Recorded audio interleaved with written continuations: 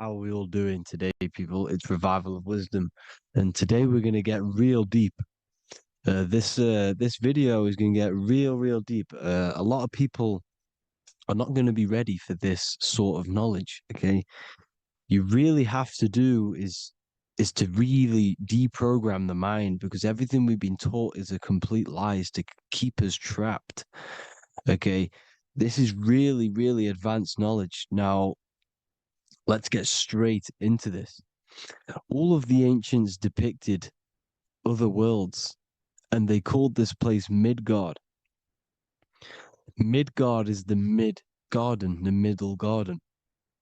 This is why the Masonic symbolism on the floor is always a black and white checkered board symbolizing the polarity here, the good and bad, because we're in the middle garden, the heart. Earth rearranged spells heart because we're in the heart of the system or whatever it is, a super quantum computer, whatever you want to call it, simulation. Now, in the Quran, it talks about the seven layers of heaven. All of these ancient artworks are depicting these different layers of reality. Okay, and look at the Egyptians here with the boat outside of the firmament. Boats travel on water, and this is exactly what the Masons are doing.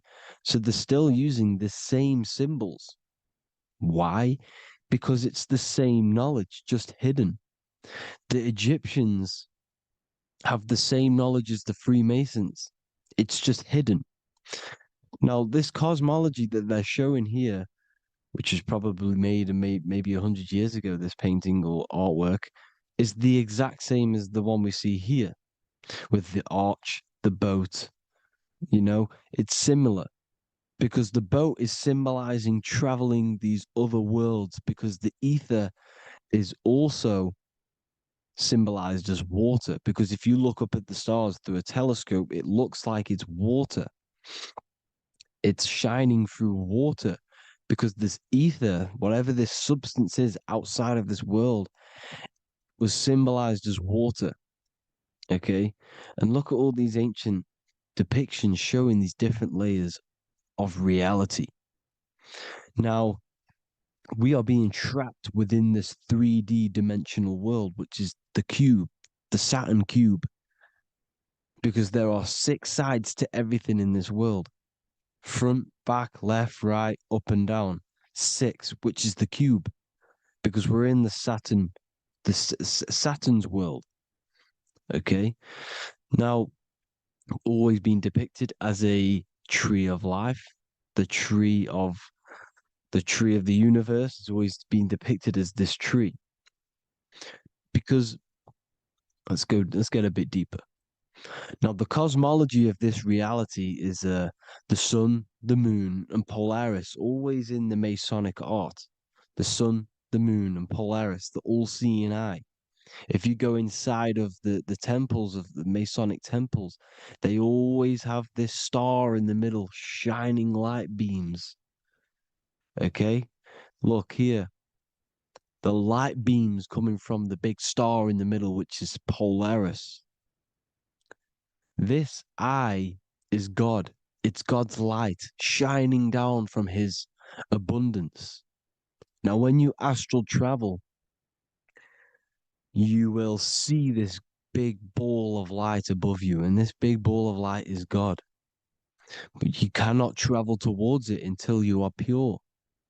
It doesn't work like that. You have to become formless. You have to become pure before you can become one with the light. In all these Masonic artworks, it's all depicting the star in the center. This star is Polaris because Polaris is the way out of this place. And this is why you see the stairway to heaven all the way up to the light beam, the light source. What does it say in the Bible? God is light because everything is made out of one substance, and that substance is light. And it symbolizes the eye because God is an eye. All things that are alive have an eye. And we all say, I am. We all see these realities through eyes. God is an eye. He's the all-seeing eye. He sees all things at all times. And he is projecting this light. And this light comes down to create all the different levels of the worlds. And this is what the two pillars symbolize the number 11. 11, the number 1, is just a vertical line. It's the one. It's a 1 point. 11 symbolizes the mirror nature of reality. Everything's mirrored, as above, so below. Now, the 11 also symbolizes openings, doorways. And as you can see here, an opening to the all-seeing eye. And you see here again, an opening to the stairway all the way up to the light. This light is the light of God in the astral worlds, beyond this world. Now, Polaris has also been symbolized as the UFO. They put the truth in plain sight. So, you know, in the films, how the UFOs suck people up. That's what Polaris is doing. If you ascend beyond this world, if you do not ascend beyond this world, you will be reincarnated in this world. The whole thing is to outgrow this consciousness to the plane above. And I'm not just making this up, I'm going to be bringing in scriptures after this. But you can see with the Christmas tree, we always put a high, big star at the center, at the top, which is the star of Polaris, which is exactly what the Masons are doing here. The star at the top. And it's on top of our Christmas trees. And all of these symbolize the other stars because Polaris is the most high star. And all the other stars are wrapped around the firmament lower than Polaris. And that's exactly what the Christmas tree is. And it's a triangle. It's a triangle, just like light beams travel from one point in the triangle, just like the all-seeing eye. It's a triangle. The light is coming from one point and sending its rays downward. You see, it's kind of like you see here with the water.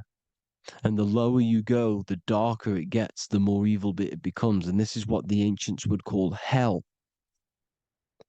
Now, this all-seeing eye is Polaris. And below Polaris is Mount Meru, the North Pole, the magnetic North Pole. The Tower of Babel, which is in the Bible. The etymology of the word Babel, Ba meaning spirit, which gives the ability to move the soul through the worlds, which is that's the ancient Egyptian description of the word Ba, meaning of the word Ba. You have the Ka, the Ba, the Ak, but the Ba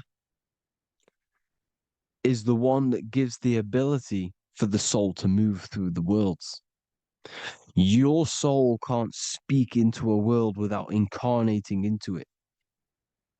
Now, the Tower of Babel symbolizes Mount Meru because it's the word Ba is the spirit which gives the ability for the soul to move through the worlds.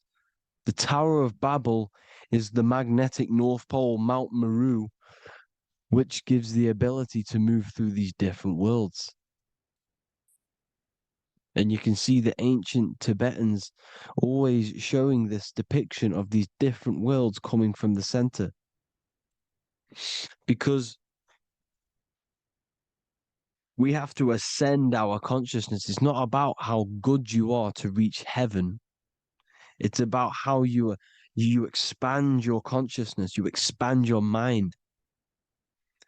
So they teach now that you have to be good in order to reach to heaven. It's about expanding the mind, expanding your consciousness to these different planes, these different realms. So that's what it's about. And Jesus was known as the fisher of man. Now, Jesus is a massive part of this. He was known as the fisher of man because he was fishing. He could have been fishing. He could have been one of these deities that had come down from these different higher realities and pull people up. So they would so they called Jesus the fisher of man. And he says unto them, follow me, and I will make you fishers of men. So these deities that we see in the past, like Buddha, Krishna, Hermes, Thoth, Jesus, could all be these entities who were coming down to pick up the minds that were worthy enough to see the higher planes of reality. And this is why they called him the fisher of man. Now, when Jesus walks on water, there is a parable with Paul. And he says, but Jesus immediately said unto them, take courage, it is I, don't be afraid. He's talking about astral travel here. He's talking about leaving the body. Because when you leave the body in astral travel to see these alternative realities, you can't be afraid because fear is a bondage, which is what the Emerald Tablets talks about. Lord, if it's you, Peter replied, tell me to come to you on the water. The water. Come, he said. And Peter got down from the boat, walked on the water, and came towards Jesus. But when he saw the wind, he was afraid and began to sink. When you become afraid in astral travel, you sink back into your body. Lord, save me. So this is talking about Jesus pulling people up into different realities. And you can see the fish is the symbol of Jesus, is another symbol of Jesus, a fish. Because fish symbolize deep occult knowledge, because fish travel the depths of the ocean. And they symbolize us because we are fish underneath the ethers. And Jesus was pulling people up. You see, so the Bible is a people today believe the Bible is a book telling you how to reach to heaven, how to become godly and reach heaven. But you've got to become the Jesus Christ to see these alternative realities. Now look at the Emerald Tablets is a massive part, and it speaks so much about these different realities. Look what it says here. This is in Emerald Tablet 3. Then in my heart grew a great longing to conquer the pathway that led to the stars, which is exactly what the Masons depict in all of their art. Look, the ladder to the stars. And then he goes on to say, years after years, I sought after wisdom, seeking new knowledge, following the way, until at last my soul, in great travail, broke from its bondage and bounded away, broke from the bondage of the body. Free was I from the bondage of earth men. Free from the body, I flashed through the night. The stars. The stars are a massive part in the astral world. Each star is a different reality. And the true astrology is the star that you came from. You came through a star to reach this, to reach here. There is a reason why you are here. There's a reason why you have the personality traits, because your soul came from a specific star. This is why we call them stargates, because they are gates in and out of this reality. And Polaris is the way out to the higher worlds. Now look, far into space, my soul traveled freely into the infinite circles of light. Beyond knowledge were some planets and great gigantic beyond dreams of men. Then he goes to say, lift up your flame from out of the darkness, fly from the night and ye shall be free. Lift up your flame. Your flame is your soul, because it has to be lifted up out of the darkness. This is the darkness, this world, this body is the darkness. because it's a bondage. You need to break free. You need to learn how to astral travel, people. You have to learn this. If you want to get out of this world, you have to learn how to astral travel and see the other realities. Traveled I through space-time, knowing my soul at last was set free, knowing that now I must pursue wisdom until at last I pass to a plane hidden from knowledge, known not to wisdom, extension beyond all that we know. So he's talking about he went to a place where we cannot even comprehend here, a place that was not even known to Earth men. He's telling you he's ascended out of this world to the planes that are beyond. And it says here in the Emerald Tablets, man is in process of changing to forms that are not of this world. Grows he in time to the formless, a plane on the cycle above. Know ye must be one, ye must become formless before ye are one with the light. The light, the same light that I was talking about, the Masonic light with the triangle, God, the one source. Ye must become formless before ye are with the light. Formless, you have to leave the body. You have to leave the body. You have to gain the ability to leave this body and travel to these other worlds. Now, it says here, not as man am I, for free have I become of dimensions and planes. In each I take on a new body. In each I change my form. Know I now that the formless is all there is of form. You see, all things created come from the things that, all things that you see come from the things that you cannot see. All of us have the same spark of consciousness, the same I am. Every dog, every animal, every human has this same I, this same thing which sees through the eye. It's formless.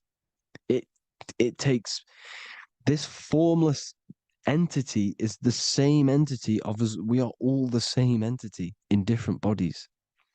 And this entity it was represented as the flame, the cosmic flame, which is inside of all of us. And this is why the Masons depicted your spine as a candle or the Holy Grail. You would either see this or a candle with a flame on the top, because the Holy Grail is your consciousness, which is on top of your spine, which is the candle. Now, Jesus, Thoth, Buddha were all these deities which were coming down to lift people up because they were fishermen of men. And he would lift you up to the higher worlds, out of this world, to the ones above. Now, Thoth, you can see him here, he's leading the way. He's holding someone and he's leading the way with knowledge and power. He was leading the way to other worlds, out of this world. There's no point trying to change this world. This world will stay the same. It will stay the same. You have to get out of this world. And that's what they're telling you. That's what they're keeping you from. They're keeping you stuck within this thin layer of reality. So what the Masons are doing, they have the ability to astral travel. They're living not stuck and bound to one reality, but living within the different layers of reality. And this is what Morpheus was doing in the Matrix. Morpheus was going into the Matrix to go and get Neo, which is exactly what Jesus was doing, pulling up people out of this world to the ones higher. And that's exactly what Morpheus is doing in the Matrix. If you haven't watched the Matrix, go and watch it. It will blow your mind. Everything I'm saying in this video, you will see it. Except that you don't need to use a machine to enter the Matrix. You just use your body. Well, you use your consciousness to leave this body. You see, Neo was also uploading himself into the simulation to pull people out of the simulation. And this is exactly what all of these gods were doing. The fisher of man. Look, he was pulling people up out of this reality with the knowledge. Now, Jesus was always depicted with the mushrooms. Look at all this mushroom art. Mushrooms were literally the origin of Christianity. You can see it everywhere. There's mushrooms in all of the ancient art. Every single one of these paintings you see here, there's mushrooms on them.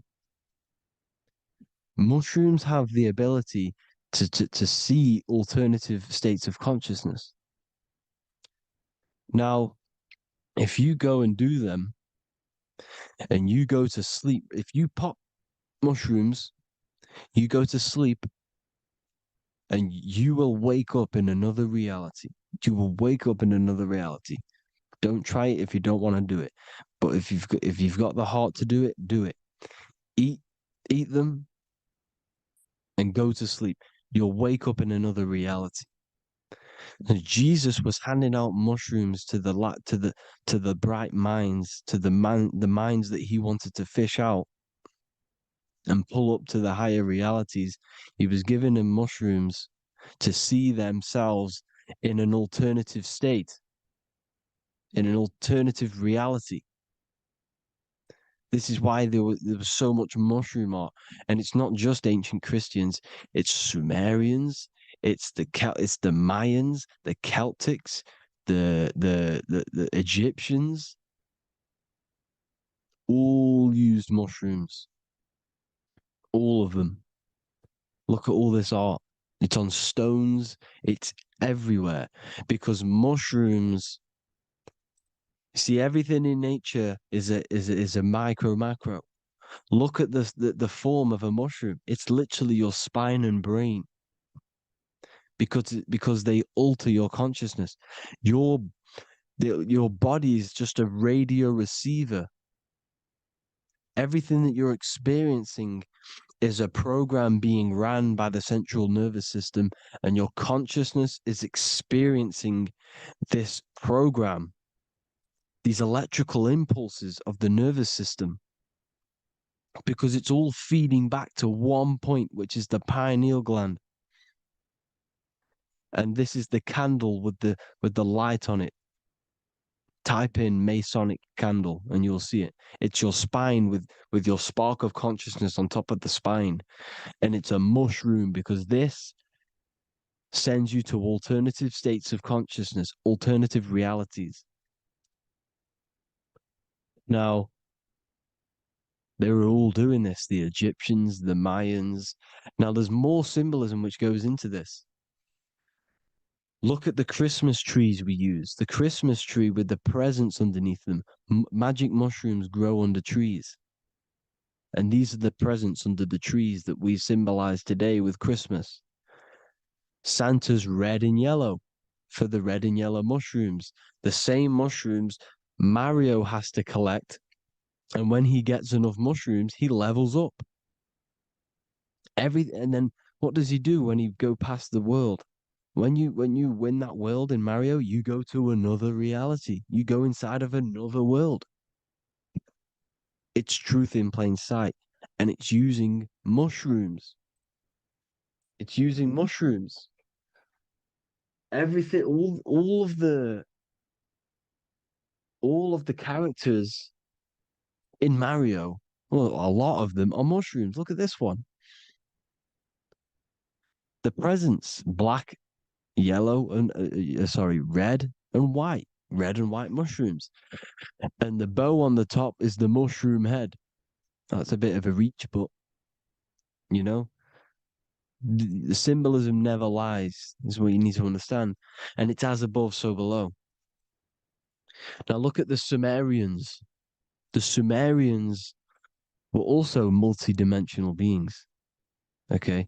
Look at how they have the double faces. They had one foot in this reality and one foot in another reality. And look at this one, a double-headed god inside of like a portal. You see? Because and look at these with the wings, the astral travel. Birds, ancient birds symbolize the soul because the soul is a bird. It flies to different worlds, it flies around the cosmos. And mushrooms gave you the ability to see these alternative states of consciousness, these alternate realities, because you exist in infinite realities. You exist in infinite realities. Now look at the 33rd degree Ordo Ab Chao badge. You get this badge when you become a 33rd degree Freemason, and it's a double-headed eagle. A double-headed eagle. And you can see this in Sumeria first. Sumeria have the same symbol, a double-headed, well, bird. You can see it here as well. And the Masons are still using this symbol today. And when you become a 33rd degree, 33 vertebrae on the back of your spine, above the vertebrae is your consciousness, and it's a double-headed eagle. One reality in one. You become a multi-dimensional being in the 33rd degree. And I've heard many interviews of Masons say it becomes Luciferian. You see, they speak in code. These Masons can't tell you about what they learn about, but they will speak in code. They said it becomes Luciferian. The word Luciferian is lucid. The root word of Luciferian is lucid, and lucid is lucid dreaming, alternative realities, dream worlds. You become a god. Luciferian means you're becoming your own god, pretty much. Because you are becoming a multi-dimensional being living in between the different layers of reality at the 33rd degree of Freemasonry. And look at the double-headed eagle, because the birds symbolize the soul, and they reach high, they fly high, just like the soul wants to fly high to the light, to become one with the light, like the Emerald Tablet says. Now look at Janus. Janus was another god, and he's known as the god of doorways. Janus always depicted with a double head. Janus is why we say janitor or January. And January is entering a new year. Janus is known as the god of doorways with keys, always got a key, because keys open doors. That's why the janitor holds all the keys. And Janus always has double heads because he had one foot in this reality, one foot in another. He was a multi-dimensional being, a Luciferian, living between the different layers of reality, except from instead of being stuck in one like we are. Well, a lot of people. And that's the whole point. You see, all of this stuff is about like changing the world and stuff like that. This world will probably never ever change. It's probably been like this forever. Well, forever, for a long time. But it's about moving out of this reality to the higher states. And the Masons always depict the ladder to the luminaries, the stars, with a key, the same key of Janus. The Vatican is a key, and it's in charge of all the religions. Why is it a key? Because they're holding back the key. They're keeping you stuck within this reality, keeping you stuck as identifying yourself with the body, identifying yourself with this world. You are not in the world is within you. This is a program being ran by your central nervous system, and your consciousness is experiencing this reality. Now, this is going to be a mind-blowing video for some people. You have to have an open mind. You have to let go of all the programs. I'm repeating what the ancients are talking about and the ancient symbolism. Look at Janus with the double-headed god. He was just another god coming down, giving keys to people who had the worthy mind to be pulled up out of this reality, to be pulled up to heaven, just like Jesus was teaching how to reach heaven. But really, it's an encoded scripture.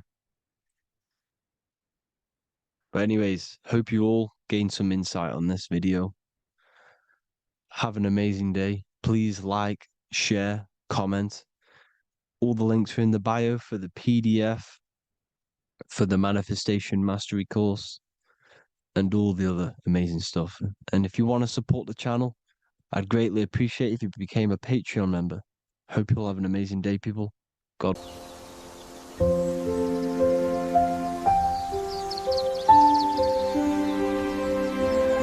bookofwisdom.com. Visit today.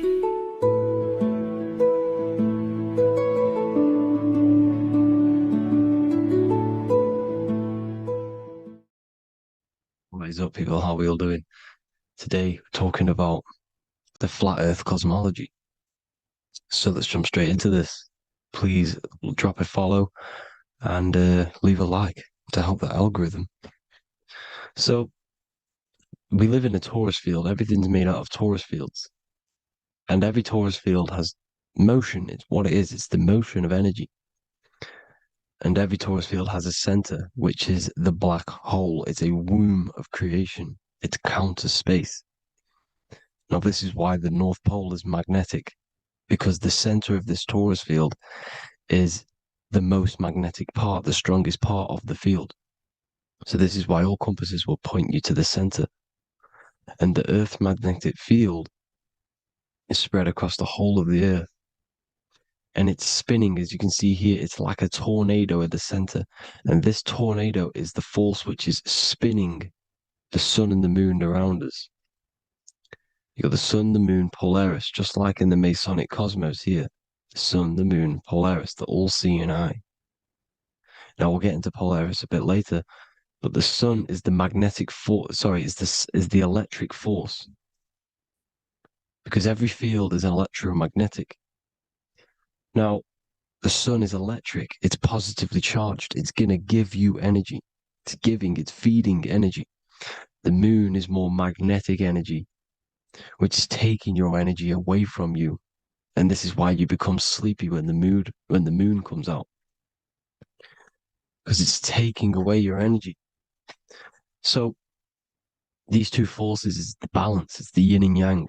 It's the balance. Everything in this creation is balanced, because the torus field is the Earth is the plane of inertia, the 0 point within the field, because physical matter is a result of two opposing forces equalized on the plane of inertia. And that is where matter crystallizes into physical results. And this physical plane is the plane of inertia, planet Earth. And at the center of this plane is the black hole, the womb of creation.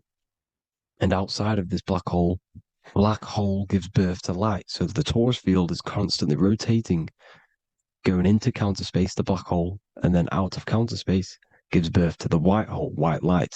You see? So it's going around, black hole, birth again, black hole, birth again. And it just keeps going around. It's an infinite cycle of energy. And this is where the infinity sign comes from. This is the motion, this is the force which is creating everything to spin inside of this circle. Okay? And it's making the stars spin. It's making the sun and moon spin around us, around this center point. Now here you see Horus and Set putting their feet inside of this dome. This is the royal arch, the arch of the dome above us, which is like you see in the Masonic cosmos, the royal arch of Freemasonry. This is the dome above us, the firmament that the Bible talks about. You see, they're putting their feet in because Set symbolizes the moon and Horus is the sun. Horizon, Horus. Horus is rising, the sun. So they're both putting their feet around this center magnetic pole, which is the pole, North Pole And above the North Pole, you have Polaris, the pole of electromagnetic energy. You see, and this is how we get the sun and the seasons. Because the sun, for us, but when it becomes summer, it's on the Tropic of Cancer. Then it spirals outwards, going out and out and out, then goes to the Tropic of Cancer, Capricorn. That's winter for us. Then it comes back in and creates summer again. So it's constantly spiraling around this center magnetic North Pole. You see? So this roof above our heads is the firmament, and this is what they've taken off of us. They haven't physically taken it, but mentally they have taken this away from you. It's a female energy, and this is what the Egyptians called Nut, the sky god Nut. And this is the womb. We are inside God's creation, God's womb, and the woman's womb when she has a baby is a microcosm of this, because everything inside of this creation is micro, macro. It's a reflection of the bigger things, as above, so below. So the dome above our heads is the dome we are in when we are a baby. And you can see the sacred geometry of it is the exact same. It's the dome. And when we are inside of the womb, the woman, the sacred maker, which is the M, the Masonic M, this is the Gmail symbol. The Masonic M is maker, mason, matter, male. She delivers the male, you see. She delivers the male because it's the maker, the female, the magnetic. The woman is magnetic in nature, the male is electric in nature. So when we are in this womb, the female, we are being fed by the center umbilical cord, by the center of the mother's stomach. We're connected to the center of the woman's stomach, just like we are when we are in the earth. The center is where the aurora borealis is being emitted from, the electromagnetic aurora borealis, the northern lights. This is our spiritual umbilical cord connecting us to counter space, connecting us to the realms beyond this world. Because at the center of every torus field is counter space. And at the center of the earth is our spiritual umbilical cord. And this is the earth's belly button, as you see. As above, so below. We had a physical umbilical cord. We have a spiritual umbilical cord. And this gets cut when we die, when we're cut away from the physical reality. You see, here's the ancient Egyptian tablet showing this female. You can see the hair, it's a female above us because the female energy is nurturing, helping, looking after. And that's exactly what the dome is. It's protecting us. It's the Ark of the Covenant, the Ark covering us. You see? And this is what they've taken away from us. By you believing in space, it completely destroys the idea of this being a sacred creation. They've taken the roof off your head, whether if you believe in space, you believe that there's chaos, there's planets, there's asteroids about that could kill us at any moment. But this isn't true. They've made you fear your own creation that you're inside of. They've made you fear what's above you. You see, and it's to hide the power of astrology, the power of the lights in the firmament, which are constantly flowing through the ether. These powers which are above us are sending rays down to the earth, which are influencing our psychology and how we behave. And this is what astrology is. It affects human consciousness. It interacts with our consciousness. And there's a different energy every day because the planets are in different houses, different alignments. And this is, we'll go into this a bit deeper later on. So the world tree, this magnetic North Pole, the pole of electromagnetic energy, was symbolized as a tree, the great tree at the center of the earth. You see? And this tree is symbolized everywhere. You can see here how the center person, this Egyptian person, is holding up the sky. This is the North Pole, the hyperboloid, at the center of every torus field. And this tree was in the Mayan cosmology. This is an ancient depiction. This is the torus field. There's the plane of inertia. Here's the center tree. Here's the tree in the center, the magnetic North Pole, the woman holding the stars. Here's the Hindu with the two birds symbolizing the sun and the moon revolving around this center tree, the Mayan tree, his Horus and Set around the North Pole. They all knew this flat Earth cosmology. They knew these secrets. It's so sacred you understand the creation that you're inside of. Because if you don't, you'll be led astray.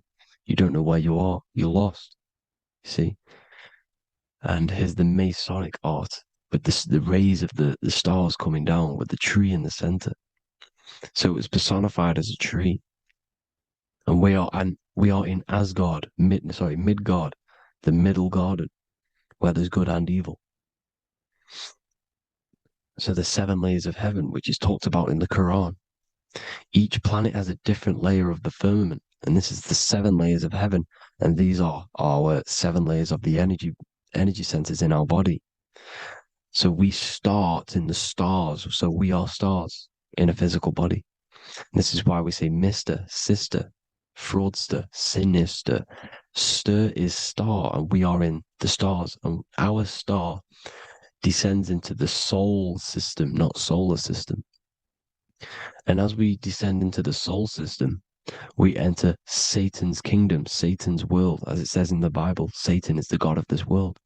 Well, if you've been into my research for a while, you know Satan is Saturn. Saturn's world, because Saturn's the outermost ring. He's the Lord of the rings. And you enter his kingdom, the kingdom of time. And this is why Saturn's the time god. As soon as you go past the rings of Saturn, you're now in the soul system. You're now in time. You're now bound by space and time. And you're bound to the earth plane, the heart. Earth is heart. It's a rearrangement, it's an anagram for heart. And the heart of the electromagnetic color spectrum is green, and that's why the earth is green. And above green is blue, and this is why the sky is blue. In order to go to heaven on the macro scale, you have to go through the blue sky, through the seven layers of heaven. In order to reach heaven in your body, whilst you're here, you have to go through the blue chakra to your head, which is heaven. It's micro, macro. Everything is micro, macro inside of this creation. Is an ancient.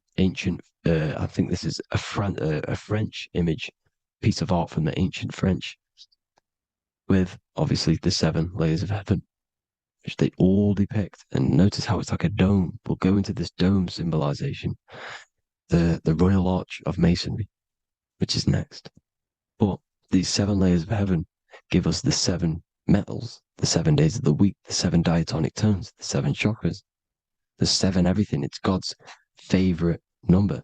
And this is why the Masons use the G inside of the compass, because the G is the seventh letter, and God starts with G. You see? So it's seven. God is seven. Here's another depiction of the heart, the soul system, the seven layers of heaven. La fermente, la fermette. You see, la firmament, with the stars on the outermost layer. Here are the seven planets: Jupiter, Mars, la Sophie, the sun, la luna, the moon. So Saturn. So we are in the heart of this soul system. In order to ascend, we need to ascend up our chakra system, reach 144,000 hertz, God consciousness, the God man. You have to unfold God man, master of the mind, mastery of the mind. So what are the stars? The stars make everything unique. The stars are constantly rotating around the center, magnetic North Pole, the tornado at the center, which is stirring everything. It's stirring the ether. The center is the ether, and the four elements are born out of this ether. There's five elements: ether, spirit, water, air, and earth. The ether gives birth to the four other physical elements, which the whole of creation are made out of.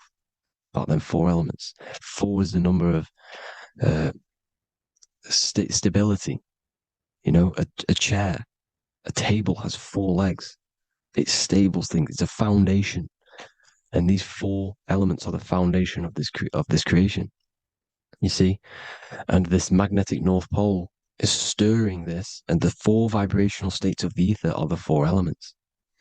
Now let me get back to the stars. I just wanted to give you that.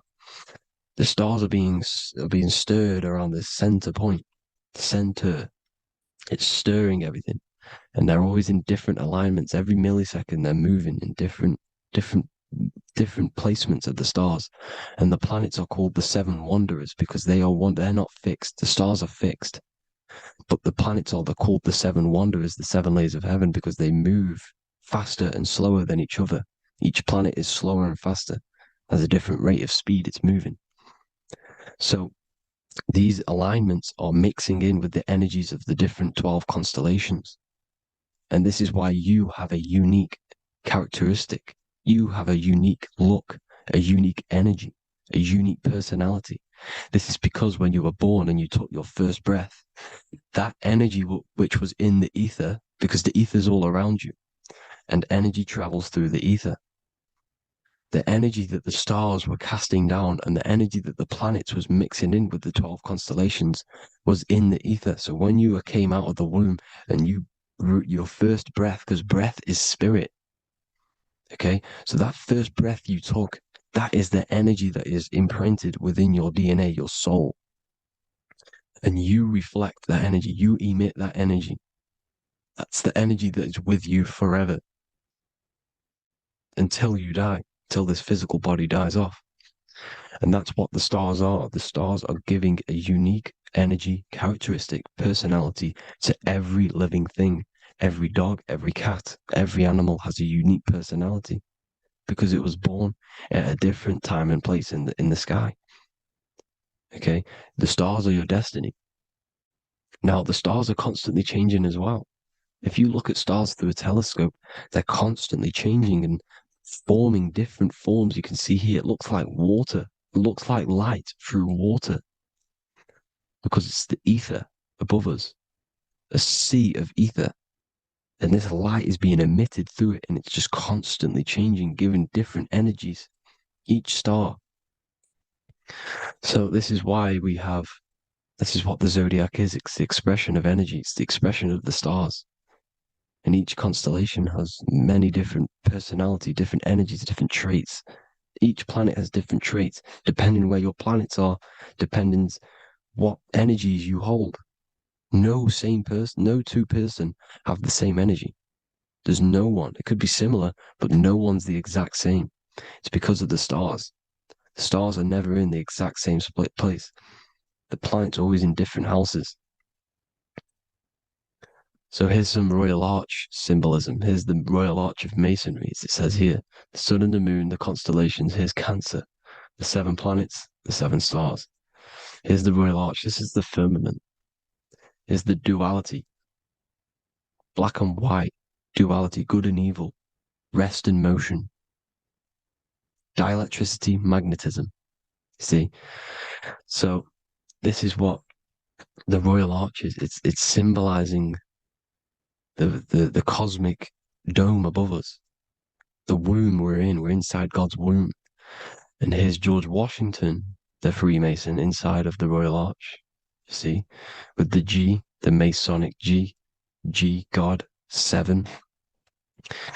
Here you see another depiction of George Washington with the stars in the dome above his head, his Polaris, the sky vault, Polaris. We'll get into that later. Go inside of all of your ancient churches, you will see the dome. Go to the Vatican, you'll see the dome. All of your ancient churches have this dome because it's the dome above your head. The ancients knew this. This was known. We did not live in space. It was known back then. They all knew. This is Crown Court, which is one of the most important courts in the UK. You can see it's clearly so much Masonic symbolism. You've got the 4 pillars of Masonry. The Royal Arch is like an arrow pointing upwards to Polaris. His Disney World is under a dome. In his Polaris, the sky vault. You see? And also 666 in the symbol. Here's more 7 layers of heaven. Here's an ancient depiction. The firmament. Here's the astral plane outside of the firmament. The Royal Arch. You see? It's everywhere. Here's Polaris, the 8-pointed star. Polaris is in between the sun and the moon. It's at the center of the Taurus field. And Polaris corresponds with the pineal gland as well because it's the all-seeing eye. See? So is Polaris, the eight-pointed star, which is at the very top. It's the very center. It's on top of the North Pole. And it's an eight-pointed star that's always symbolized as an eight-pointed star. Here you see the Vatican. The Vatican is a giant key with an eight-pointed star. See, it's a key. Here's the dome. Here's the Space Delta, the USA Space Delta logos. Here you see the Egyptian god looking from the center of the North Pole, looking upward to an eight-pointed star, Polaris. An arrow pointing up to Polaris. Here's another, the bear holding a key with an arrow up to Polaris. 7 holds the key to Polaris. Here's an eagle holding a key above the North Pole to Polaris. Polaris, and here's another one. There's another bird, like a dragon, holding a key to Polaris. Because Polaris is definitely something to do with leaving this creation. Okay, maybe, I can't say for sure, but maybe it's to do with ascension, and this is why the Vatican hold the key to the eight-pointed star. And this is why the space, well, we all know space is a lie, but they're showing Polaris and its sacred symbology. Maybe it's to do with something leaving this creation, going to another. Here's some North Pole symbolism. As above, so below. You see the four seasons of the Big Dipper constellation going around Polaris. This is Polaris, this is the Big Dipper constellation, and this is the swastika. This image gives us the swastika because all the symbols we use are created in nature. They're created somehow in nature. This is how we get them. As above, so below. This is the map of the North Pole with the 4 rivers looking like the Big Dipper constellation. It's the Masonic, here's the ancient cosmology with the 4, you see the 4 islands, Mayan cosmology, 4 islands. This is the alchemical symbol for Earth, 4 sections. The windows, because the center of the North Pole is a window to another dimension. The 4 lucky 4-leaf clover, which is supposed to be lucky. It's truth in plain sight. And here's Hitler looking at 2 flat Earth maps. So this swastika has been used for thousands of years, thousands and thousands of years. And it's symbolic for the most sacred land on this plane, the North Pole. Shambhala. Do some research on Shambhala, people. It's a it's a Hindu mythology about the sacred lands at the center of the earth. And it's known to be full of enlightened beings. And it's all symbolized at the center. You can see their paintings of Shambhala. It's all at the center, the North Pole. And it's known to be the most godly place ever because it takes you to a portal to the higher places. And maybe this is something to do with Polaris, connecting you to this sacred land at the very center. But anyways, people, thank you all for tapping in. Hope you all learned something. Have an amazing day. Please follow, subscribe, like, all the links in the description for the courses, the PDF. Please have an amazing day. God bless.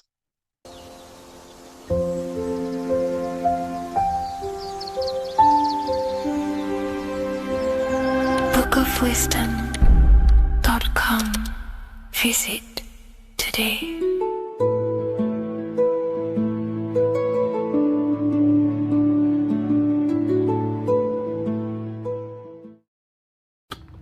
Okay. Is manifestation real? Of course it's real. You've just manifested that sentence. You turned a thought into an action and then generated a physical experience. You turned the invisible thought into a tangible reality. That is manifestation. You just have to learn how to do that on a mass scale, on a bigger scale, to generate something bigger. You know? So yeah, of course, manifestation is real. That's all you're ever doing. Creation is not created. It's in an ever state of becoming. You are in a continuous state of becoming something in the present moment. You know, so you're always molding creation through thought, emotion, and action.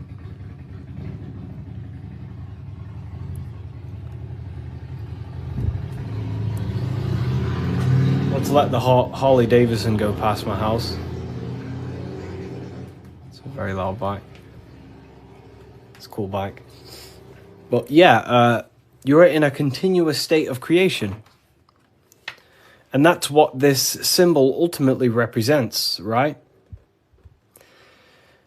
Hi, if I order your book today, will it be here before next Friday? You mean not this Friday, but next? Yeah, it should be there, for sure. So, this is what this symbol ultimately represents. Because the snake can shed its skin, which means it renews its layers. It transforms from old layers into new layers. It removes old layers of skin, symbolizing transforming. But the snake is eating its tail. The end gives birth to a new beginning. And this is what the present moment is. The present moment is the continuous state of becoming and unfolding of creation. We're all tapped into the live stream of consciousness, like you're tapped into this live right now. And you are directing them life forces in the present moment through thought, emotion, and action. You direct the life flow, the life force that you're tapped into. And wherever you direct it through thought, emotion, and action, and your time and attention, that is the reality you generate. And you create that reality. And that's what the symbols are here for, people. The symbols are here to awaken you to things that you just realize about yourself. I'm not teaching you anything new. This is just something you realize. This is solid truth that you can't, escape. You can't escape the law of cause and effect. The force is too powerful to escape the force and the law of cause and effect. The law of cause and effect is over you. It governs you. So you have to work with that law consciously. Most people are not conscious of the laws that govern their life. They're not conscious of the laws that's governing their mind. Your mind is governed by laws, not man-made laws, but universal laws you cannot escape. It is impossible to escape cause and effect. So you must work with the law. God law, basically. Yeah, they're called, occult societies, secret societies, they call the laws natural law. Then, of course, you have man-made laws.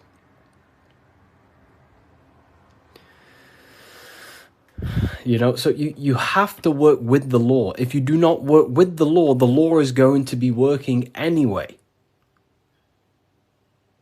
And it will probably work against your favor. But these laws that are in place are there to give you what you want, to create your will, to create your desire. These laws are here for you to create, to give you what you want. Okay?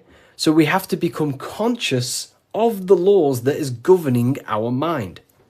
Because the mind functions with free will, however, exists in the boundaries of the laws. Without them laws, the mind would not solidify a true creation. Everything would be chaos. The laws make sure that it creates this specific reality that you're experiencing right now. Hello, Harry. I've reached a higher state of consciousness thanks to you and your book. Wow, amazing, Craig. Absolutely amazing. Absolutely amazing. This book, don't read it once, read it many, many times. I'm probably sure you already have, but it just helps you. You pick up new things every time you read it. What do you think about getting a pentagram tattoo or a different symbol?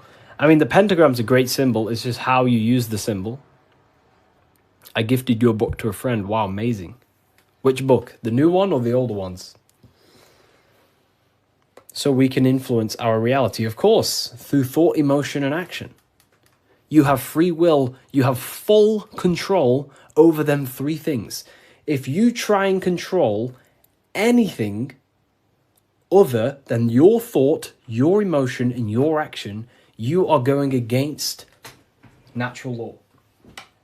God has given you the permission to only control your thoughts, your emotions, your actions. If you try and force anything on anyone else, you are then breaking natural law.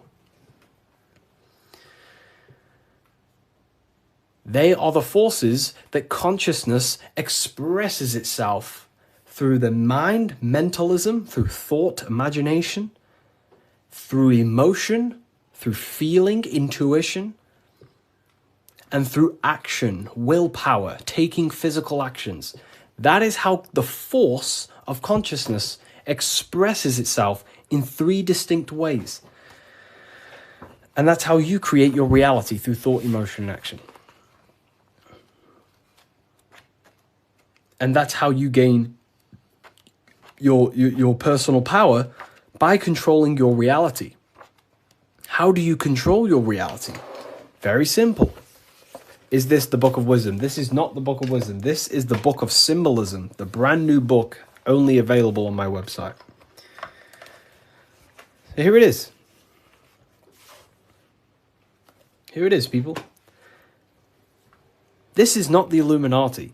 This is not the Illuminati, people. Let me make something clear. Everyone has demonized this symbol, and I think they use this symbol on purpose. Because this symbol unlocks your personal power, and that's what the Illuminati is. The Illuminati are illuminated people. That's ultimately what it means. Illuminated. What is illumination? Light. That's why there's light surrounded around it. Light in the eye. What is the eye? The internal perception. The mind that allows you to perceive information. The internal eye. The person in your mind who thinks. That's the real you. That is the real you. The person in your mind who thinks is truly formless. Okay? The Illuminati are illuminated people. They understand the secrets of the human mind and human consciousness. And other people who do not understand the secrets of the human mind and human consciousness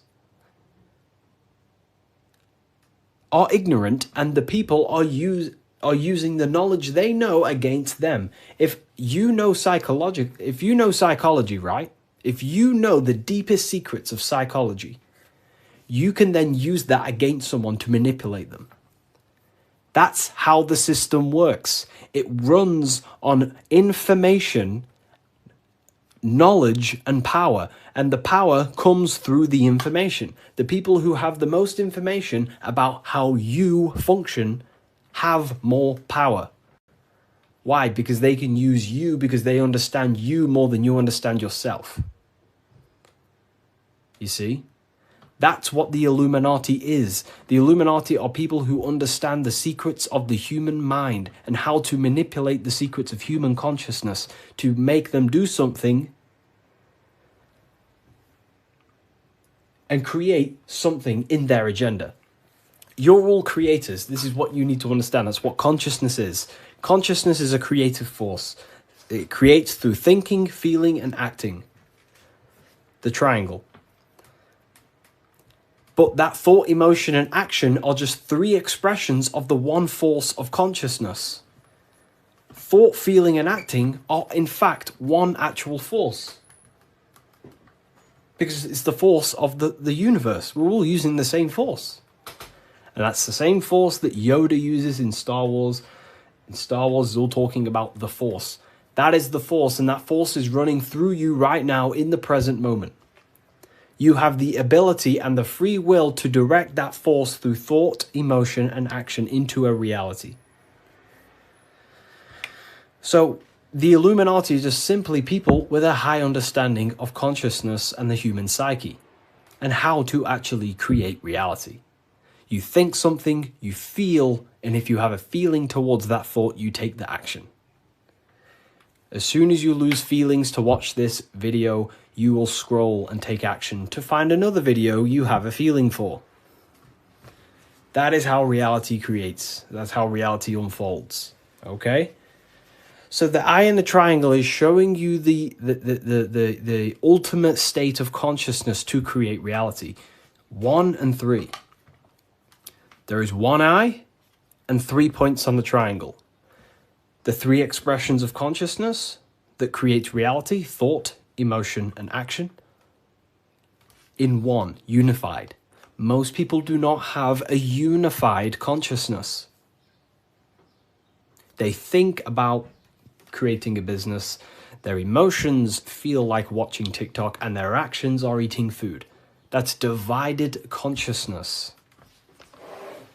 That's the checkerboard. That's the Masonic checkerboard. Their mind is divided in black and white, different personalities, different ideas, different desires.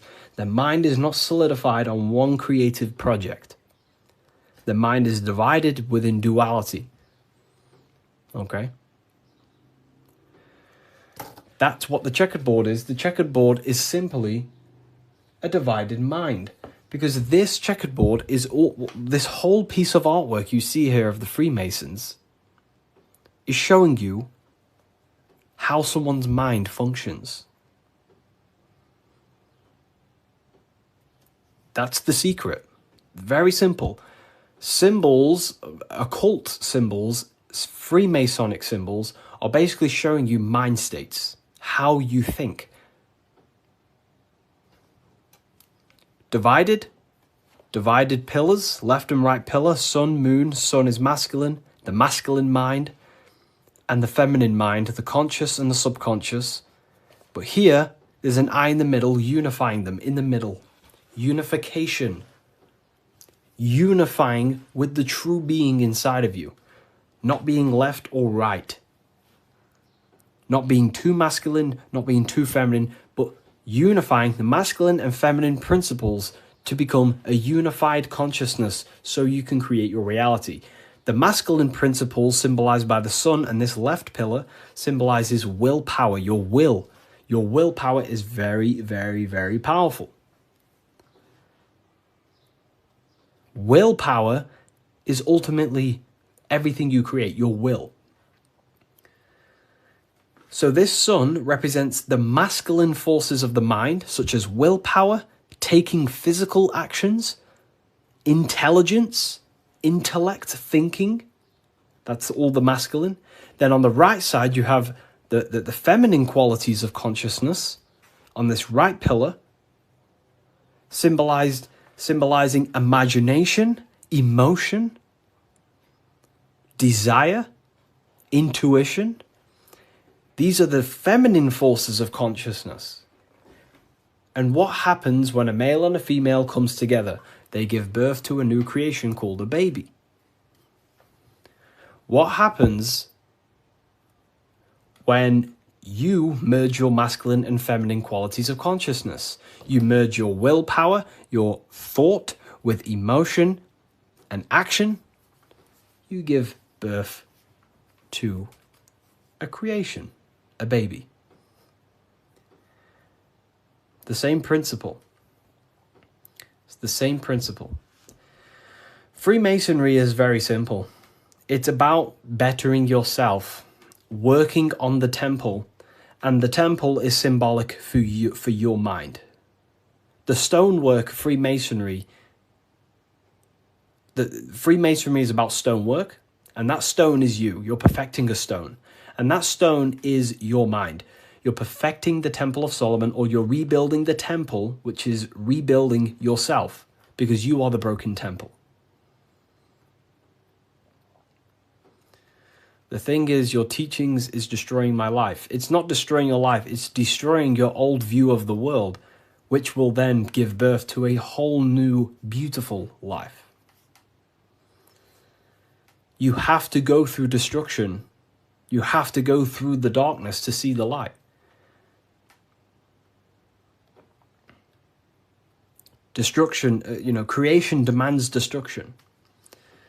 And it's up to you how you interpret my information. Take it with a pinch of salt. Go and do your own research. I'm not saying everything I'm saying is, take what I say and apply it to your life and see if it helps.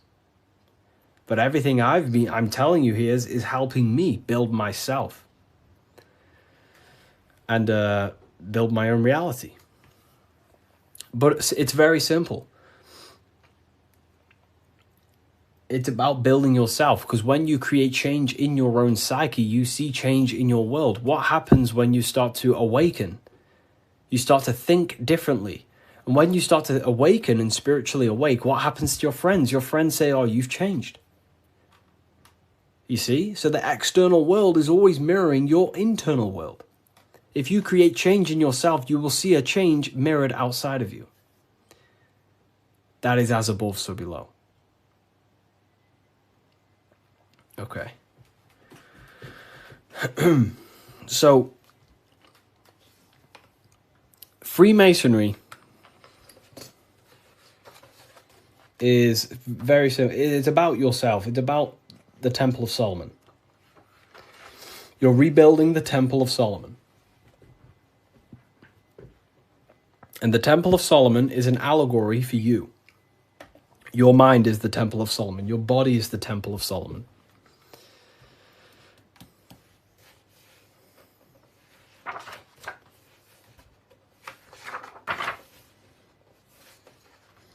So why is it the Freemasons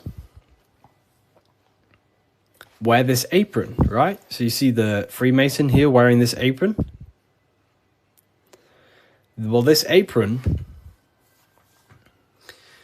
originates from stone masonry. Stonemasons. What are stonemasons? Stonemasons chip away stone, and then they use the stone to put on a building or, wherever. But Freemasonry teaches in metaphors. So this stone, this apron, was worn by the stonemasons to protect themselves from flying chips of stone hitting their genital area. So this is symbolic of doing the Masonic work, perfecting the stone, perfecting your mind. Every day you are either building your mind or building your mind's prison. Every day. You wake up, you're either destroying your mind or either help freeing your mind. You have the option, right? And they also wear this apron on the lower half in the genital areas because you think with every chakra. The chakras are basically spinning energy vortexes. This is what you see here, right? These chakras.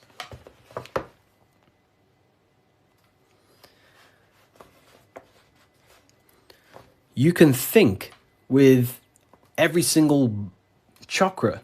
You think with your head. You can think with your heart. You can. These are centers of consciousness. Okay? These are centers. These are each center that you see along your spinal column has a high amount of nerve centers. It's like a nerve center. But that nerve center is then powered by the etheric body. Now, that's very advanced. Not many people understand that. But your body is not just you. You have many subtle vehicles of consciousness, bodies of consciousness, which you'll learn about in the Book of Wisdom, Volume 1. So there is one force in the universe, and that force is emanating through you, manifested in 7 chakras.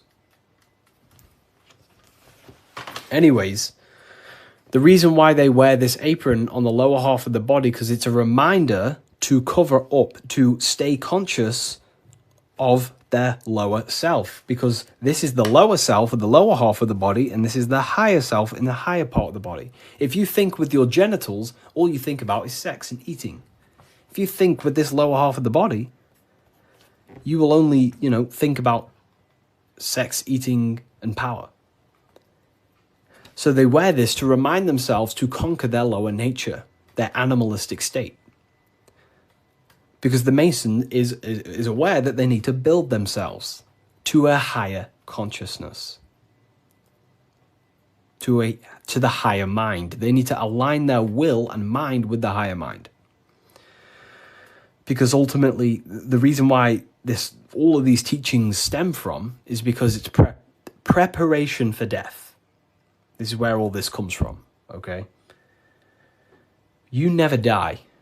This is the truth. In the daytime, you're in your physical body, and in the nighttime, you're in your astral body, and it's just a massive cycle. So daytime is life, nighttime is death. Wintertime is wintertime is death, summertime is life. As above, so below. It's just bigger and smaller, right? So, with that being said, you never truly die. You are not the physical body. You are the internal being in your mind who thinks. You are not the thought. You are the one who hears the thought. The thinker. The knower. You are the being inside your mind, not the being outside your mind, which is this physical body. So Masonry is about working with that internal self. Mastering that internal voice, because that is the architect of your reality. The internal dialogue. That is the stone that they're working with. They're chipping away at, they're perfecting, they're smoothing. The inner dialogue. No one pays attention to this. The inner thinker, the being who is thinking in your mind. Who is that being? Who is the person in your head? It's not your body. Your body is acting out the commands of the internal being.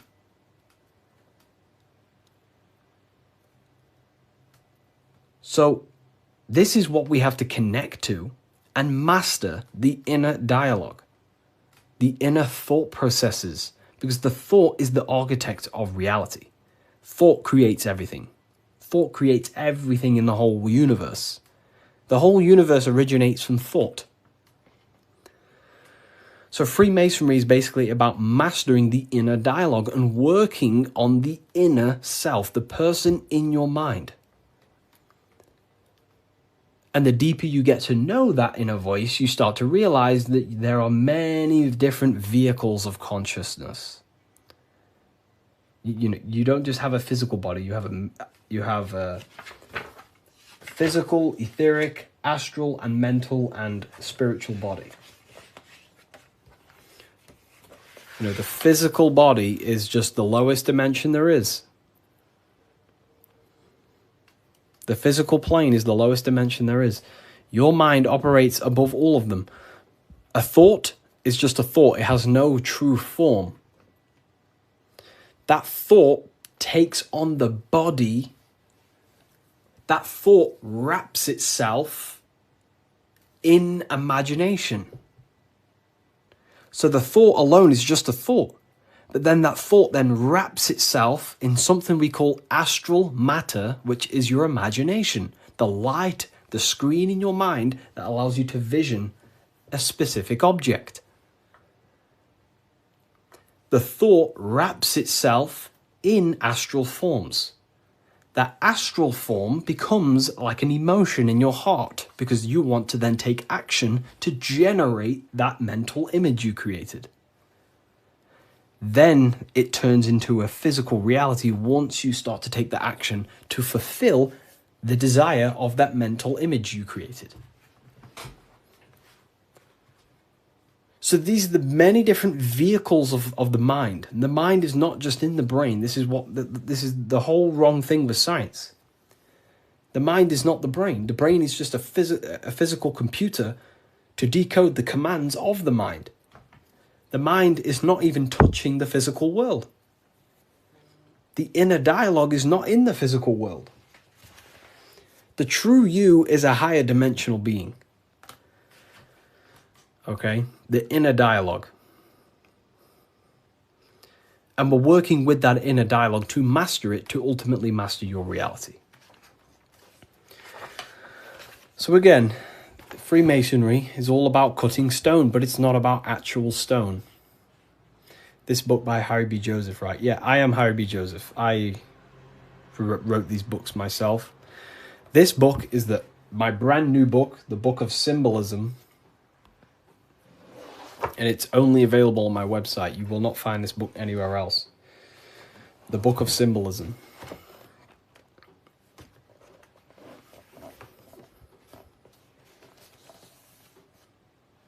So, nice to meet you. Welcome. Okay, so, again, what does this represent?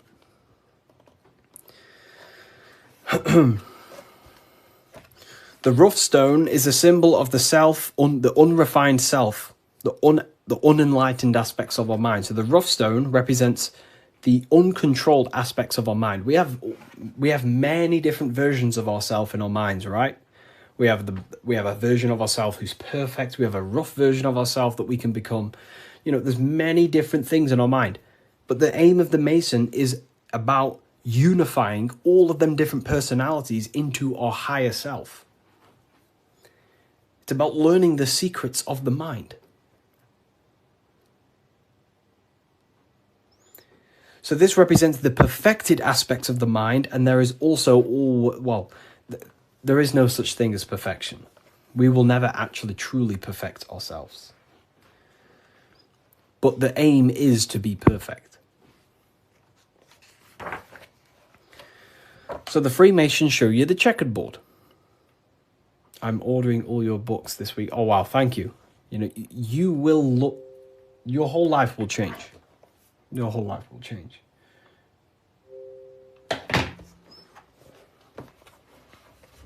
Okay.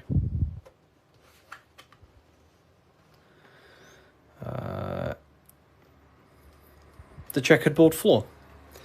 This is symbolizing on a base level. So symbols have many, many, many different interpretations.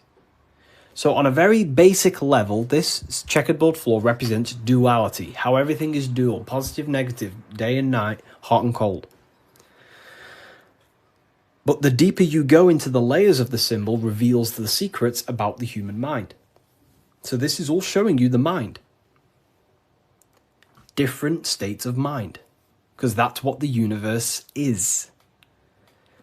The universe is one singular consciousness expressed in many different forms, in many different clothes, what we like to call people. Me and you are cut of the same fabric, which is the universal mind experiencing itself.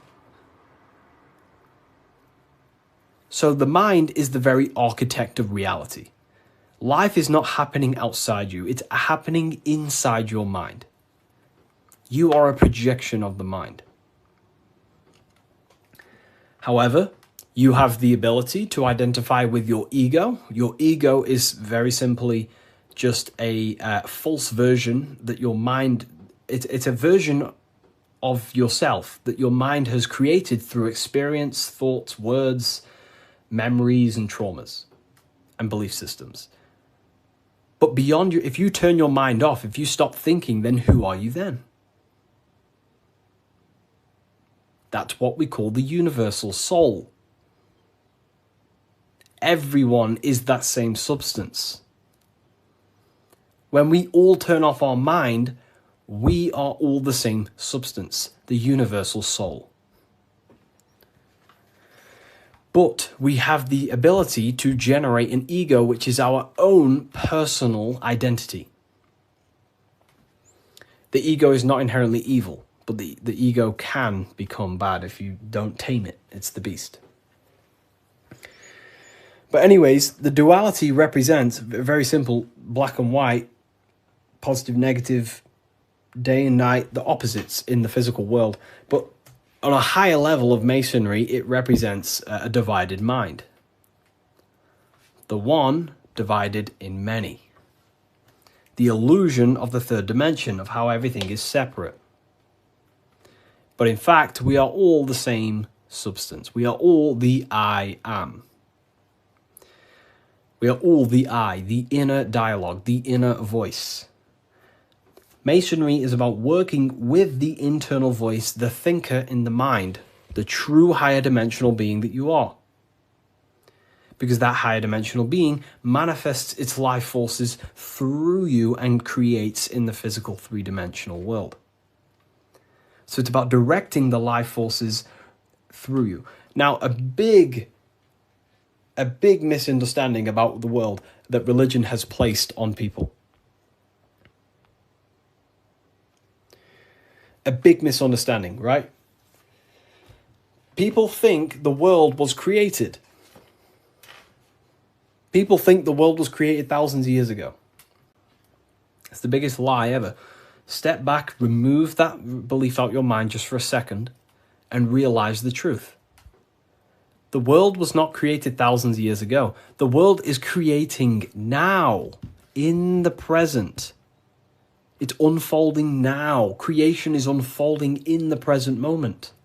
God is thinking reality into existence right now, and you are thinking your reality into existence right now through thought, emotion, and action. You are crystallizing reality now in the present, and you can become a co-creator with the creative force of the universe.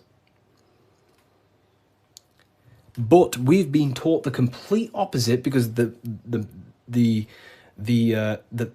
powers that be in the world do not want you to become a conscious creator. They want you as a slave and a worker.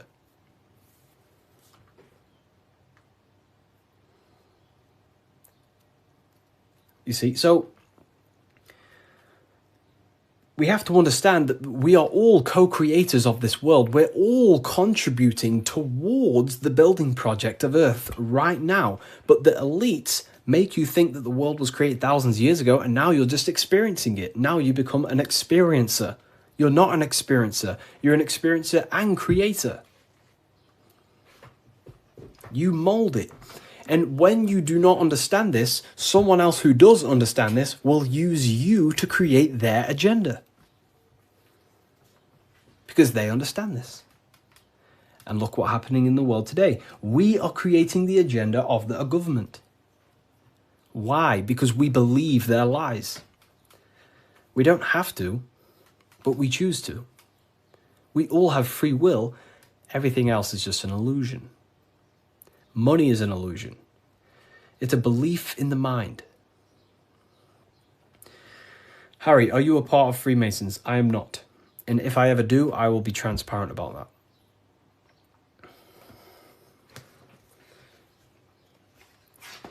So this is representing your mind divided.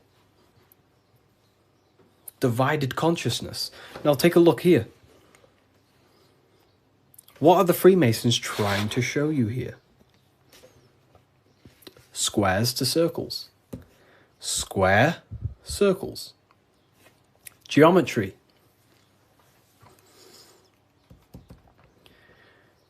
Geometry. Harry, my book came, thanks. It's a pleasure. It's an absolute pleasure. Enjoy the book. Take your time, read through it, enjoy it, read it over and over. You know, I can't wait for you to read this. Was it the third book you got? The three represent alignment. The black and white represents conscious and subconscious. It can represent that. Yeah, that's one layer of symbolism. But you got to remember that the symbols don't represent one thing. There are many different layers to the symbols. Many different layers. So it's going from squares to circles. So you have to understand geometry for this. There's different codes to this. A square. Can you measure the surface area of a square? Of course. Very easy. You just measure this side and that side and times it. Right? Very simple. Then you have the surface area of a circle, of a square. But can you do that with a square? No. You can't find the surface area of a circle. It is impossible. You can get very close by using pi and different mathematical equations, but you will never exactly find the exact surface area of a circle. So what are the Freemasons trying to show you? Measurable and immeasurable. What you can physically touch and measure down here, the squares, and what you cannot touch and what you cannot measure. And there is a ladder going from what you can measure, the physical world, the squares, up to what you cannot measure, the circles. So this is about the upliftment of the mind. This is about the mind raising from only a physical state of awareness, raising the mind so it can function as a spiritual mind and use the higher dimensions of consciousness, such as imagination, thought. Most people's minds are stuck in the measurable, the squares, limited. They think inside the box. You have to raise your mind and think outside the box. This is what it's about. Raising your mind and using the higher dimensions, which is imagination. You cannot measure imagination. It does not exist in the physical plane. You cannot measure thought. It does not exist in the physical plane. So it's about raising consciousness to actually use the cognitions of the mind. Most people are not using the mind. Climbing in consciousness. We're going from squares to circles, measurable to the immeasurable. Okay? And that's the key. Look at the key. How do you go from the circle, the squares to the circles? You got to go through the woman, the green woman. Who's the green woman? Who is the green woman? The feminine. The feminine aspect of consciousness.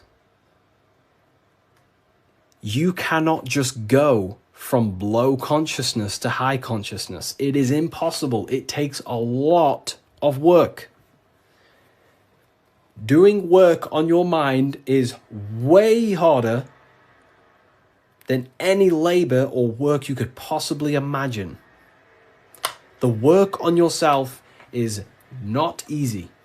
And I never will say it's easy. It is very, very, very difficult to change your mind because it is literally programmed. Very difficult. So you have to go through the woman. And what's the woman? The care, the desire.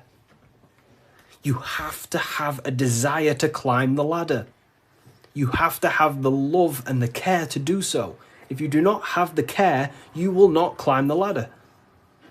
If you do not have the care to watch this live, you will continue scrolling. You have to come into contact with the feminine, the heart. You have to care to reach the higher consciousness, to take the actions that are necessary to generate that consciousness. That's the key to open the door to the upper room Jesus mentions. Jesus is always talking about the upper room, the kingdom of heaven. This is what it is. It is a higher state of understanding. A higher state of self-mastery. That is what it's all about. So in order to climb the ladder from the immaterial to the material to the spiritual, you have to care. If you do not care, you will not reach that higher level of consciousness. Because why? It takes a lot of self-work. A lot of work. A lot of reprogramming the self. A lot of meditations to gain control over the inner dialogue. A lot of reflection. A lot of sacrifice. Yes, very well said. Very well said, Timon. It takes a lot. It's not easy. Constructing, working on your mind. It's very difficult. And you don't see the benefits for a very long time. But when you do start to see the benefits, the benefits are massive. So this is what it's about. It's you. This is all you. And what are we chasing? We're chasing the I. What's the I? The I is the eye is open. It sees. That's the inner observation, the inner being who observes everything, observes the thoughts, observes everything. But we're chasing a higher I, a higher perception of ourselves by raising consciousness, a higher understanding of what you truly are beyond your human form, which is a higher dimensional being. We're chasing the I. The I is a higher perception of ourself. Yes, very well said. You see?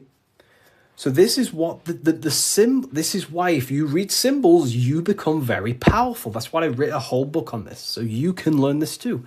Everything I've said and more, you can learn. The Book of Symbolism, the only place it's available is on my bio. revivalofwisdom.com.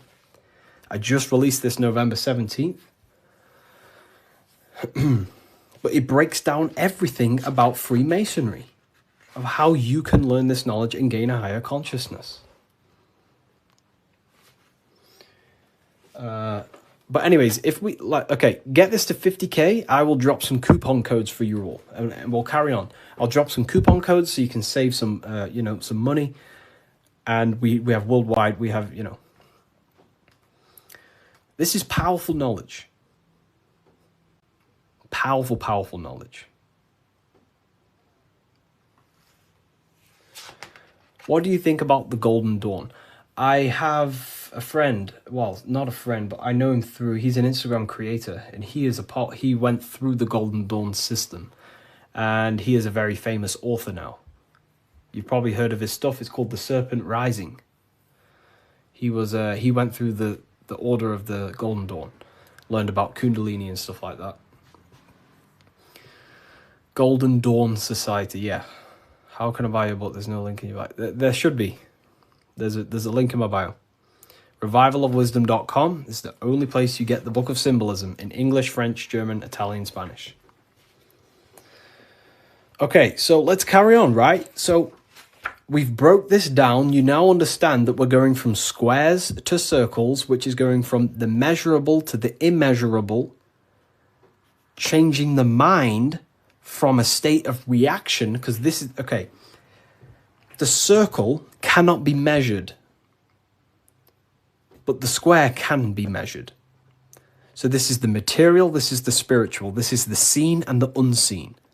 This is the cause, this is the effect.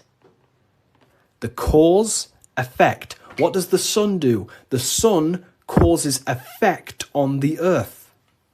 This is why there's a sun here. It's showing cause, effect. The sun produces changes in the plants and the nature on the earth, which means as above, so below. The cause is above, the effect is below.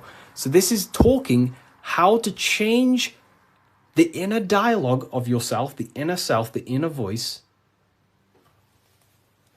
from a reaction mind to a demanding causal mind. Most people live in reaction mind, the square. They're reacting to the world outside of them, when the world outside of them is simply the effect. You cannot change it. It's already affected. It's already manifested. The only thing you can do to change the world is to change the cause. The inner world is the cause, the mind is the cause, the external world's the effect. The inner world is the cause, the external world is the effect. Most people have something bad outside them. I'm not perfect. I'm not saying I've reached the highest level of consciousness. I'm still working on myself, and I'll always say that. But most people are stuck in reaction consciousness, where their mind is just reacting in a state of complaining about the external world. When the mind is the cause. The cause, the mind needs to be a cause and a demand and a command. But that's fine. I was in that state. And I still catch myself now and then being in that state. But we have to train our minds to understand that the outside world is the effect and the internal world is the cause. And we need to raise that ladder towards the causes. Make the mind a powerhouse of control. A powerhouse of control. Okay? Awareness, yeah. Okay. symbolism. The winding staircase. You can't see the room. Where is it taking you? This is talking about the upper room, climbing to a higher state of mind. But when you're down here, you can't see that room. You don't know what a higher consciousness is. You don't know, like right now, maybe there's some people in here, they don't even understand what even is a higher consciousness. You will never understand until you start to do the work on yourself, until you start to see what it's like to understand yourself. When you understand how you work, you know what to do in every situation. You have the tools to use in life. So this is about climbing the staircase of higher consciousness into the inner room that you can't see. Beyond the curtain. The curtain is the veil. This is about entering in yourself. Walking past these two pillars is about walking into the internal self. It's a journey inward. You have a self outside the mind, this body, and you have a self inside the mind, the inner being, the material and spiritual. That's why you're an individual. You have a dual nature, inner and outer. So when you're walking in between these pillars, you're walking, it's symbolic of walking in your mind, walking in a journey into the self. And we're working with the inner self. This is what Freemasonry is about. But it's a winding staircase, which means you can't see where this staircase is taking you. You don't know what a higher consciousness is, what it's like to be in a higher consciousness or a higher understanding of reality in the self. So you must have faith. Faith, not faith in a God, but faith that the staircase or this journey, this work you're doing on yourself is going to lead you somewhere. You must have willpower. It takes willpower to walk the stairs. You must have care. Faith, will, and care are the three forces that help expand the mind into higher levels of consciousness. So it takes faith, will, and care to walk this staircase, to walk this path, to do the work on the self, to master the self. And a spiral staircase also represents time. It takes time. Time moves in a spiral. Yesterday there was 12 o'clock, but today there's also 12 o'clock. But today is higher than yesterday. So it's just a continuous spiral upwards. Yesterday was 12 o'clock, today there's 12 o'clock, and we're just going to continue this spiral. This is time. It takes time to walk this staircase. It takes time to reach a higher consciousness. It takes faith, will, care, and time. It's not an overnight process. Okay? So I hope this understands, hopefully you people are taking this on. Darkness to light. This is a massive phrase in Freemasonry, from darkness to light. But what is the darkness? Darkness, you can't see. When the room is dark, your eyes can't see. Symbolizing ignorance.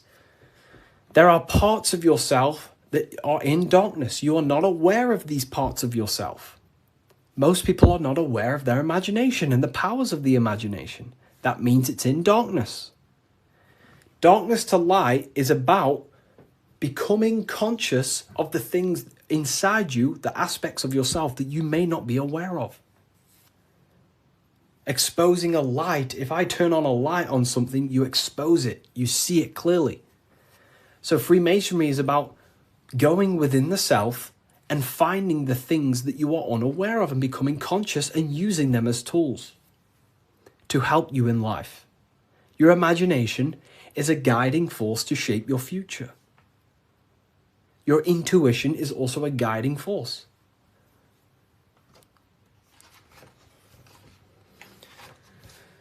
This is the hammer, the Freemasonic hammer. Why do Freemasons use hammers? The hammer, the force. What is your hammer? What is the force that drives you? What is the force? What is the the desire in you that makes you go through life. We all have a hammer. My hammer is to help as many people understand themselves as possible. That makes me take my actions. That's the force inside of me that takes action. The reason why I'm on this live is to take action to help people. That's my force. That's my hammer. You have to have a hammer in life. This is a tool. You have to have the hammer. Here's some more secrets. Force, form, very powerful. Not many people understand this one. But like, I could sit here all day and talk about all the different symbols in this, but there's many different symbols that you can go over. Force and form. Okay, so we have hit 50k, by the way. I did promise people earlier, we have hit 50k, that I would give out a coupon code. I did promise people. So I'm going to have to give that coupon code, and then we'll carry on with this, breaking this down for you. Okay? So let me know in the comments if you want a coupon code. Just say the word yes or something. And if I know people want it, then I'll give one out. If not, I'll just carry on. Okay. I'm going to give you a 20% code. In fact, no, I'm not going to give you 20%. I'm going to give you 30% off. Wait, let me just test something.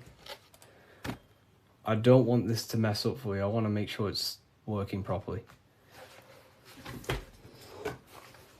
Okay, 2 seconds. Let me just test the website to make sure the code works. I don't want to give it out and then people, don't end up working and then people start, So let me just test it.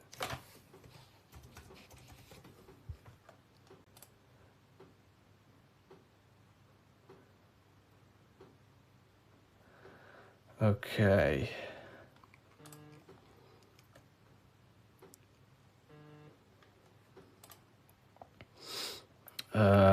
2 seconds, people.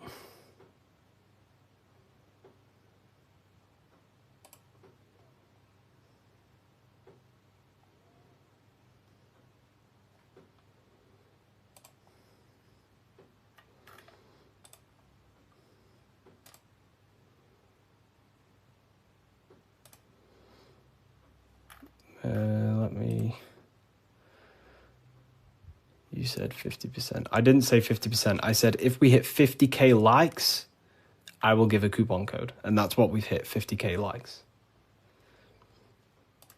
I can't give 50%, then that would be pointless. I wish I could, but it's literally, I'd probably lose money.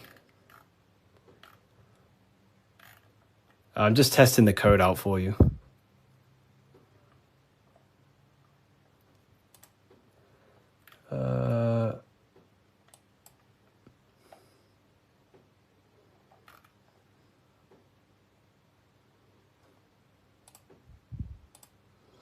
We worship you. I don't want to be worshipped. Please don't worship me. I don't want to be worshipped. I really don't. I'm not here to be worshipped. I'm telling you the power within yourself. But I thank you for that comment. That's nice. It's nice of you to say that.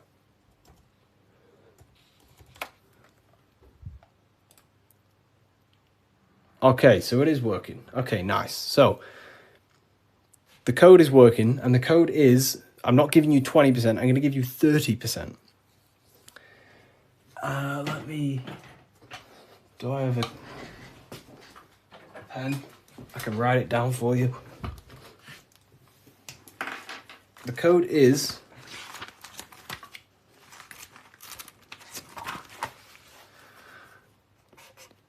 light. All caps. That's the code. All caps, capital letters. And you'll save yourself 30%. This is the brand new book of symbolism. You're going to save yourself 30% on the brand new book of symbolism. Is this where 607 Unk gets it from? I don't know. I've been around for a long time talking about this stuff.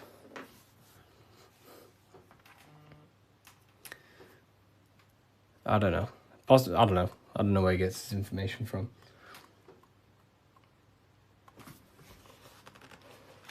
Force and Form. Here it is. Website name, revivalofwisdom.com. Revivalofwisdom.com, or the link in the bio. No book is going to help you, just meditate. You know, I used to think that exact same thing. But unfortunately, that is I used to think that, but then I realized my ego was keeping me back. The ego wants to say, I don't need anything. I don't need someone else to tell me anything. But then you have to come to a realization that there are people out there with knowledge way beyond what I knew. There are books out there that I need to read. There are people out there with knowledge way beyond mine. And you have to suffocate your ego and let go of that to actually grow. I used to think that exact way. But it depends what you want, you know. You don't have to go down this path. You can just meditate. That's completely fine. You know, it depends what you want, I guess, as well. So you are completely right.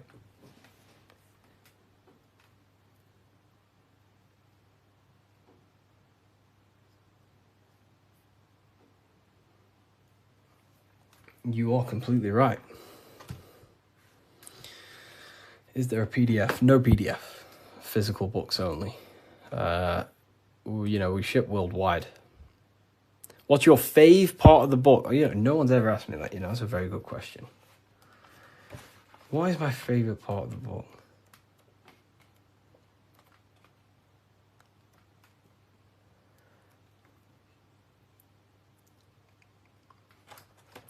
I love this part.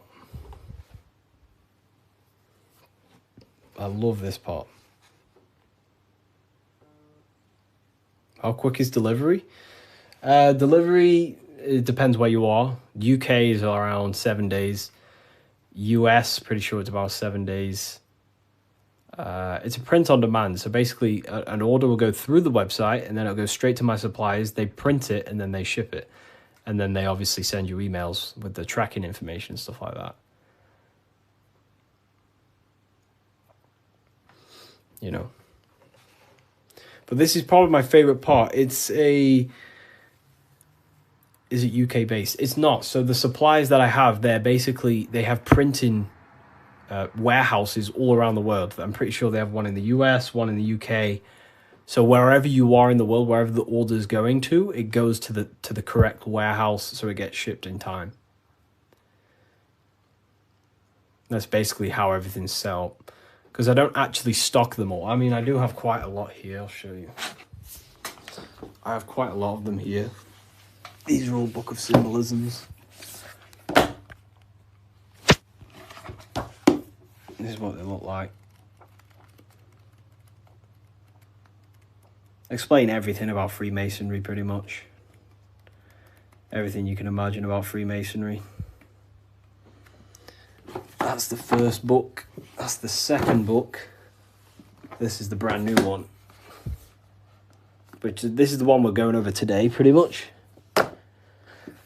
They will be on Amazon in the next, I don't know, 2 weeks.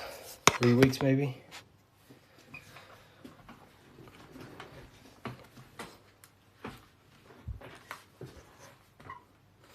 How can we use the book to live a fulfilling life? That's pretty much, the book teaches you, it's a guide to higher consciousness. It helps you understand and unlock aspects of yourself that you never knew was there.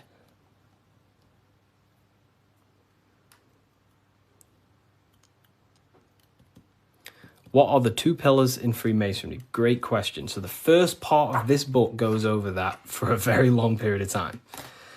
So the first whole section of the book goes over the Jachin and Boaz pillars, right? The different symbolism. So it basically represents the masculine and feminine forces of consciousness. But it ultimately represents division as well. The number 11 is a dividing number. It's left and right, right? It's left and right.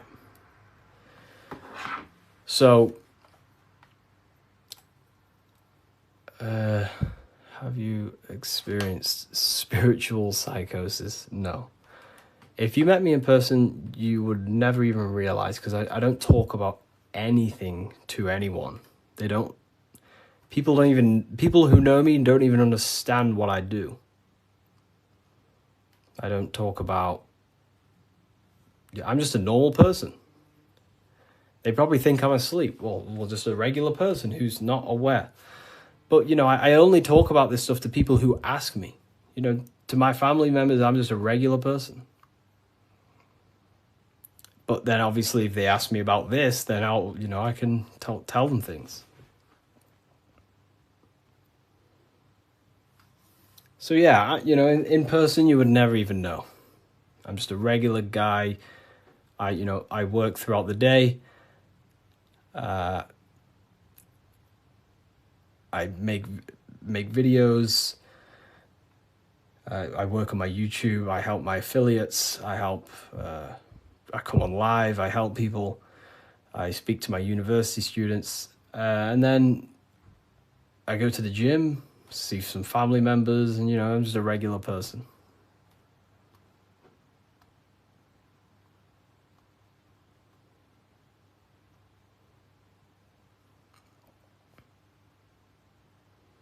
But not regular in mindset. Me personally, I don't agree with, making everything your whole personality. That's fine if you do that. That's completely fine. We all have different ways of living and expressing ourselves. But, I don't find I don't want to make this my whole personality.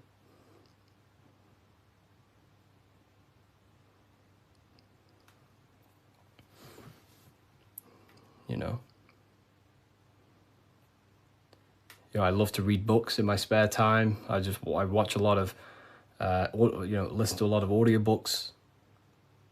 I don't really listen to much music. Whenever I'm in the car, I put on an audiobook. And just by doing that alone, you'll gain a lot of information.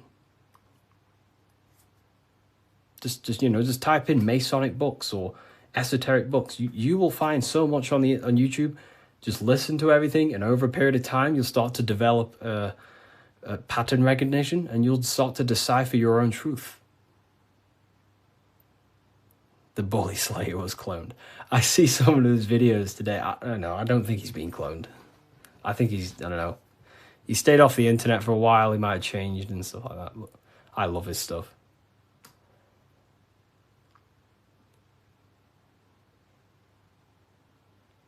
How long did it take to change your reality to your desired reality?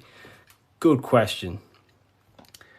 For me, it was, I wouldn't say got lucky, because I work very, very hard. I work at least 10 to 11 hours a day most days, but not recently, but before. But for me, there was not many people in this space talking about the things that I do at the time. So for me, it sped up very fast because of that. There's not many people who can give you this information I give you. Well, there's a lot of people who can give you this information, but they're not, well known or outspoken about it, respectively to them. And luckily, my stuff started to gain a lot of attention, and my life changed in a matter of a year. But, it can take longer. For years before that, I was trying many different things. Many, many different things. But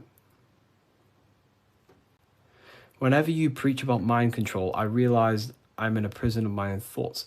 Yeah, a lot of people live in their own prison.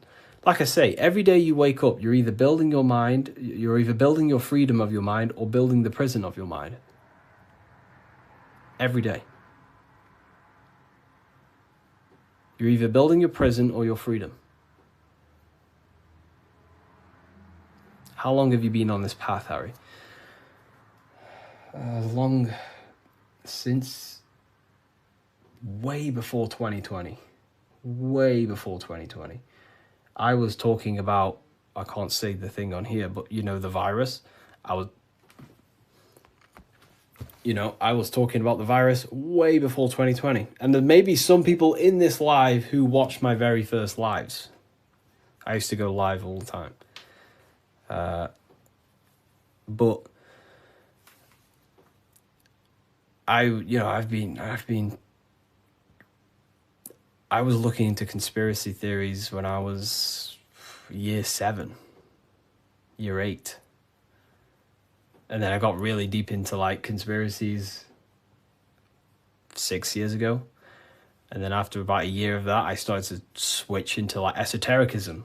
And then for like the past 5 years, since 2020, it's been all esoteric stuff, pretty much. You know, like Masonic, the psyche, human psyche, human consciousness, metaphysics, symbolism.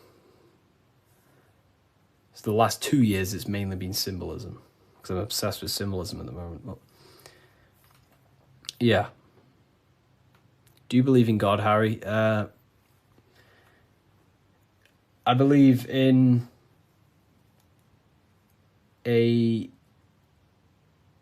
form of energy that gives rise to all things, yes.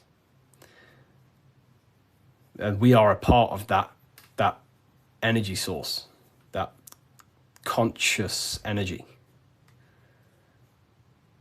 We are an emanation of that. We are cut of the same fabric of that. It is one consciousness clothed in different beings. Harry, you said faith, will, and care and time. Didn't you say time doesn't exist? Can you explain this? You know, time is the present moment. It's an eternal now. But, you know, it takes, that's what we call time, the movement of that.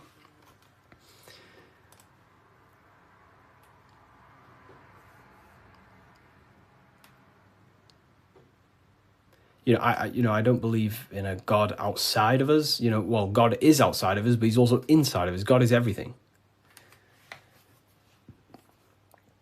I like how you put that. Oh, wow. Thank you. If we visit a Masonic temple, we'll see a lot of these symbols in the building architecture. Oh, yeah, of course. Everywhere. You'll see this everywhere.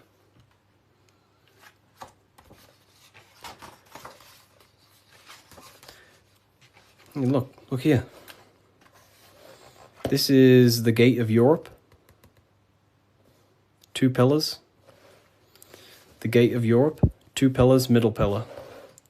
Here's the gate of Europe again, 2 pillars, middle pillar, with the person in the middle. Here's George Washington, 2 pillars and the middle pillar.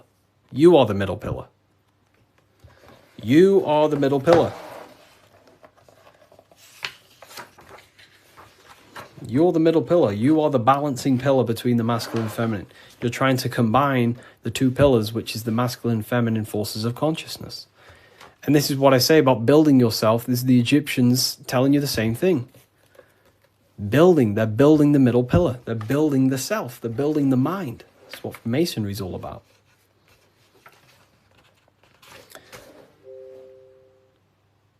You know? So look. Here's the Anunnaki showing you 2 pillars, Jachin and Boaz. And look at the person in the middle pillar, which is balancing the masculine and feminine forces of consciousness, trying to become whole and unified, a unified mind. And he's stepping up, symbolizing raising consciousness. Stepping up to a higher level of understanding. Here's Buddha, same thing. Buddha, Vishnu, Sumerians, Egyptians. Wait on, we still got more. Jesus with the 2 pillars. Egyptians, again, they're building the self. This is what it's about. It's about building the mind.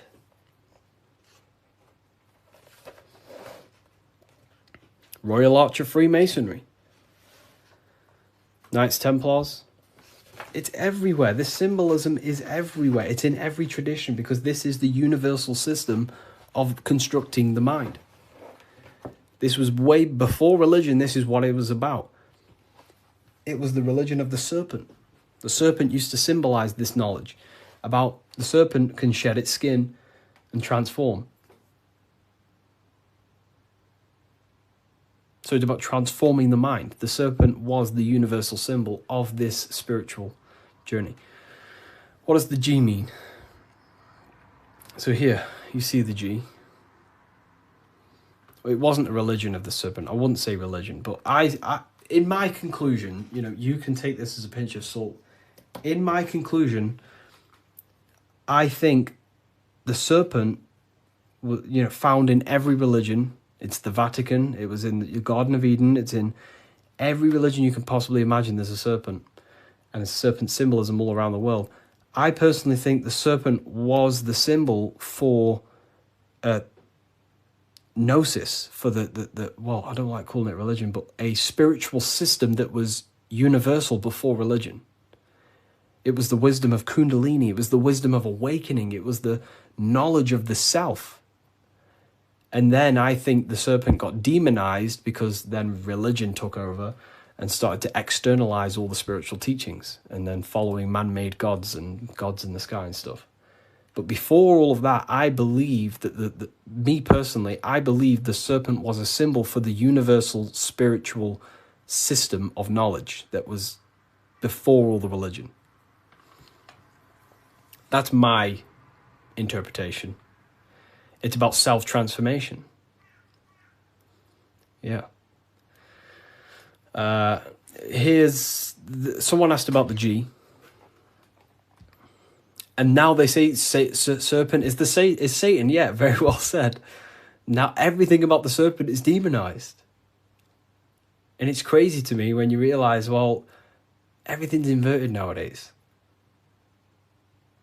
So, I guess we'll never know, but based on my symbolism studies, that's what I think it is. I could be wrong, but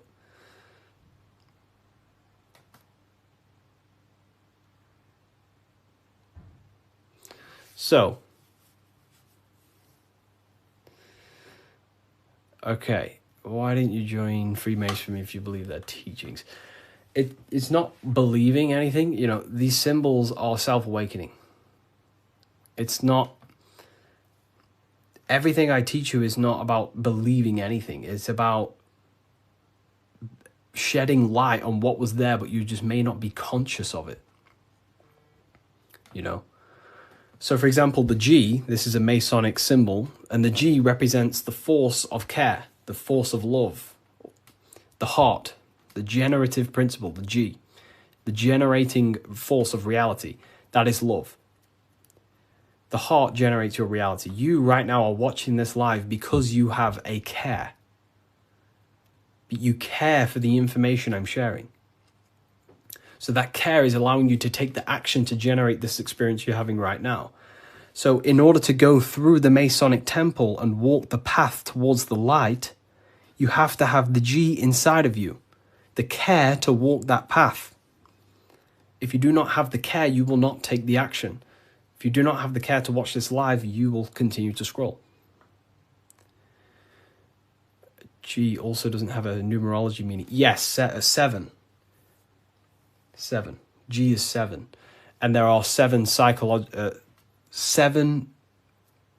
cognitions of the mind.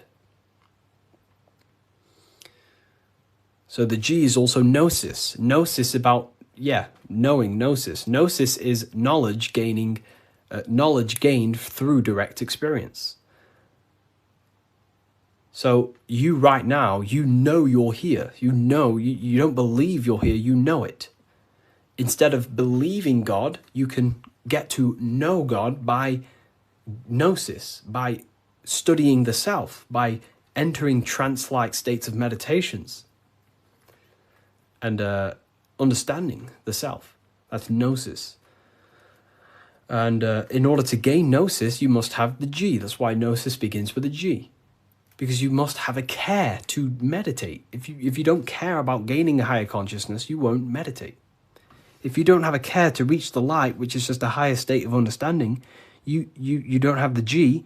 If you don't have the G inside of you, you will not take the actions to walk up this path, up the mountain. It's a difficult path of self-mastery. So that's the G. It's the driving force of your reality. And if you don't have the G, you won't walk up this hill.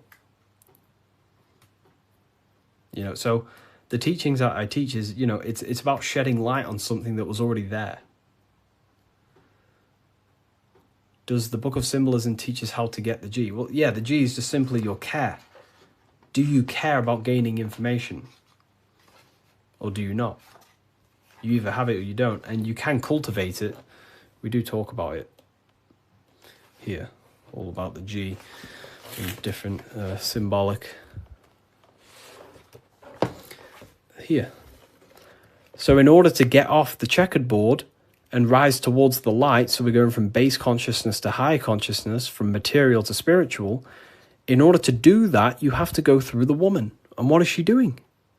She's caring. She's caring for the little baby. So it's symbolizing, in order to go from low consciousness to high consciousness, you have to care. You have to go through the feminine, the heart. You must have a desire in your heart to truly raise your consciousness. That's why there's a woman here caring for a little baby. You have to go through the feminine to reach a higher consciousness. So anyways, is that why religion is against women? There's so much that goes into that. I believe they don't want us in contact with the feminine energy of consciousness. We're all masculine and feminine. We all have feminine qualities. We all have masculine qualities. They suppress the feminine aspect of consciousness because that's what unites. If we all loved each other, we would be united. They don't want us to love each other because that creates division. And divided people are easier to control. If we all united, we'd all realize we can take over the government. So they destroy the feminine because that's all about caring, nurturing, growing as a community and as humans with the earth, caring for the earth and things, but it's just completely demonized nowadays. And now it's just a masculine-dominated world. But Freemasonry says that the G is geometry or God. It's all the same. God, what is God? God is a creator. How do you create something? Through the G, you have to care. If you don't care about something, you will not create it. If you don't care about the live, you will take action to scroll away until you do find something you care about and you take the action to watch it. So it's about generating reality. God, which is a G, which is about care, creation. Geometry is the same. It's all about creation. The mathematical codes. But it's all to do with the G principle, the generative principle. If that makes sense. So most words with G are all to do with care. Gift. If I gift you something, it's because I care. I have a G. I have a care towards you, and I'm gifting this.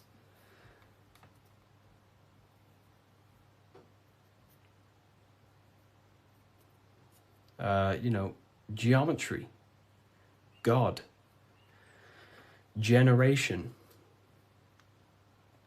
Genesis, it's all about creation and care. The whole world is built on love, and when you see it, you can never unsee it. The whole world is built on love. All creation is built upon the principle of love. That's why the earth is called heart.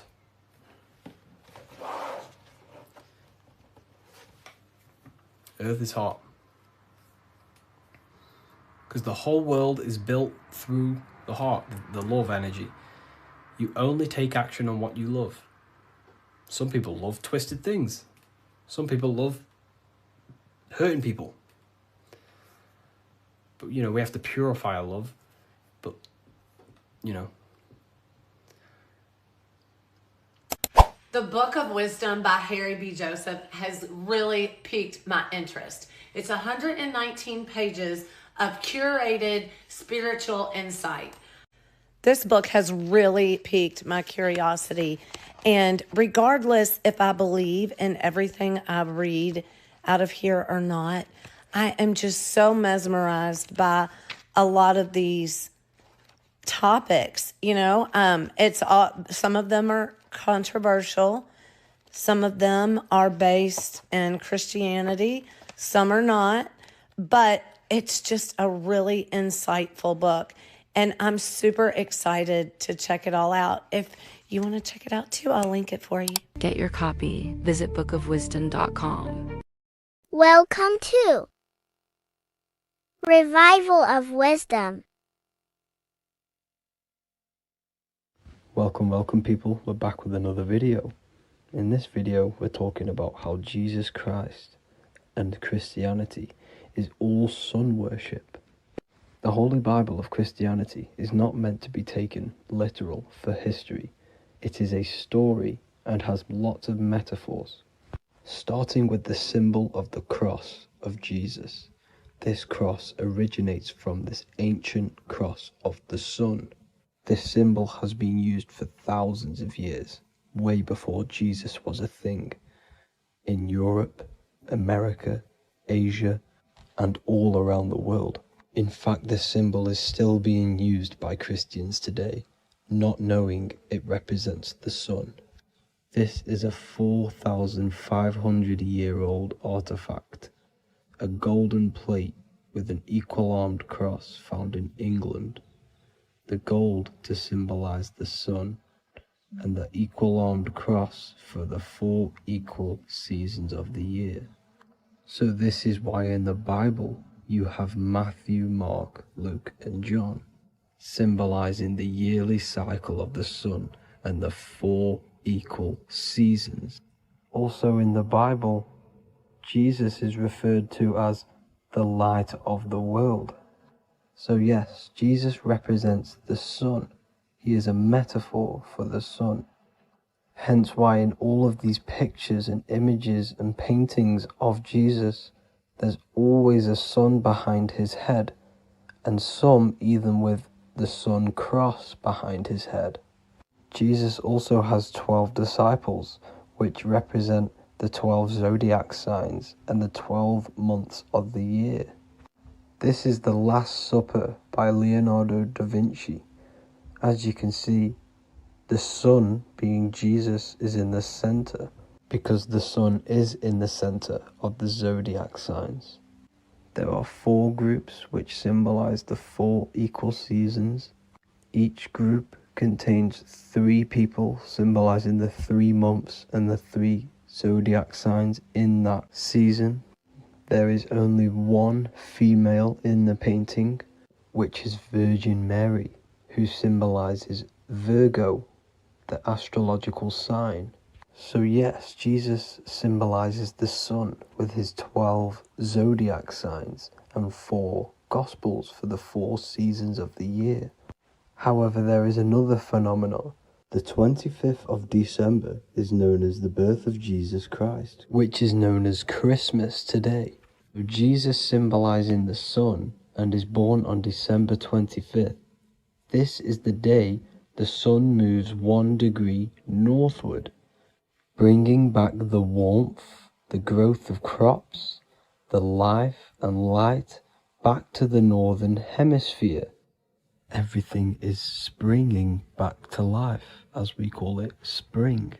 So it is said that the sun is born again on the 25th of December, and Jesus is known as the risen Saviour, because the sun is our risen Saviour, because it gives life to the whole of this realm, the warmth, the crops, and without the sun rising in the morning, we'd all die in about 2 weeks.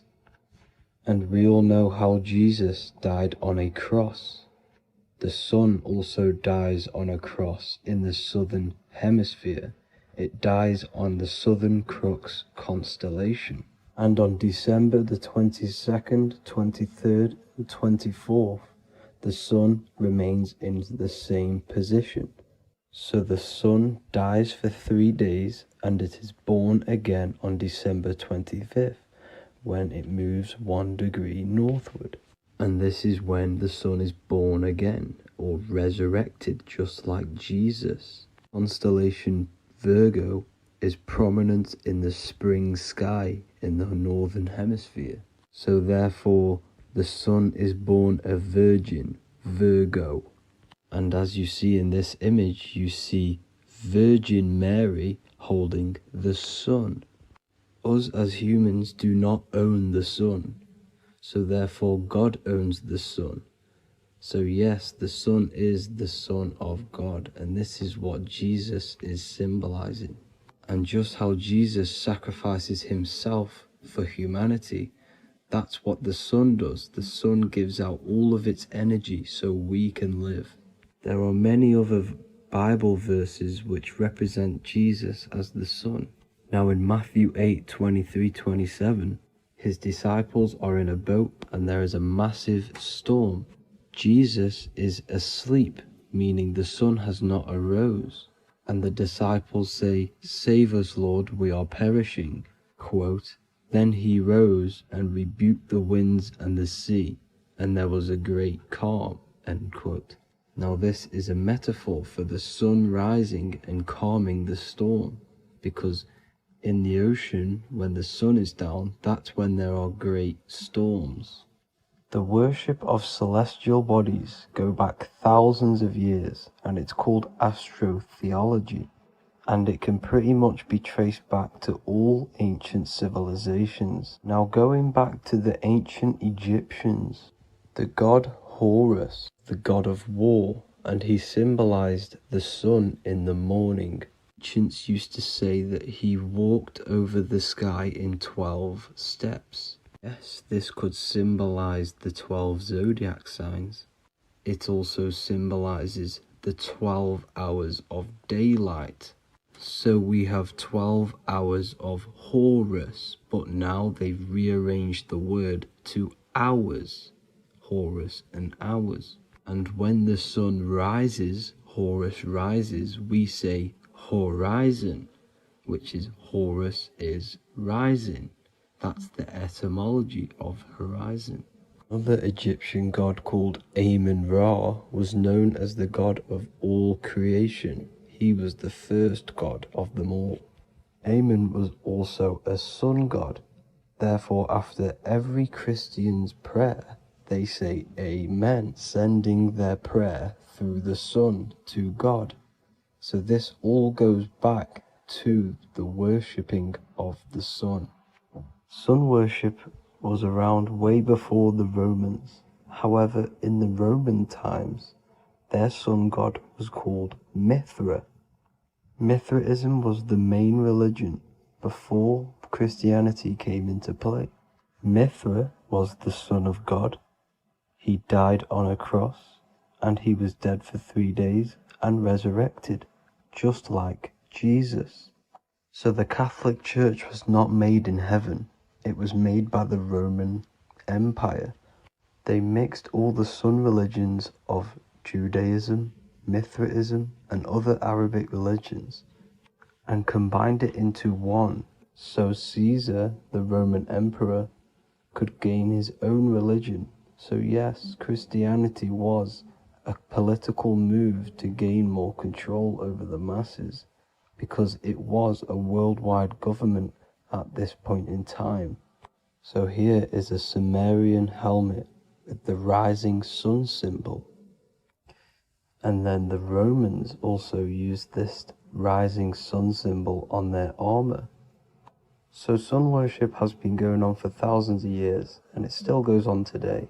However, with all the programming and the low IQs, today we do not get the full interpretation of the Bible and these stories from the past. And Christians and other religions are all brainwashed to not question their religion and not realize their true origins and where they come from. I do advise you all to do your own research and come to your own conclusions. However, I'm just pointing out the facts and connecting dots for you all to see. That's it for this video, guys and girls. Thank you all for tapping in. God bless.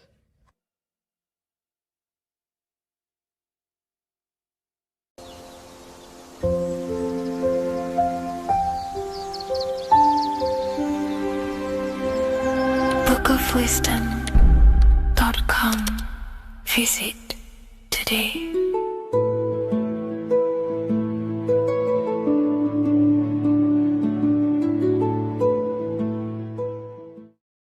This isn't just spiritual fluff. Your words are vibrational commands that teach your subconscious what to believe and what to create in your reality. Now, I'm not going to sit here and tell you how words are these vibrational things that create reality. In fact, they are. However, the power of words does not hold in the vibration of the word. Yes, it has a little effect on plants. Yes, every word is a vibration that speaks to every cell in your body. However, this is not the main power of words. The main power of words is restructuring your consciousness and invoking energy inside of your own consciousness. I'm going to go over these two in detail for you. Your life is an externalization of your consciousness. Your belief system, your internal world, are building blocks to create your external world. What you believe in is how you see reality. It is the filter that you see to see reality. If you want to change reality, you have to change your consciousness first. There's no point trying to create a change, a manipulation in the external world, because it won't last very long. You have to restructure your inner temple, your inside world of thought and emotion. For example, your external reality is an externalization of every thought you thought in the past. Your life circumstances are just a result of every thought you thought in the past. You become what you think about. So if we can control what we think about, we will control who we become. Words are a powerful way to restructure your subconscious mind, which will then restructure what you think about. For example, if I said the word chicken all day long, I'm going to be thinking about chicken all day long. The words we repeat enter our subconscious mind, and our subconscious mind molds our conscious mind of what we are consciously giving attention to and thinking about. And that becomes our emotion. Our emotion becomes the energy, the charge behind our action. And all of this creates who you are and your reality. If you want to create a change in your external world, you need to repeat the end result as in an affirmation. I am abundant. I am disciplined. For example, if you're trying to stop a certain addiction, don't say, I am going to stop smoking. Say, I am disciplined. By saying discipline, the subconscious mind accepts the word discipline and not the word smoking. If you repeat smoking, I am not smoking, your subconscious mind will just pick up smoking and then do more smoking. So if you are trying to create discipline in your life and trying to stop something, say, I am disciplined. The reason for this is powerful because you're conditioning your consciousness. You're conditioning your subconscious mind and filling it with the word discipline. And I'm not going to say do this a certain amount of times a day or do this in the mornings. I want you to do this as much as possible. I did this as much as possible. Whenever I had free time, whenever I had a free minute, I would say these words either physically or mentally, just to condition your consciousness. Words are the most powerful way to restructure your belief system and restructure your inner world, which will then mirror in your outer world. Words are also a powerful way to invoke energy. This is why when you see these magic occult rituals, you see people chanting and doing these things. It's because if you slowly chant a word, you can actually invoke the emotion. There are three aspects of creation: thought, emotion, action. Emotion is energy in motion. By repeating a word over and over again, you can actually begin to invoke that energy, that emotion inside your heart. And you can start to feel the reality as if you are already living it. And this is just another powerful way to condition your consciousness to become a certain thing before you have it. This is what magic is. Magic is all to do with reprogramming the subconscious mind, aligning the subconscious with a certain belief or reality, which will then produce an effect in our thoughts, our emotions, and our actions, which will then create that reality. So if you want to create something in your life, literally just repeat, I am something. I am is referring to your consciousness. I am is the highest aspect of you. It is the true self. Whatever you condition your consciousness will be mirrored in your external reality. I am abundant will condition your consciousness to feel and believe you are abundant, which will then seep into your thinking. And then you will start to act more on this because you are thinking about it, which will then change your external reality. Words are vibration, and vibration is powerful. However, if you truly want to change your reality, you have to change your inner world of consciousness. And words are the best way to invoke feelings to become the reality you want. And words are the best way to condition your consciousness to a certain belief or a thought. And by doing this, you're actually creating a root cause. The cause is your consciousness, your mind, and you have to restructure the mind to create that reality. Words are a great way to restructure your consciousness and create reality.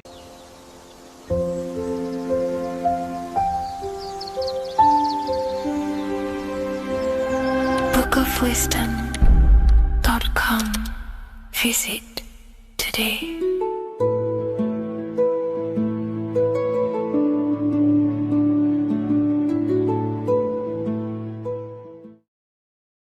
Hello, everyone, and welcome to another lecture inside Ethereum University.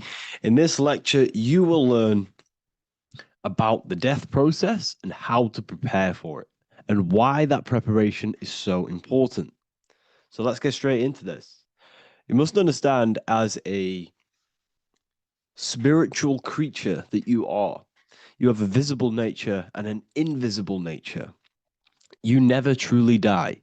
You are an eternal soul experiencing a temporary physical world.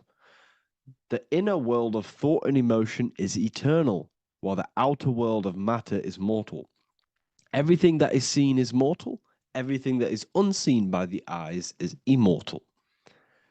When you die, your external physical world will be stripped away, leaving only your pure consciousness in its raw form, drifting within the astral plane. So here you see your physical external body and your internal world. And your internal world is your state of consciousness. It's your state of consciousness. Your thought and emotion is one overall state. Okay? So you must understand these planes. You have the physical body, the etheric double, an astral body, a mental body, and the Buddhic body. When you die, you leave the physical plane. Then you will more than likely leave the etheric plane, because the ether acts as like a portal.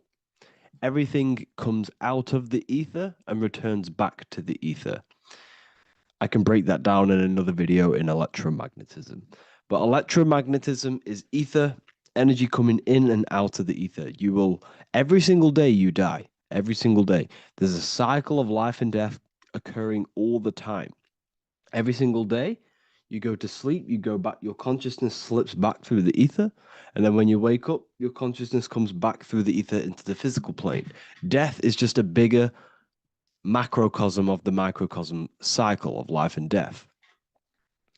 So you will return back to the astral, which is the realm of imagination, infinite possibilities. And this is where thought forms start to manifest. Okay, so depending on how advanced you actually are mentally and emotionally, will depend how long you stay in the astral. Now, what we must understand is that there is many different components to the astral. We have the higher astral, the middle astral, and the lower astral. These are all vibrational states. So if your mind and soul is operating in lust, lust, desire, hate, food, physical addiction, smoking addictions, then these are quite heavy. These are quite heavy attachments to your consciousness, and they're quite low level desire, which means they have a low vibration. You will manifest in the lower astral when you're stripped from your physical body. The lower astral is not inherently evil. However, there's just low vibrating things going on there. Low vibration does not mean evil. Okay. So just like bad doesn't mean evil. Okay. In the lower astral, you are going to see lower astral beings. You're going to see spirits, souls with low level desire. Okay. People who are attached to the physical plane, people that lust, people that do these things. Technically, this is hell, but you can escape it by escaping yourself. Now we're going to break all this down. I'll break all this down properly once you understand the full context. So depending on your level of desire, you will manifest in a corresponding layer of the astral plane. If your mind is still attached to the low physical desires, you will find yourself in the lower astral realms. But if you have few desires and have detached from the worldly attachments while you are encased in a body, then you will rise into a higher or middle astral plane, mainly the middle. Okay.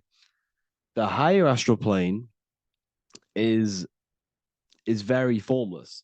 So as I broke down here, this is the physical plane is the lowest dimension. This is the most form, the most matter. It's quite heavy. The higher you go, the lighter it becomes. The more fluid, the more formless it becomes. So you see here it says denser down and lucidic up. So this is more lucidic in these higher realms. This is more dense in the lower realms. So this is why the ancient Egyptians were always talking about, I'll show you this. This is showing you death. So first of all, we have Anubis, which represents death. Here you have the heart, which represents the soul. And here you have a feather. And this is a scale. You see how this is a balanced scale? So what this is symbolizing, this represents death. This represents your heart, and this is a feather. So when you die, your heart must be as light as a feather, which means your emotions, your soul, should have no attachments to the world. It should be light. It should be detached. This is why the word light and light are the same. Light is in heavy and light is in very bright. Because when you're less attached to the things, your soul shines. You're authentic. You're light. You're very bright soul. And you have no attachments. Your light is in not heavy. So you must detach from the worldly desires. We have to detach from the smoking, the food. This is why we should fast. Smoking, this is why we should detox. We should also meditate. We should also be able to sit with ourselves for long periods of times. Okay, I'm going to break all this down properly. But that's why the Egyptians show you the symbolism here. Okay. So you're stripped of your material body. So that state of consciousness you're in right now, your inside world, if you shut your eyes, that state you're in, that is what you're going to experience when you die. Okay. And you're going to be manifested into the astral. In the physical plane, you can mask or hide almost anything. But in the spiritual realm, you cannot. The astral body, your thoughts and emotions directly shape your spiritual body, your astral body, revealing your true inner state. So your desires that you can hide in the physical plane, your emotions, your thoughts, you can't hide any of that in the spiritual plane, in the astral plane. That will directly shape who you are, your color of your astral body, and your astral body as a whole. So here we have Kim Kardashian. If you could see this lady's astral body, you would run so far that you would be horrified for the rest of your life. If you could see their spirit, their astral form, it would be horrific because their mind is so attached to, physical things, so attached to desire, money, fame, worship, power. These people do not want to die. These billionaires and millionaires will never want to die. They will do whatever they can to stay alive. because they understand what when they die, they have to face themselves. They have to face their inner world. And their astral body, their true authentic self on the inside, is horrible and horrific and so low vibration. So, this is where it comes in. You must be as light as a feather. This is what the Egyptians are showing you in their artwork. Your soul must be as light as a feather. In order for the soul to ascend to a higher plane and not look at that physical plane and say, I want to go back or I want to desire things down there, you must detach now and prepare for death. Hell is not a place, it's your own personal suffering born from within.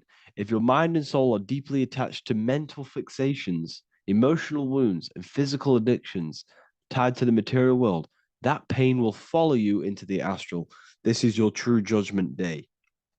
You judge yourself when you die. You see your authentic self. There's no hiding. Right. Imagine right now that you that everything you cling to was stripped away. No matrix, no electricity, no food, no TikTok, no phone, no possessions, no distractions, no one else. Could you sit alone with yourself for just 1 hour? Could you sit alone with your thought and emotion? That moment of truth is what you must begin to prepare for. Could you sit alone with yourself? Can you sit alone for long periods of time and just think? And if you cannot, then you're running from your internal world. You're running from your thoughts. You're distracting yourself from your thoughts. This is what we must address. Now, don't feel bad if this is you. We've all have problems. We all have internal problems. But this is what we have to face directly in order to prepare for life after death. We must meditate for long periods of time.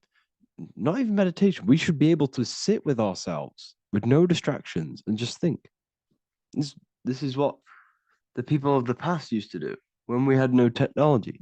People would sit and think for hours. This is what we need. Because if you cannot sit with yourself, imagine sitting with yourself with no physical body. That's the level that's going to happen.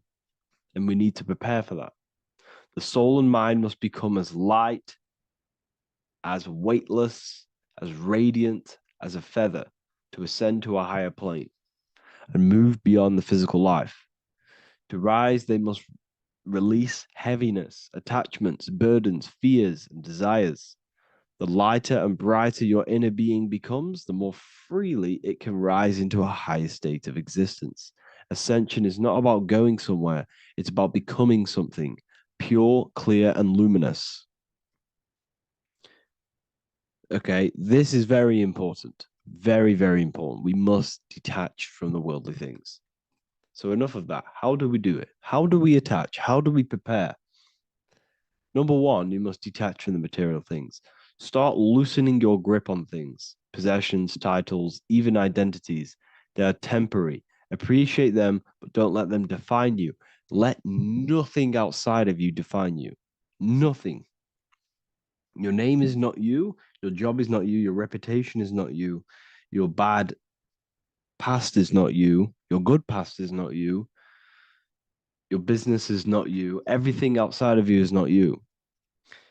Now, what I'm saying is, I'm not saying go full right hand path and never care about anything physical, never care about your family, don't love your family. I'm not saying that. What I am saying, love these things, love these outside things, but do not become attached and do not let them define you. You must be okay with losing anything that is outside of you. You must be okay with that because you must understand the physical plane it's promised that everything is temporary. Everything is temporary in this plane. So don't ever think it's going to be there forever because it's not. And you must remind yourself, not remind yourself, but I think about this sometimes when I start becoming a bit attached to work and stressed. I just remind myself that I'm gonna. This is temporary. I'm going to leave this world one day and I'm not going to care. So you must have the balance. Okay. The balance is key. You can go down that right hand path and just fully cut off from the world like a monk and shave off your hair, disconnect from the physical world. You can do that. That's not wrong.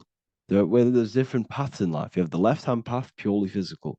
You have the middle path, which is balance between the physical and spiritual. Then you have the right hand path, which is monk mode, where you fully disconnect from the world. They shave their hair off to disconnect from the physicality. They meditate for long periods of time. This is what they're doing. They're preparing for death. Monks prepare for death. They understand this. They understand that you don't die. Your inner world is the true world. The inner world is the only world that exists. Everything outside of you is an extension of you. Number 2, cleanse the mind. Watch your thoughts. Are they rooted in fear, anger, regret, or craving? Meditation, mindfulness, and inner reflection help purify the mind. The cleaner your thoughts, the lighter your spirit. So your astral body is formed by your thoughts, it's formed by your emotions. If you sit around thinking about eating all day, you're going to have a very heavy astral body. It's going to manifest in the lower planes. But if your mind is thinking about good things with good intentions, love, knowledge, expansion, you're going to manifest even the middle or the higher. And there are ways to even ascend out of your astral body. Yes, you can ascend out of your astral body and out of the mental body, but that's all very advanced, and I'm not going to teach that yet. I'll make another video on that, but you can ascend from them bodies. The astral plane is not the end. You can keep ascending as a soul until you're left with just the pure essence of the soul. But we're gonna, anyways, cleanse the mind, reprogram the limiting belief systems, let go of mental attachments. And the way you do this is by getting a piece of paper and writing down every single attachment that you have. And you're going to realize, dude, there's more than you think. Okay. We have to detach from these. We have to. 4, practice presence. Can you sit in silence with yourself? The more at ease you are with your own inner being, the less you'll fear death. The afterlife is just an extension of your inner world. It's so important. This is so, so important. Can you sit with yourself? If you cannot sit with yourself, you have some inner work to do. You have some thoughts to address, some beliefs to address, and some feelings to address. Okay, so practice sitting in the present, meditation, or just literally sit there and try and be okay with yourself. And if you can't be okay with yourself, then there's something you need to address, whether it's a belief system, whether it's an emotional trauma, or something. This is what we must reshape, refine, and let go of. Live truthfully. Speak and act from your soul, not from fear or ego. The more authentic you are, the more aligned you become with your true self, which carries beyond this life. The ego is your mind's perception of itself while being incarnated in this world. It's been shaped by your experiences, your thoughts, your beliefs, and your emotions. So your ego is basically this false thought form that you've created. It's a false layer of yourself that sits on top of your true authentic self. It's basically your physical character. When you were young, you had no ego. You were pure. You had a pure consciousness. But then as you grew older, your ego started to grow, and it still is growing because it was shaped by experiences, things you've gone through, things you said, things you believe, things you think. It's created by you, by your mind. And the ego is close to the word echo. The ego is the echo. It's an echo. It's a layer. It's a false identity. It's a false layer that sits on top of your soul. And if you don't get rid of that ego, if you don't know how, well, not get rid of it, but balance it, if you don't know how to rise above that ego and you die, it's that ego that's going to be pulling down when you die. It's that ego that's going to be your suffering. Okay. 7, connect with the divine, whether through prayer, meditation, tune into something greater than yourself. The connection is the soul's compass beyond this world. If you can meditate and rise above them clouds of thought, that's the soul, that's the observer. We must connect with that. Okay, this will definitely help with just allowing yourself to connect with your true self. Meditation's great because you can just fully detach from the world. And the more you meditate, the more you can prepare for death. A powerful way to cultivate detachment is through daily detachment meditation, done either at night or in the morning or the first breath upon waking. Or do this as many times as possible per day. Start by physically grounding yourself in the present moment. Say out loud, I am here right now, nothing else matters. Let that phrase draw your awareness into the now. Just keep saying it until you're present. Then begin to slowly list everything you identify yourself with, one by one.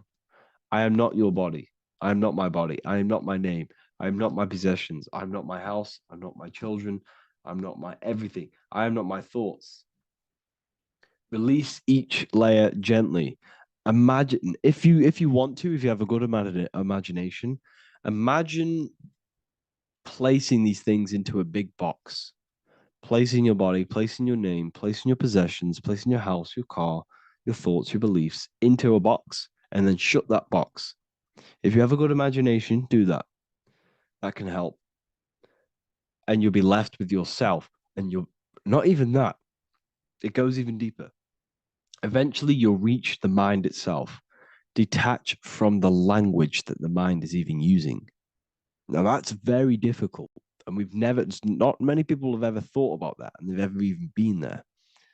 Detach from the language that the mind is using. Think about that for a second.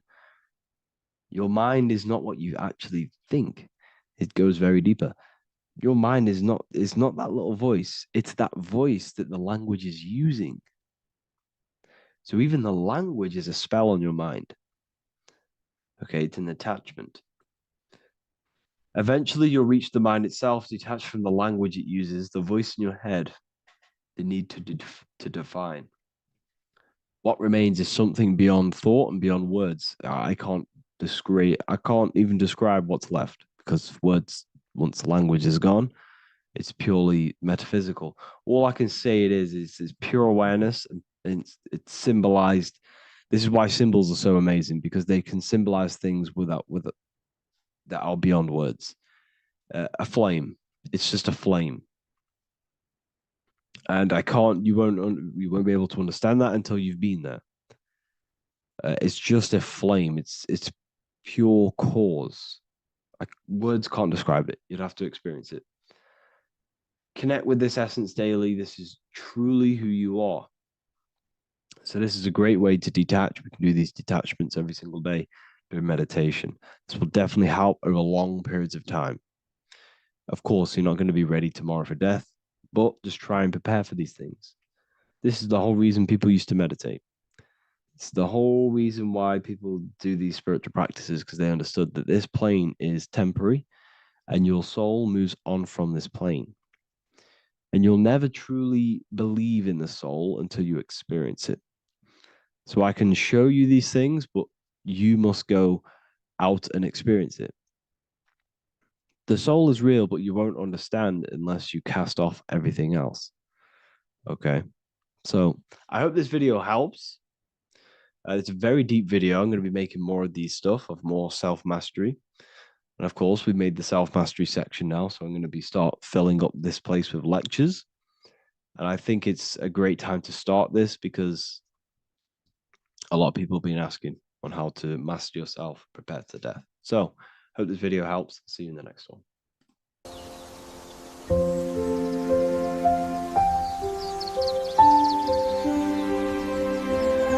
bookofwisdom.com. Visit today.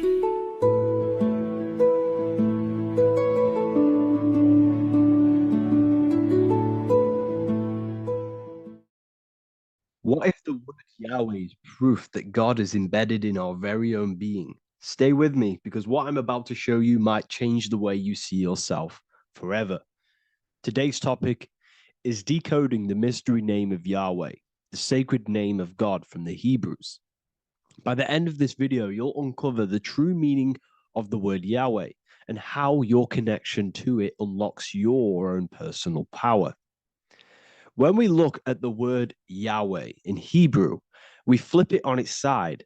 We're actually looking at the human body. These are the legs, this is the torso, here are the arms, and here's the head.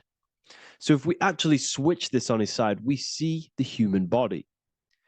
The Hebrew name Yahweh often translates to I am. The I am. Now, what is the I am? The I am, when you say I, you're referring to your highest self. Everything with the letter I in the beginning, most of them words are referring to our inner self, inside, intelligence, internal, in.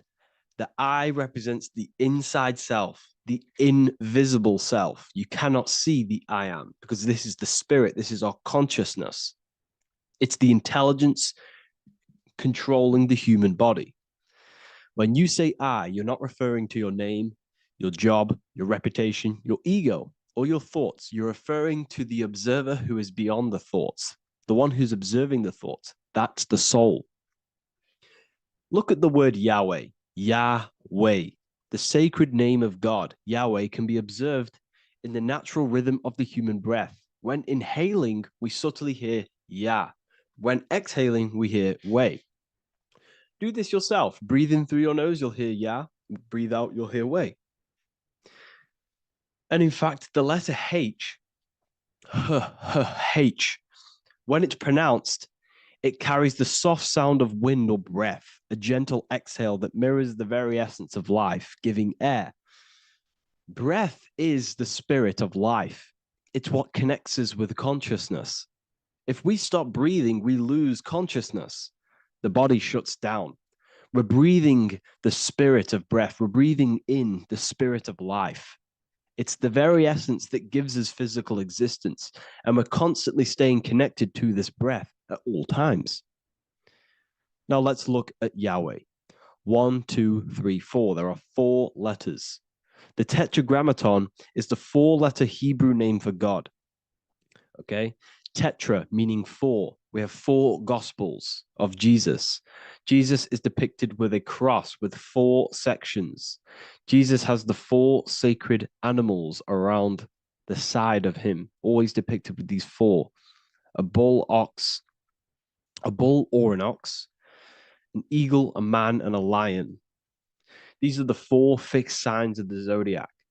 Aquarius, the man, Scorpio, the eagle, Leo, the lion, Taurus, the bull or the ox, which are related to the elements. Leo is a fire sign. Aquarius is an air sign. Taurus is an earth sign. Scorpio is a water sign. These are the 4 elements. And the 4 elements correspond to the 4 bodies of consciousness, as we see here. This is fire. This is air. This is water. This is earth. So we are made out of the 4 elements, which represent the 4 bodies of consciousness: mind, emotion, spirit, and body. The soul is incarnated into 4 sections.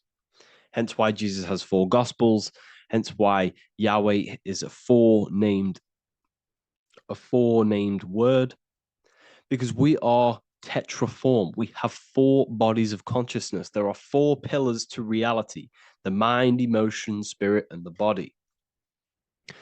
So what we're actually looking at here is the name of the very essence of the self. Yahweh represents the universal consciousness that we're all tapped into, because the body is like a radio. The body is basically a radio antenna, which is picking up the stream of consciousness, and we're all the same consciousness, just experiencing it in a different body.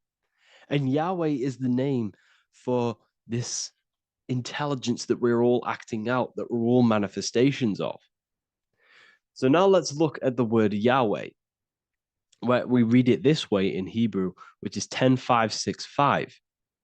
10565 in the Hebrew letters and the numerical values. And the DNA is made up of 4 bases. These 4 things which create the DNA. This basis is the genetic code for all living things. Each DNA strand is held together by sulfur bridges that appear in a repeating pattern of 10, 5, 6, 5. This pattern matches the numerical value of the Hebrew letters of Yahweh, Yod, He, Vah, He, which are 10, 5, 6, 5. This means the structure of DNA, the code of life, follows the same number sequence as the sacred name of God, Yahweh. This is a factual observation. So we're looking at 10, 5, 6, 5. So let's look over this one more time. Yahweh represents the breath. Yahweh, inhale, exhale. It translates to I am. It's written in our DNA. The word Yahweh on its side looks like the human body. Now, this is where things get a little bit deeper. 10, 5, 6, 5 adds up to 26. The number God, well, the word God adds up to 26. Allah adds up to 26. There are 206 bones in the human body, 26. 26 adds up to 8. 8 is the number of infinity. We are all the infinite consciousness. Consciousness will never die. It's immortal. It's infinite. We are all infinite. We are not these skeletal structures. We are Yahweh, the universal consciousness. The creator of all things is our essence. We're all God with individual identities, but the highest versions of ourselves is God. The ego is our own personal experience of God. Does this make sense? So in conclusion, Yahweh is not the name of a separate God from us, but rather the reflection of the divine consciousness manifesting through the human form. The human body is like a receiver acting as an antenna that tunes into the infinite intelligence and life force we call consciousness or God. This means that rather than being external, the divine presence is within us, expressed through our very existence. It's very interesting when we look into this, and what religion has done has flipped all of this knowledge. All of this sacred knowledge has been externalized. They've externalized God so that we worship God and we view God as something separate from the human experience. They do this so that we don't find the God within us, so that we don't find that we have the power of creation. The mind is the creative force of God. The body is the will to act out that thought. They don't want us to figure out that we are creators and we're all creating our own earthly experience. We're all projecting this reality. And they don't want us connecting with the divine intelligence within us because they want to be the creators. They want to keep this knowledge. They don't want the masses to wake up to this powerful knowledge. So what they've done is that they've taken the scriptures, they've externalized it so that we start worshiping and giving away our power to these external things. And when God is external, we start to fear God because we start to think that God has power over us. He can send us to hell or heaven. So this is what's going on. They've been externalizing this for thousands of years to keep us in a suppressed state. Okay.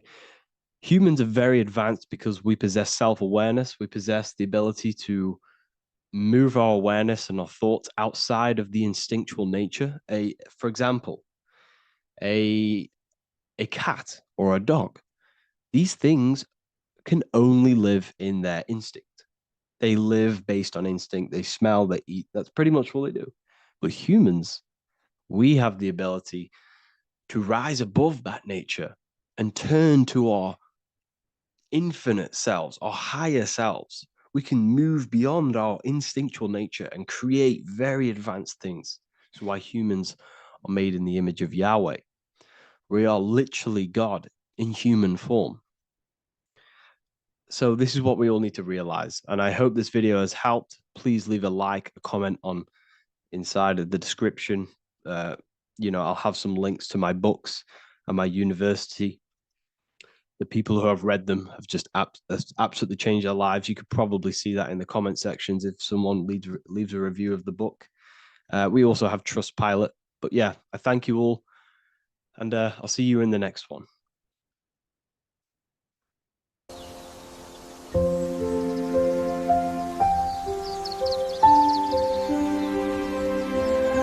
bookofwisdom.com.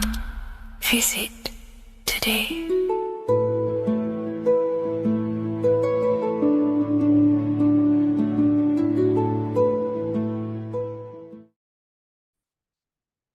Hello and welcome to another lecture from Harry B. Joseph, also known as Revival of Wisdom, the author of the Book of Wisdom series from revivalofwisdom.com. In this lecture, you will learn how to decode Freemasonic symbolism, gain a deeper understanding of yourself, expand your awareness of consciousness and reality, and receive guidance to navigate life with greater clarity.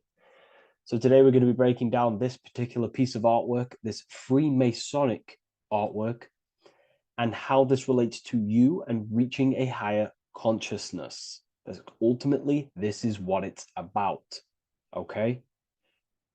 Freemasonry is considered a craft, and this craft is crafting a better brain and heart, crafting a higher consciousness, crafting a better self. Why? So we can operate in the world at a higher degree, operate in the world more efficiently, live a better experience in the world, and getting to know thyself. Okay? So we're going to start from bottom to top because this is important. Every placement of this symbolism is on purpose, has meaning, especially the placements of the symbols. Okay? So we're going to start from the very bottom of the artwork, which represents lower down. When we're looking at symbolism, especially occult symbolism, that's what the word occult means. The word occult means hidden, hidden from the eyes. It has its roots in the word oculus. I'm pretty sure that's Latin, which means eye. So the word occult comes from oculus, which means eye. And the word occult means hidden, from the eye, the unseen, studying the unseen aspects of self. We're studying the brain, we're studying consciousness, we're studying the body, the heart, we're studying the self, the hidden aspects of the human psyche and the hidden aspects of self. Okay? Because ultimately, this is what gives you power in the world, depending on how you use that power, whether for good or bad, depending on the consciousness wielding that power. This is why we say knowledge is power. But I would actually say knowledge of self is power. Because when you know how you function, you gain power. You gain personal power. You gain mastery. Ultimately, this is what Masonry is about. Self-mastery. Crafting a higher consciousness. So at the very bottom of this artwork, we have a checkered board with a coffin. The coffin is the beginning of the artwork, the very base. This is the foundation of consciousness. The coffin symbolizes unconsciousness, the state that myself was in, maybe yourself, before we woke up and before we came conscious of our spirit, before we came conscious of ourselves. That ignorant state of acting without purpose, acting unconsciously, experiencing the world and not actively living in the world, simply reacting to external circumstances. This is an unconscious state where one is ignorant. 80% of the world is in this unconscious state. And this is symbolized as the darkness, the tomb. Look at how the tomb is fully blacked out, representing dull, no emotion, it's dark. This represents the darkness of self. The spirit is buried. The spirit is in the tomb. They're not even aware that they possess consciousness. They think they're the material body flying on a ball millions of miles per hour through space, and the sun is, they think they're a monkey evoluted. They've never questioned themselves. They stay in ignorance. They're in the spiritual darkness, okay? And they're furthest away from the light. Look at the top. This is the light sources. They're in the darkness, okay? They're in spiritual darkness. They're in ignorance. And they're in division. Their mind has no power. Their thoughts contradict themselves. They say they're going to do something, but then their mind tells them, oh, I'm going to fail. Or I want to do this, but my mind says this, and I believe this about myself. They want to, I don't know, they want to write a book, but their actions are scrolling on TikTok, and their emotions about, feeling about their past person in their life. That's division between the self. That's divided consciousness. They also have a divided brain hemisphere. They do not see reality through a true lens, because the brain acts as like a lens on how we perceive things. And if the brain hemispheres are not aligned, then we cannot see reality the way it actually is and truly presents itself, neutral. If we're left hemisphere dominated, we see everything as divided. Nothing's interconnected, nothing's a whole. But if they're, right hemisphere dominated, they see everything as a whole. We need to look in the middle of that, okay? So we'll go into that a bit later. But ultimately, they're in a divided state of consciousness. They're in ignorance. But the tomb is symbolic of that. The tomb is, you're not even aware they are divided. They think everything's right in that state. I was like that. My family is like that. They're not even aware of themselves, and you try and say something to them, and they don't even know they're in division. They don't even recognize that they're in a bad, low earth base consciousness. Okay? So when we get out of the tomb, which is representing by a spiritual awakening, we get out of the tomb, we realize, wow, I possess consciousness. I've woken up. You're waking up to the things in the world, and you wake up and start to see the world for what it truly is. When you become aware and you rise out the tomb, you're born again.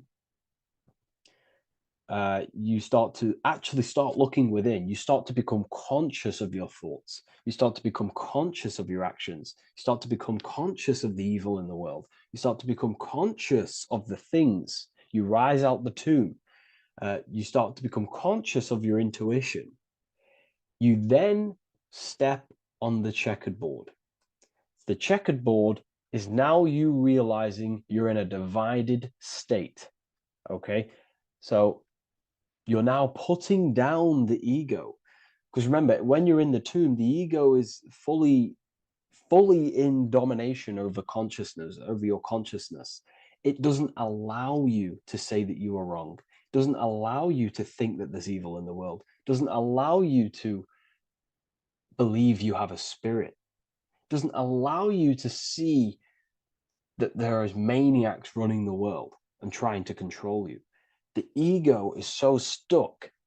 But when we start to realize this is part of our awakening, we start to realize that the ego is trying to keep us safe at all times and keep us locked in that state of thinking and believing that we were in before. It's always seeking safety. Okay. So when we come out the tomb, we start to put down the ego and start to, how do I say this? We start to acknowledge that we were wrong about the world. And that is a lot about awakening. You have to acknowledge that you do not know everything. There are people with such higher knowledge. Okay. So when we come out the tomb, we put down the ego. We start to actually say, I was wrong about the world. I was a victim of mind control. I was in ignorance. I was in darkness. Spiritual dark. I'm divided. My thoughts, emotions, and actions are not aligned. My my intuition and my action are not aligned. I'm not taking action on what I know is good. I'm taking actions against what I know is good. That's a sin. That's a sin against the spirit. Okay. So when you acknowledge this, you acknowledge you're in division, you then take the first 3 steps, which is the Freemasonic Blue Lodge degrees. These 3 steps. Okay. Ultimately, this checkerboard represents illusions as well. You're in an illusion. Okay, this is why we see it heavily used in the music industry. It represents base consciousness, base level awareness, 5 sense thinking. It represents you versus me thinking, walking down the street and thinking everyone's trying to hurt you, and it's always you versus me, judging people in your own mind. That's low thinking, lower thought. And not to notice squares. Squares are an unnatural state. They're an unnatural shape. We do not see squares or 90-degree angles in nature. It's the lower mind. So it represents base consciousness, base level awareness, only aware of the physical body, only aware of the 5 senses, never looked within. That is the base. And this is the foundation we have to rise up to the light from, up to higher consciousness. So this gives us a strong foundation when we realize this about ourselves, that we were in division. Our thoughts, emotions, actions were not aligned. Our brain hemisphere was not aligned. I'm not thinking with love of the heart. Okay? So that is the state we're in. Now, hopefully that's cleared things up about the chessboard. Before we move on, please leave a like, maybe a comment if you wish for me to discuss anything in the further lectures. Please smash the like button, and it would really help me out. And share this with a friend who is interested in the occult. Okay, so the steps are the first steps of the Freemasonic degree, the 3 Blue Lodge degrees. Now, this can be represented as the number 3, a very powerful number, a very symbolic number. Number 3 is the 3 expressions of consciousness. How do we express consciousness? How does consciousness express itself? Well, there are 3 ways. We think, consciousness thinks, consciousness feels, and consciousness acts. They are the 3 expressions that we express our awareness and consciousness. So we're looking at thought, emotion, action. We're also looking at the 3 brains: the reptilian brainstem, the mammal limbic brain, and the neocortex. The reptilian brain governs basic functions of the human body: breathing, surviving, scanning the environment for threats, automatic responses, eating, scanning for food. Base consciousness, that's the reptilian brain. That's what most people operate their lives in, including myself before I woke up. I'm not trying to sound big-headed, but this is the truth. Ignore my tone of voice, ignore my voice, focus on the words I'm saying. If you're judging, that means you have divided thinking. It's always you versus me. So we need to get out of that thinking of you versus me all the time. That's lower consciousness. That's animal thinking. That's earth thinking. We're unified. We need to reach a higher consciousness and do not waste our mind's potential on low-level earth divided thinking. Okay? So we're looking at the reptilian brain, the mammal brain, and the neocortex. Now, the neocortex is ultimately what makes us human. It allows consciousness to operate on a higher degree. Okay? This is what makes you human. The neocortex. The neocortex. The reptilian brain, like I just said, governs natural survival instincts and the respiratory system, things along them lines of basic awareness, basic functions to operate and survive in the world, in the physical plane. And the neocortex is what allows us to critically think. Okay, it's what allows us to be human, be aware of ourselves. Okay, not. I don't think animals have neocortexes. Don't quote on me on that, but this is the part of the brain that makes us human. And it allows us to think deeply, to create masterpieces like we can. Humans have massive potential in creation. Look at the world we live in. This is because of the neocortex. It allows us to critically think and self-reflect. Now, when we start to operate from higher thought, we start to think with higher thoughts, the higher parts of the mental dimension, we ultimately start using this brain more. We start functioning from the higher brain. Now, this is why Neo from the Matrix is called Neo, because he uses he was in the reptilian brain. If you watch the film The Matrix, if you notice, he gets plugged out of the Matrix and he's plugged in on the back of his neck into the brainstem. And when he's plugged out, his name's Neo, which is neocortex, using the higher brain. It's what awakens the self. It allows consciousness to function on a higher degree compared to animals. Okay, so we're looking at thought, emotion, action. We're becoming conscious of thought, emotion, action. Becoming conscious, what am I thinking, what am I feeling, and what am I acting in the world? And what can I do to master these, to operate more efficiently in the world? How can I use these towards higher consciousness and use these actions, these thoughts, emotions, actions to reach a higher state of awareness of self? So when you go through the first 3 degrees, you enter the doorway. Now, this is symbolic of a doorway. Now, looking at this with a right hemisphere dominated view, you would see a doorway, right? The right hemisphere sees this as a holistic doorway, right? You see a door, you're gonna, you enter the stairs, you go through the door, right? But at the left hemisphere is now going to dissect and analyze each individual little part of this, right? So the right hemisphere sees the trees, the left hemisphere sees the woods.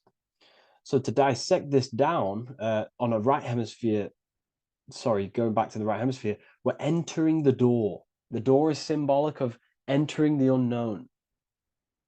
You're entering a higher consciousness. You're entering the door. You're going beyond.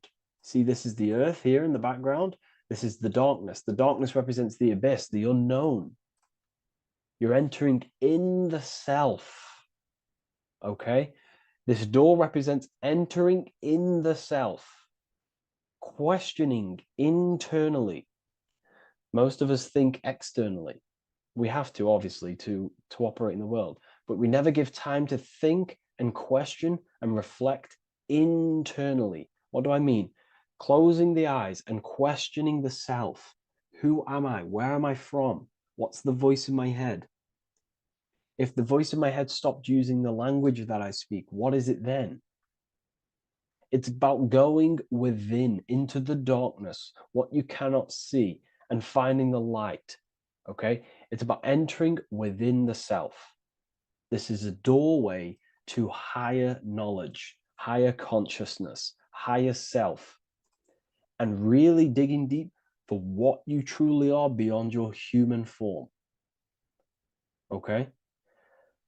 So we have, most importantly, I'm not going to go over every single one of these symbols here. I'm going to go over this on a basic, well, not a basic level, a very detailed level, but it's not going to go over every single symbol. We have a left pillar and a right pillar. The left pillar has the sun next to it. The sun is more electrical energy. It's very dominant. It's a very powerful masculine force. This represents the masculine quality of consciousness. The masculine qualities. We have many masculine qualities, such as actions, physical actions with the body. We have thinking. Thinking is a very masculine force. We have the left brain, analyzing brain, the brain that's very logical, that's trying to figure things out. That's the masculine pillar. Okay. So this is the masculine qualities of consciousness. It also represents what we can see, the sun. The sun allows us to see, to visually see in the world. So the sun represents the external world, the world outside the self. When we close our eyes, we have a self, an internal dialogue, an inner voice. We have an inner world, outer world. This represents the world we take physical action in, the material external world outside you. Okay? The world we can see. And then on the right pillar, we have the moon, which is associated with feminine qualities of consciousness. Now, the moon is in the night, what we cannot see. The moon is the nighttime. The darkness symbolizes what we can't see. So it's representing the internal world, the world of the self, the immortal world. Okay? The self in the mind is immortal. When you close your mind, you go in the mind, that self inside you is immortal. In the mind, you are immortal. Outside the mind, you are mortal. You will die. This body will die. Okay? So this is representing the internal world on a holistic understanding. It's also representing the right brain, the feminine brain. It's also representing intuition, emotion. They're linked. Intuition and emotion. They're a feminine force. Also, we're looking at the heart, the right pillar. So everything that is feminine falls under this right pillar. Now, don't get confused. I know a lot of people can get confused about what I've just said. So this represents the inner world, the outer world. It also represents everything masculine and feminine. So thought is, although it's an internal quality, it would fall under the left pillar, because thought is a masculine force. It's a penetrating force. So try not to get misunderstood with that. On a holistic scale, it's also represented inner world, outer world, and how they are reflections of each other. Now, these pillars, they're the same height, they're the same structure, but just different in sun and moon, which represents their reflections of each other. Their reflections, the inner world reflects in my outer world. My external world, what I see outside of me, is a reflection of my thoughts and my internal world. So the inner reflects the outer. The inner reflects the outer. As within, so without. So we're also looking at the right and left brain. I've already gone over that. So what we need to do is build the bridge between the two to reach higher awareness of self. Because ultimately, remember, we're still divided. We came from the checkerboard, we entered up here, we've just entered within the self, started questioning the self. We're still divided. We need to build the bridge. And this is what they're crafting in Freemasonry. The bridge, the arc, the agreement, the great work. This is the crafting of aligning the left and right brain. We're also aligning intuition, feminine, with the actions. Because ultimately, the higher self is always guiding us. That's our true spirit guide. Our true spirit guide is our higher self. And the higher self ultimately exists in a higher dimension. This is going to sound crazy to some people, okay? But who you are is not your human body. And your higher self does not communicate through the language of the human material world. It doesn't communicate through English, doesn't communicate through thoughts. It communicates through intuition and communicates through dreams and symbolism. So it's all associated with the right pillar. This is the things we can't see. The higher self is always guiding us to awakening and to our purpose on the earth. Okay, so this left pillar also can symbolize what we're born into the world with, our circumstances, our external world. What are we born into? You know, our family, our current financial situation, where you're located in the world. So it's also symbolizing this. It's also symbolizing the qualities you bring here, the natural abilities you have when you're born, and what we need to do with our environment to ultimately reach a higher consciousness and reach our and transmute our environment we're born into to realize who we were and why we came here.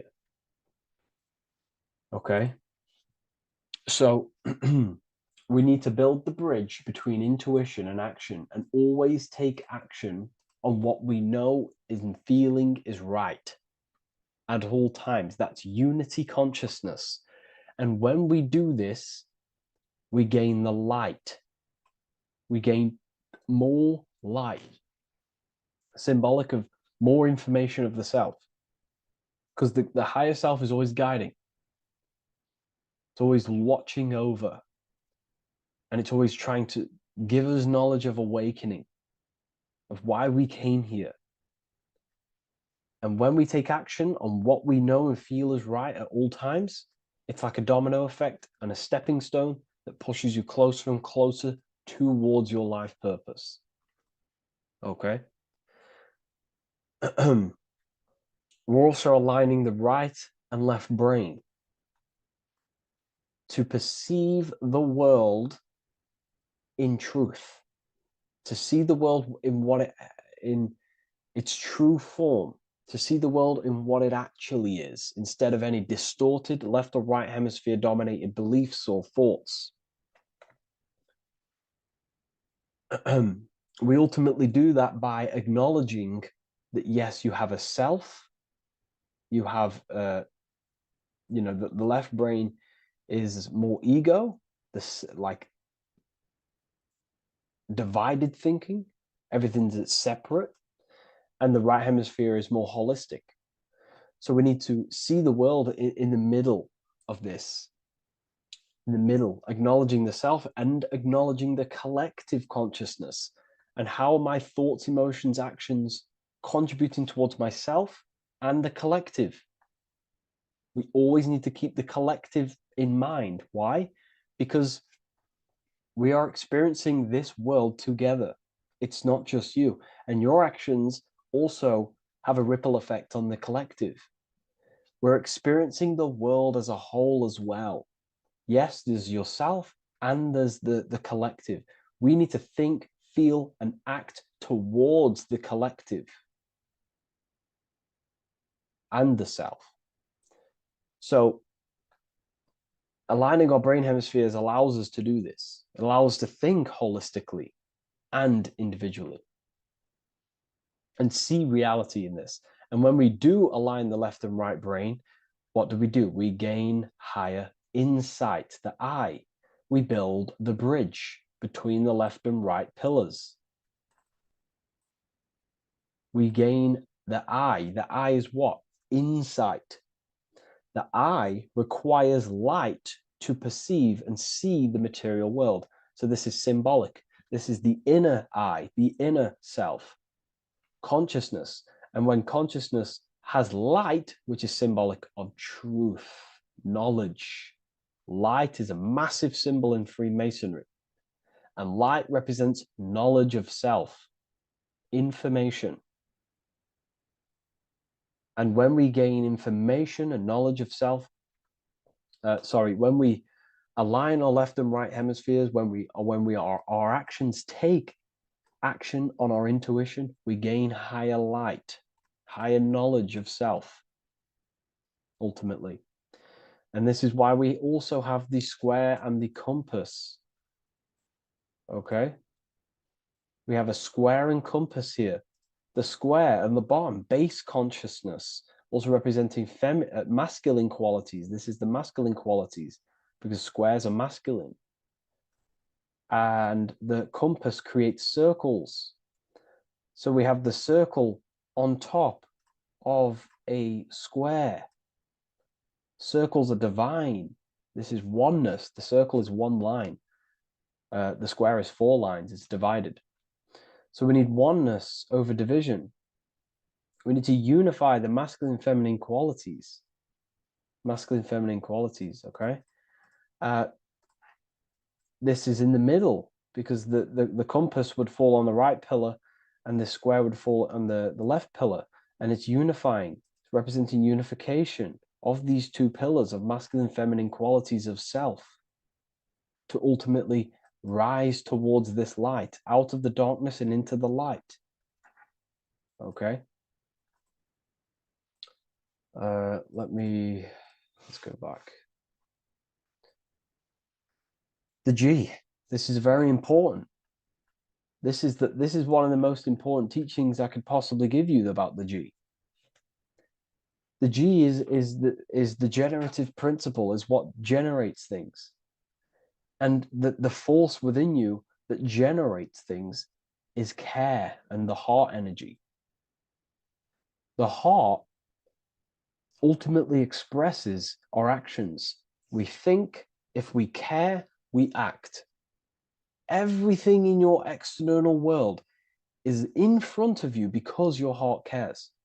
You care about the video and gaining knowledge. You're now here watching this video.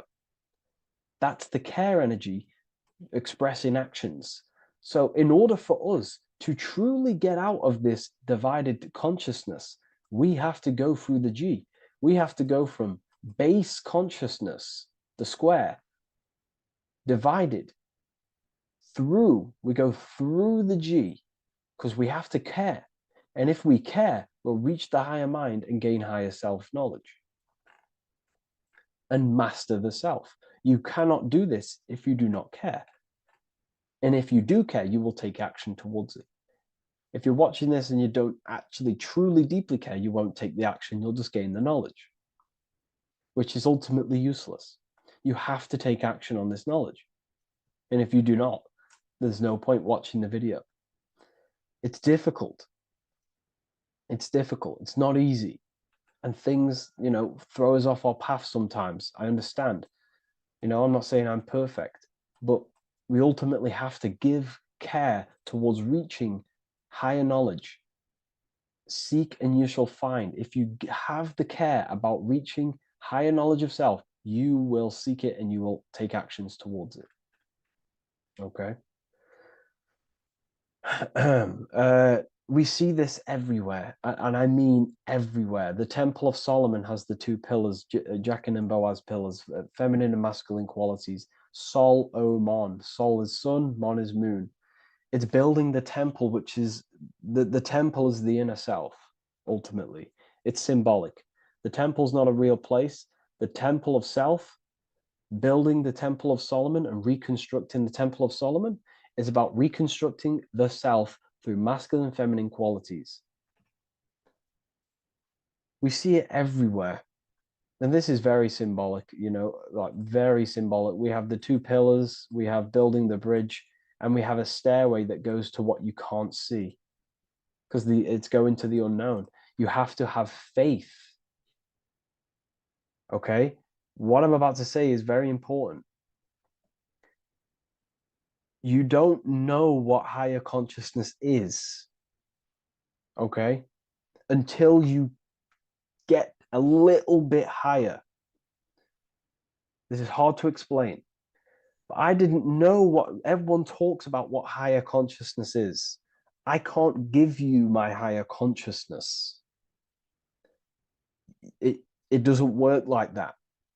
You have to enter in and go within and have faith, going into the unknown, because you're ultimately going into something you do not understand. Higher consciousness, I cannot give it you. You have to enter the door and take action and think, feel, and act towards it, and you will go to the place, and then you will understand what higher consciousness is. Ultimately, what higher consciousness is is higher knowledge and understanding of self, what you actually are. Okay, that is what's being symbolized here. It's again in the Masonic art. We have the darkness. We have to have faith to leap into the darkness, into the unknown. We see this everywhere. Like, you'll see, when I say this everywhere, and I mean everywhere, you'll see this. Every doorway has this symbolism in the ancient world, because ultimately this is what it's about, people. The door represents going within, into a new light, a new room, a new level of understanding of self. Okay. Here we have Astro World. Now, this is obviously a darker aspect of this. But again, we have the two pillars. See you on the other side. That's the doorway. The other side. And I'm not going to break down, this ritual, but you can guess what I'm on about here. That's for the university, of course. I can't break that down on YouTube. It's way too deep. But there's knowledge out there that is so deep you couldn't even comprehend it with the current mind, even for myself. And this is the power of symbolism. The more you learn about yourself, the more these symbols reveal to you. It is a journey of self. And I can't give you these understandings. You have to go within and question and meditate on these symbols yourself, and have thinking exercises of meditating on a symbol and seeing what your mind does with the symbol, what it lets you think about that symbol, and you'll unlock deeper meanings. I'm going to go over one more symbol before we end this. This is the hourglass, which represents time, a very overlooked thing in today's world. We do not have unlimited time in this body. You have limited time. You will die. You will die. You have limited time in the external world. This is why it's on the left pillar, located on the left side, the external world. You are limited. The scythe represents you will be harvested. Your body will die. It'll be harvested. You will die, and you need to fulfill your mission here. You came with a purpose. You have to find that purpose by going within the self and questioning and taking action on what you know and feel is right. Unity consciousness, aligning thought, emotion, action.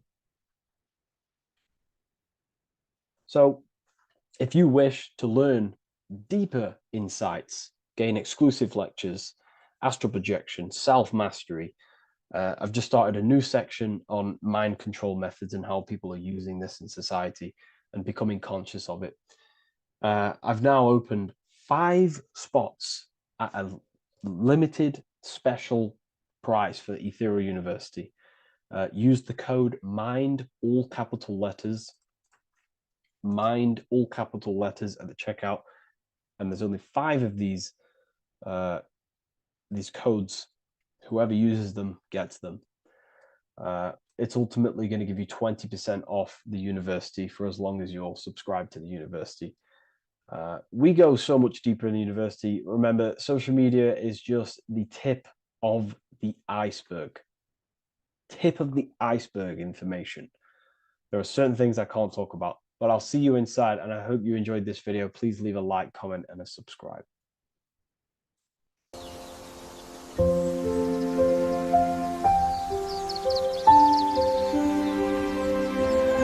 bookofwisdom.com. Visit today.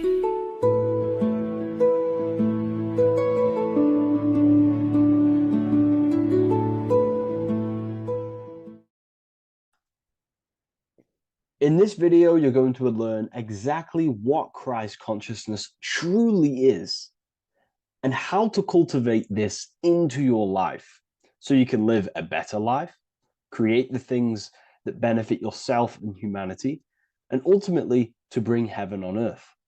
This is the true way. If you're familiar with my work, you know that, I'm pretty much obsessed with symbolism.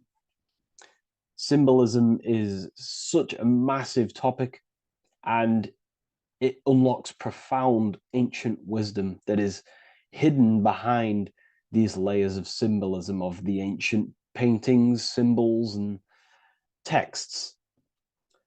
So I was going through some Christian artwork and I came across this painting. It's a well-known painting called The Sacred Heart of Jesus. And it just blew my mind. What this is revealing about human consciousness and Christ consciousness, which is what Jesus represents. If you're not familiar with Christ consciousness, you should definitely do a bit of research on that. But I'm going to explain it today in detail. So when we look at this painting, we are looking at symbolism. We're looking at consciousness, a state of being, a state of living, a way of thinking, a way of feeling, and a way of acting in the world. As I've said this many times, we're all creators. We all create and generate reality. And you don't just have your personal reality, you have a collective reality. Your reality is affected by the collective consciousness. Depending on the collective consciousness's understanding of reality will also affect your life. We have a collective life and a collective experience. So Jesus in this depiction here is in a way showing us instructions to reach Christ consciousness, whether you see it yet or not. But I'm going to decode this for you. And your mind might be blown after watching this. Okay, so so what is the meaning of Christ consciousness? What's the whole purpose of this? Very simple.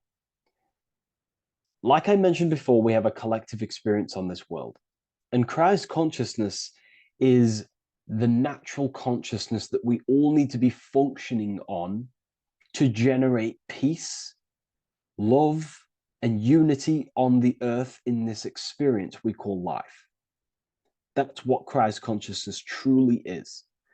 It's a state of being that we need to cultivate within our own self, within myself, others, and everyone in this life and experience, so that we can all live in peace and heaven on earth, what they like to call it, so that we can generate the best experience possible together on this thing we call earth, on this material world, this material dimension.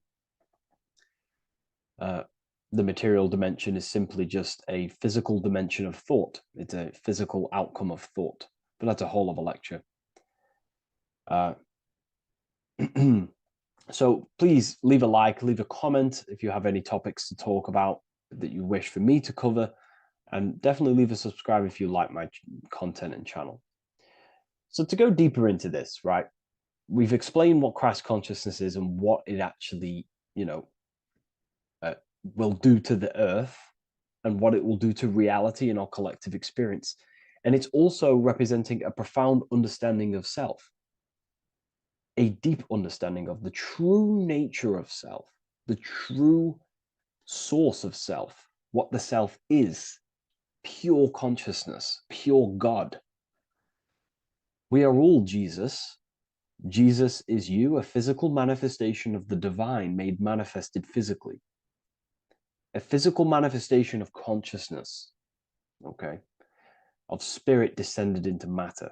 However, Jesus is a symbol that should not be worshipped, but something that we need to cultivate, maybe look up to, and cultivate within our own mind and hearts and actions.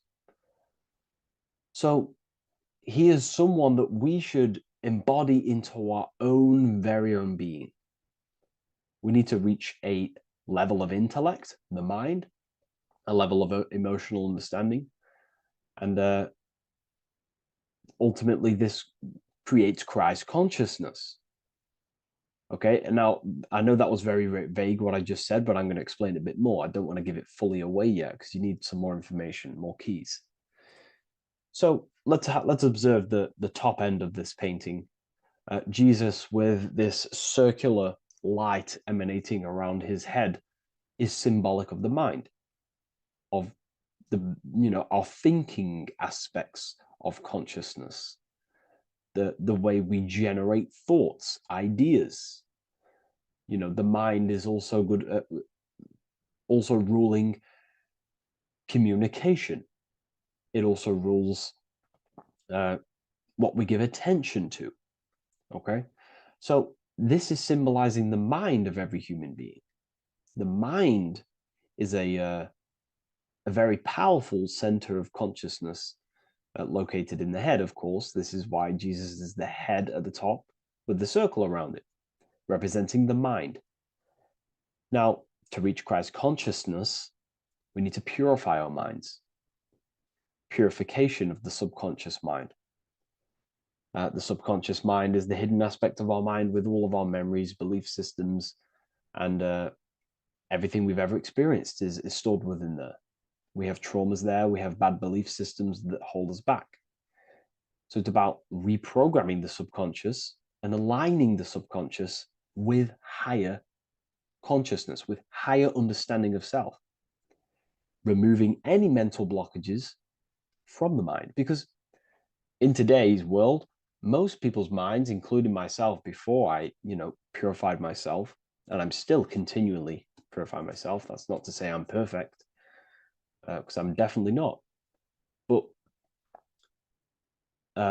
what I was saying was purifying the mind so we can have a powerful mind. Because, like I was saying, most people's minds are not their own friend. They let their mind control them. They let their thoughts create negative influence on them, negative emotions. They let their mind destroy their confidence, destroy themselves.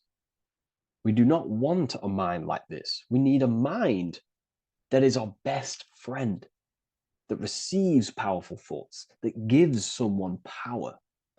We do not want our mind taking away our power.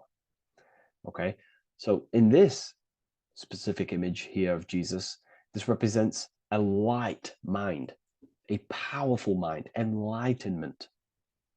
The word enlightenment means light and ment coming from mental or mind, light in the ment. This means a powerful mind. Light is also symbolic of knowledge, information. When someone's very intelligent, you call them a bright person. It's a bright mind. It's knowledge of self. So the mind is conscious of self. That's another thing. We need to be conscious. A lot of people are not conscious, including myself before I did this, before I woke up. Most people are not conscious of their actions. They're not conscious when they're actually awake in the day. They do things unknowingly. Are we conscious of our thoughts, emotions, and actions, what we're giving attention to in our mind? Because ultimately this shapes our experience. There's a great quote, I think it's Julius Caesar or one of the Roman emperors, who says the quality of your life is dependent on the quality of your thoughts. Something along them lines. I don't know if I'm 100% correct there, but it's very true. Our thoughts dictate our happiness. So to cultivate Christ consciousness, we need to be conscious of our actions, conscious of our thoughts that we're giving attention to. There is a level of mastery that we can achieve within ourselves where we become conscious of every single thought that enters our mind. That sounds easy, but it's definitely not. But that's a high level of mastery that we can achieve and cultivate within ourselves. So we're looking at a powerful mind here from Jesus, a powerful mind, a purified mind. And we purify the mind through, affirmations, meditations, ritual work. Rituals are things we do every single day with an intent in our mind and an emotion in our heart to impress that state of consciousness into our subconscious, so it can slowly rewrite our consciousness and align our consciousness and sync it with higher thoughts and higher emotions, with love. We can sync our consciousness with love, which is ultimately what Christ consciousness truly is. Well, now we're going to go on to that now. So we've gone over the mind. Now we go over the heart. Now notice, before we go into the heart, Jesus is revealing. He's revealing, he's pulling back the robe, symbolizing opening the heart, revealing the heart, revealing the soul, the light of the heart. Our authentic self lies in the heart. Our pure intentions, our love, our soul needs to be shining through our heart. And our soul is unconditional love. Now, that's not to say that we can get corrupted hearts. We surely can have corrupted hearts, for sure. We can love sick and twisted things, and that's evident in today's world. People love killing people. People love hurting people, manipulating people. People love power. Now, that's obviously an inversion of natural, the natural state of consciousness for humans. When we're born with a natural state of love, of unconditional love for the self, for everyone else, for animals, insects, the earth. We love everything as a child. And not only do we love everything, we actually act upon this. As a child, we do not act on anything we know is not good. And I'm talking early stages of being a child, before we're indoctrinated, before the mind and heart become corrupted. We are pure. This is symbolizing this. Light represents also purification and truth, because when you shine light on something, it's the truth. You see it. You shine it through the darkness. It reveals. So light, this is symbolizing revealing the light of the soul, of love consciousness, holding love in the heart, true love, not love for sick and twisted things, but true love for the self, the body, and for everyone else and all things. Holding love in the heart. There's a famous saying of keeping the sun in your heart. Keep the sun in your heart. It's a very famous saying. What the sun is a symbol of love. What does the sun do? It gives abundantly.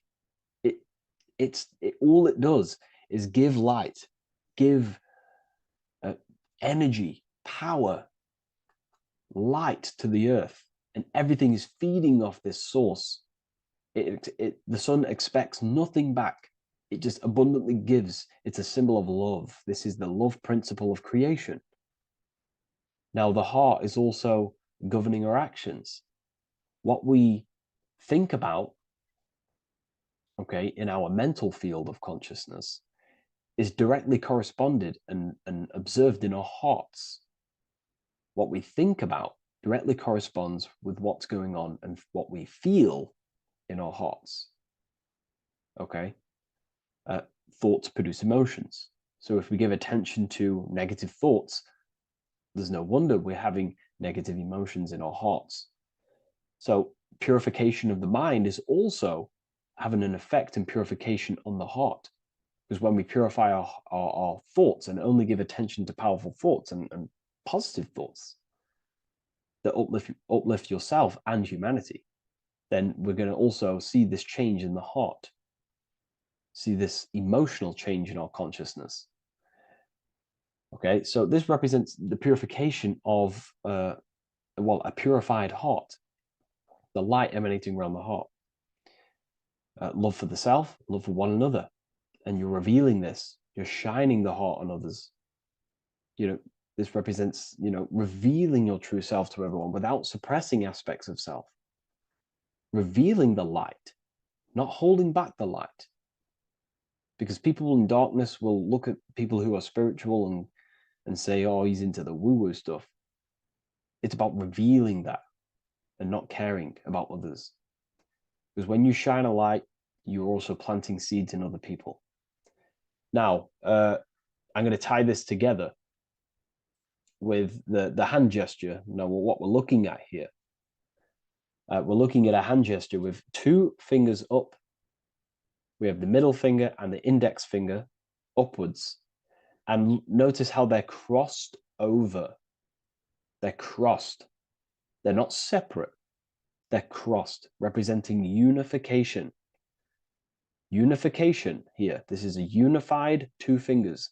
Two represents division. Crossed over represents oneness. It's the unification of the mind and the heart. A lot of people talk about this, but not many people go into detail about it because, for many reasons. But this is the unification of thought with emotion. This is how we truly reach Christ consciousness. And ultimately, when we do gain the love in our hearts and we do slow, it's a gradual process of cultivating love for the self and everyone else in the world, because we're so programmed to be divided. But it's a slow progress. But when we do cultivate love in our hearts for the self and one another, love is a very, very nurturing and growing force.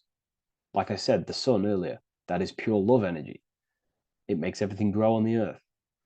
While love in your heart grows connections with people. It grows care. You go out your way to do things to people and give people things. It's a very nurturing and growing energetic force.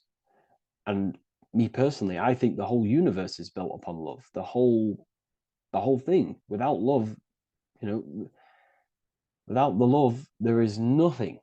Nothing is, love is the only true emotion that truly exists. Everything else is either an opposition of love or a different degree and branch of love. Love is the only true emotion, and everything is built upon that principle.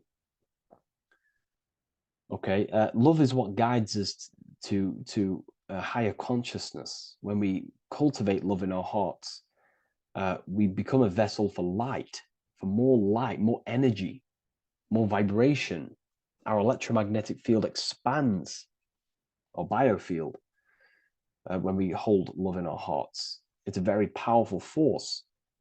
And when we do cultivate a strong spiritual compass within our heart, because that's what our heart truly is, it's a spiritual compass. It tells us, well, it doesn't tell us, it knows what is right at all times. If you think something, your heart tells you whether that is right or that is wrong, whether you should act upon it or whether you should not. The heart knows what's good and evil. No one told you this as a child. As a child, you already knew this. You came into the world, you knew what was right and wrong. You knew it was wrong to hurt people. So this unification that he's doing with his hand symbolizes thinking with the love of the heart, represents thinking with love of the heart, thinking with love of the heart for the self and the collective. Now, ultimately, what this does is give birth to perfect action. Why? Why does this give birth to perfect action? Think about it. Every time you've taken an action, why did you take the action? You would have thought about it, you had a feeling towards it, a care energy, and you took action. Why do we go to work? We care about paying the bills and staying in our house. We go to work to earn money. We think, we care, we act. Everything you see in front of your reality, on the screen that you're seeing right now, you've called your eyes. Everything is in front of you because you care. It's the heart energy that leads the body. Okay? And that's even present in the body. Have a look at the body. We have the head, thought, then emotion, then our feet is at the bottom, and our feet take action. Thought, emotion, action. Thought, emotion, action. So even the body is basically a blueprint of how creation is manifested. So we receive thoughts from the divine planes, from the higher planes of consciousness. We receive them. That's another thing that I missed. If we purify our minds, we're basically attuning our mind to a higher part of the mental plane, and we will receive higher thoughts. We will receive thoughts that are more genius, what we like to call today, or better quality thoughts. We receive good ideas when we attune our mind to a higher consciousness. Okay, so we are like a radio. We receive thoughts based on what our mind is set to. That's why we call it a mindset. So, like I was saying, we receive thoughts through the head. We feel the emotion, then our feet take action. Thought, emotion, action. So the body's a blueprint of creation. It's beautiful when you really notice this. So this unification is about thinking with the love of the heart, which gives birth to perfect action in the world. And this is the state that we need to cultivate within myself and everyone in the world, so we can give birth to heaven on earth through action. Because ultimately the world is molded through action, physical action. And them actions are molded from thoughts and emotions. Now,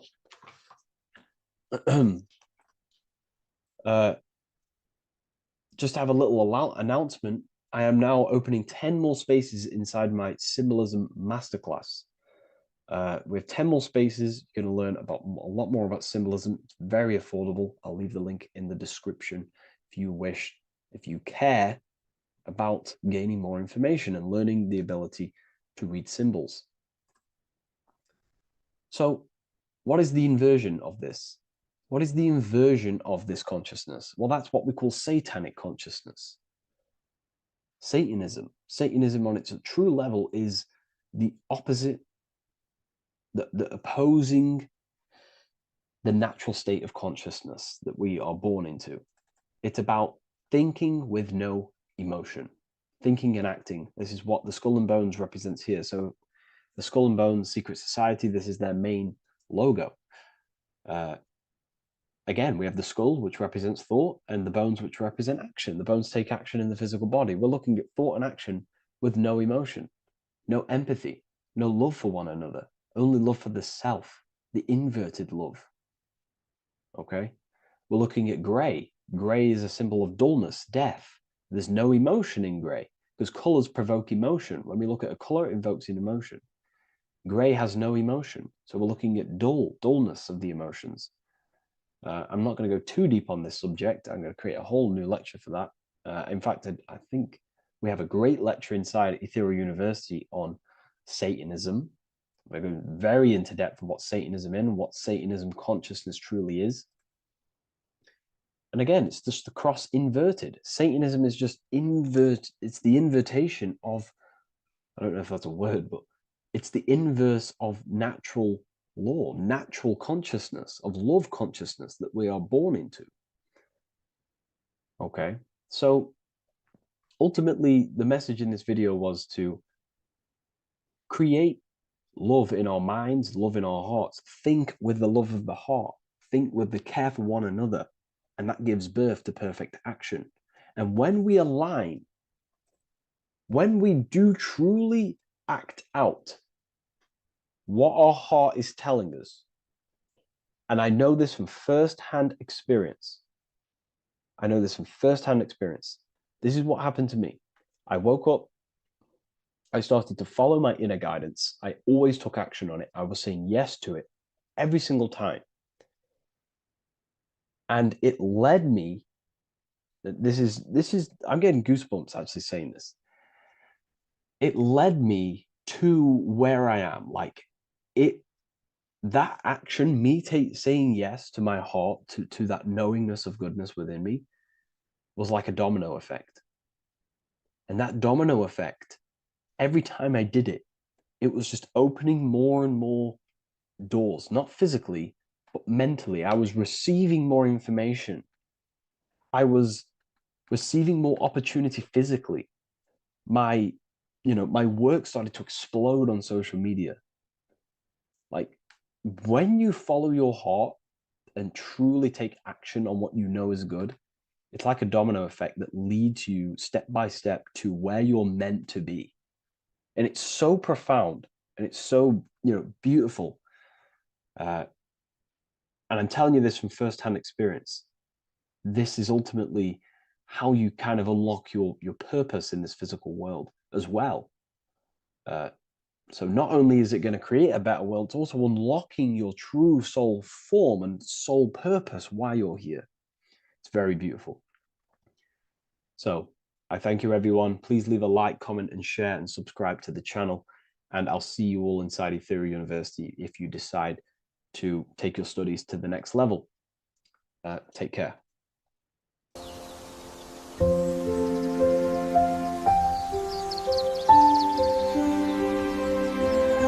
bookofwisdom.com Visit today.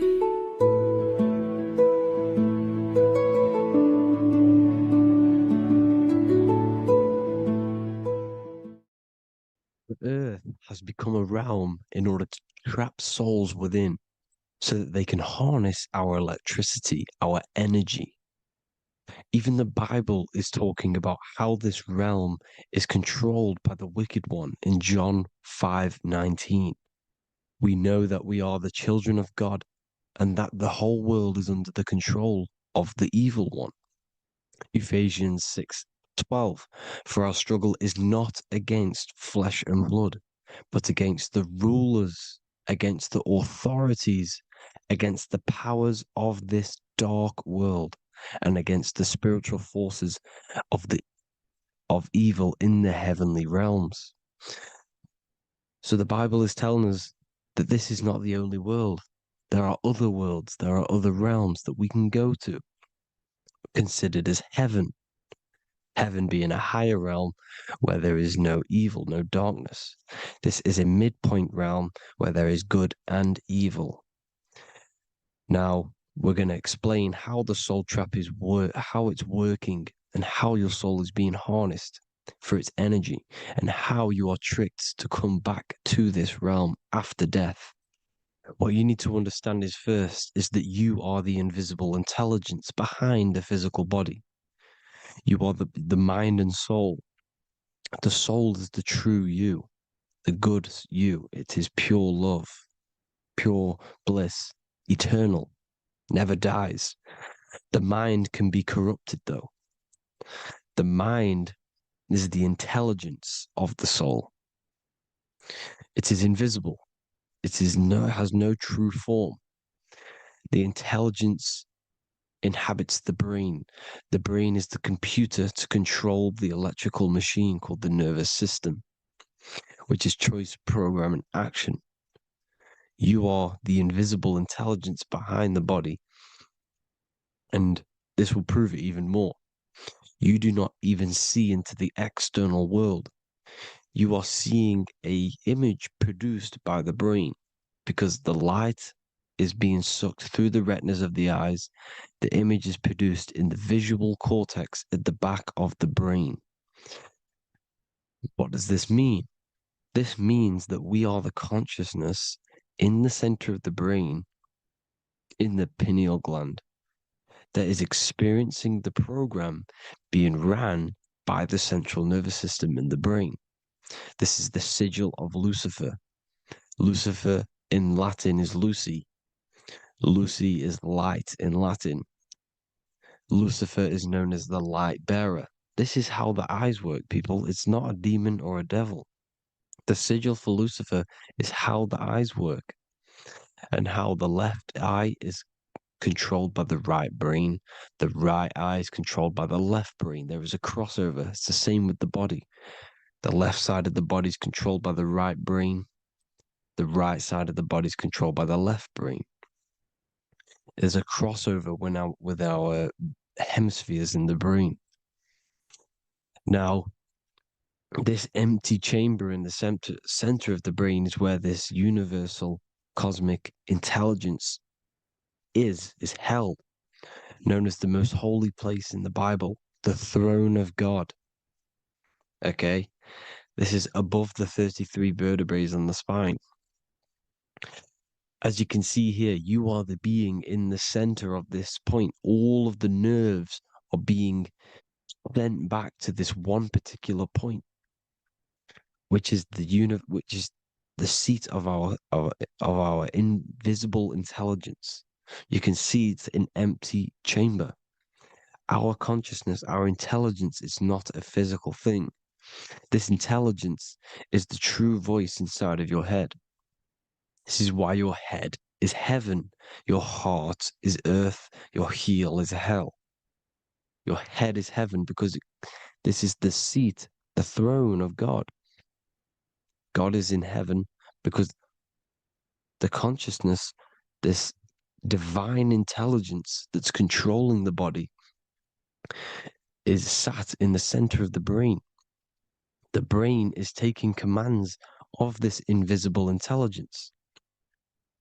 When you close your eyes, you can feel your awareness, your consciousness, your intelligence is all in the brain. Your awareness is not in the feet, the heart, the legs, the arms. It's all in the center of the brain. Now, if you meditate deeply, you will find that you are beyond the mind. You are the being observing the thoughts. You are the soul observing the thoughts. Now, with this being said, you are the consciousness experiencing the program being ran by the central nervous system in the brain because you're not seeing into the external world. It's an image, it's a simulated image produced by the brain and the central nervous system. You do not experience the external world. You do not feel the external world. You feel electrical impulses on your nervous system. Your nervous system is decoding what you are feeling. So the only thing that you truly feel is the electrical impulses on your nervous system. This is why the nervous system is the tree of knowledge of good and evil, because it gives your invisible intelligence, your mind, the knowledge of good and evil. It can detect good things, it can detect bad things. If it's hot, if it's warm, if I need to go, the nervous system is doing this. It is the tree of knowledge of good and evil. Okay? Now this universal intelligence is symbolized as the single eye. Okay? Matthew 18:9. It is better for you to enter life with one eye than to have two eyes and to be thrown into the fire of hell. What does this mean? It's symbolic, it's metaphorical, people. It is metaphoric. Your universal intelligence is the single eye, the one eye. It's the balance between the two poles, between the left and the right, the good and the evil. It knows the right thing to do all the time. This is our inner guide. The inner self is the inner guide. And when you are operating your life off duality, using your two eyes, you'll be thrown into the fire of hell, lower states of consciousness, because you're split. You need to live in oneness, even, balance.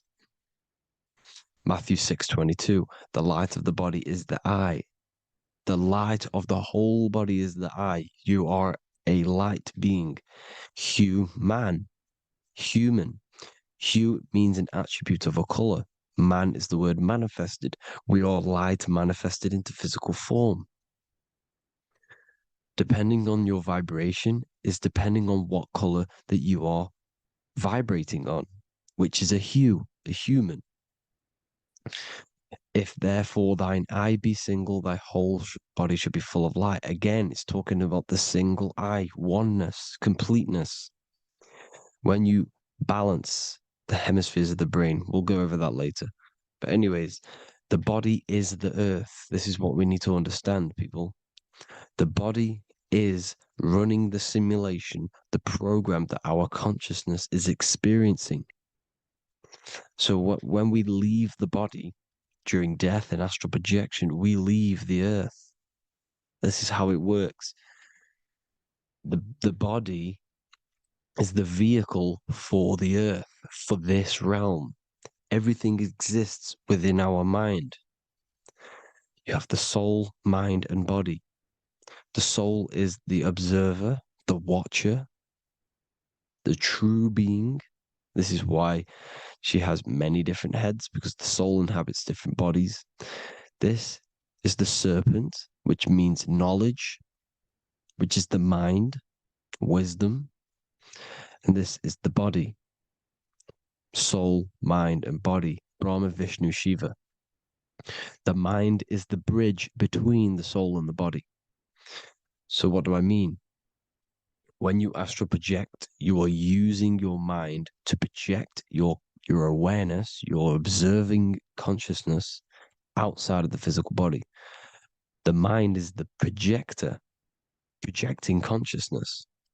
By using your mind, you can project your consciousness outside of the body, which is known as the astral realms, which is known as walking on water. Jesus was never walking on physical water, people.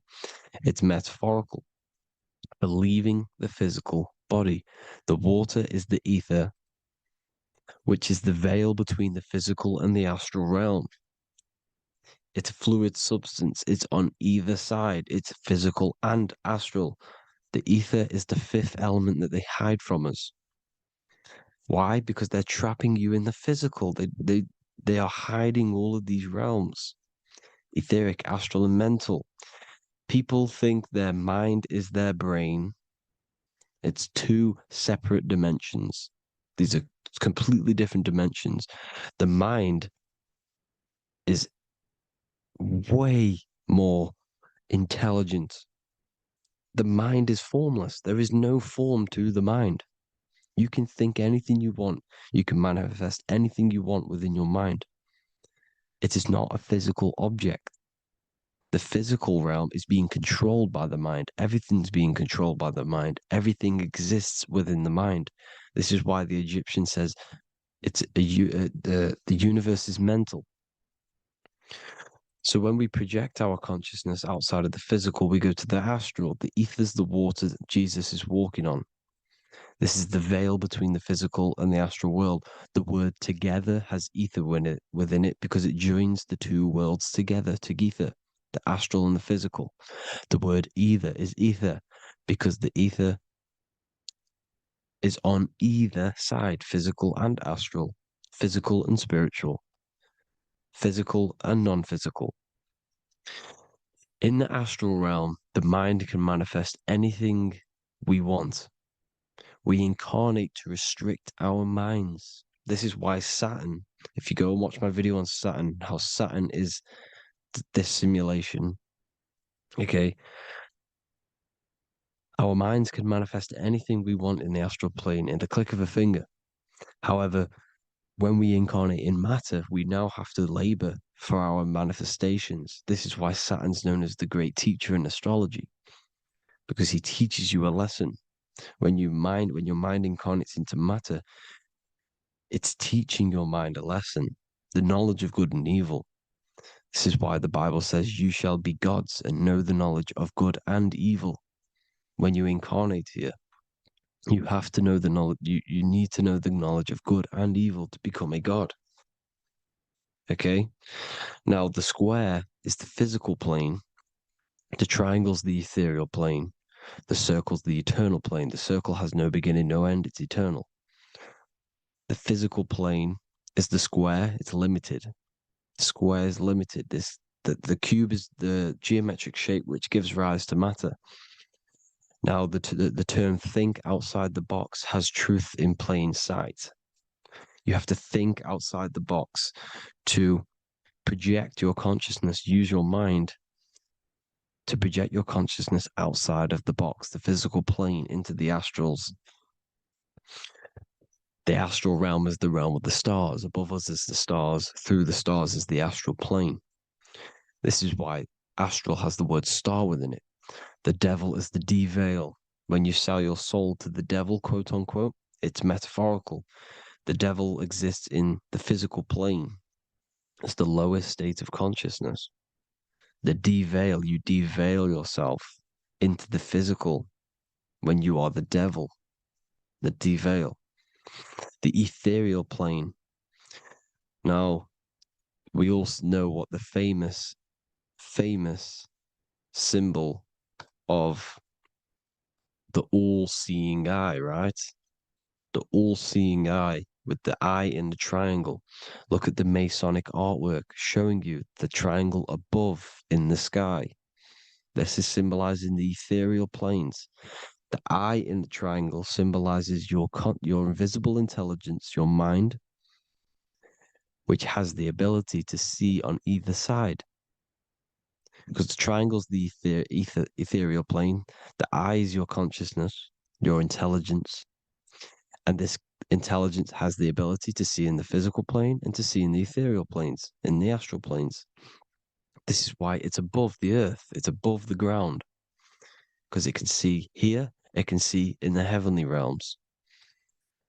Now, the stars are, well, this is known as heaven. the realms of the astral planes. This is some quotes from the Emerald Tablets of Thoth.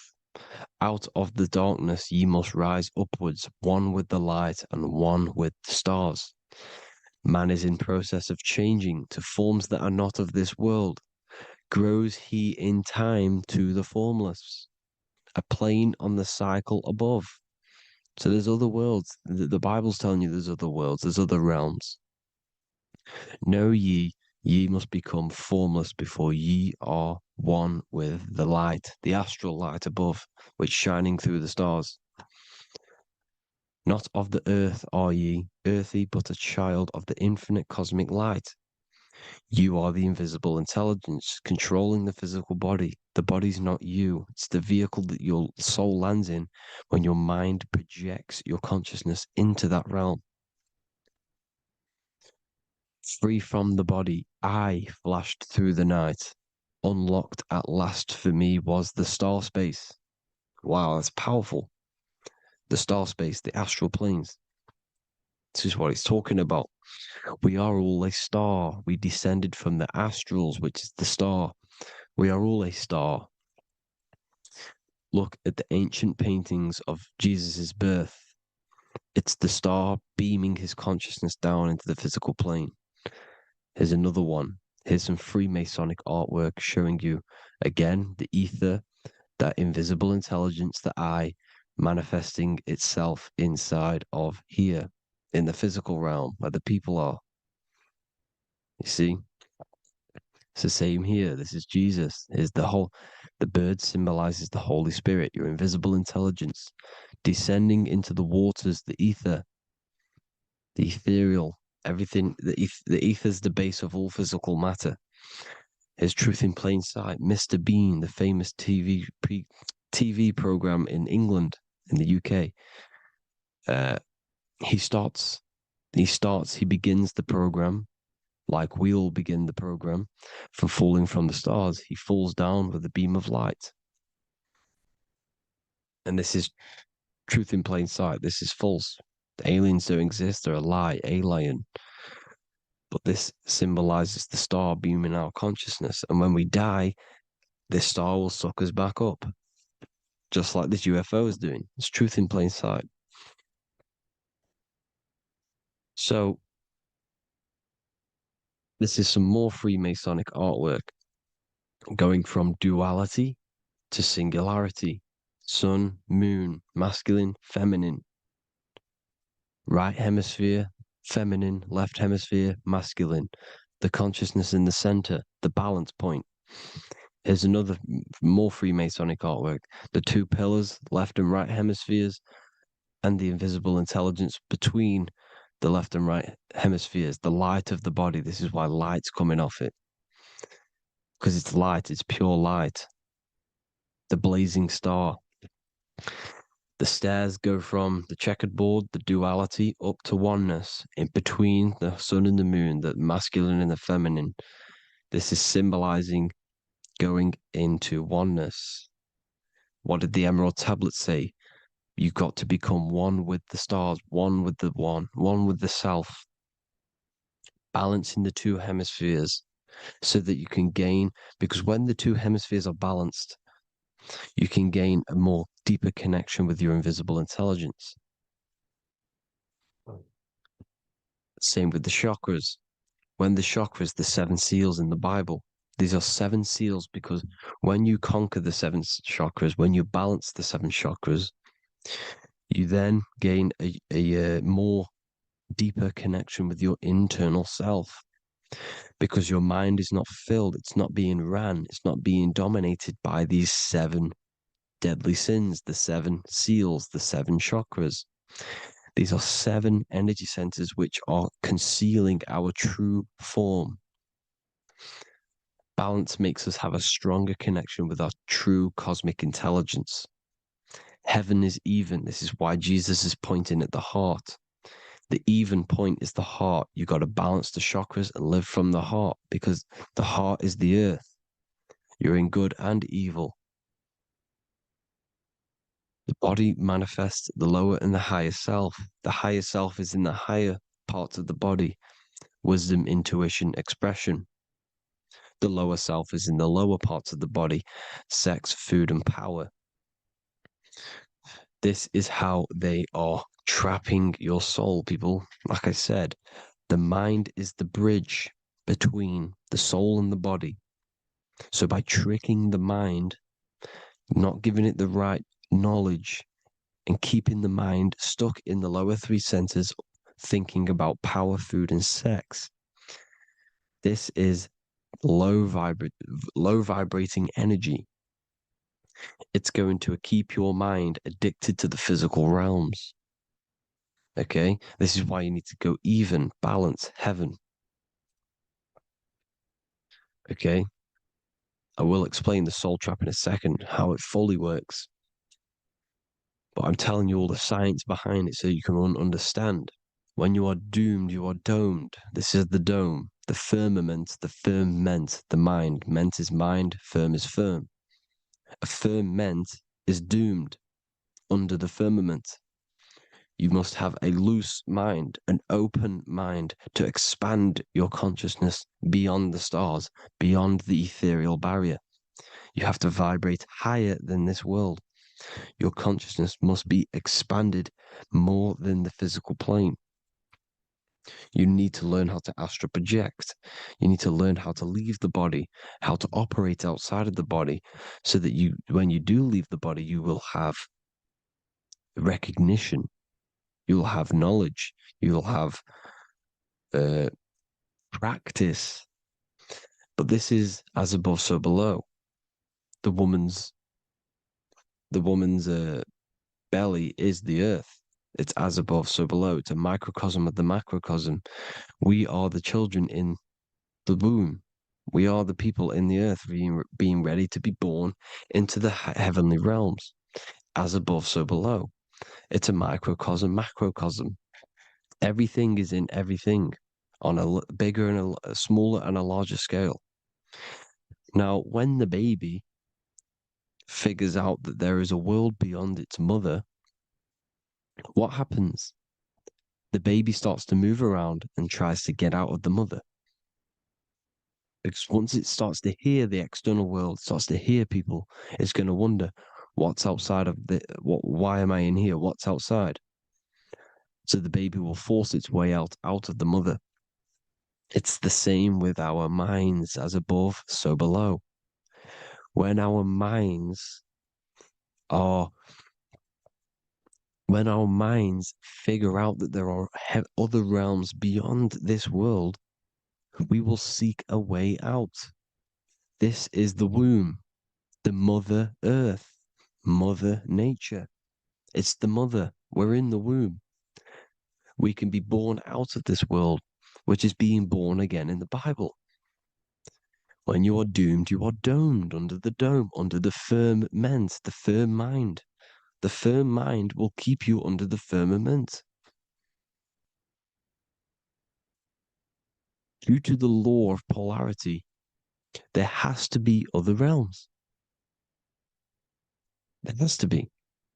Because the law of polarity works in this world, and it will work on every scale possible. It's universal laws. These are universal laws.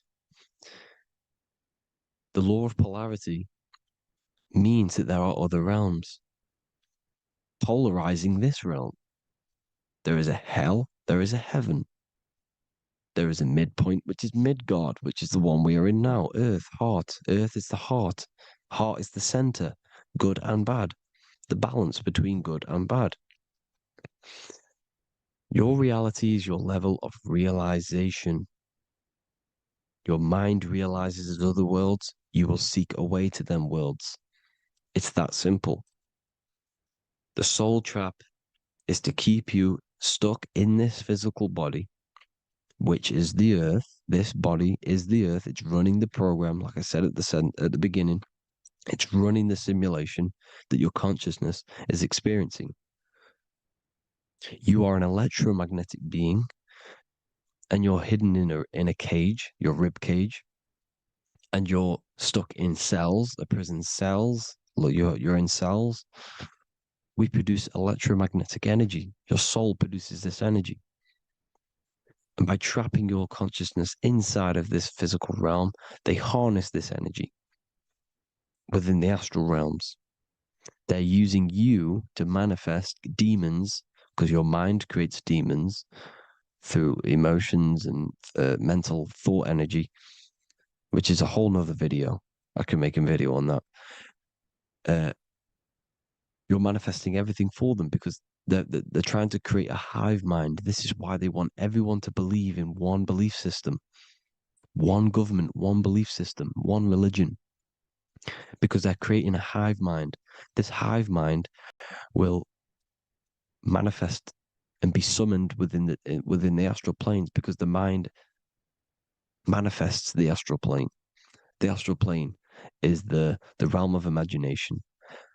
The mental plane is the realm of just thought alone. The etheric plane is the energy. The physical plane is the matter. So all of our minds together are manifesting these demons within these subconscious realms, the astral. Now,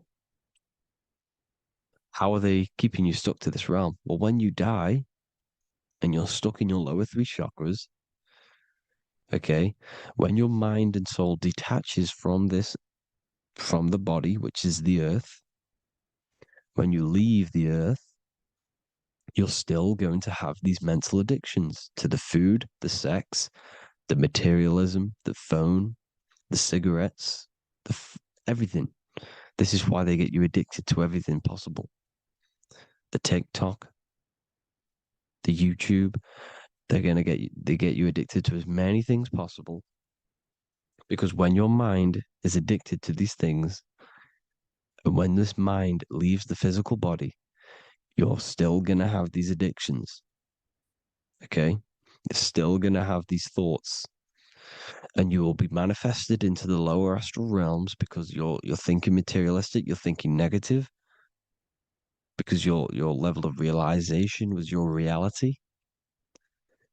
You were manifesting hell on the earth. When you leave the body, you're going to manifest hell in the astral planes, which means you'll be vibrating on the very low, which will put you in the lower astral realms.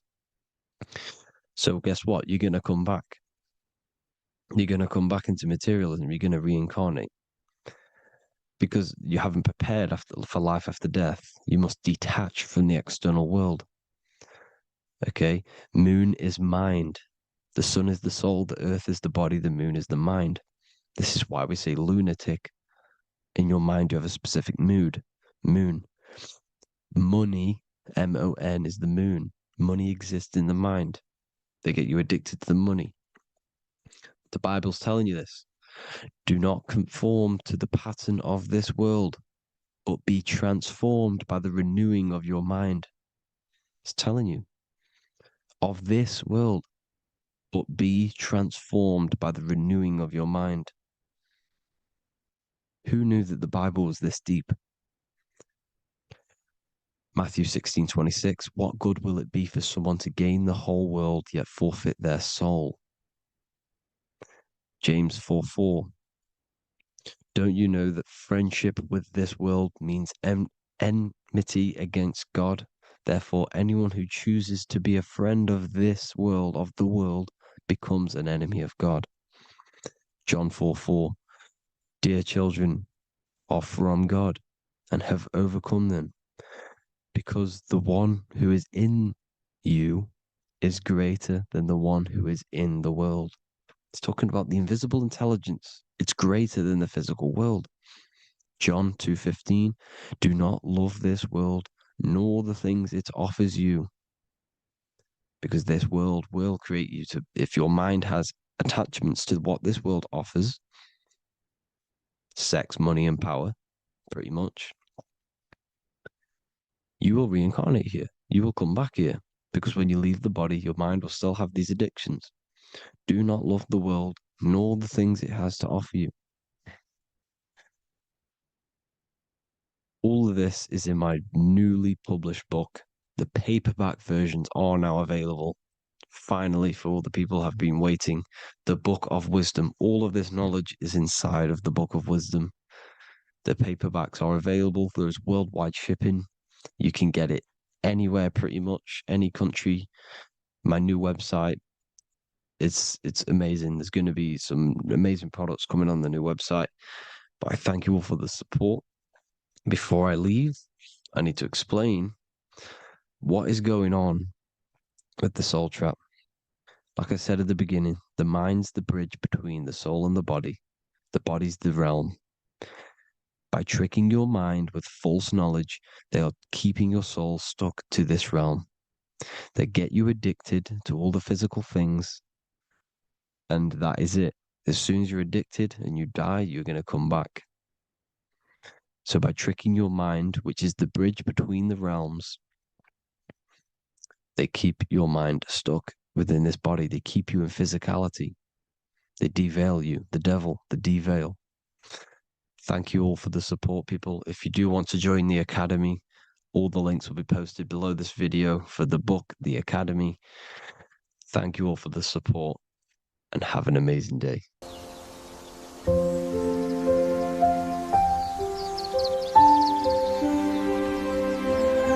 bookofwisdom.com. Visit today.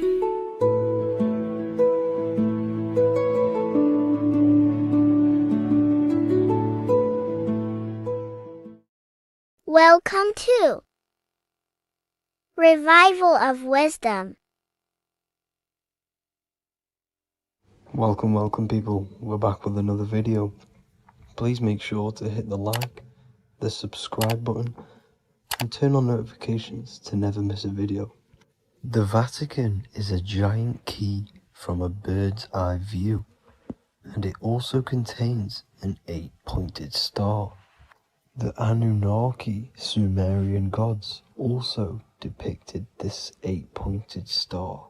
The sky god Anu from the Anunnaki also uses the 8-pointed star for his symbol. And even Freemasons depict an 8-pointed luminary with a ladder and a key. This is symbolizing the key to ascension up to the 8-pointed star, which is Polaris. Polaris is always depicted as an 8-pointed star. Polaris is the standstill star at the very center of our realm, which is perfectly aligned with the North Pole. The Earth is a giant torus field, and at the center is where the most electromagnetic energy is stored. This is why all compasses point to the north. Hence why a compass is an 8-pointed star, because it points you to Polaris, which is the North Pole, the center of this realm. The 8 points of the 8-pointed star symbolize the 8 points in space and time. So yes, Polaris is the portal which you ascend through if you outgrow this consciousness by aligning your chakras. Our earthly realm is a macrocosmic reflection of us, and we as humans are the micro reflection, with the earth containing its 7 chakras as well as us. The North Pole is the 7th chakra, which is the crown chakra. So the key to ascension is held by the Vatican, hence why it's a giant key, because they mislead the masses through their religions, which teaches the masses to look outside of themselves. As stated in the 20,000-year-old emerald tablets, written by the Egyptian god Thoth. On Earth, man is in bondage, bound by space and time to the Earth plane. Encircling each planet, a wave of vibration binds him to his plane of unfoldment. Yet within man is the key to releasement. Within man may freedom be found. So the 7 planets are associated with each 7 chakras. The lowest chakra being the root chakra, which is associated with Saturn. This is why the elites love Saturn and reflect it in all of their symbols. Because the chakras are an ascension of spiritual principles, starting from the material and ascending up to the spiritual, the crown chakra. However, evil love bondage, and they are trapping souls in the physical realm by stopping and provoking the ascension process. They do this by abusing the energy of Saturn, and Saturn is associated with the lowest chakra. The lower three chakras are associated with survival mode, which keeps the consciousness in a constant state of fear and only aware of its surroundings. Once you start to ascend up your chakras, you become more consciously aware of spiritual deeds. And this is the process of returning back to your true spiritual form. Going back to Polaris and its connection to ascension, Kanye West symbolizes this on his music video 24. As you see him rise up into the sky, you see an 8-pointed shape around him, which symbolizes the 8-pointed star, as you see the beam of light. And even NASA symbolized this in their Space Delta logos, a bear holding a key with an arrow up to Polaris, the 8-pointed star. Here's another NASA logo of an arrow from the Earth to Polaris. The series Lock and Key on Netflix is all about portals and doorways, and they have the Kundalini energy as one of their keys. Kundalini energy is the energy which rises up the spine, the 33 vertebrae, and activates the third eye. The third eye is the spiritual gland which connects humans to other spiritual realms. We are not the body. Our spirit, our soul inhabits the body. We exist physically, spiritually, and mentally. Therefore, we are multidimensional. The intellectual and spiritual inhabit the body. Therefore, this is just an avatar within this timeline. However, within each and every one of us, we all have the key to releasement, as says in the Emerald Tablets. This releasement is ascension, up until higher states of consciousness. As stated in the Emerald Tablets, man is in process of changing to forms that are not of this world. Grows he in time to the formless, a plane on a cycle above, and another one saying, man is a flame bound to a mountain, but we in our cycle shall ever be free. Know ye, O man, that when ye have progressed into the cycle that lengthen above, life itself will pass to the darkness, and only the essence of the soul shall remain. That's it for this video. I hope you all enjoyed. Please feel free to leave a like, subscribe, and comment any subjects you want me to talk about. God bless you all.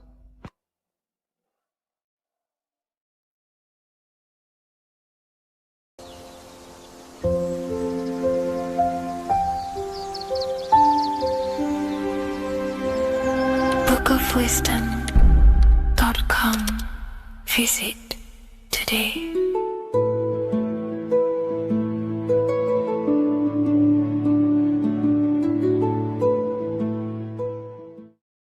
What if I told you that the Egyptians were trying to give you instructions on how to not reincarnate and come back to this material world and ascend your consciousness, your soul, to a higher plane that exists in the various dimensions of consciousness? This is Anubis, and this is his scales. You can find this image in the famous Book of the Dead, which is a famous Egyptian book and text talking about death, reincarnation, and the different things that go into death and how to prepare our mind, our souls for death. The Egyptians saw this as a massive thing in life. We must prepare our consciousness for the transition from a physical reality to a non-physical, tangible reality. The first thing we must understand in order to understand death is the term as above, so below. We die every single night. Consciousness goes to sleep, which is the withdrawal of consciousness from the material body into the inner realms of the mind. At nighttime becomes the darkness, and consciousness goes within itself. When the daytime comes around and the sun becomes more powerful, the rays of the sun increase the brain waves, and the body becomes active again, and consciousness manifests things externally. So the nighttime is the internal world, death or sleep, and the daytime is life, the external world. When we die, it's just a bigger version of sleep. We enter into our inner realms of consciousness. However, this transition needs some preparation. In order to understand the universe, understand what happens after we die, we have to understand that life is mental and the mind is not the brain. The brain is just a physical computer for the mind to operate the physical technology of the physical body. What you are seeing right now in your eyes is a simulation produced by your brain. Light waves entering in your eyes and the visual cortex at the back of the brain producing an image of what you call reality. Therefore, reality is not outside of you, it's a simulation produced by the body. The five senses are just electrical threads of light, all sending information back to your brain, and your brain is interpreting these electrical signals as senses: touch, taste, smell, and hear, and see. So everything you're experiencing right now is a simulation produced by the brain and the nervous system. But you are the observer of that reality, of that simulation produced by the technology of the body. So when you die, the technology,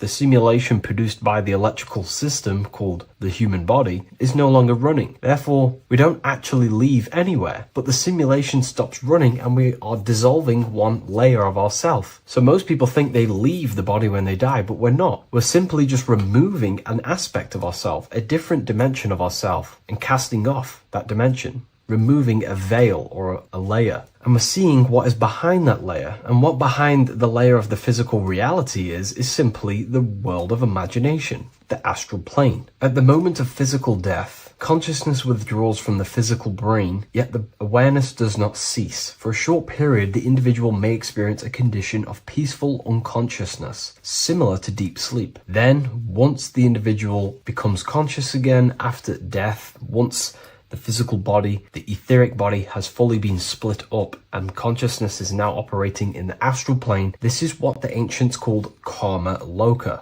Arthur E. Powell mentions this. C.W. Ledbetter mentions this place as well. Karma Loka is a place in the astral plane. The astral plane is the realm of imagination. It is where the forces of the mind manifest desires as imagination. All of your desires, your desired realities, the screen that you have in your mind, that screen you manifest a visualization on, exists in the dimension of the astral plane. It is a realm made of thoughts. It is an object made of thoughts. If you think of a chair, for example, and imagine that chair in your mind's eye, that screen you are seeing in your mind's eye is a thought animated.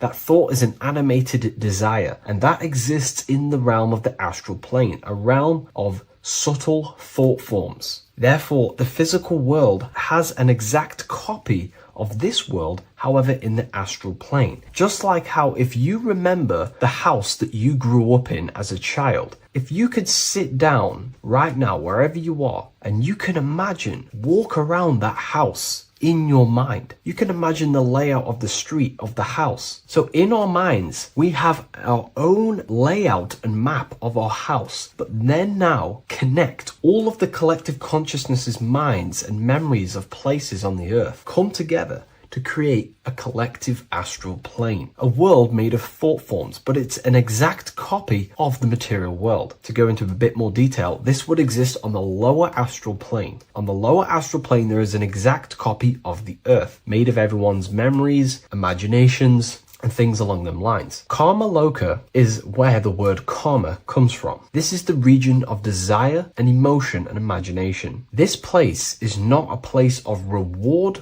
or punishment, but a state of consciousness corresponding to the emotional nature of the person who passed on, who transitioned from the physical to the astral. Your state of consciousness, the thoughts you think every day, the fears that you face every day, the belief systems you have in your mind every day, still is passed on from the physical into the astral. The astral plane, you will go into an astral plane that directly corresponds to your state of thought, just like a dream. In your dreams, you will see materializations of your fears, belief systems, and things going on in your subconscious mind. You will go into an environment and a landscape when you die in the astral plane that match your desires, habits, and your state of mind. If you believe in Jesus, you will go to a place where them thought forms manifest in the astral plane. If you believe in Buddha, you will go to a place where them thought forms manifest. That is the environment. It's mental. Reality is your level of realization. You are seeing through the lens of your mind, of your beliefs, and you see the world tinged with your belief systems. Karma Loka is a place where you balance out your desires, sensual cravings,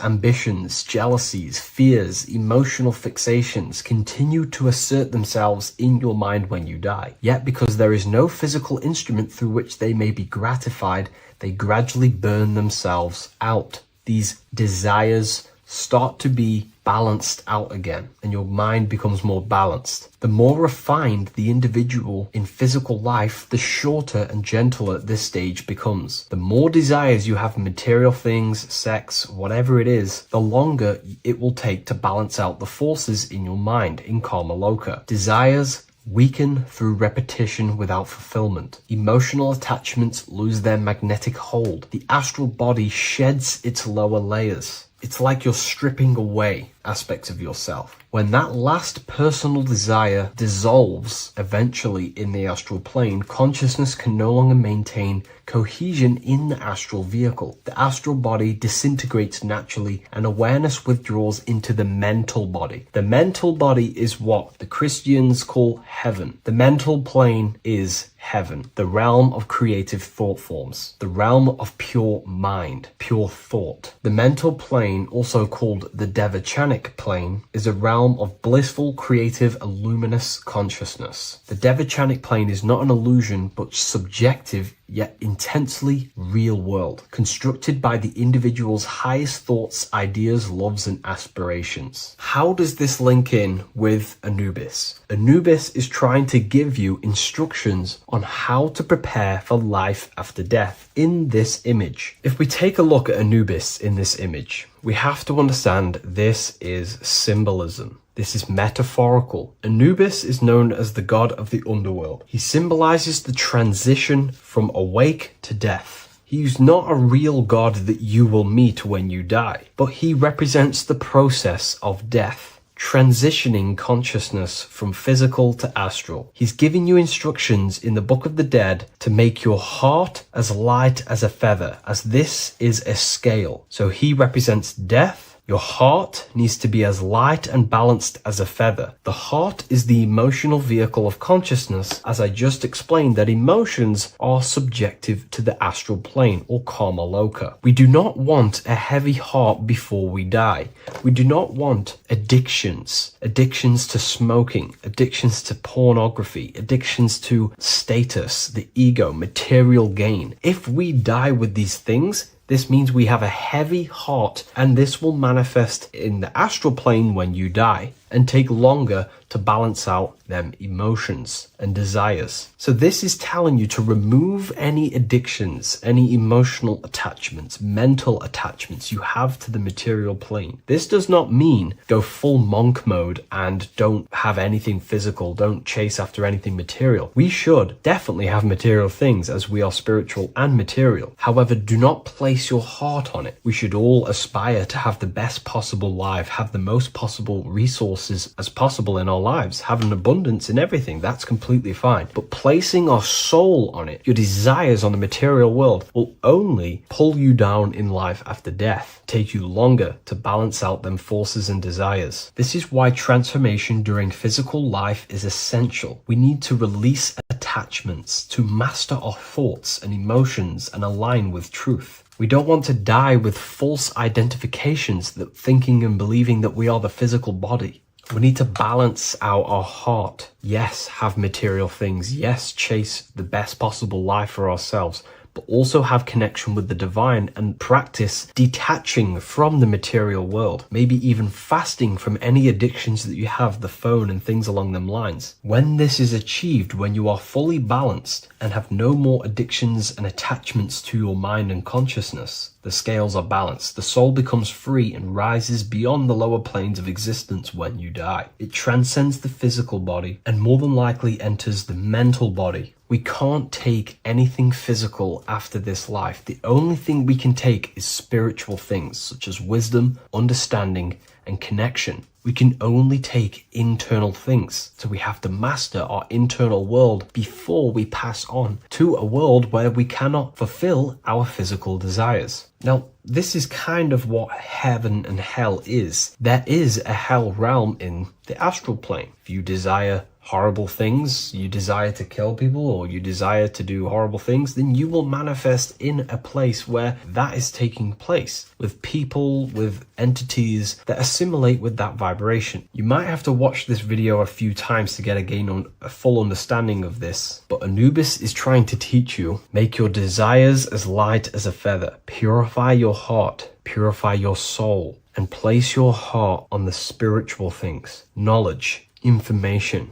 connection, thought. Because if you desire material things, then you will more than likely desire to manifest yourself back into the material world and reincarnate. If you've read the Book of Symbolism, you already know this information. You can now find this book in the description of this video. Please leave a like, comment, and subscribe to the channel if you like this information. And we also have the Book of Symbolism available on Amazon.com now. Take care, everyone. I'll see you in the next video. What if I told you that the pentagram can unlock the secrets of creation and make you manifest any reality you want? Hence why the pentagram is used heavily in magic and witchcraft. We have to understand that the pentagram has been heavily demonized. Religions, churches claim that this symbol is associated with Satanism and witchcraft. I personally believe this was intentionally done so that people do not gain their personal power over reality and their life. The pentagram reveals so much about you, and it is one of the most important symbols to understand inside the occult studies. It is one of the most common symbols that you will see across all occult esoteric orders and different occult traditions, such as Freemasonry, Kabbalah, Rosicrucianism, alchemy. You will see this symbol everywhere. And in fact, you even see this symbol, the pentagram, on old church buildings, statues of Jesus next to church buildings. You will see this symbol used by Christianity itself, which is very contradicting about the church. But I'm not here to tell you to think anything. You can simply take this information with a pinch of salt and see if it benefits you. The pentagram used by the early Christians was said to symbolize the 5 wounds of Jesus on the cross. But this goes much deeper in an esoteric explanation. The pentagram ultimately represents the 5 elements of creation. All creation falls within these 5 elements.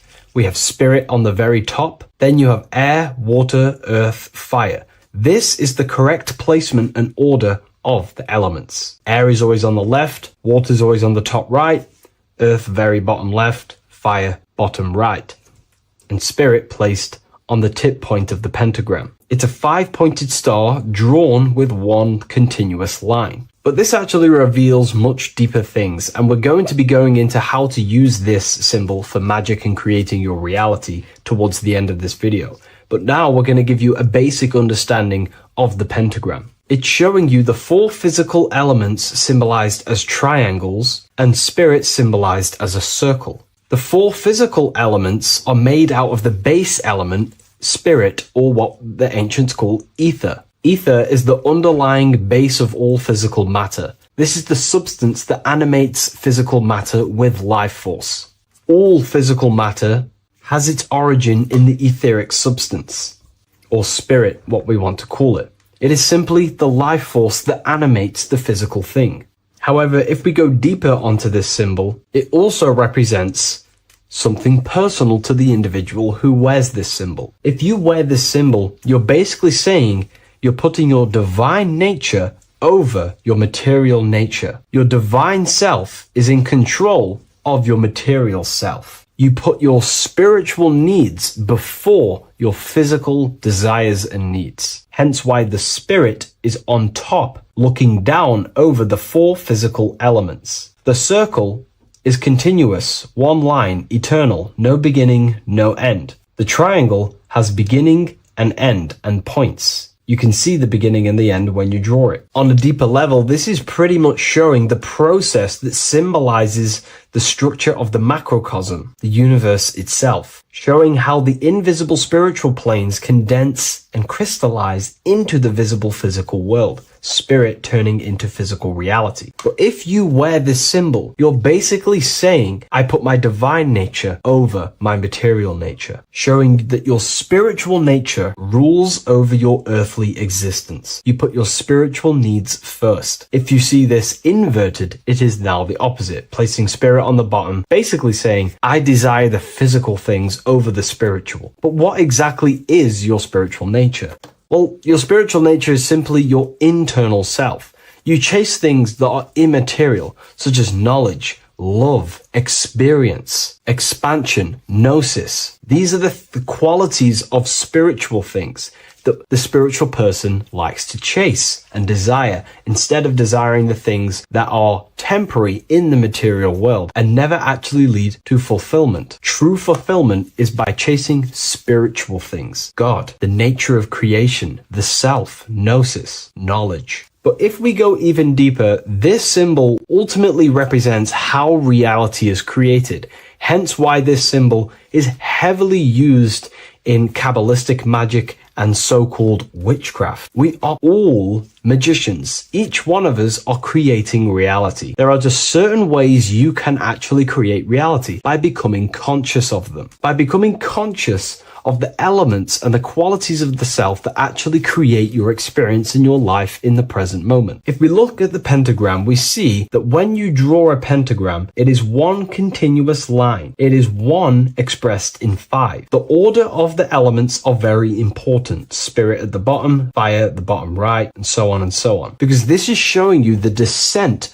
of the spiritual into the material, the invisible crystallizing into a material reality. As you can see when you start to draw the pentagram, you see spirit at the very top. You're descending down to fire. Fire is the closest element to spirit. Hence why in magic and witchcraft, people like to use candles. So you're descending first into fire, then into air, then into water, then into earth, then back into spirit. Because of course, the cycle of creation unfolds itself. When you die, you return back to spirit, and then you reincarnate yourself back into physical reality if you wish and desire to. Everything is under this process of matter spiritual. In the daytime you wake up, you're in your material body. When you go to sleep, you enter your astral spiritual body. Everything's in this continual process, renewing itself in spiritual, then material. But the reason why this is associated with magic so heavily is because each one of these elements corresponds to a different body of consciousness, a different vehicle of consciousness. Consciousness has many different vehicles it uses to create the tangible self, the physical reality. For example, consciousness has a spiritual nature. The spirit element in this case symbolizes the emanation, the descent of the one power, the one force that we are all using. Each one of us is using this one power, the power of the source consciousness, unfolding its creation in the present moment. This represents the source, the emanation, the descent of this continuous flow of energy through us that we are tapped into, like a live stream in the present moment. This descends first, the force descends into fire. Fire symbolizes the willpower, will. In this aspect or vehicle of consciousness, the will is the being that directs intention, initiates action, shapes reality through focus, determination. It sets direction, holds intention, projects a desire into form, and aligns your inner world with the outer creation. The will comes out of the force, spirit. Then the will goes with intention to air. Air symbolizes symbolizes the mental vehicle of consciousness, the mind, the psychic man. The psychic aspects of your consciousness is thinking, imagination, mental images, logic, using the thought or the mental vehicle body of consciousness. Then that thought has an emotion, which is then water. So it goes from the force to the will to the intellect to the water, the emotional body of consciousness. The emotional vehicle of consciousness amplifies the thought into an emotional desire that you want to take action on. No one takes random actions, and if we do, we say we're very bored and we don't care. The water is the energy, the emotion you have to fulfill something. And that emotion then descends into earth, which is the physical body to take the physical action in the present moment, to fulfill that desire, to fulfill that will, that thought, that desire. And that is how reality is created all the time. Now, there is much more that you can go into with the pentagram, because true magic is about changing consciousness at will, not casting random spells. It's the ability to change the direction of consciousness using the power of the will to direct these forces to create change in the internal world so it can project outwardly in the external world. Because consciousness creates the external reality. What happens within us, we see change outside of us. So true magic is about manipulating the forces and the vehicles of consciousness that exist within our own mind to produce a change in the material world. There are other ways you can use magic, by purifying each body of consciousness or banishing each body of consciousness. Other forms of magic, you can dissect each body of consciousness and work with that specific body. If you think you're using your mind too much, you can start using banishing rituals to banish the power of the mind to stop overthinking, for example. Or if you have lack of emotional connection with your emotional vehicle of consciousness, we can dissect this body, tap into this body, and invoke this body and strengthen it. We're dissecting each body and vehicle of consciousness so we can work with it to create a specific change inside ourselves, then to be mirrored outside of us. So pretty much this pentagram represents the descent of the spiritual turning into a material reality. Hence why sometimes we see a human figure standing in the point of a pentagram, because it ultimately represents the microcosm. You are the microcosm. You represent the entire process of spirit into matter, the invisible into the visible, the formless into form. The pentagram, drawn in one unbroken motion, captures this divine act of creation, showing how consciousness flows downward through the elements or the vehicles of consciousness to bring forth the material reality. The Book of Symbolism will teach you all about this. It was released November 17th. A lot of people have taken advantage of this. You also gain a free ebook with this copy. Every order comes with a free ebook. And if you wish to get your copy of the brand new Book of Symbolism, you can find it in the description or revivalofwisdom.com. Thank you, everyone. I'll see you in the next video.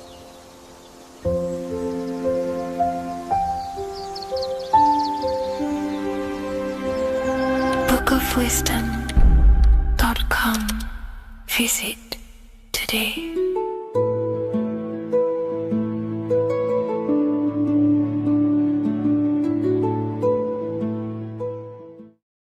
Welcome to Revival of Wisdom.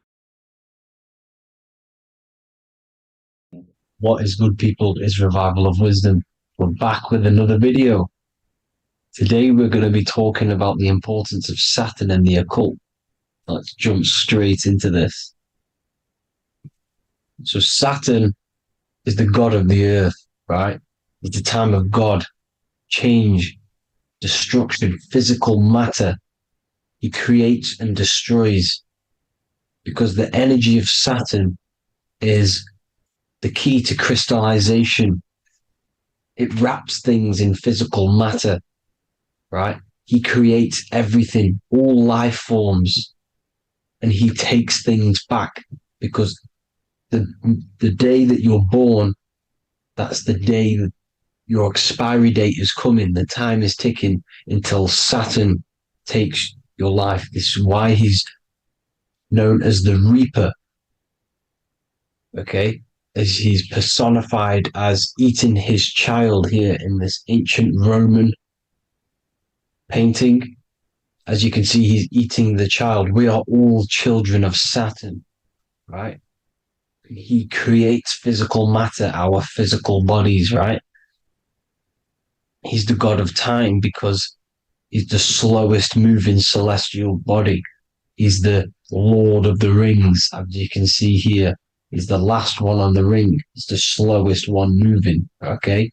So he is the Lord of time, of destruction and creation, okay? This is why his name is Satan. He's the devil, okay? But I'm not saying Saturn's evil, guys.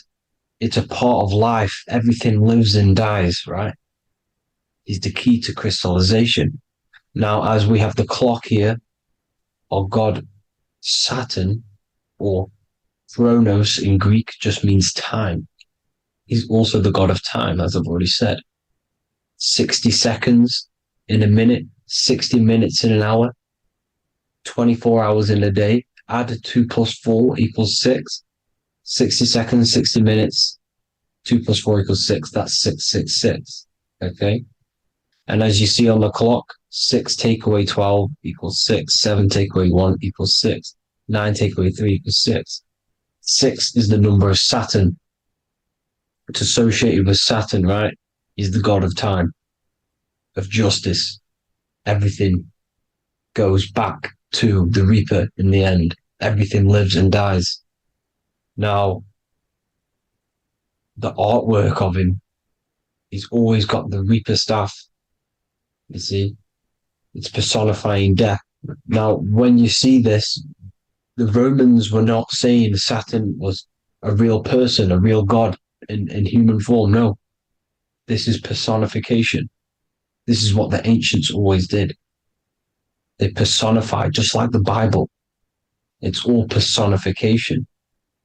So the personifying Saturn eating its children because it eats, it's the Reaper. No one can escape the Reaper. No one can escape death.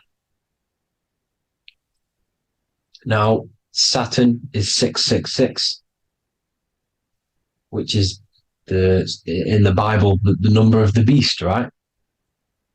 The number of the beast, Satan, 666, right? So on the North Pole of Saturn, you have a hexagon, which makes a cube, right? Now this hexagon, when you join up all the corners, creates the 6-pointed star known as the Star of David, right? In the Jewish religion. Now, as you can see, the 6-pointed star has 6 points, 6 mini triangles, and a 6-sided hexagon. That makes 666. And also, you have Saturday is named after Saturn, the 6th planet, the 6th day of the week, and has a 6-sided polygon in its North Pole. That's also 666.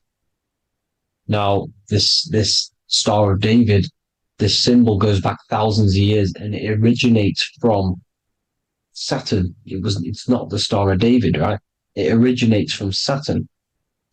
It symbolizes the physical and spiritual aspect combined into one, which makes us humans, right? Also symbolizes the male and female combined into one. These two sacred energies create the human.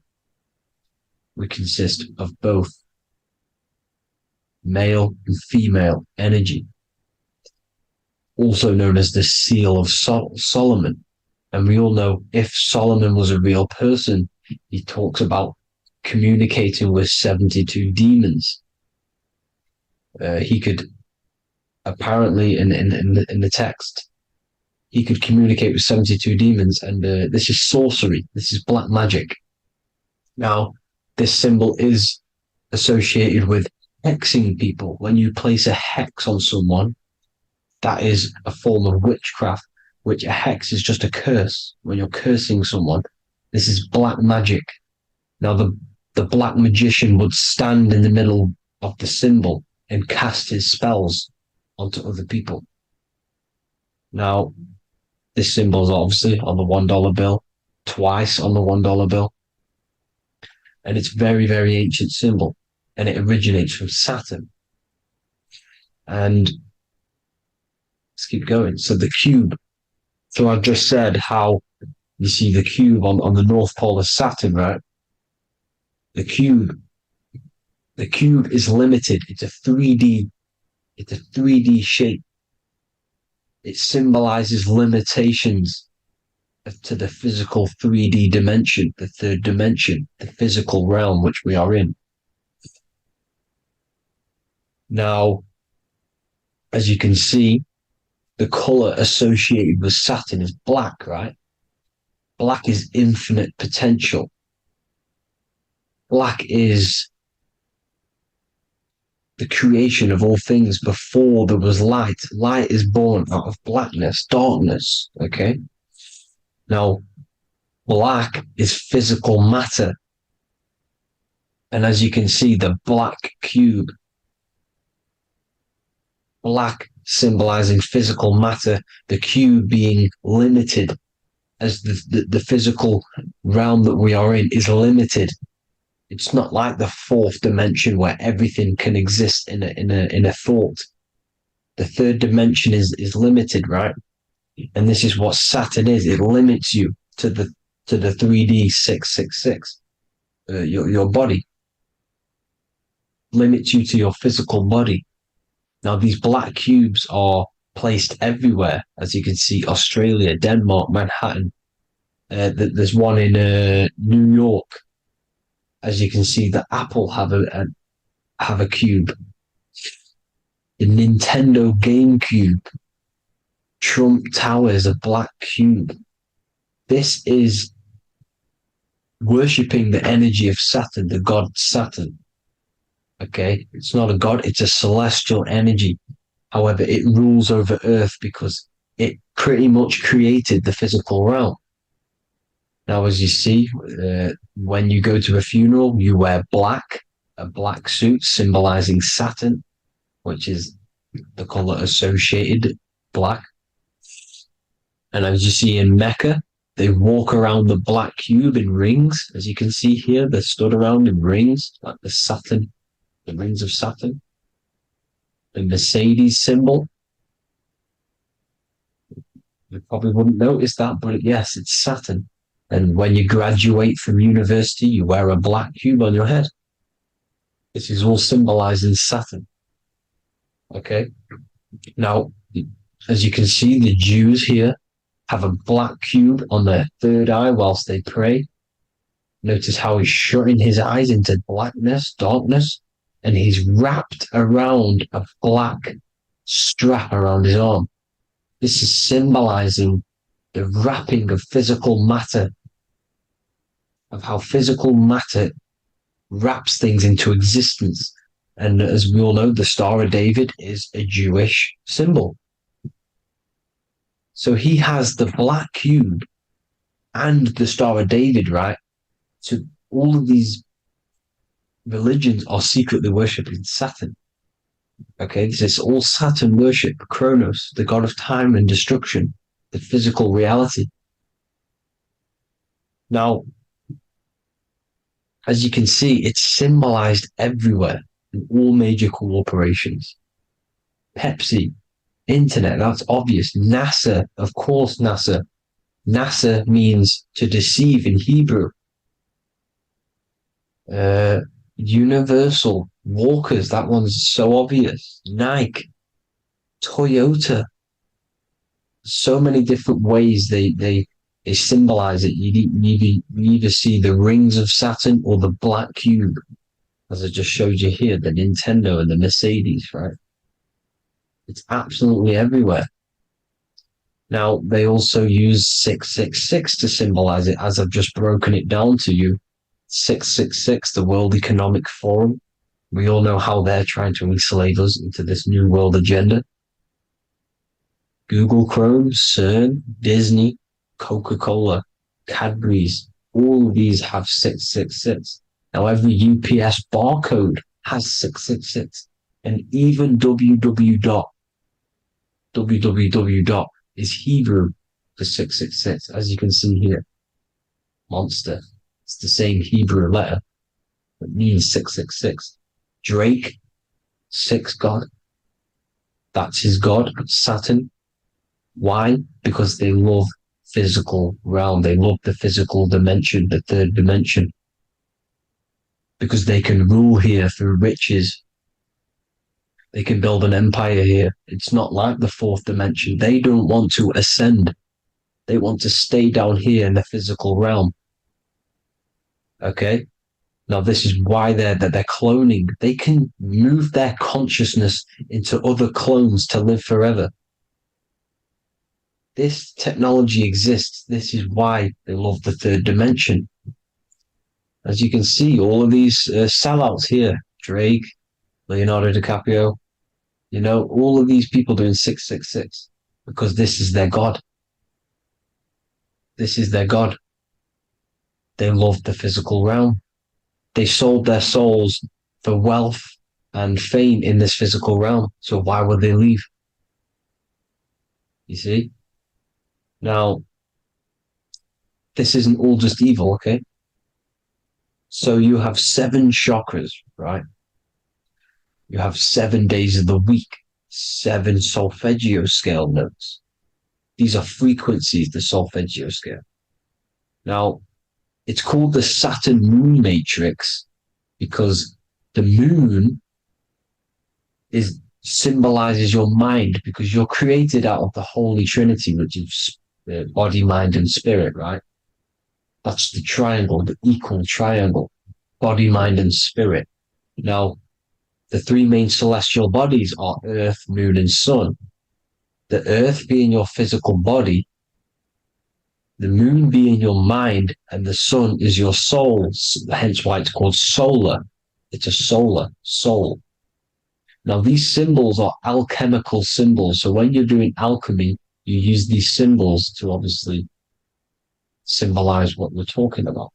Now, as you can see, these are all the symbols of the planets. Of Saturn is created out of the moon on top, the moon on the bottom and the earth on top, as you can see here.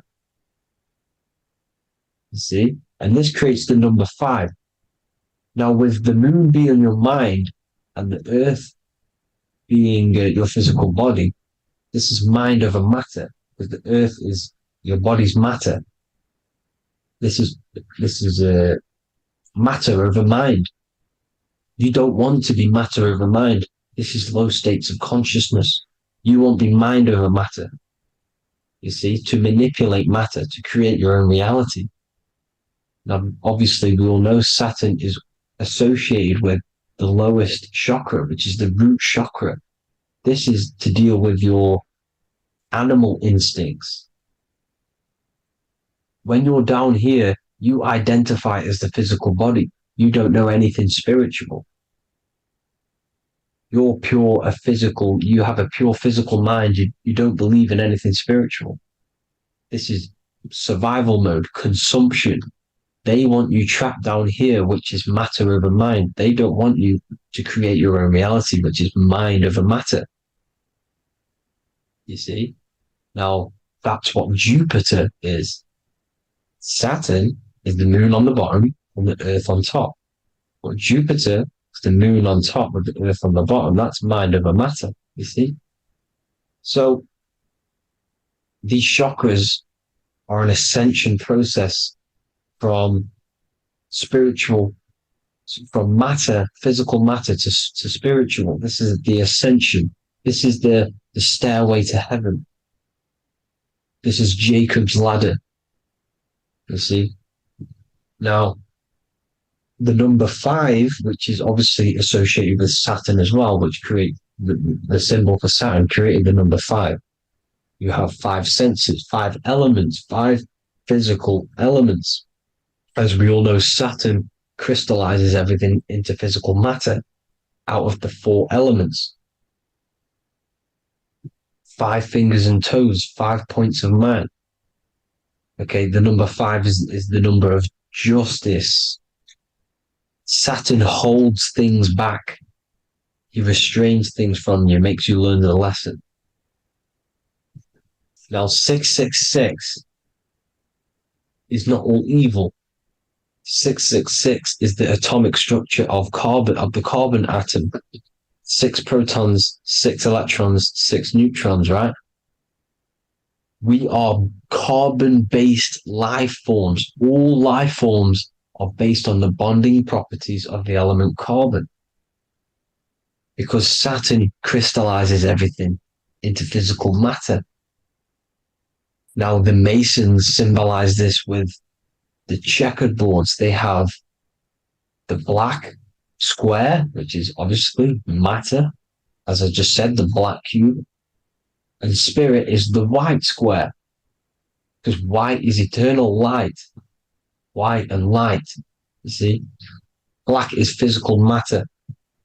Now, this is what we are. The point of our soul is to transmute from matter to spirit, but these are interchangeable. This is the constant cycle between spirit and matter, spirit and matter. High vibrational matter turns into spirit. Low vibrational spirit turns into physical matter. You see?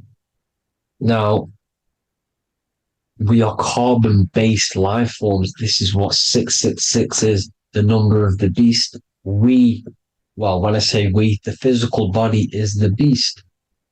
It's the animal. It's the carbon suit to operate in this physical dimension, in this physical realm. See, it's the vehicle used to operate in this physical realm, but your mind isn't from this physical realm. You see, the brain is the physical manifestation of the soul. Okay, so as you can see here, the spine is an extension of the brain.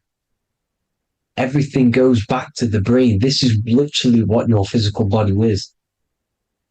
You see, this is the nervous system, and everything reports back to the brain, and everything's controlled from this control center. And this spinal column, at the top of the spinal column, is your third eye, which is known as the pineal gland. And this is the seat of consciousness. It's the center of consciousness. That is your true self, pure consciousness. This body is just a physical body. This body is mortal. This body runs out, but your consciousness lives forever. They don't want you knowing this. This is why they keep you down here in your lower chakra. They want you to believe everything is just physical. They don't want you to believe in the spiritual side of reality, because this way they can manipulate you, right?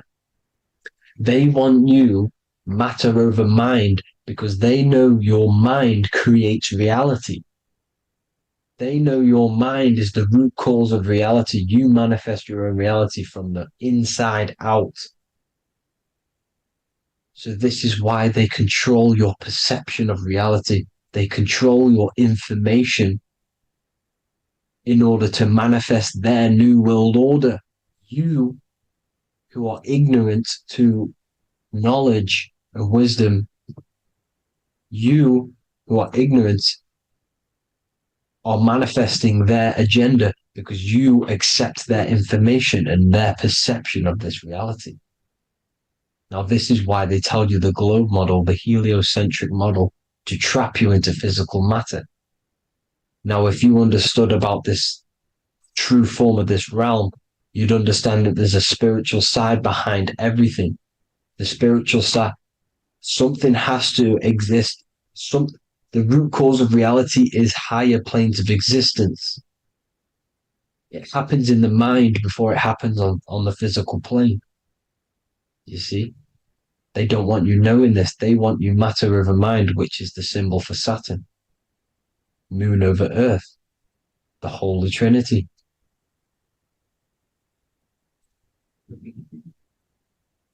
Now, as you can see, the cube also makes IXXI. This is Roman numerals. This is Roman numerals, and when it's translated from 911.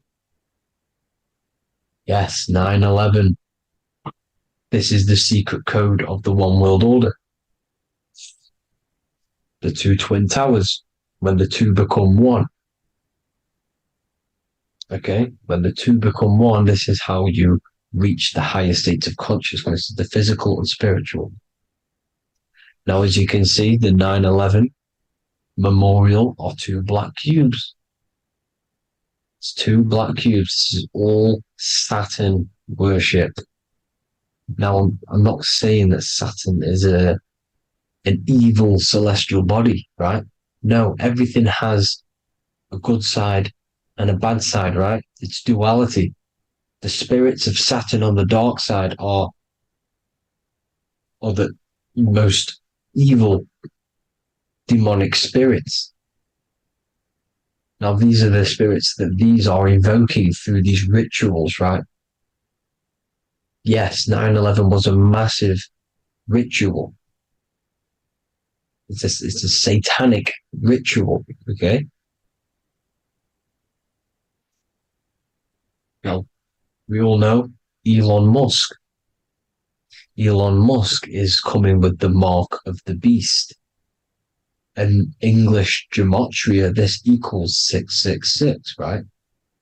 666, as I said, is the number of the beast. You are the beast, your physical body. You see how the Bible twisted things up to make things more confusing, right? But it's there. You just have to have the knowledge to be able to read the Bible properly. As we all know, we had this virus. I'm not going to say the name because I'll get flagged.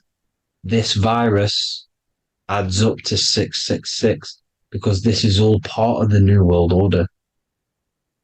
It's all part of keeping you in this physical dimension.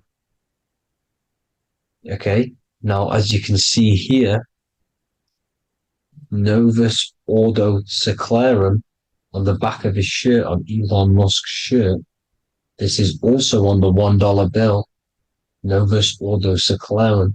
This means New World Order. Yes, New World Order. This is on the back of Elon Musk's shirt. And as you can see here, he owns Neuralink, which is the brain chip, which they're going to be putting into implanting this onto your brain. This is the New World Order to connect you and merge your consciousness with AI. Neuralink and Meta, he owns Meta as well, which is the metaverse. These are going to be linked in, hence why they have the same symbol, but just in a different format. It's the infinity symbol.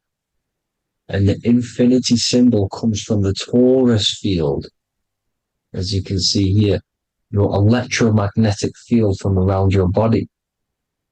Now, the end goal is for this New World Order is to trap your consciousness inside of an alternative reality being projected from the metaverse.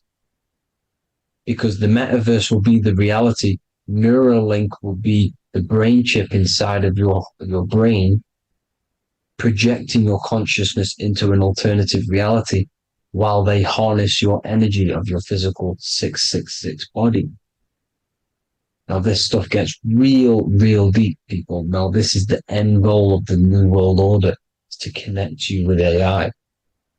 This is why they're trapping you and keeping you in these lower states of consciousness in the Saturn associated root chakra. So you don't find out about the spiritual side of reality, because if you knew the truth of this reality, you wouldn't connect to AI. You see, you have the power within you to travel to other worlds, the astral plane, for example. You travel to different worlds when you are sleeping. Okay? They want you to know it's just a dream. However, their end goal is to trap your consciousness and feed off your energy, spiritually and physically. Okay? I don't know why these people are just pure evil. As I said, evil love bondage. They love the physical dimension. They don't want to ascend to other realms. These evil love the third dimension. This is why evil spirits will inhabit bodies, exorcisms, because they miss being in the physical realm. They miss it. Evil love bondage. So this is why they're cloning and putting their consciousness in clones to stay in this third dimension, to stay as further away from the source as possible. Okay? This is why they're doing it. And this is how it's all linked in. So I hope you all enjoyed this video. Hope you gained some wisdom. Please feel free to join the Telegram. And please leave a like and a subscribe. Thank you all, people. God bless.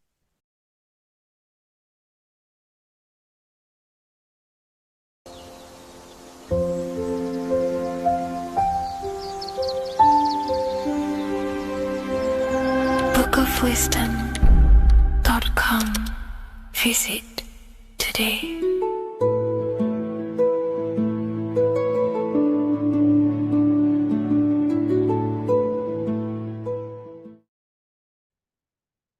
You don't just have a physical body. You have a physical, mental, spiritual, and emotional body. Each one of these aspects are a body of its own. Body does not just refer to a physical substance. You have a mental body for thinking, an emotional body for your emotions, a spiritual body for your energy in your astral form, and a physical body to encapsulate all of these. Each four of these aspects are essential for the human experience and essential to balance. Now, today we're going to be syncing the four aspects of your consciousness with the four seasons and the four elements and how this ties into the Bible. So we have four physical elements. We have five elements in total, spirit being the most important, but spirit is pure invisible. We have four physical elements. We have air, fire, earth, water.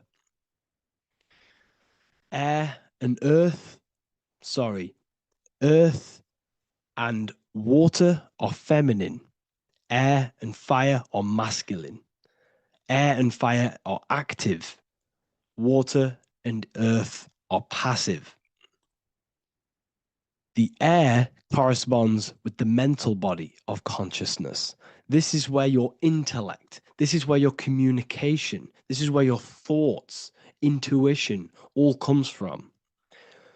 This is the mental body of consciousness that allows you to think, allows you to process, figure things out, and have intellect and gain knowledge. This is your intellectual aspect of your consciousness, located in the head region. We have a fire nature, a spiritual nature. This is our astral body. Our astral body is all to do with the subconscious realms, the higher realms of consciousness. This is the body that allows us to be free from the physical body. Our spirit is more of our energy. Water is our emotional body. This is what allows us to feel things, that allows us to gain intuitive feelings of conscience. So emotion allows us to understand what is right and what is wrong. When we feel something bad, we know that this is wrong. When we feel something good, we know that we are doing good. Emotions are a creational force that allows us to feel certain things to bring them into existence. Our emotional body is a creational force and should not be reactive, and it should be controlled. Most actions are stemmed from emotions. Actions bring thought into physical existence. Emotions are the driving power. They are what drives your actions. The thought, then the emotion, then the action. Earth is your physical body. This is your physical state that allows you to take mind and emotion into action, into fruition, into physical matter. This is what your physical body allows your consciousness, your soul, to interact with the with the physical world and bring things into physical existence. The physical body, the physical world, is an outcome and an effect of the thinking mind. All physical substance comes from the thinking mind. The pen, the phone you're holding, the microphone I'm speaking into, all began as a thought in the thinking mind, then it was brought into physical reality. Earth is the most dense. So it goes in this order: body, emotions, spirit, mind. The higher you go up, the more lucid and fluidic it becomes. The lower you go down, the more dense and dull it becomes. Air is the mind, fire is the spirit, water is the emotion, earth is the physical body. So this is why you are a microcosm. You have these four things within you. You contain of these four elements, which correspond to the four bodies of your consciousness, the four bodies of the soul. You are the soul. You are the spirit. So this is why in Theologians 4:17 it says, "Caught up together with them in the clouds to meet the Lord in the air." You don't meet God or the Lord in the physical air in the clouds. This is clearly a parable. A human being cannot go up to the clouds and meet a mystical man in the clouds. This is obviously a parable, a metaphor. The air is your mind. You must raise your consciousness beyond the body, beyond the emotions, beyond the spirit, and enter in the mind during meditation, turning the mind inward to connect with the Lord. The Lord is the highest aspect of your consciousness, the one that exists beyond the physical body, beyond your emotions, beyond the thought. So you meet the Lord in the air, in the mind. The mind represents the air. This is why in America there's a saying called an airhead. You're an airhead. This means that you are stupid, or you don't think, or you have nothing in your mind. You have nothing in your head. When someone's very stupid, you call them an airhead, because air represents the mind. The air is elevated. The air is invisible. The mind is totally invisible to the human eyes. It is a metaphysical substance. In fact, it's not a substance at all. It's so fluidic, it's everywhere. The mind can be everywhere at all times. It can be anything. Nothing is impossible within the mind. Now, this is synced with the four seasons. The four seasons represent the four aspects of human consciousness, the four bodies of your consciousness, the four bodies of your soul. The sun is your soul. Okay.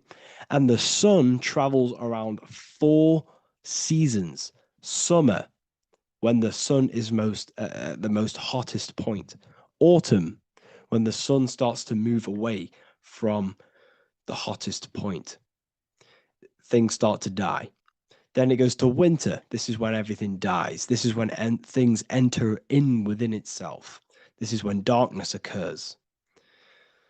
Then spring. This is the reignition of the sun. This is when the sun starts to bring back the warmth back to the summer. You have four seasons which correspond to the four bodies of consciousness. Fire is the spirit. This is when you are passionate. This is when you are taking action. This is when you are fiery. The sun is blazing. You're taking action. You're very passionate. You're very spirit. You're in the spirit. Autumn is water, emotion. This is when you start to become very reflecting. This is when you start to feel emotional, because in autumn there's lots of water. This represents the emotional body of consciousness. Winter is the mind. This is air. Winter, what happens in winter? Everything enters within itself. The leaves die, the trees die, everything dies and goes within. This is the mind. The mind is the darkness, remember. You close your eyes to enter within the mind.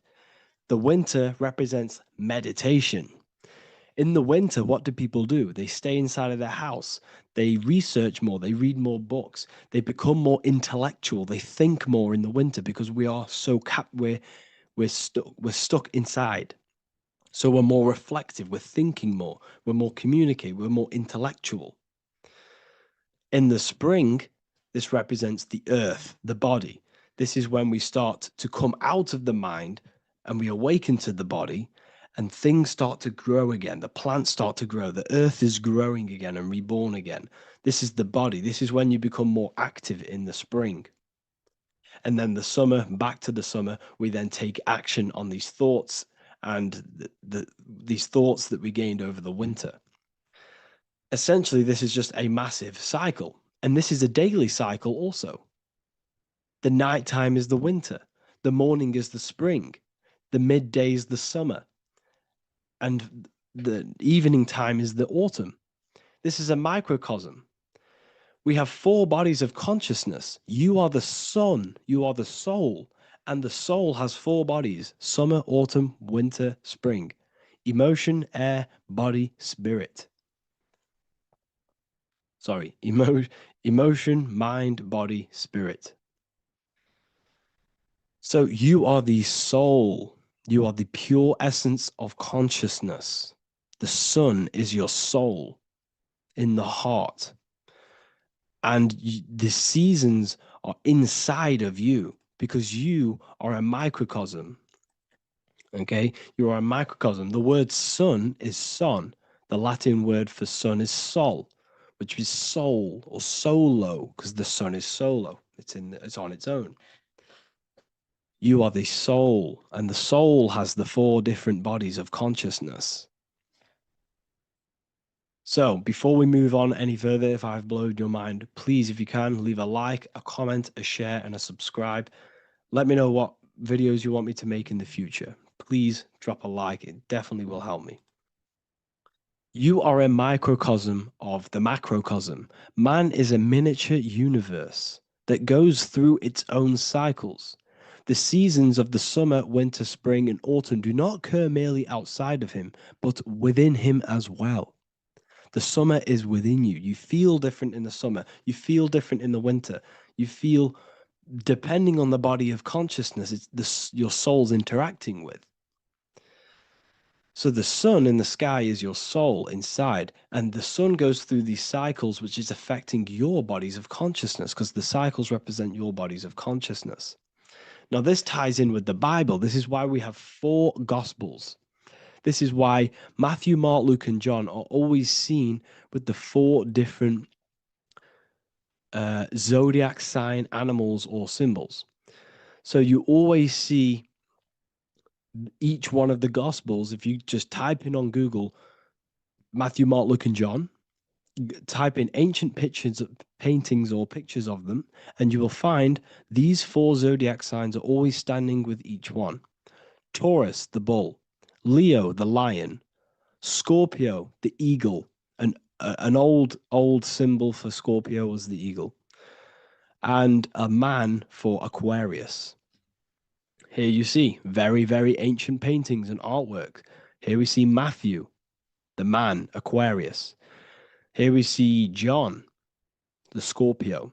Same here. We also see it on the tarot cards, on the world card. We see the 4 fixed zodiac signs. Here we see it as well. These are called the 4 fixed zodiac signs.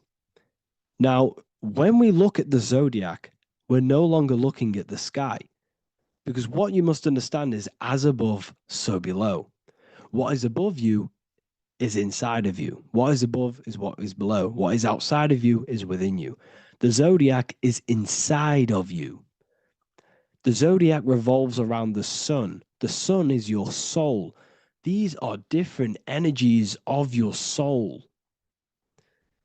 Like I said earlier, the 4 seasons are the 4 bodies of your consciousness. And in each body of consciousness, you have these different energetic energies that you can work with.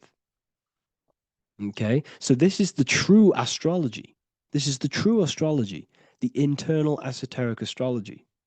You can't find much information on this at all. Very hard to find.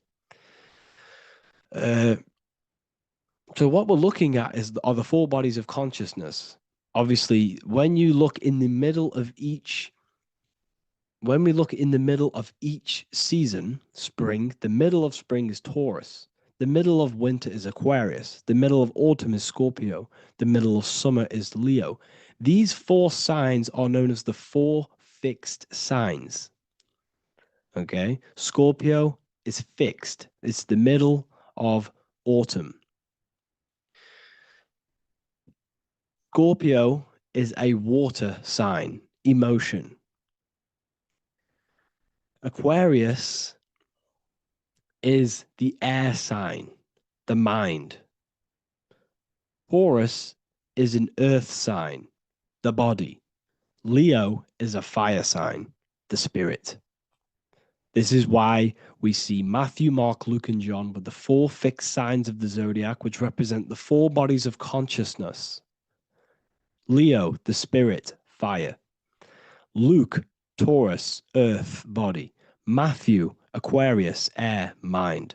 John, Scorpio, water, emotion. Each gospel is depicting Jesus and showing Jesus in each gospel. Each one of these gospels is showing and depicting Jesus according to the different body of consciousness. In John, this is when Jesus starts to turn water into wine. Water is emotion, wine is transmuted emotion. This is when he does miracles with his emotions, water into wine. Aquarius, which is Matthew, air, the mind. Inside of the Gospel of Matthew, this depicts Jesus as an intellectual person, a person who's communicating and using his mind, his mental body a lot inside of the Gospel of Matthew. Go and read it, and you will see this. Luke, Taurus, earth, the body. Luke shows and depicts Jesus according to the body of consciousness, the physical body. He shows Jesus as a human, being a human being, helping people physically and helping people's physical needs, like giving away food and doing all sorts of good things for other people. Leo, Mark, inside of the Gospel of Mark, this shows Jesus as a spiritual teacher, a passionate person who is taking action. Each gospel is showing Jesus according to the different body of consciousness. And Jesus represents you, the Son. That's why it's called the Son of God, the light of the world. Jesus represents your soul, and your soul has these 4 gospels, the 4 bodies of consciousness, the 4 fixed signs, the four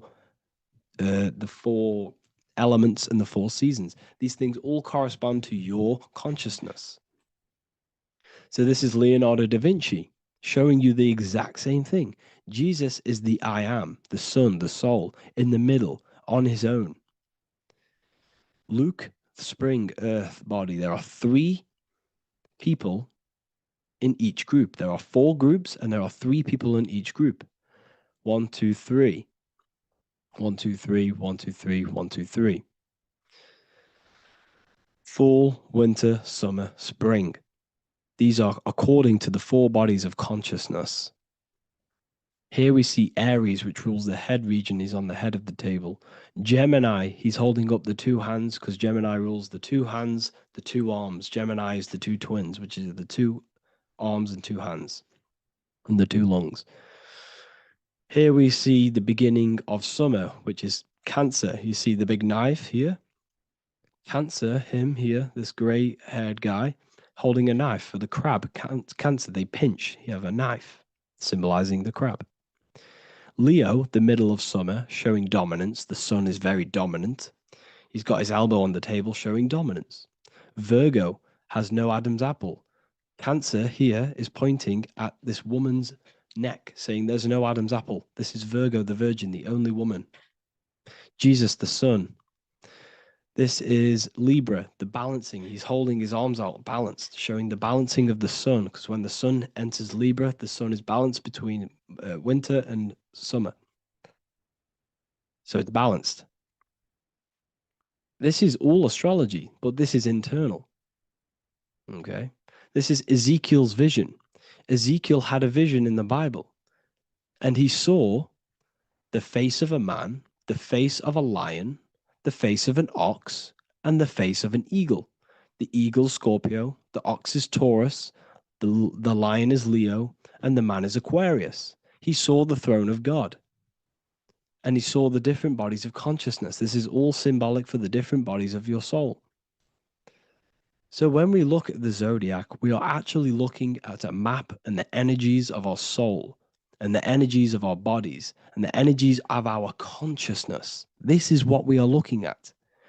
Each zodiac is an aspect of our consciousness and an energy that we can work with and that we must purify. Balance and purification is essential. Imagine playing a brand new video game. Let's say a brand new video game came out and you had to play it. What happens when you play that game? You don't know the controls. You cause chaos in that game. You can't really run properly. You can't do anything properly. You're getting destroyed by other people who are playing that game. It's the same with your physical body. When you are born, you must learn how to play the game. You must learn how to balance the mind, learn how to balance the spirit, the emotions, and the physical body. We must balance and purify each body of our consciousness, which we must look after our physical body with our physical health by eating physical, electrical food like fruits and veg. We must look after our minds by being conscious of what enters our eyes, enters our ears, enters everything. Whatever enters our five senses is affecting our mind, our mental health, our environment, mental. We need to look after our thoughts, control our thoughts by purifying our thoughts, only positive thoughts. Then we must purify our emotions, feeling only gratitude and love and not feeling these negative, dull emotions. Then we must look after our spiritual body through meditation and looking after our spirit. But remember, when we look after our mind, it all begins in the mind. Each body of consciousness is interlocked with the other. If you have a negative, if you have an unhealthy body, you have an unhealthy mind, spirit, and emotions. If you have an unhealthy mind, you have an unhealthy body, spirit, and emotions. If you have an unhealthy emotions, you have an unhealthy spirit, mind, and physical body. They're all interlocked. You must balance each one of them. Look after your physical body, look after your thoughts, look after your emotions, look after your spirit. But remember, the mind is the most powerful one. It's mind over matter. Once we look after the mind, because once we start to control our minds and control every thought we think, this will then turn into discipline in our physical body. Because once we learn how to discipline the mind, we learn how to discipline what we eat, we learn how to discipline what we feel, we learn how to discipline our spirit. This is all interlocked, but work on the mind first. Work on the mind first. All of this knowledge is inside of the brand new Book of Wisdom, Volume 2. This is a revolution in human consciousness. If you've read it, please leave a review down below. If you've read Volume 1, leave a review down below. This is the next revolution. I don't see this information anywhere. This is the next revolution of human consciousness. And of course, if you are serious about this and you truly want to gain enlightenment and join an amazing community where you can connect with me on live calls, lectures, the Manifestation Mastery course, you can gain access to my library with over 45 PDFs plus my books. And if you do join the university, you can order a volume 2 free of charge. All you have to do is to pay for shipping. If you truly take your knowledge serious and you want to take advantage of life, join the university. This is where truth seekers belong. Just want to say thank you all. Please leave a comment. Please leave a like. It's going to help me a lot spread this knowledge to the world. And yeah, share this with a friend and subscribe. Thank you all.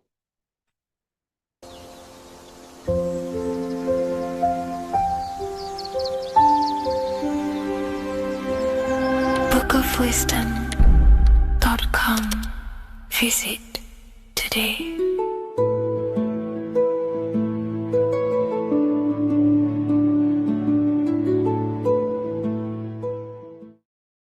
What if I told you the devil is closer than you think, and it's not actually a real person, force, or spiritual entity outside of you, but a being and an aspect of your own mind and psyche? In this video, you will learn exactly what the devil is and the true esoteric meaning of the devil. The first thing we need to understand is that the universe is a mental universe. Look around you. Every action, every building, everything you see around you was begun first as thought in the mind, then manifested. We use the mind to build and shape our reality. The universe, the world, only exists inside of our mind. Therefore, God and the devil exist inside of our own psyche. So first of all, the devil is not a literal being, but a symbol of the lower self. It represents the unmastered, ego-driven part of the human mind, a symbol of destructive thoughts, emotions, behaviors, lives in realms of chaos, fear, hatred, lust, and ignorance. This is why we see the devil as red, because red is the lowest vibrational color on the color spectrum. It also corresponds with the root chakra, which is all to do with survival instincts. Red represents chaotic and intense emotions like hatred and anger. When we are angry, our face turns red. The devil represents our animalistic fundamental needs, our instinctual needs, our survival state of consciousness. We have a survival state of consciousness and a godly state of consciousness. Our godly state of consciousness is creating, not just experiencing in the animal state, but consciously creating reality.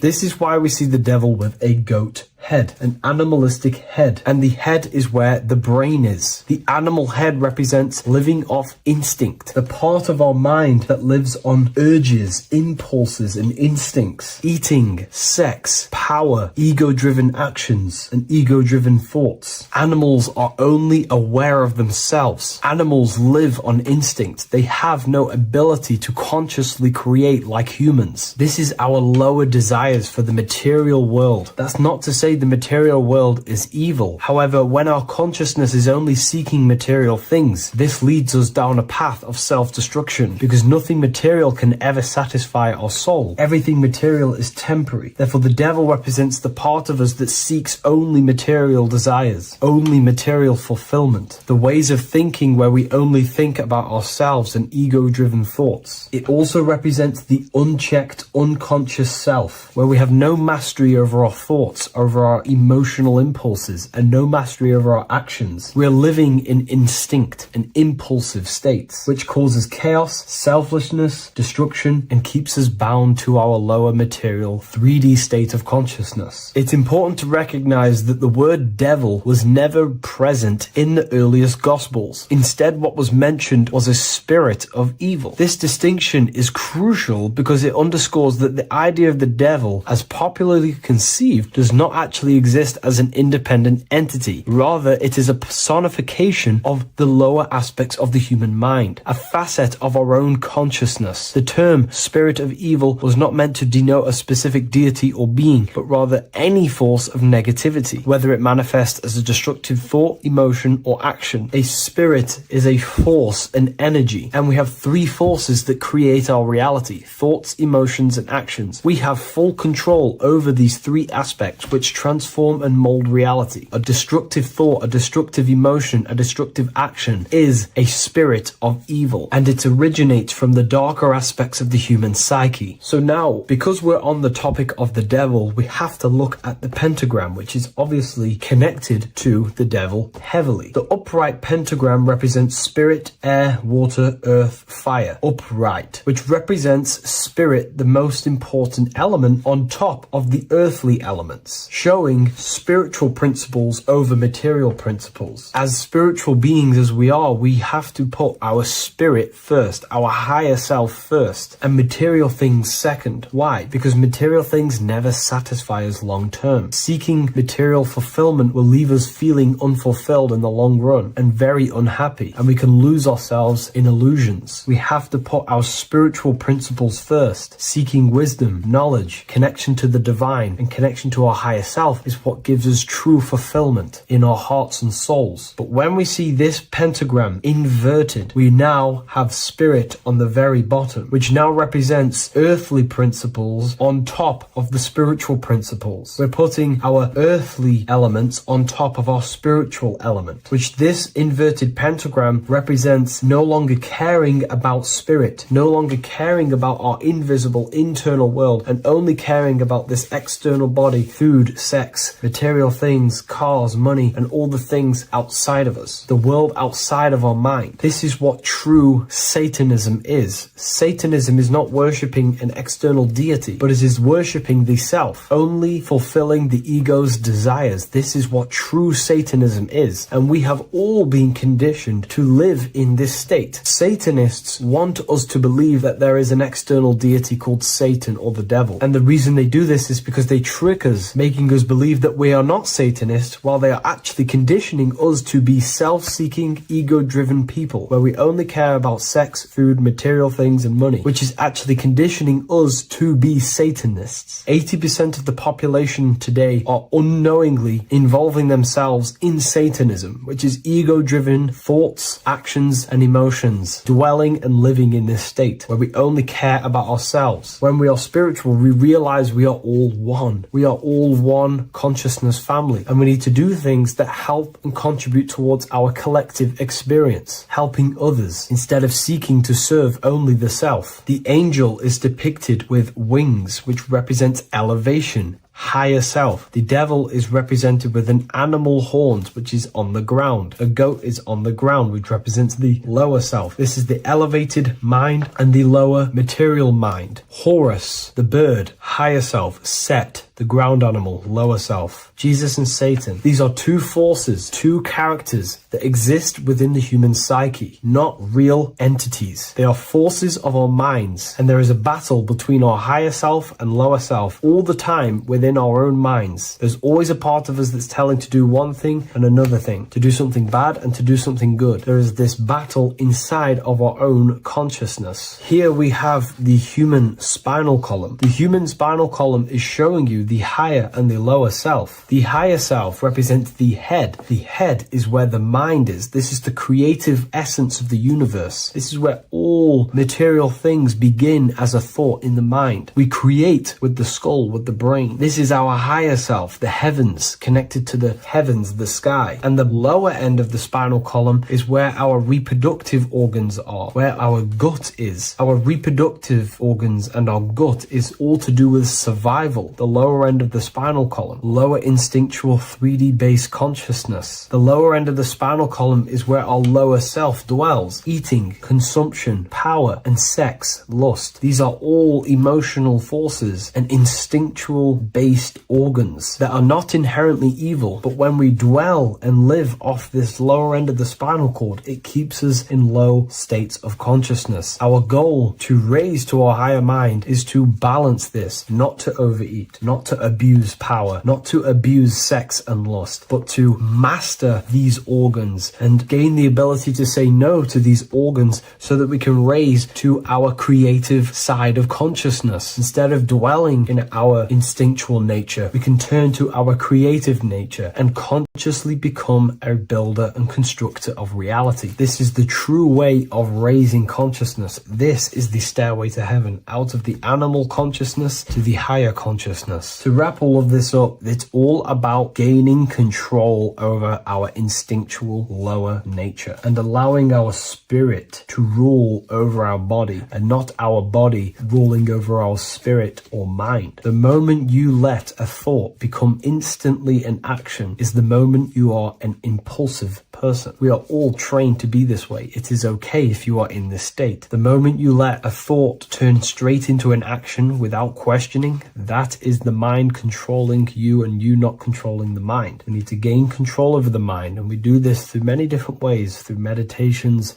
affirmations, and discipline, we slowly gain control over our minds. And once we gain control over our minds, we gain control over our thoughts, and we gain control over the attention that we give certain thoughts. We can then start to uplift our mind, our thoughts, out of our instinctual state to the higher mind. If you wish to learn more about consciousness, I'll leave a link in the description for the Book of Wisdom, Volume 2.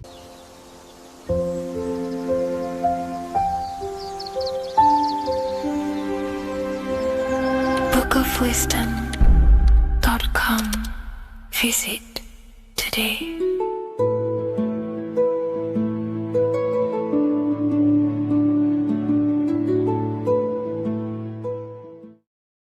Hello and welcome to another video, people. Before we start, please like, comment, and subscribe if you wish to see more content. Today we're going to be talking about the mental universe and how everything is mental. This is the #1 law on the Kabbalion. If you've never read that book, it's called The Kabbalion. A very good book. It's the first law because this is the most important thing you need to understand, is how everything exists within the mind. Behind every single one of these eyes is the same consciousness expressed in different bodies. The mind is what gives perception to what you're experiencing. Behind every single one of these eyes is the exact same consciousness, but the brain that they inhabit is giving them a different perception, a different being, a different body. Now, this is the difference between humans and animals. Humans possess a advanced consciousness, an advanced mind that gives us the ability to be aware of ourselves mentally, physically, and spiritually. We can reflect on ourselves. When a dog looks in the mirror or an animal looks in the mirror, it doesn't know what it's looking at. It doesn't realize it has a consciousness. It can't reflect on itself. It can't say, I want to improve in this area. It doesn't have that consciousness. We have a divine consciousness. Take away the N for divine, and you get with a D, put it with a D, you get divide, because we have a divided two-way consciousness. An animal only has one. However, it's still the same mind. We're all mind. We're all mental. We all exist within the mental plane. Look at this person walking. The body, the brain, is sending electrical signals through the 12 cranial nerves, which the 12 disciples that spread the gospel of Jesus, right? You have 12 cranial nerves in your brain. There are 12 disciples which spread the gospel of Jesus. Jesus represents the mind, the intelligence, the invisible intelligence that we all are, the same intelligence, the same exact consciousness, which then sends a command into the brain. Then the brain sends these 12 electrical signals through the 12 cranial nerves to control the rest of the body through the nervous system. This person walking is not, the body is not walking. The mind is telling it to walk. And the brain is it's a supercomputer which is decoding these demands given to it by the mind. Because the pineal gland will have something to do with the ether, because the ether is physical and non-physical. The mind is sending the commands through the ether to the pineal gland, which is then getting broken down into electrical codes within the brain and sent throughout the nervous system to control the body. And this is why in the Sims simulation, because the body's the simulation, it's a false reality. It's the fake reality. It's not the real you. You are formless. There is no form, but The third dimension is a dimension within your mind. Matter, mind, light is all a product of your mind. It's all in the mind. Now, this is why The Sims has this green little diamond on top of the head. Because this is you. This is your invisible intelligence controlling the character. Okay? It's controlling the character. And this character is in the world. Your consciousness isn't in the world. The world exists within you, but the body is a vehicle for that realm that you land in. When you have a dream, your mind transcends this body into another body, duplicates your body into another universe, unite. Unite is one. We're all one. It's all one universe, expressed in many different ways, infinitely. And the vehicle that you land in is the body to operate in that realm. This is the all-seeing eye, as you see here. The I, this is all the intelligence. This is the ball of consciousness, God, expressed in different bodies. We're all this same one in different bodies, as you can see here. And this intelligence is expressing infinitely throughout the universe, an infinite universe. There's no beginning, no end. There was no beginning of the universe. There is no end. It's infinite, always has and always will. But the mind is what gives you the ability to explore the universe, to make perception of it. We are God in disguise. We are God in disguise. We are God in flesh. But the body can become attached to the mind can become attached to the body if the mind is not aware of itself. When the mind is that blinded by matter, and we lack knowledge and understanding of what we truly are, a formless, infinite being, a traveler. This is why Freemasons are called Freemasons. Mason means traveler. Free. You're a free traveler because your consciousness is a traveler of the universe. When we lack understanding, our mind bounds to the body because we don't separate the body with our different layers of consciousness. When we separate them and identify that we are mind, body, emotion, you then can apply this knowledge to when you want to astral travel and explore the different realms of your mind, because the mind is the universe. People, this is what we need to understand. The mind is the universe. I am you and you are me. This is the Egyptians showing you this. The Ankh is the symbol of life. This is the one ball of consciousness, mind, giving it the Ankh life to all the different life forms. The cows, the birds, the snakes, and the big Ankh given to the humans, because the humans are the most intelligent. We have the most advanced consciousness. We have the most advanced consciousness. This is why the one is giving a big Ankh to the humans here. Here you see again, this is not the sun. This is also showing Ankh giving out its life to all things infinitely. And this is the most high. We are the most high in disguise. When we strip off the body, we strip off the desires for the physical world, we strip off all of these fake identities that the mind gets attached to. That is God. the universe. You are the universe experiencing itself. I and I. The letter I and the number one is just one line. The letter I is the number one.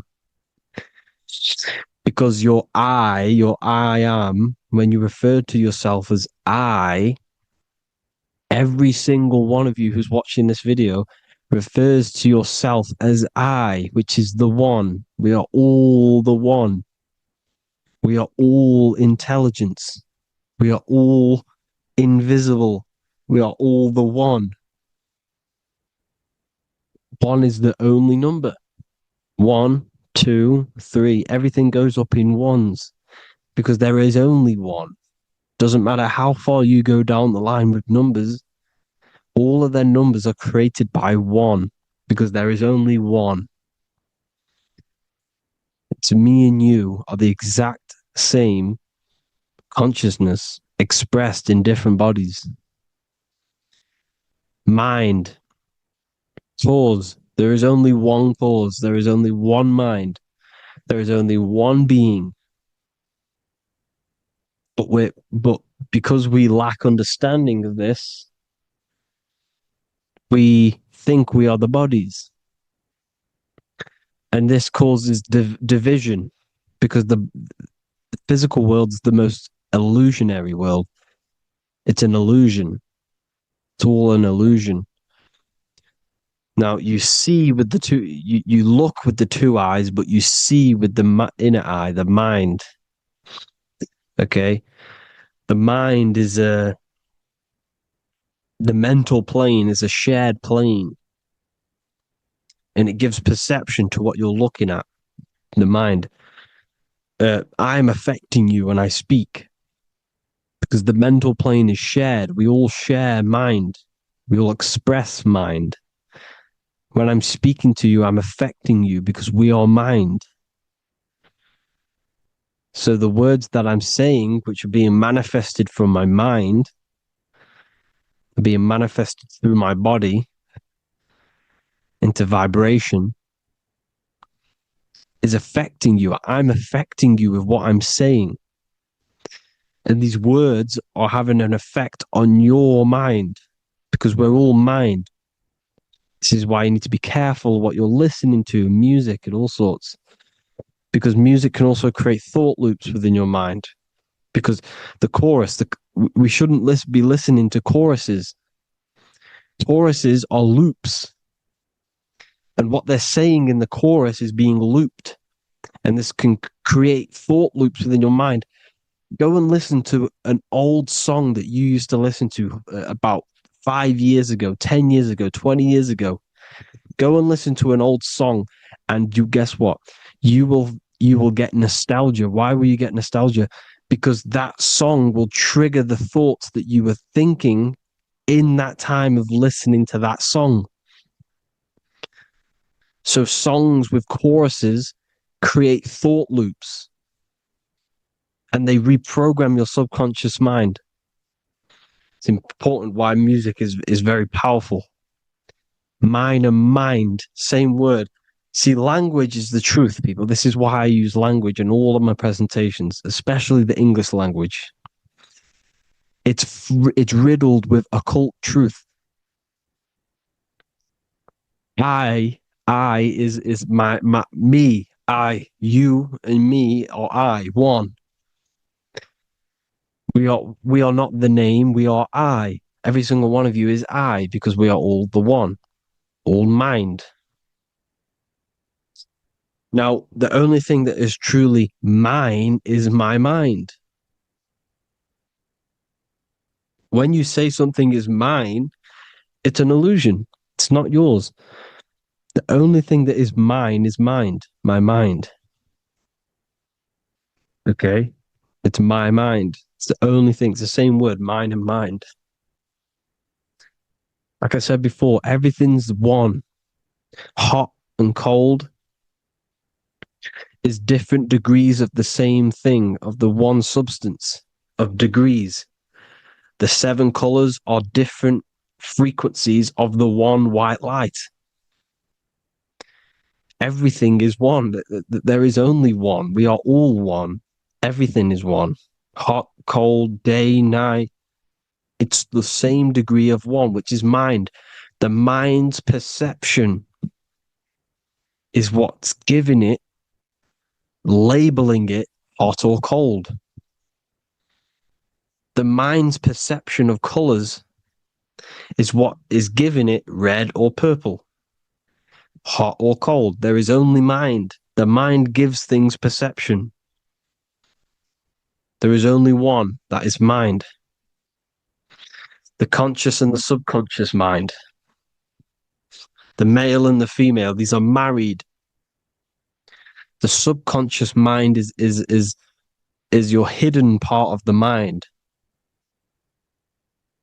Okay, it's hidden. You can't really, you can access it through different meditations and Reiki teachings, and dreams or manifestations of your subconscious.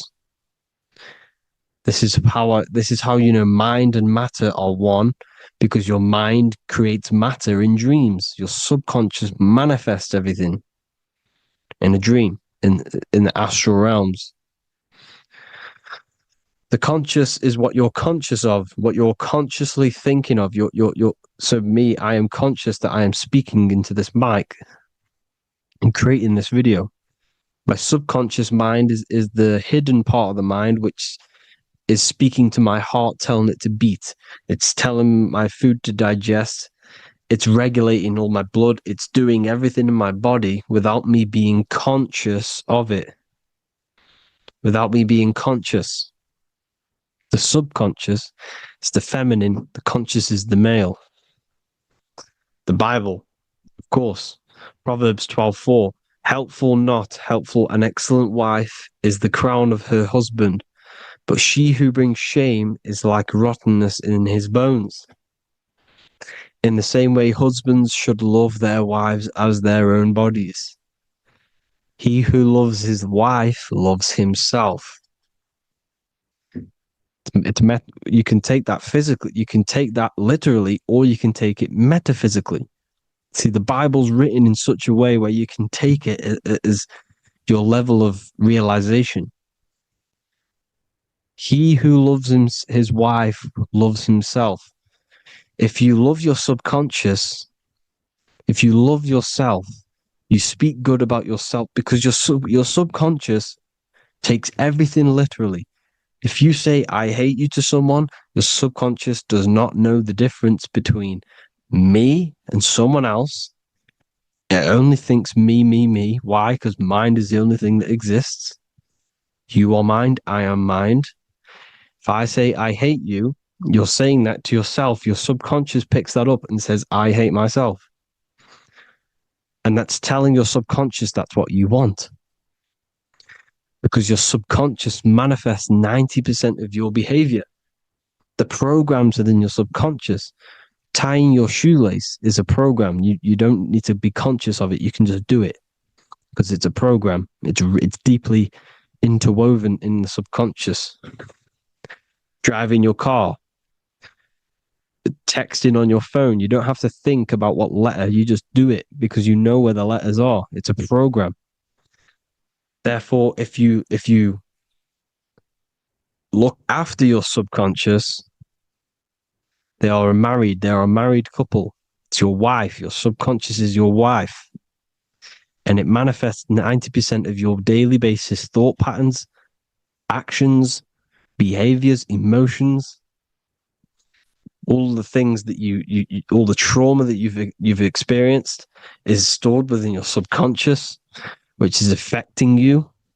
So let's say you were in a car crash 10 years ago and you had a really traumatic event, you really hurt yourself, and you had a very, very, very strong emotion that you felt of pain. That will still affect you today. And why? Because it will manifest into your behavior. How? Well, you'll be cautious of what cars to go in and who.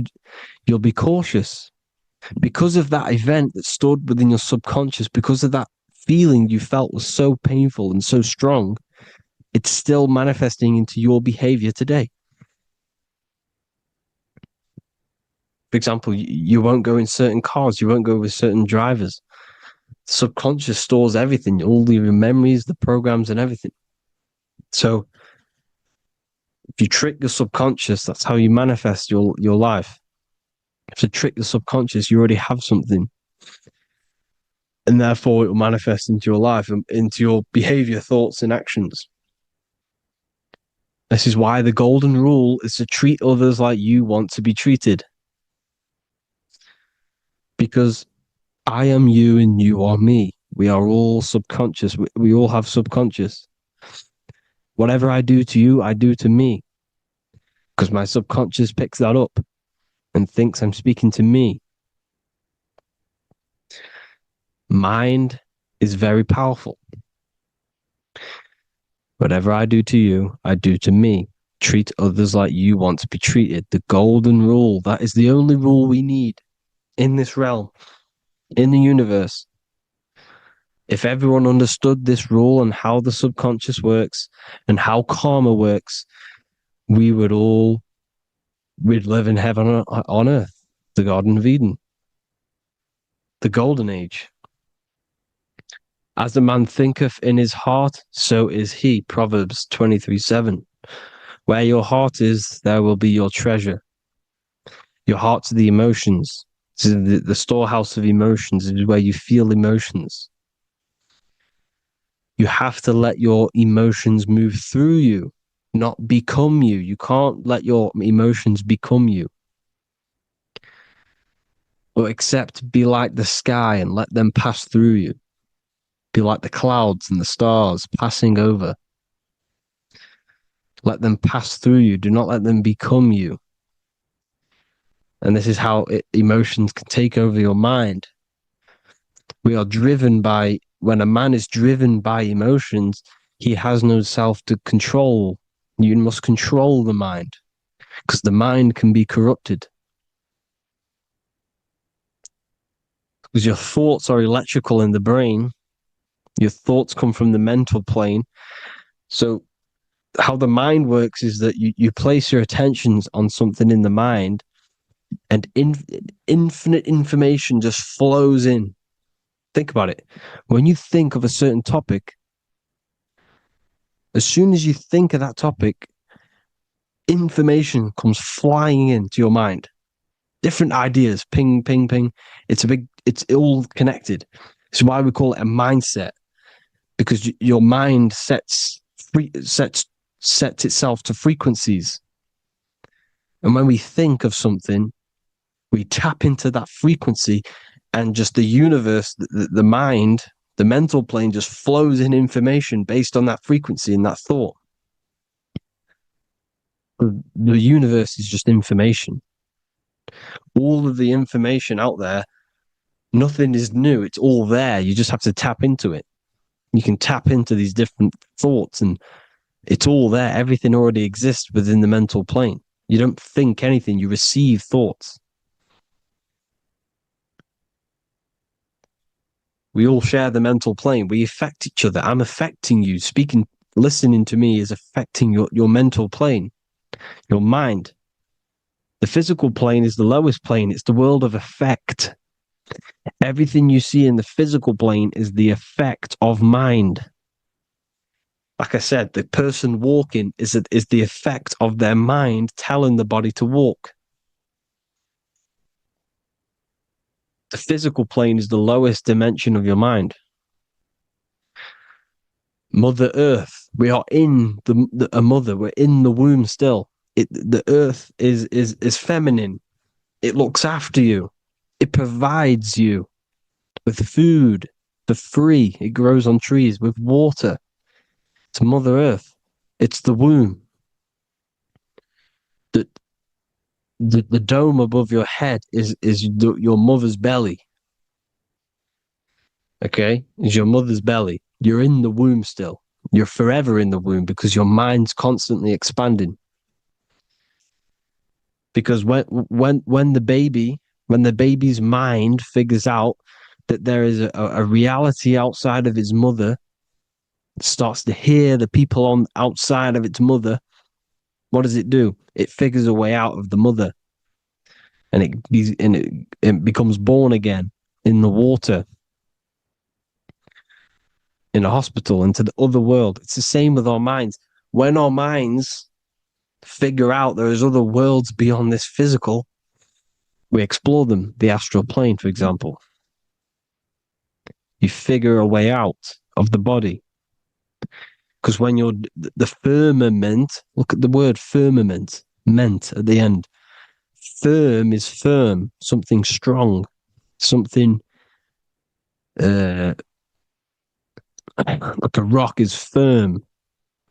If your mind is firm like a rock, you will be stuck under the firmament. So, for example, people who are very programmed and can't think outside the box, they have a firm mind and they'll be stuck under the firmament because your mind is the only thing that's keeping you under the firmament. It's the only thing. When you're doomed, doom is dome. This is the dome, which is your head. Your head is the dome. Above your head, above the earth is the dome, the ethereal barrier. But that's just an external manifestation of your head. You don't leave the earth, you leave your body to leave the earth, because your body is the earth. It's a dimension within your mind. So when you're doomed, you're domed. Your reality is your level of realization.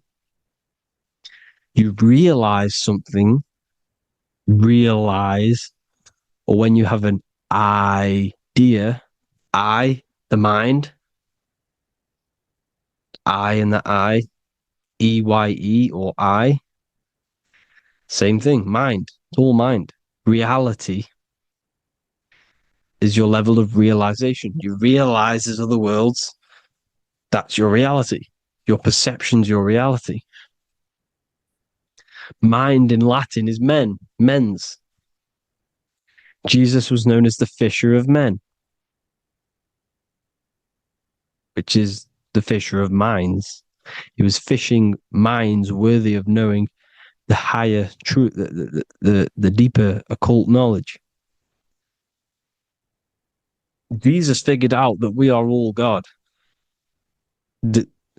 And he got killed for it because in that age they were trying to suppress this information. Jesus figured out he was God because we are all God, every single one of you, and they killed him because we're all mind. We are not the body. We're the invisible intelligence, which is God. But you are not God if your mind is attached to this physical world, to the worldly pleasures. If you master your mind and travel the depths of your mind, that is God. Mental and men. Look at the word mental. It has men in it. Men in the Bible means mind. Here you see the Masonic symbol with the eye, the mind. Looking over, everything is the one. Everything comes from the one. All the lines coming off it, giving its life to all of the life forms. Down here on the bottom, you have duality, black and white. Up here, you have singularity. One and the two. Unification and division. The lower self is divided into the left and the right. So the Bible even says, I forgot what verse it is, but it says, it's better to go through life with one eye than to have two and be cast into the fiery abyss of hell. I'm not sure what verse it is, but you can research it yourself. It's better to go through life with one eye, to be unified consciousness, dimension. No brainer. The language tells you the truth, people. Dimension. The dimensions are in your mind. Entertainment. Entertain the mind. Disappointment. It's all in the mind. Environment. The environment that you are in is a product of your mind. Within, rearrange spells high twin. Within is your mind, and your external world is mirrored from the decisions you make in your mind. Advertisement, commitment, it's all meant, it's all mind. Everything is mind. Everything. So, this is important. The collective thoughts and collective beliefs. The collective, because we all share the mental plane. And because of this is why we are in a weakened state of consciousness at the moment. Because the collective thoughts and the collective minds overall are asleep. And they don't believe in anything. You see, everything is true within the mind. You think of something, it is there instantly. You think of a chair, it's there in your mind. You think of anything, it's there instantly. So everything's true within the mind. Anything can happen in the mind. Anything can happen on the physical plane if the collective consciousness, the collective minds, believe it to be true.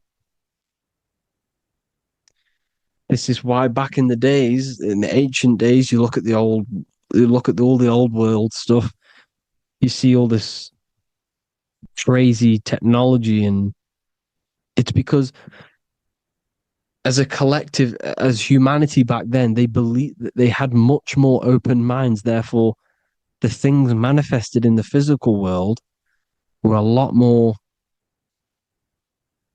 out of the box, so to say, compared to today. For example, magic is not as powerful today because the masses don't believe in it. It's still powerful, don't get me wrong.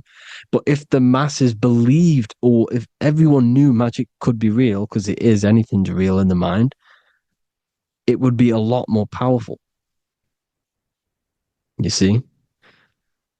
So and what they're trying to do is create a hive mind worldwide. They're trying to make one religion, an external God. What happens when you worship something external? You give energy to it, because where attention goes, energy flows. Where your mind gives attention to, energy goes there. And when we all believe in external gods and give our worship and our power to these external things, we all give energy to it, which will manifest as a demon in the astral planes. It's a hive mind. They're trying to make a hive mind to summon our energy. Trying to summon our energy. And it through mind, through collective thoughts, the hive mind. They want one religion, one government, one currency, one belief system. And that will create a hive mind, which will limit our consciousness, which will limit what we can do in the physical world. Because if everyone doesn't believe in certain things, it cannot happen, because it's all in mind. Mind is so powerful. I am you and you are me. I hope you all enjoyed this video, people. If you haven't already, join the Wisdom Academy. The Wisdom Academy, we have many occult lectures just like this one. Also, we have just launched Mindwave Hub. If you want genuine frequencies, genuine binaural beats, because the ones on YouTube, the ones on Spotify, Apple Music, they're all tuned to A440 hertz, which shuts down the right hemisphere of the brain. If you want to gain access to your true consciousness, your mind, you need to balance the two hemispheres and balance the chakras. You can do that externally by listening to binaural beats. If you want true frequencies, true binaural beats to hemisync the chakras, hemisync the brain, to gain access to the different dimensions of your mind, well, you can gain access anyway, but it's going to help you if you're trying to learn this. Join Mindwave Hub. The link will be in the description. Listen to the binaural beats, meditate to them, listen to when you go to sleep. They'll massively benefit you. Thank you all, people. Hope you had an amazing, lesson. Hope you learned a lot. And please subscribe. God bless you all.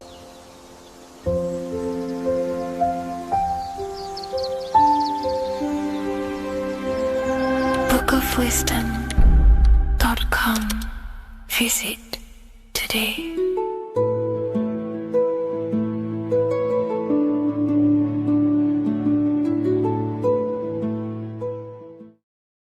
What is good, people? It's Revival of Wisdom. I hope you're all doing well. Now, this video is how to raise your holy oil or your kundalini. Let's get straight into this. So this is a monthly cycle. Every month, when the moon is in your zodiac sign, this oil is released. Now, the moon is in control of monthly cycles. For women, it's the menstrual cycle, and as well, this holy oil cycle. The moon changes sign every 2.5 days and passes through the zodiac signs in 27 days. So the moon tells the day, the sun tells the time, the stars tell the month. This reality is a massive clock, if you like to say. It's a cycle. Okay. The moon controls the night, emotions, water, fluids, and the mind. Okay. So this oil is produced in the claustrum. It's produced in the claustrum, which is here, right? This is where you get Santa Claus from. Now, the claustrum is at the center of the brain, and it is next to the pineal gland and the pituitary gland. Once it starts in the claustrum, this is the holy present. This is the present that Santa gives to us, Santa Claus. And it goes to the pituitary gland and the pineal gland. And what's connected to the pituitary gland and the pineal gland is the Ida and the Pingala. The Pingala is the pineal gland's nerve, which is the honey, which is the positive charge, electric. And the pituitary is the Ida nerve, which is the magnetic charge. This is the milk, the land flowing with milk and honey. This is the brain, the heaven, okay? And it travels down the spine using these two nerves, these electromagnetic charge. And this is what the ancients symbolized with the two serpents wrapped around the spinal cord, the Ida and the Pingala. And this travels down to the sacrum or the solar plexus. Okay. So once it's here, okay, the spine is an elongation of the brain. So the spine is pretty much the brain. It's an extension of it. And it's kind of a microcosm of how we descended from heaven to physical reality, to physical matter, which is our consciousness has done. Our consciousness has descended from heaven into physical matter, and this is a microcosm of it. Okay. So once we're in the sacrum bone, this holy oil, like I've just explained, this holy oil starts in the Santa Claustrum, goes down the chimney to the sacrum. This is the sacrum, the solar plexus, and drops the present off at the sacrum. Now, once we're at the sacrum, we need to raise our vibration to take this oil back up the spine. Okay. And the River Jordan symbolizes this in the Bible. King Herod wants to kill Jesus in Nazareth, which is here, this is the River Jordan, is Nazareth. He goes to be born in Bethlehem and then goes back up to Nazareth to Joseph and Mary. Joseph and Mary, the pineal gland and the pituitary gland. The Bible is huge symbolism. It's all metaphors for this sacred process which goes on inside of your body. You are the Temple of Solomon. You are the Holy Land. The Holy Land is your brain. Once this oil is at the sacrum, you need to raise your vibration in order to take it back up. Once this oil has gone back up to the pineal gland, it activates the crystals which are wrapped around your pineal gland. Your pineal gland is this tiny little beam here.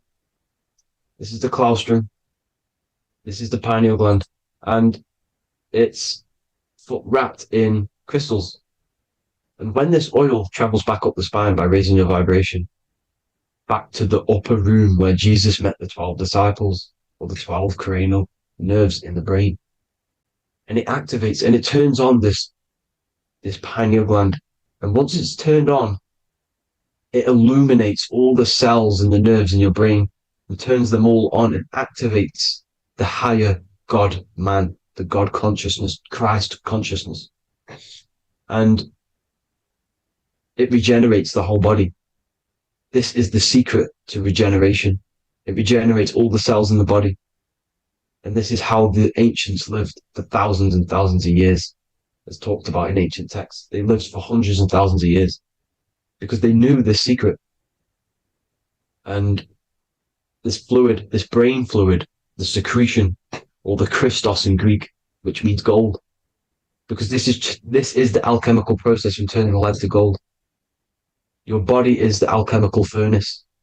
Now, the ancients knew about this center of the brain because they symboled it. This is the Eye of Ra, and it's the brain. And this is what's wrapped around our consciousness. Our consciousness isn't wrapped around the brain. The brain is built around the consciousness. We are the consciousness. You don't have a soul, you are the soul. Okay? Now, the head, heaven, hell, heel at the bottom of your foot, that's hell. Head is heaven and hell. Simple.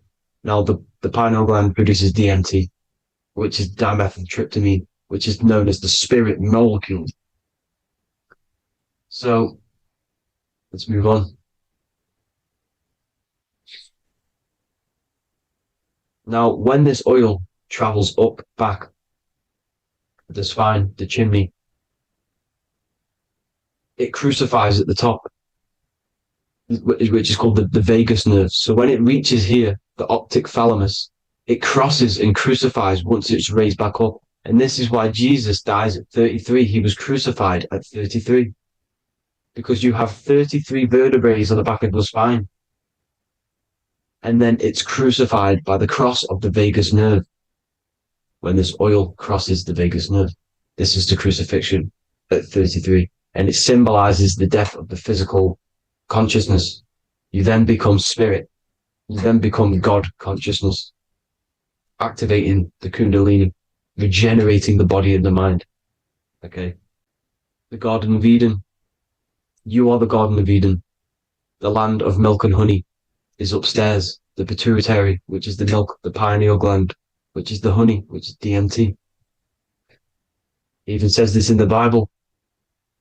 As he brought us into the place, and he has given us this land, a land flowing with milk and honey, which is also symbolized as the sun and the moon. The Bible also says, the light of the body is the eye, not the eyes, the eye. If therefore thine eye be single, thy whole body shall be full of light. This is the activation of the pineal gland by raising this oil back up to the pineal gland, to the center of the brain. Neither shall they say, see that here, or see there, for behold, the kingdom of God is within you. So he's saying, don't look out there. Nothing is out there. It's all inside of you. Everything's inside of you. You're the universe. Now, how to raise this oil back up to the pineal gland? Every month, like I said. The moon controls the cycle. The moon controls monthly cycles. When the moon is going into your zodiac sign every month, this oil goes down the spine and you must raise your frequency to get it back up. You must retain your seed. This is the most important. Your fluid, your secret, your your holy fluid, your life force. You can't let that go. That life force is the reason you're alive. This holy oil is the reason you're alive because it feeds all of the systems in your body. It feeds all the systems in your body. You have to retain your seed, alkaline diet, positive thinking, and meditation. Okay? When you retain your seed, you will live longer. The moment you release it, you're killing yourself. You're killing a piece of yourself every time you release your seed. Every single time. You're killing a part of yourself. Okay? Now, this could be why this could be the illumination, the single eye on the Illuminati's symbol, the Freemasonic symbol, the illuminated eye, the triangle, which could symbolize the body, mind, and spirit, but the eye illuminated.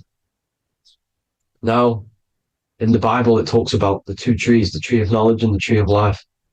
The tree of knowledge is the tree of good and evil, which is the most important system in your body, which is the nervous system. The nervous system, the most important. The tree of good and evil, and the tree of life, which is the cardiovascular system.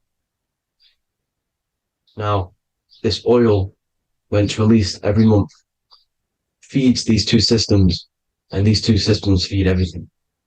Now, it's important you understand that. Okay? The ancients knew all of this knowledge. The Bible's telling you this knowledge, but it's in a metaphorical way. You have to understand the context behind it so you can read it properly. Now, eating of the tree of life, which is when it talks about in the Bible, eating from the tree of life is actually symbolizing a bad diet, ejaculation, because you're eating from these two systems. You're killing yourself with a bad diet. You're killing yourself with an ejaculation. Okay? So, that's important to understand. Now, this is Jacob's ladder in the Freemasons. Jacob's ladder, which is the spinal cord. It's the stairway to heaven. And this is Jack and the Beanstalk when he goes up the beanstalk and finds the golden egg in the grey clouds. The grey clouds symbolize the grey matter in your brain. Now, the Garden of Eden talks about the 4 different rivers in Garden of Eden. As we see here, the North Pole map, the ancient North Pole map, because the center of the earth is the center of the torus field. Everything's the torus field. Atoms are torus fields. Everything's torus fields. You are the universe. Everything is within you. The North Pole is your spinal cord. This is why they say Santa Claustrum comes from the North Pole. This is the North Pole. And the Santa Claustrum is the center of your brain. Now, there's 4 rivers which come from the Garden of Eden. There's the blood, the Christ oil, which is the oil we're talking about, urine, and saliva. These are the 4 sacred oil, 4 sacred fluids in your body. And these are constantly abused in today's society. Also, these secret societies are targeting these fluids.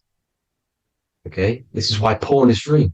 They sexualize society through Disney. Go and look at some of the Disney movies. There's so many subliminal messages which sexualize these children because they want you sexualized.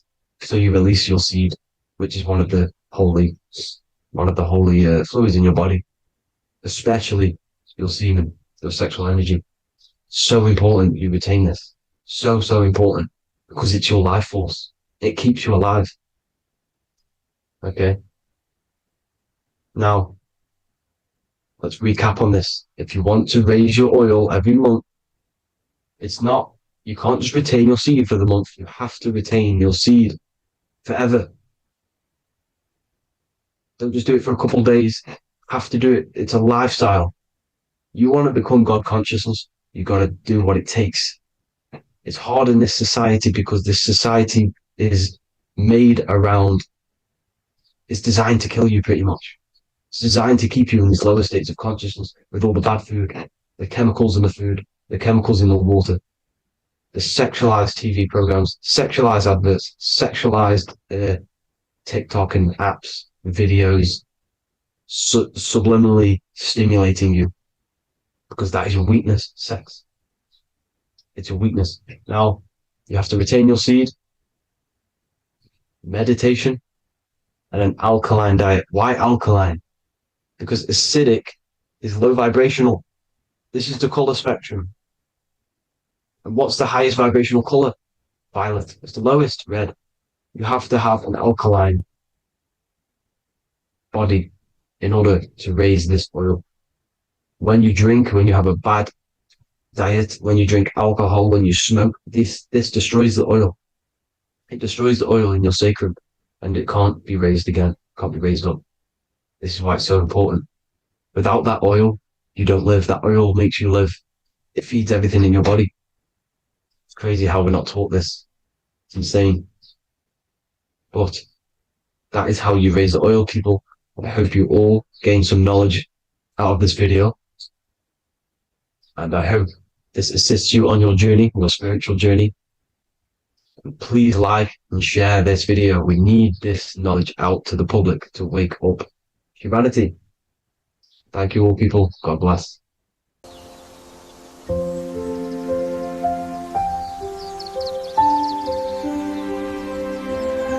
bookofwisdom.com.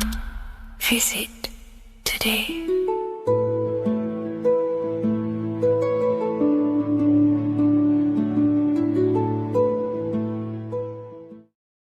So depression doesn't actually exist, and in this video I'm going to show you how depression is actually a choice. And I'm going to give you some solutions on how to deal with it. And this is probably going to change your life forever just by doing this alone. Okay, so the first thing you need to understand about depression is that it exists in your conscious mind. It exists in your thinking mind. So what is inside your thinking mind? You have your body, your name, your reputation, your trauma, your memories, your family, your worries, your interests, your bills, your passion, dislikes, goals, right? Most people identify their lives with this. They identify their lives with their thinking mind. They think they're their name, their job, their reputation, their memories. But this is not who you actually are. Who you actually are is the observer of that. What happens if you stop thinking? What is left? You're left with unconditioned consciousness. You're left with the self, which is what we refer to as I.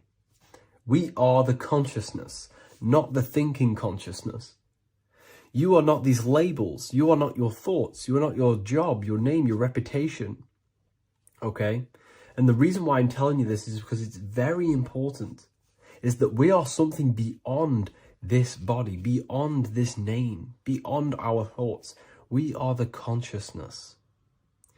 So depression exists inside of the thinking mind, the conscious mind. Okay? So if you want to get rid of depression, you must learn how to escape the thinking mind. And not only just escape, but that's step one. In meditation, you do meditations, right? We sit still and we have to learn how to control the mind and turn off the thoughts. And when we turn off the thoughts, depression goes out the window because there's no thought present in your mental field of consciousness to be depressed. Okay? You must understand, who is the one suffering from the negative thoughts? Who is the one suffering? Your mind is not suffering because the mind is producing the thoughts. Your body's not suffering from the negative thoughts. You are suffering. And who is you? You are a soul. You are that feeling. You are that person beyond the thoughts, beyond the feelings, beyond that. You are the one experiencing. You are that. Meditation gives us the ability to turn off the thinking mind. This allows us to escape our thoughts. Okay? And it gives us, over a long period of time after meditation, you'll be able to turn this switch. And this switch will be able to turn off your thoughts. And by doing this, we will be able to control our conscious mind directly by the hand. So when you notice yourself gaining them negative thoughts, we can then turn off the switch of turning off the conscious mind and rising to our authentic self and knowing the thoughts are just illusions. Now, let me tell you something that's very powerful. Most of your thoughts are coming from beliefs. Most of your feelings are coming from beliefs. So if you have a feeling of lack, this is coming from a belief that you don't have much. If you are feeling alone, this is coming from a belief that you are alone. So what we must do is restructure ourselves. We must restructure the subconscious mind. And we do this in many different ways. We can do this with meditation. We can do this with visualization, visualizing our desired reality as if we are living it. We can do this with affirmation. Now, a lot of people think, oh, I'm trying to speak something into existence with affirmation. No, you're not using vibration to try and change reality with what a lot of these new age people will teach you. Vibration, your words will not have much an impact on reality. That's the truth. But what they do have an impact on is reprogramming and recrafting and refining your mind. If you repeat, I am wealthy all day long, your subconscious mind, that word will be lingering inside your subconscious, and you will start to mold that into your conscious. You'll start to be consciously thinking about this. Most of your thoughts are coming from your subconscious. So if you want to get rid of depression, you got to figure out the trigger. What are you depressed about? What are you feeling? What are the beliefs that are making you feeling and thinking this way? And that's what you must restructure. You must restructure your subconscious mind through visualization, meditation, and affirmation. You do these all the time. You do these every single day, and you will slowly, if not surely, restructure your subconscious mind. While by doing the practice of meditation, you'll gain the off switch as well. Sometimes depression comes from not living in your authentic self. You're not doing the things that your soul is telling you to do. We all know what we should be doing at all times. I don't care what you have on. We all know we should be doing something. We all know that we have there's a higher aspect of our mind that tells us, oh, we need to be doing this, but I'm actually sat here on my phone. Oh, I shouldn't be eating this, but I'm doing it anyway. There's always that higher voice. And that is the voice that has to be connected to. And when your body's not acting out the voice of the soul, then the soul becomes sadder, and suffers more and more and more. There has to be a connection between the soul, the mind, and the body. They have to work in unison. Okay? So I hope this video helps with depression, with whatever you're going through mentally.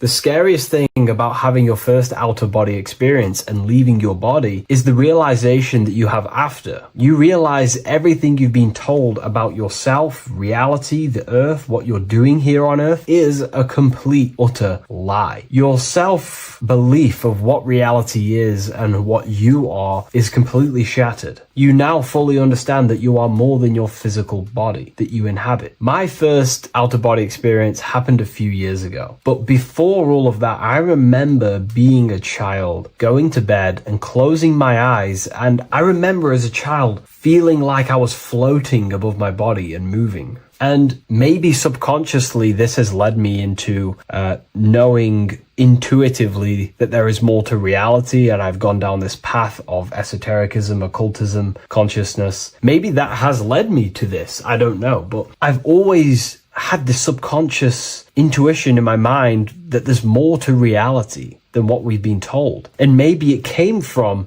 having these experiences as a child. And I'm pretty sure some people in the comments will also have that experience, feeling like you're floating when you close your eyes in bed as a child. I remember this very vividly. But a few years ago, I had my first out-of-body experience, and it completely shattered everything. And it confirmed to me that I am eternal, and there is so much more to the self, to consciousness. I then realized after my first out-of-body experience that our self is not just here in the physical dimension, it's existing in every dimension there is in the universe. However, our mind is focused primarily on this physical time space. When your mind is totally giving its attention and time to this particular time space, It locks in the mind or consciousness into that particular body of consciousness, such as the physical body, right? But for example, let's say you have a daydream and your full focus isn't in the present moment and your environment that you're in physically. Your mind kind of wanders off into a daydream, what we like to call it. That again is shifting time space. Your consciousness is 40%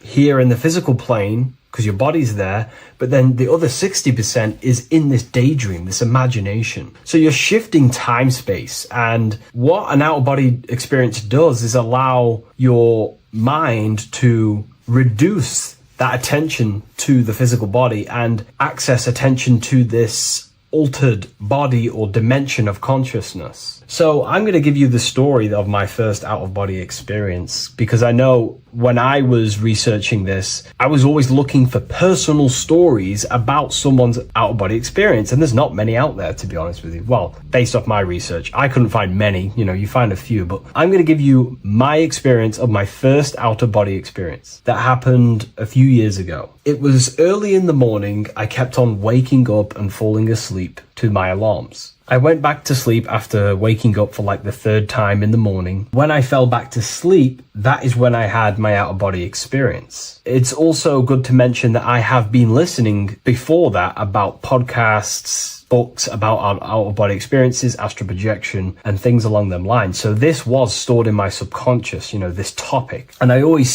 had a desire in my heart to actually experience this for myself. Long story short, I went back to sleep early in the morning because I kept on waking up, and it began with this tingling sensation, a high energy sensation. It was like bursting, intense, high frequency energy. My attention was no longer in the time space of my body, but my attention shifted into this energy body, which I now understand. I didn't understand at the time properly, but I now understand that as my consciousness started to feel like it was being pulled upwards, right now, our time space, our attention is in our body, and you feel all the data of the senses, right? And that's what I'm feeling right now. That's what you're feeling right now. But imagine that was completely stripped. My attention was no longer feeling the sensations of my body, because my body kind of just dissolved as I fell back to sleep. So this was a natural out-of-body experience. I didn't force it. I didn't meditate. I didn't do anything. This was just a natural out-of-body experience that I had. And a lot of people get these that I've read about. So my attention started to feel like I was being pulled upwards, and I no longer felt my body, but I felt this intense energy, frequency, sensation all around my body. It felt like this, it felt like illuminating energy that's moving very, very, very fast. So my conscious awareness was now shifting. I now understand. My whole body faded into this sensation. My whole mind faded into this energy sensation, this tingling, free, and it was very, very intense. I was not feeling my normal senses anymore, only this energy. This energy was also pulling me up.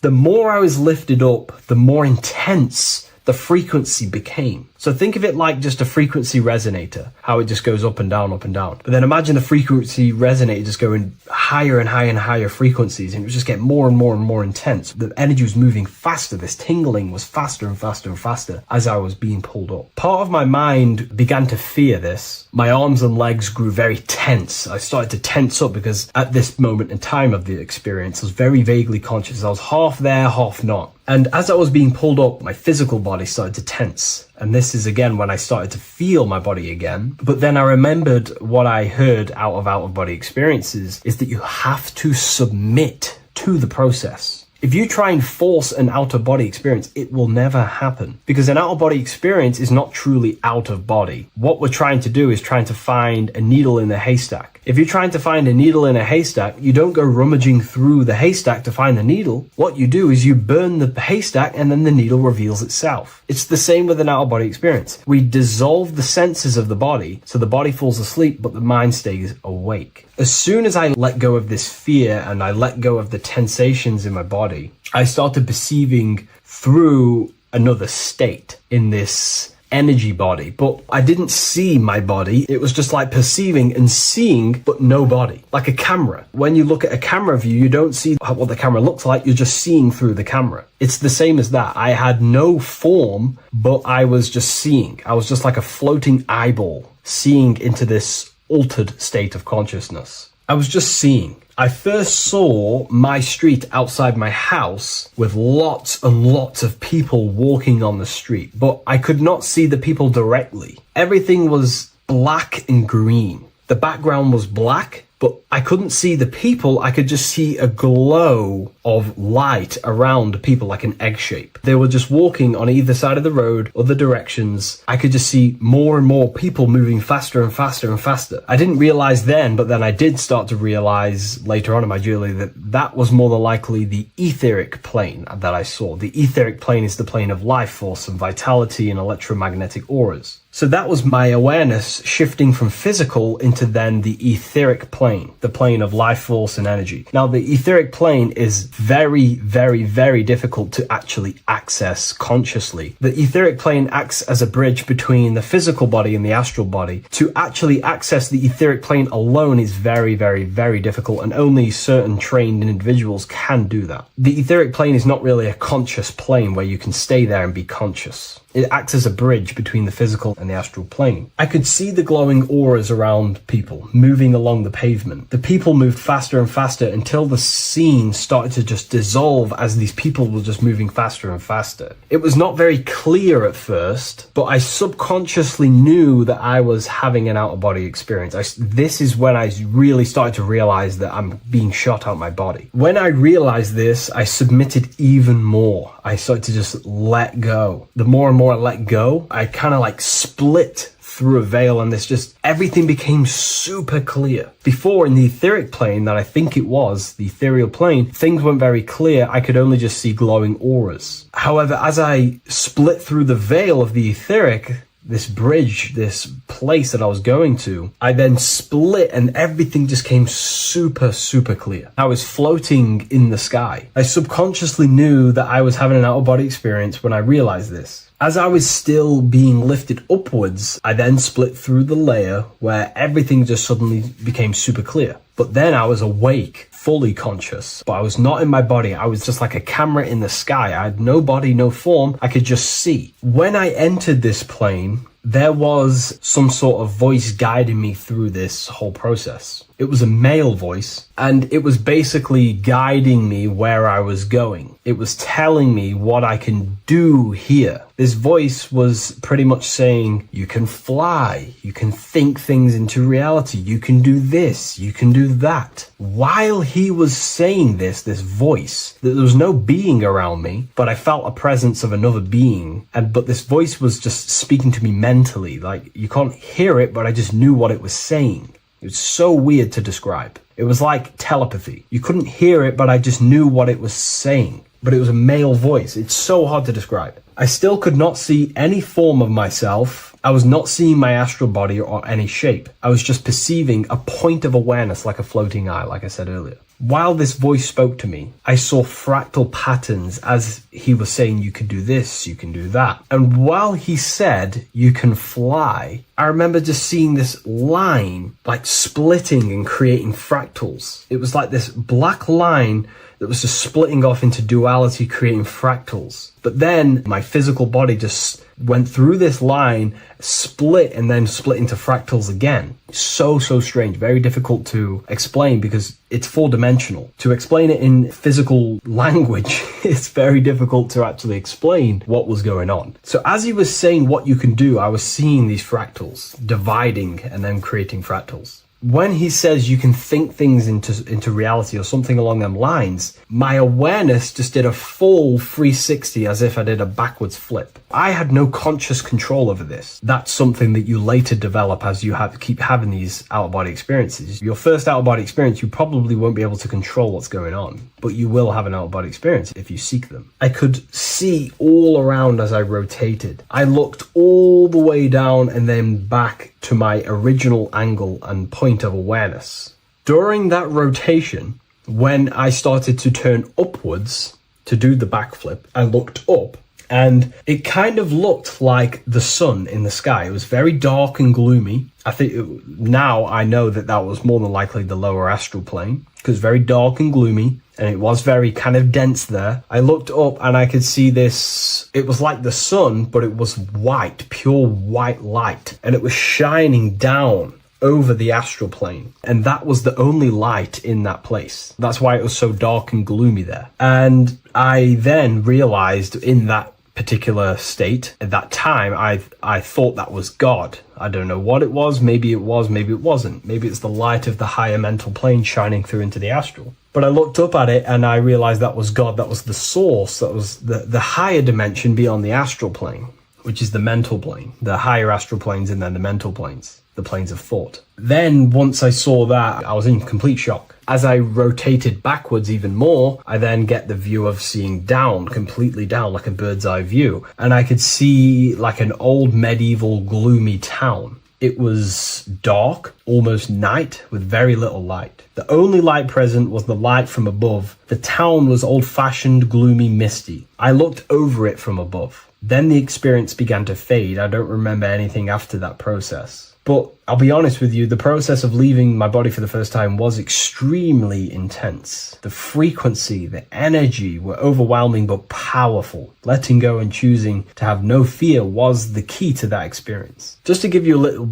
bit more wisdom on what I actually experienced now, what I realized what was happening, I now understand that the voice that I was hearing was not an external being guiding me. It was actually a higher aspect of myself, a part of my own consciousness that is not focused in the time space of the physical world. My physical mind is focused here in this timeline, but once I exited this timeline and focused elsewhere, the higher part of myself guided me towards that experience. This higher version of ourselves that we call the higher self is a higher dimensional being, but we're just unconscious of it. This being exists beyond our ordinary thinking mind. Our self exists everywhere in the universe, and we can unlock higher versions of ourselves as we progress on our journey of awakening and self-realization. Because let's say right now, only 10% of your awareness is actually in the physical plane. Science tells you that 90% of you is actually in your subconscious mind. 10% of your awareness is your conscious mind. So there's 90% of you that your conscious mind is not aware of. But our conscious mind becomes so addicted with the physical world and distracted with the physical world, it just gets totally locked in with the physical. And we never pay attention to the hidden aspects of ourselves, the unconscious aspects of ourselves. And that's why everyone in the esoteric and occult space talks about gnosis, seeking knowledge of self. Gnosis is not knowledge, it's knowledge of self obtained through direct experience. So gnosis is about rediscovering who you truly are. And another bit of wisdom that I could give you from this is that the observer is the same observer that is observing this video right now. You're watching this video, but who is the one seeing the screen? Who is the one seeing the screen of your reality, of what you call life? There is an inner witness consciousness within you who experiences and observes your thoughts, emotions, and actions, experiences and observes the screen you call reality. And that witness also witnesses your dreams. When you shift your awareness from your time space of this body into your dreams, that same witness is witnessing your dreams. So when you meditate, connecting with this witness aspect of our consciousness really does help to excel the process of having an out-of-body experience. Because a lot of people have out-of-body experiences, but they don't understand what's actually going on. They don't understand the nature of it. But it's all mental. You move mentally in that dimension. You create mentally in that dimension. The same that you do in this dimension, but just on a quicker scale, because things manifest in the astral plane instantly as soon as you think of it. Just like the screen in your mind, you think of something, you have a screen of an object in your imagination. That plane, it manifests instantly, but down here, it takes a longer time for things to manifest and condense. Once you understand that thought rules the universe, thought is the creative force of the universe, you start to understand, these different dimensions and these experiences that you have. But really connecting with that witness consciousness, that part of yourself that observes everything, really does help with excelling the process of having an out-of-body experience or mystical experiences or lucid dreams. Because connecting with that witness consciousness just makes you more conscious. Even in your physical life, staying conscious. Most people aren't conscious. They think, feel, and act unconsciously throughout their day, and they unknowingly create their reality. Connecting with that witness consciousness allows you to actually stay conscious over your thoughts, emotions, and actions, because they are giving birth to realities. That's pretty much my experience, my first out-of-body experience. What that did for me was make me so much more confident and powerful. Most of my fears just disappeared overnight. The fears of death, the fears of unknown, the fears of that I had of things shattered, disintegrated, because I understood that I am eternal. No one can use death against me to control me, because I know I am eternal. I now take riskier actions because I know I am eternal. I know that I will never truly disappear or die. So it really, really does help you, and it gives you a lot of internal power, because no one can make you scared of anything. You should not fear someone who can hurt you physically. You should fear someone who can corrupt your soul. That is the worst thing, who can corrupt your internal world, because that is what truly matters. So I hope this helps you understand out-of-body experiences. Hopefully this can help you move along in your journey. It's good to hear other stories, because this is exactly what I was seeking when I was researching this stuff. Maybe in the future I can share some more stories about my out-of-body experiences now I'm a bit more advanced. But yeah, please leave a like, comment, and subscribe on the video, and thank you all for watching.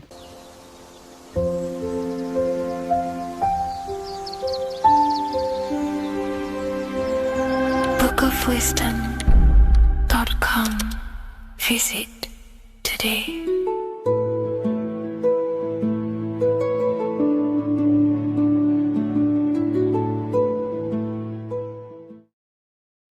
There's an ancient symbol hidden in plain sight, one that holds the key to transformation, power, and unlocking your true potential.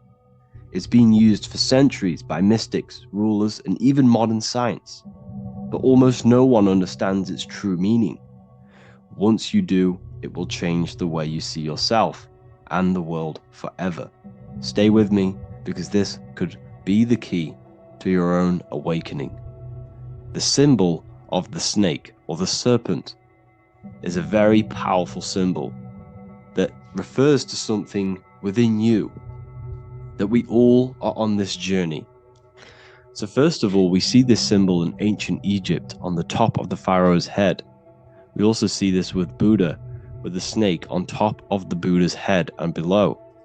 We also see this in Rome, with the Roman god Mercury holding the staff with the snake. We see this in Adam and Eve's story, with the snake tempting Eve. We even see this today on the medical facility. What does this mean? Why is this symbol being used for thousands and thousands and thousands of years? It has a very deep esoteric meaning. We see this in the caduceus staff, and we even see the snake representing the Kundalini. What does the snake actually mean? A lot of people think it represents the Kundalini, which it does. However, there's a deeper interpretation of this symbol, and it goes very far beneath the surface of what the snake actually represents. Okay? So first of all, when looking at symbols, we need to observe what the snake does in nature. The serpent sheds its skin. The serpent shedding its skin is a sacred symbol of an inner transformation. It transforms from its old self to a new self. It sheds layers of itself. As the snake discards its old exterior, it mirrors our own journey of realizing outdated beliefs and patterns, paving the way for a renewed, authentic self on the esoteric path of awakening. Essentially, it represents transformation, but not transformation of our physical bodies, transformation of our inner world. Now, this is where things get a little bit tricky and you may become a little bit confused, but I'm going to make this very clear for you. The snake symbol, or any symbol, can be used for different context. For example, the Kundalini. We see the snake representing the Kundalini. We all know that energy can't be destroyed, only transferred. Like I said, this is a transferring of energy. It's a changing, a transforming, shedding its skin. It represents transformation. Sexual energy is energy, and we can transform the sexual energy into a Kundalini awakening to activate dormant brain cells in our brain and to activate the human light body, which is the spirit. We can cultivate, save, and retain our sexual energy, transmute it up the spine to activate the brain. This is a symbol of transformation, of energy in this context. However, when we go to the emergency services, this does not mean the same thing as the Kundalini. The snake in this context represents transformation of health. When we are picked up by the emergency services, we are looking for a transformation. We are unwell and now we need to transform to well-being. This is why they use this symbol. It represents transformation, especially with the pole and the snake climbing. It's climbing, it's transforming from the bottom to the top, shedding its skin, shedding old layers, transformation. We see this in the Bible with the snake tempting Eve to eat the apple of the tree of knowledge of good and evil. Well, what does this mean? Where's the transformation in this? Well, this is a very hidden one. The transformation takes place in Adam and Eve's consciousness and their mind. They go from a pure, whole state of consciousness, from being tempted by the snake, and they eat it and they transform into knowing the good and evil, into the dualistic ways of thinking and the dualistic meaning of this world. Let me rephrase that. They understand the dualism of this world, and they now understand the two good and bad ways of thinking. They know the knowledge of good and evil, of duality. They shifted from a whole state of consciousness into their consciousness being split into good and evil. This represents the journey of every single soul that incarnates into this world, including yourself. When you were a child, you were whole. You had no understanding of good and evil. But as you grew older, you eaten the fruit.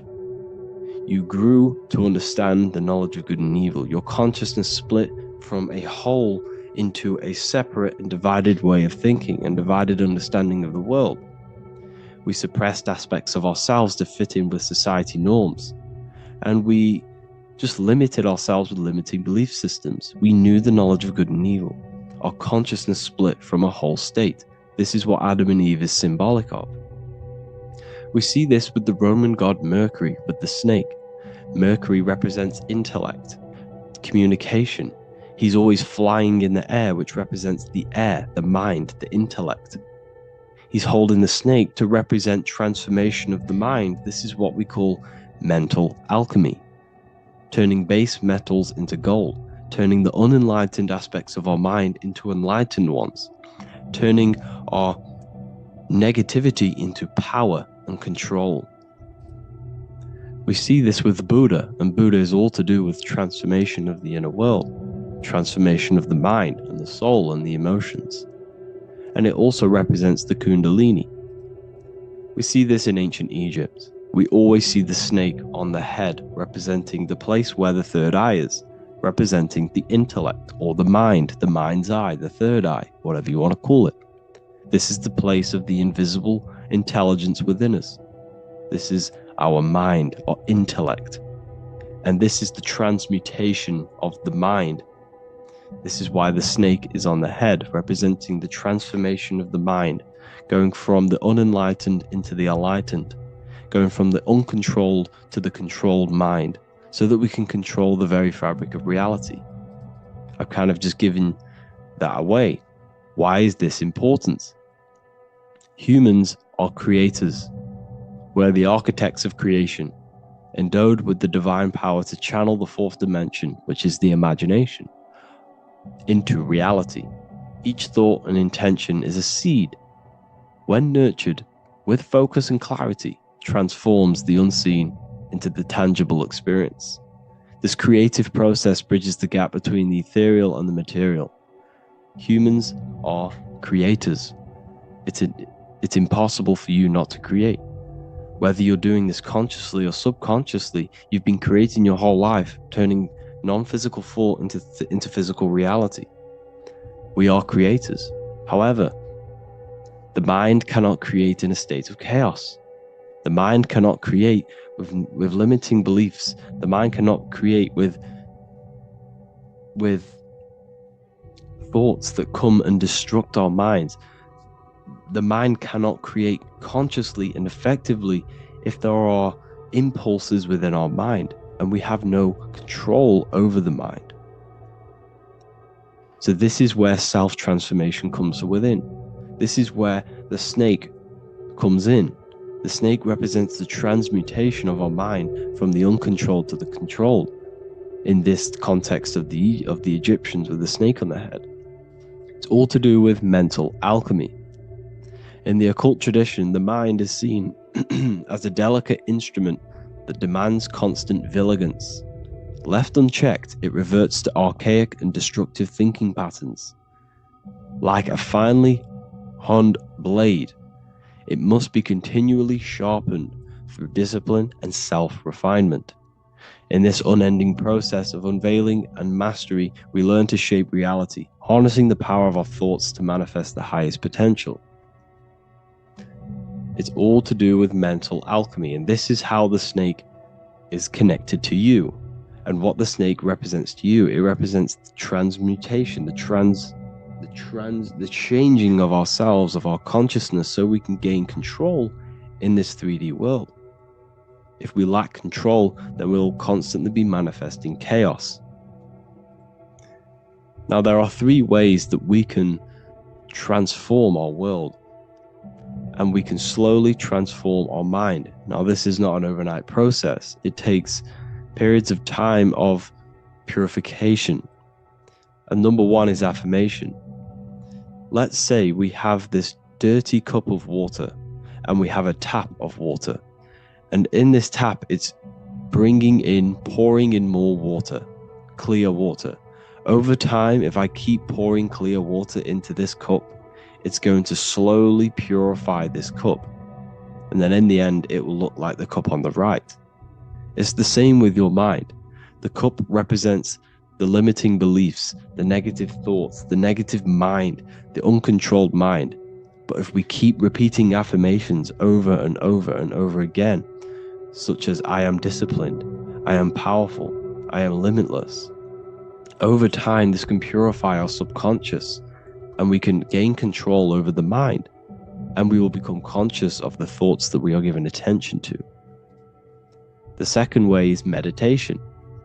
Meditation allows one to develop an off switch for the mind, providing a sense of control over it. Over time, we gain the ability to filter our thoughts and become more conscious of the ones we choose to engage with. Meditation, over a period of time, will give you this button that allows you to filter out negative thoughts. If you have a negative thought in your mind, you'll be able to become conscious of this and redirect your mind's attention. This is all about self-control, because remember, we become what we think about. The snake represents the transmutation of the self. And another way is visualization. Visualization allows your subconscious mind to experience the reality you desire, accepting it as truth. As the subconscious becomes more immersed in this imagined reality, it works to manifest it into your conscious experience. Your visual eye, visual eye. You're using the mind's eye to see and mold your future. That's what imagination is for, to create in your future. You can become your future now in your imagination. And this can slowly purify your consciousness, slowly purify your mind, which will then, if you do all 3 of these over periods of time, you will see great transformation from the inside out. And your outer world will start to mirror your inner transformation, because it's as within, so without. You change your inner world of consciousness, of thought and emotion, you'll change your external reality and your circumstances. So I hope this lesson has gave you a great understanding of what the snake actually represents. And now that you see it, you will see this everywhere. Every time you see a snake, you know it represents the transformation. So please, if you can, leave a like, comment, and subscribe, and turn on the alerts to make sure you never miss a video. And if you have any video suggestions, feel free to make a comment and I can make a lecture on it. I appreciate you all watching this video today, and I'll see you all inside my university if you're inside, and I'll see you all in my Telegram if you join, and I'll see you in the next video, of course. Thank you and take care.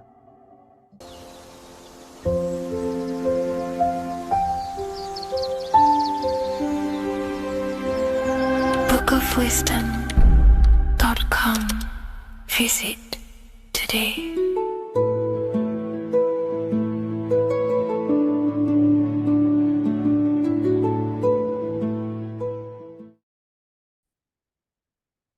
Hello, Seeker. Welcome to Revival of Symbolism, a channel devoted to the language of esoteric symbolism, guiding you to discover yourself and expand your consciousness into deeper realms of thought.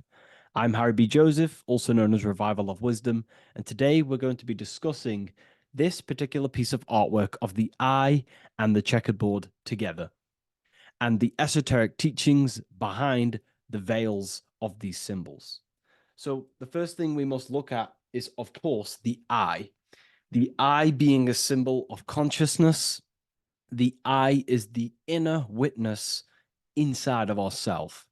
This eye is referring to the internal eye of perception inside of our mind. The mind that gives us the ability to perceive and to understand things internally. This is also the eye we use to vision things through our internal vision, what we like to call imagination. The screen in our mind that allows thoughts to be projected into a particular form. So this eye is talking about the internal eye of perception inside every single individual and form of life. Dogs, cats, squirrels, humans. Every single form of life has this internal dialogue, the inner being that no one else can listen to but themselves. This is a symbol of consciousness. And together, these two symbols reveal a grand teaching and understanding of the world and the universe, of how the universe is one consciousness, one observer. This is symbolizing the observer witness consciousness. Consciousness holds many vehicles and many dimensions that it exists in. As I've talked about previously in my previous lectures, we have a physical vehicle of consciousness, which expresses physical actions through the physical body. We have an emotional vehicle of consciousness, which is our emotional body or the astral plane. We have a mental vehicle of consciousness to express thoughts inside of, the thought body of consciousness. We also have a witness side of our consciousness. This internal witness, like who is the one seeing the screen of your reality right now? Who is the one seeing it? Not looking, who's perceiving the screen of reality through your eyes? Well, that would be the inner witness. And that inner witness is also perceiving your thoughts. A lot of people become identified with their thoughts, and they let the changes, the ever coming, unfolding changes in their mind, world, become a part of who they are. And they get caught up in the world and the changes that happens to them. And a great teaching that I've come across this last year is to never identify with the ever-changing circumstances that happen in life. When things are tough, when things are bad, always remind yourself that you are the witness of your thoughts and you are the witness of this reality. You are the one witnessing your thoughts, emotions, and actions. You are the one behind them. So when things get tough, try not to get too indulged in these negative things. The eye is the witness. Connect with the witness. And this is the same eye that perceives, sees the screen of your reality, and it also sees the screen of your dreams. So this witness consciousness is transcending your physical day life and reality, and it's also witnessing your dreams. It's the same observer who's observing your reality now, but also observing your dreams. So this witness consciousness transcends all forms of bodies of consciousness. It is essentially the highest aspect of ourselves. And it is literally the thought voice, the inner thinker, because you are not the external body. You are not the being outside your mind. You are the being inside your mind who is actively thinking. I like to call uh, what you are, what we are as consciousness is consciousness in action. We are the thinking inner thinker, the inner being. And it's about becoming into contact with that inner being again to unveil who we truly are. If we sit back and truly have a thinking session of, closing your eyes and going inside yourself, and you ask yourself, who am I truly? Who am I beyond all of my beliefs, memories, my body? Who am I beyond that? And it will lead you to the inner voice, the inner dialogue. But again, you are not the voice. You are the one hearing the voice. You are the silent, invisible one, the one behind the veil. So this is ultimately what the eye is representing. It is representing the inner self shining, looking down upon the earth, upon duality, right? But this also reveals a great teaching as well, is that consciousness is universal. It is not something uh, solely given to you. It is universal.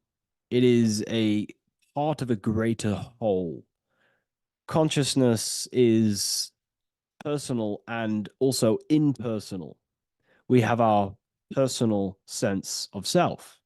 We have this inner voice. We have this sense of who we are in this world. And that is our personal sense of self. But you can also transcend the personal sense of self by turning off the mind and fading into the collective impersonal consciousness, which is ultimately what you call transcended states of consciousness, altered states of consciousness, or astral projection. When you astral project, you are simply accessing this impersonal aspect of consciousness. And this is ultimately what the symbol is representing with the checkered board floor, because the checkered board floor is duality, division.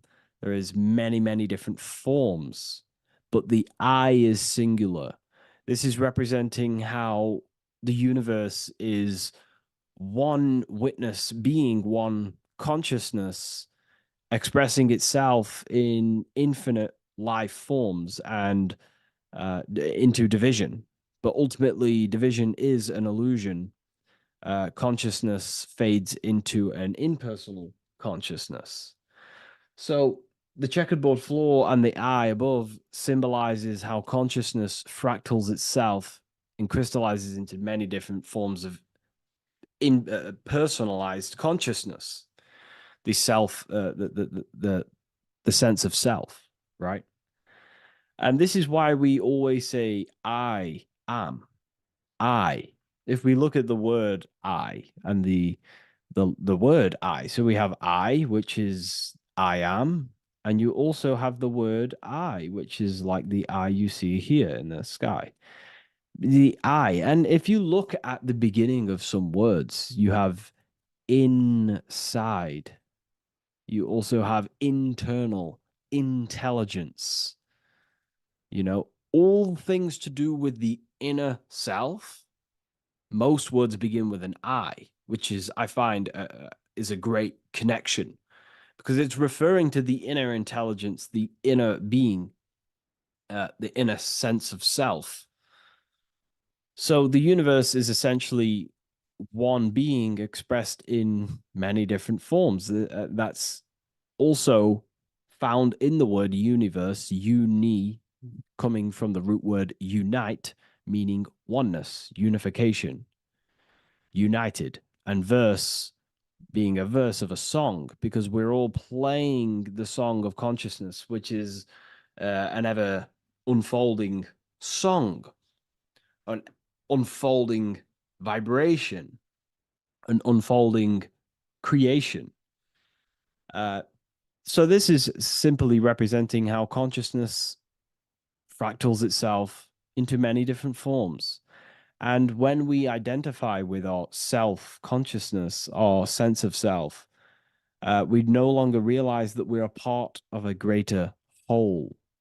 We're part of a unified field of consciousness. And there is only actually one true being in the universe, and that is the inner witness. And that inner witness is inside of every living form. And in order to truly process that, it takes a lot. You have to disintegrate who you truly think you were before you wake up to this universal truth.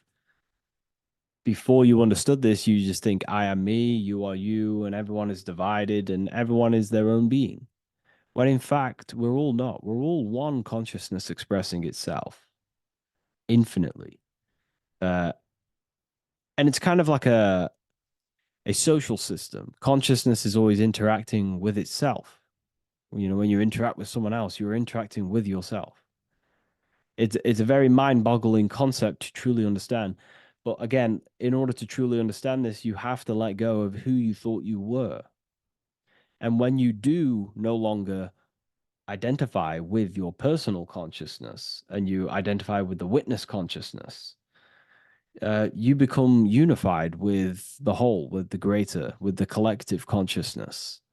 And this changes the way you think, you feel, and act, because you then realize that we're all playing a part of creation on this earth. We're all contributing towards the building project of Earth. And your thoughts, emotions, and actions also hold a great impact on the building project, your contribution towards humanity and the collective. And you start to have empathy for other people and you start to care for other people naturally by understanding this concept. And it's a very important concept, because if the whole world truly understood this, we would live in a better reflection in the material world. The world would be reflecting a better place, because the world is simply just a reflection of consciousness. And the world today is so bad because people's thoughts and consciousness is not in the greatest state of mastery, of self realization, and people don't understand who they truly are. And a religion plays a massive part in this. Our whole lives, we're stuffed with someone's going to come and save us. Jesus will return and save the whole world. It's to me, to be honest, it's complete utter nonsense. We have free will. We are the ones holding we hold responsibility for the creation that unfolds on the earth. Us as a collective consciousness, our God, manifesting, unfolding this creation and steering it in the present moment. And that's another thing. Reality was never created thousands of years ago. God is creating the world right now through the present moment, and it's unfolding. It's in a continuous state of becoming, just like you are in a continuous state of becoming. Time is evolving. Time evolves our minds. It evolves our sense of self. And we evolve over time as an individual and as a collective consciousness. And so does the earth go through this change as we change. So it's important that we are becoming more self-aware in the world so we can actually start to reflect a better world. But the checkered board floor, again, is just reminding us of the duality and the illusion, because it looks like an illusion, a checkered board floor. It's an illusion The physical world, if you only look at the world through the eyes, you will live in the veils of illusion and never see the light, the higher understanding of the world. You will see everything as divided. You will see everything as I am me, you are you, and live in division. But in truth, we are all one. We all come from the same source, and we're all the same infinite witness expressed in different forms. And this brings me back to the concept of love. Love is the force that unifies consciousness. It unifies yourself. It unifies your relationships with people. If you love your partner, you love your brother, your sister, your whoever it is in your life, it unifies. If you have a care for someone, it brings you two together and you grow the relationship by expressing care into the other person and it grows. So love is a very expanding, it allows things to grow and it unifies things. And when you start to love yourself, you start to unify with yourself. And when you start to when you start to love nature, you start to unify with nature. So if we understood this, the world would be a better place. And love is the force that unifies the collective consciousness. If we truly hold love for ourselves, for others, other individuals, nature, then the world will become more unified. It unifies consciousness. This is the force of love. It's a very, very powerful, powerful force. And I do truly believe and come to understand now that love is the reason of all creation, which is the generative principle. All action is coming from a place of love or care. We only take action on what we care about. So even the sun is a symbol of love. It just expresses life, gives away all of its light, life, and energy to the earth and asks for nothing back. It is love, it is the expression of care. And that is what unifies consciousness. So, again, this is just talking about the inner witness and how consciousness expresses itself in many forms. And the checkerboard floor also transcends that idea that I've just described of how it's consciousness divided in many forms. It also represents a state of an individual's mind. The checkerboard floor is symbolic of uh, being divided, you versus me thinking, walking down the street and thinking everyone's a threat. It also represents their thoughts, emotions, and actions not being aligned, not being unified. Their thought, emotion, action are scattered, and they're not creating things consciously. It also represents many, many different personalities in our minds, the divided personas and personalities in our mind that we have. And the eye represents the unification of that. It's about unifying our mind pretty much to not have all of these different characters and sides to ourselves and actually being a whole mind, uh, becoming conscious of uh, the unconscious aspects of ourselves and transmuting them. And when we become conscious of something, we then hold the power to change it. If we have an unconscious part of ourselves, we never truly realize it, we don't change it, and that unconscious thing can actually seek to control our thoughts, emotions, and actions from that place of the unconscious mind. So ultimately, that's what darkness to light represents. Darkness symbolizing things we are unaware of, because when something is in dark, you cannot see it. Most people are in darkness of their imagination. They don't realize the power of their imagination. They're unconscious of it. They don't use it. And to become conscious of that is to put it into light. Shedding light on something reveals something. If I shine a torch on an object, it's going to reveal it. It's the truth. So it's about becoming conscious of the aspects of ourselves that we may be unconscious of and actually using them and transforming them as tools. And again, we have the eye with light, with white and black. This is duality. Uh, you are also the witness consciousness, as previously mentioned, and the witness consciousness thinks in duality. We think we are the hater and the lover. We are the deceiver and the truther. The truth is that consciousness thinks within duality, and within the mind, beyond the witness, there is duality in thought. But in truth, you are not either. You are neither the positive or negative thought. You are the witness of it. There's a great saying in the Gospel of John, and I can't remember exactly the words, but it goes something along the lines of lift the wood, I am there. Lift the stone, I am there. It's basically saying that everything is the I am, everything is the same consciousness. No matter where you go in the universe, you're talking to self, you're talking to the same thing, you're seeing the same thing. It is the same consciousness that is everywhere. So consciousness thinks within duality, and it is the light and the dark, and we have the ability to transform between them. And some people think that, darkness is all evil. Darkness is not inherently evil. Darkness is not inherently evil. There are dark aspects of the world that help you actually progress into the light.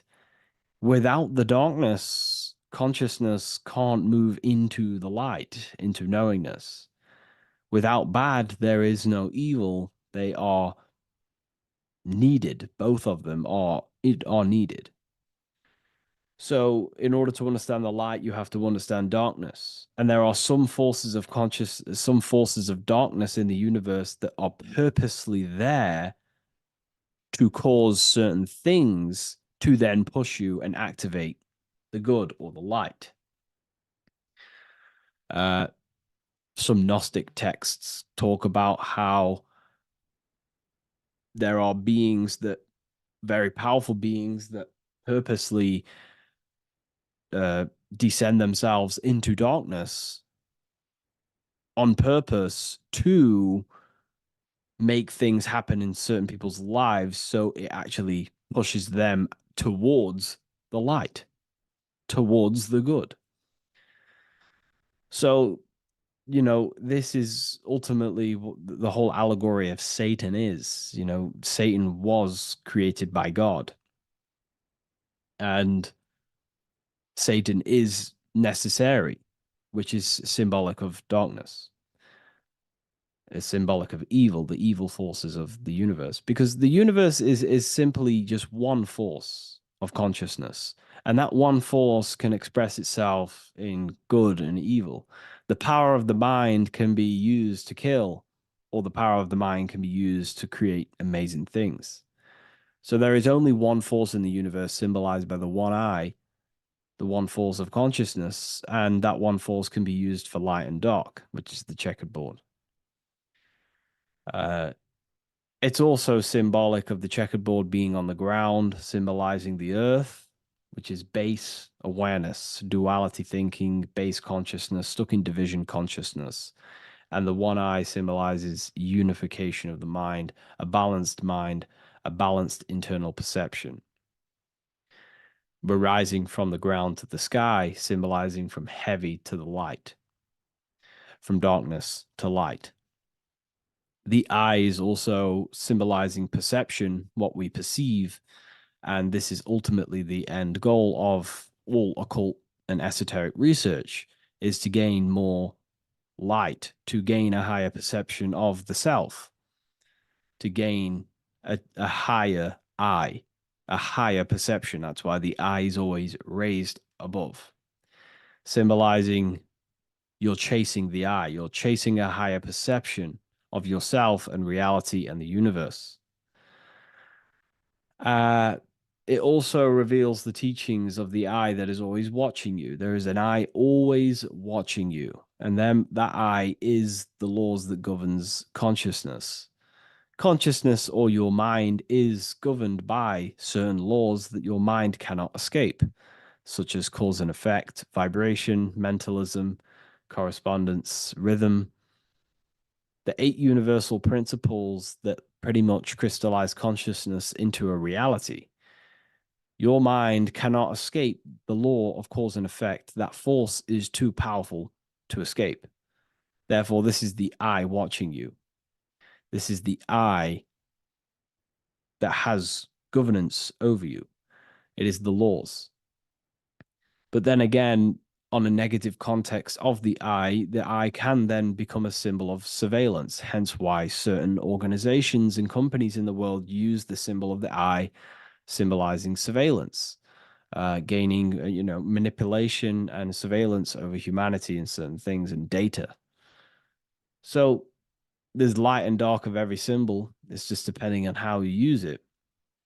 But ultimately, that is the teachings of the checkered board and the eye in the sky. If you wish to learn more about yourself, because that is the only thing that matters in the world, learning about yourself. The only thing you take with you after death is the knowledge that you hold in your mind. You can't take your car, you can't take your possessions, you can't take your money. The only thing you take is your consciousness, your level of mastery, and the things you know. With that being said, I'll see you inside Ethereum University if you decide to join, and I'll see you in the next video.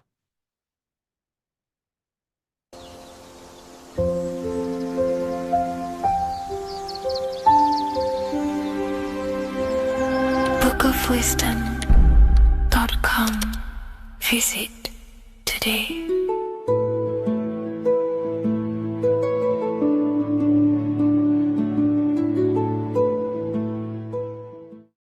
What is good, people? We're back with another video, and this is going to be talking about the connection between the micro and the macro. You are the universe, everything is inside of you. So the first thing you need to understand is that the law of mentalism, we are a thought in the creator's mind, everything's being thought into existence. We have a spark of this mind, this same mind of the creator, and everything is a state of mind.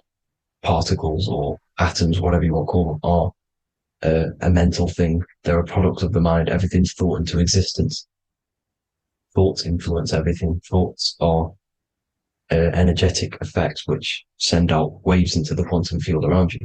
And your consciousness is actually the universe experiencing itself, expressing itself, and viewing itself. So we are the creator, but viewing itself in separate bodies. And this is why they call the material world the world of illusions, because everything's separate here, but we all forget that we're not all one.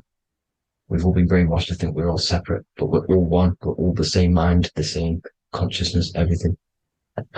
So everything's created out of toroidal fields. God created the toroidal field.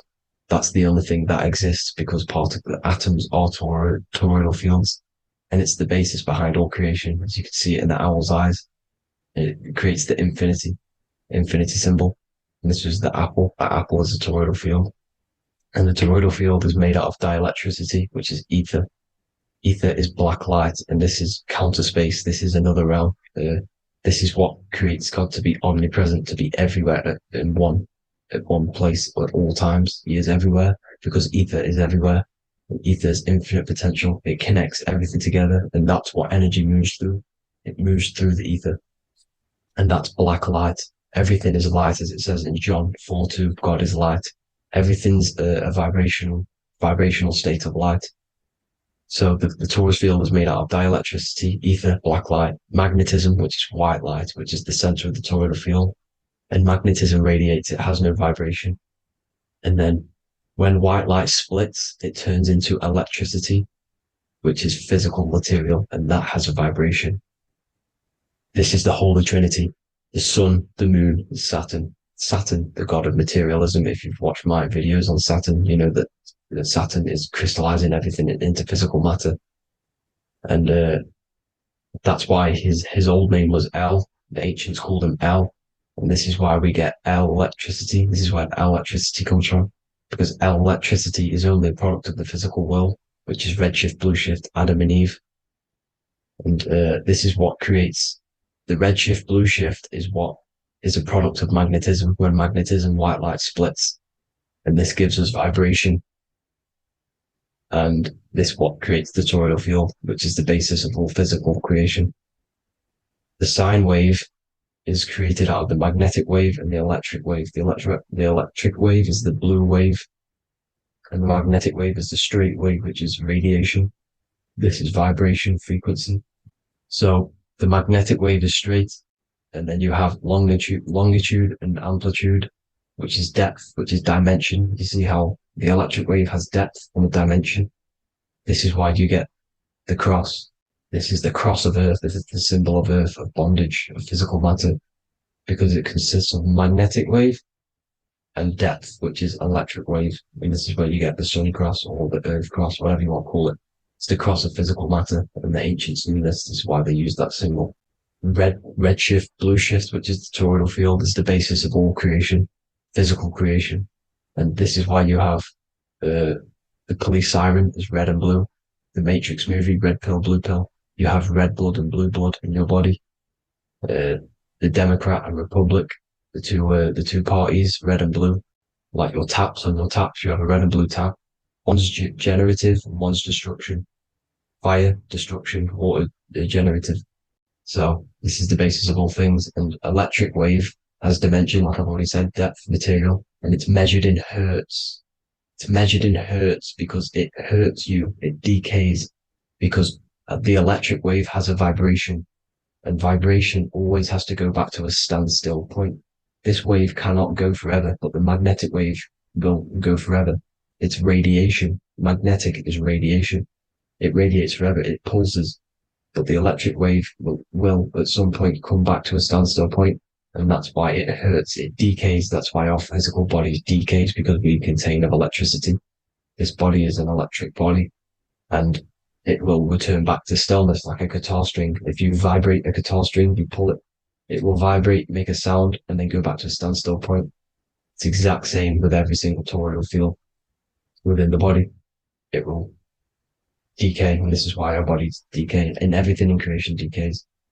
So we're born into sin, the sin of Eve. The sin of Eve is us biting into the tree of knowledge of good and evil, which is the systems in the body. And the sin of Eve is biting into the sine wave. We bit into the sine wave. The sun moves in a sine wave. Our DNA is a sine wave. Time is a sine wave. Everything in this creation is a sine wave. This is why the dollar bill is a sine wave. Magnetism and electric waves in one. And this is the sun doing its sine wave, which creates, when you go bowling, it kind of creates that pin that you hit over. That's the pin of the sun. The zodiac sign is a sine wave because the zodiac sign is an expression of the toroidal field, because magnetism unfolds into 12ness. And that's why you have 12 zodiac signs, 12 systems in your body, 12 cranial nerves in your head, in your brain. So if you can imagine this, see where my pointer is. Always starts with Aries. Aries is the head. It's the first thing that's created in the womb. And this is Aries, the ram. And this is why it's called a cerebrum in your brain, which is the first thing that creates when you're in the womb. And what's the element of Aries is fire. Fire is the first element. F-I-R, first, because it's the first thing on the wheel, the first expression of energy. As you can see here, my pointer, this is the center of the toroidal field. It would go Aries, Virgo, Capricorn, Pisces, Scorpio, Cancer. Then we go back to Libra. Libra would be center. But you see how the toroidal field is the expression of the 12 energies. That's what the constellations are, the energy expressions of the toroidal field. So it would go outwards, starting from Aries here, all the way back to Pisces, which is beyond the bottom half. But Libra would be the center. That's why Libra is the equinox. It's the equinox. Libra is when it goes from summer over to autumn. It's the equal. It starts to transition into the winter side. Equinox, equal, which is Libra. And that's why Libra has the two scales. It's symbolized with the two scales. That's because of, the sun moving over. It's being judged. It's equal now, but then it's going to tip over into the winter. That's why Libra is here, the center of the sine wave. And like I said before, magnetic energy unfolds into 12ness. Magnesium is number 12 on the periodic table. It's the sacred number. And this is why the scientists are trying to, NASA is trying to bring in another constellation to destroy the holy science of astrology. So Aries rules the head, which is Mars. Taurus rules the neck, the lower head. Gemini, the two twins, which is your lungs, your two twins, your arms, two twins. Cancer, the breasts, or the chest area. Leo, the heart, which is the sun, which is fire, the center of the toroidal field. Virgo, the belly, which is the intestines. Libra, the kidneys, the two scales, the kidneys, balancing out everything. Scorpio, the sex organs. Sagittarius, hips and thighs. Capricorn, I've missed that out, which is the kneecaps. Capricorn, kneecap. Aries, which is the ram, which is the cerebrum in your brain. And then Aquarius, the calves and the ankles. And the Pisces, the two fish, the 2 feet. So everything corresponds, as you can see here. This is an ancient way of depicting it, of the folded human. And this is everything. Each constellation rules that part of the body, gives energy to that part of the body, makes you do certain things. So magnetic energy unfolds into 12ness, electricity unfolds into 7s. That's why when you get electric, the light spectrum that we see, it consists of 7 colors. Why we have 7 planets. The 7 planets give us our 7 metals and the 7 solfeggio scale frequencies. So the rotor, this is the rotor, and rotor is an anagram for Torah, the Torah, which is I think it's the Hebrew Bible. Don't quote me on that, but it's one of the holy books, which is the Torah, the Taurus. Everything goes back to the Taurus field because it's the basis of all creation. So the chief cornerstone, it says in the Bible that the builders rejected the chief cornerstone. The chief cornerstone, you are the builder. You decided to incarnate into the physical world, into the electric world, the world of Saturn. When you are created in the womb, it takes you 9 months for you to be created. So, for example, if you went into the womb here, it'd take you 9 months. So let's say you're born in Scorpio. So you'd go back 9 months, 1, 2, 3, 4, 5, 6, 7, 8, 9. You consist of all of these 9 energies because it takes 9 months or however long you took to be born. Some people are born earlier. You'd have to find out how many months you were in the womb for. But you consist of these 9 energies, and each constellation has a cell salt associated with it. And these cell salts are vital for your health, and your cells are the optimal health of your body. So the chief cornerstone that you rejected is these 3 cell salts, these 3 constellations. So you're mineral deficient in these 3 constellations. For example, fluoride, magnesium, phosphate, and potassium sulfate. So that's the chief cornerstone. And a cornerstone, people always get it rejected with the cornerstone. The cornerstone is not, it doesn't say the cornerstone in the Bible, it says the chief cornerstone. The cornerstone is a cornerstone of a building, but a chief cornerstone is the top of the pyramid. This is where we get the pyramid of the wheel. So you're mineral deficient in whatever 3 zodiac signs you're not. You were not in the womb for. This is the chief cornerstone you rejected.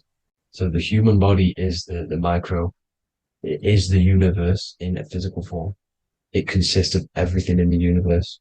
Just like your consciousness is the universe watching itself, experiencing itself. Your body is the whole universe. 12 systems in the body, 12 zodiac signs, 7 chakras are the 7 planets. The Holy Trinity of you is your Temple of Solomon, the soul and the mind, the sun and the moon.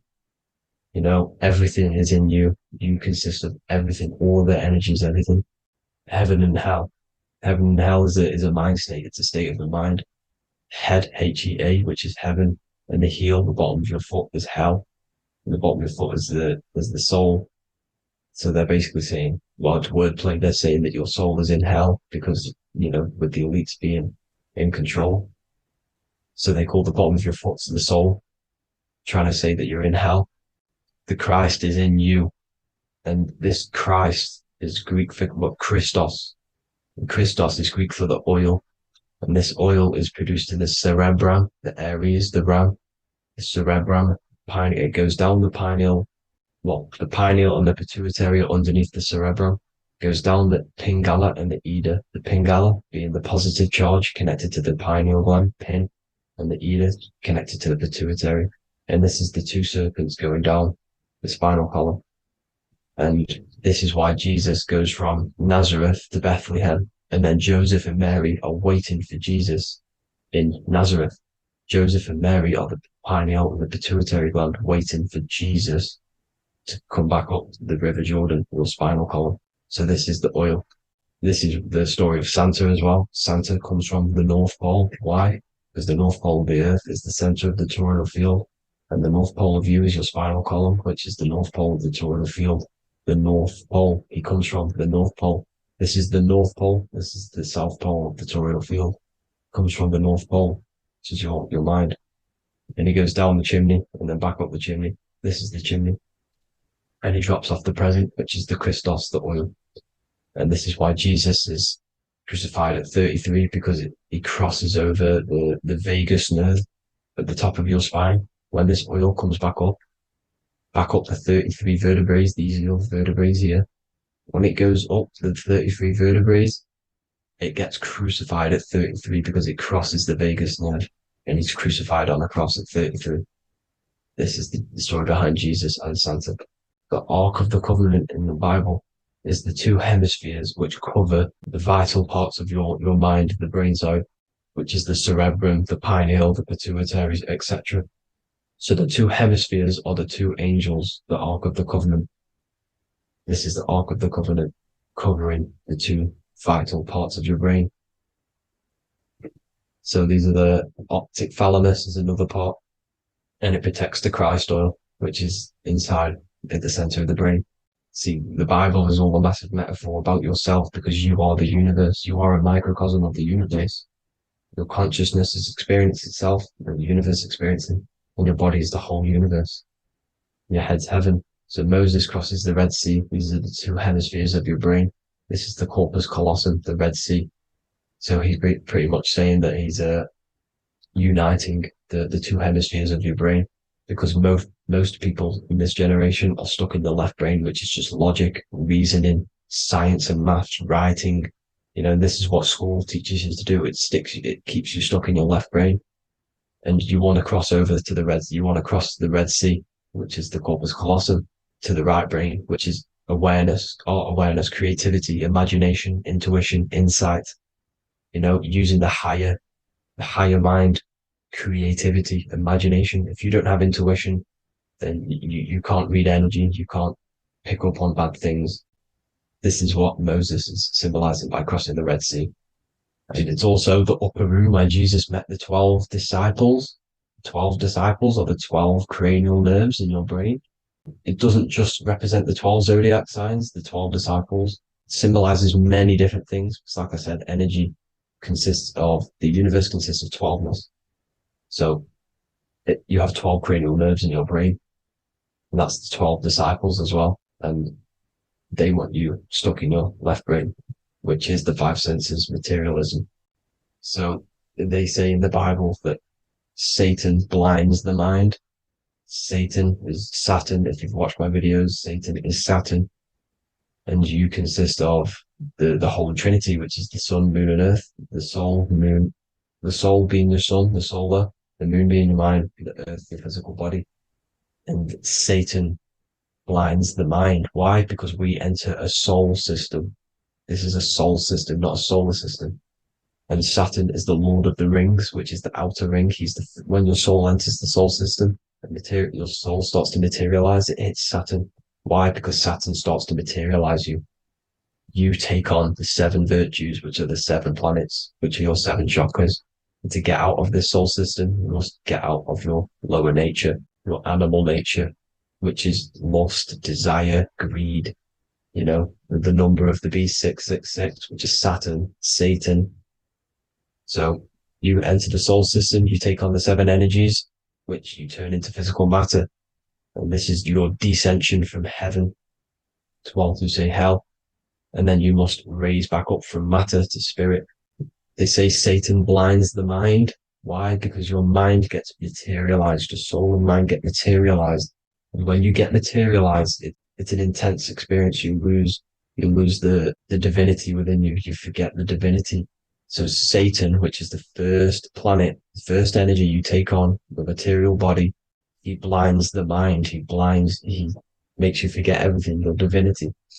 Then you must remember, ascend up Jacob's ladder, the 33 vertebrae to heaven. And this is a microcosm of the macro, because you will ascend back up to heaven if you do this, when you leave your physical body, when your body decays. So when it talks about in the Bible, completely destroy them, the Hittites, the Amorites, the Canaanites, all the ites, this is what God says to the Israelites. It says completely destroy them.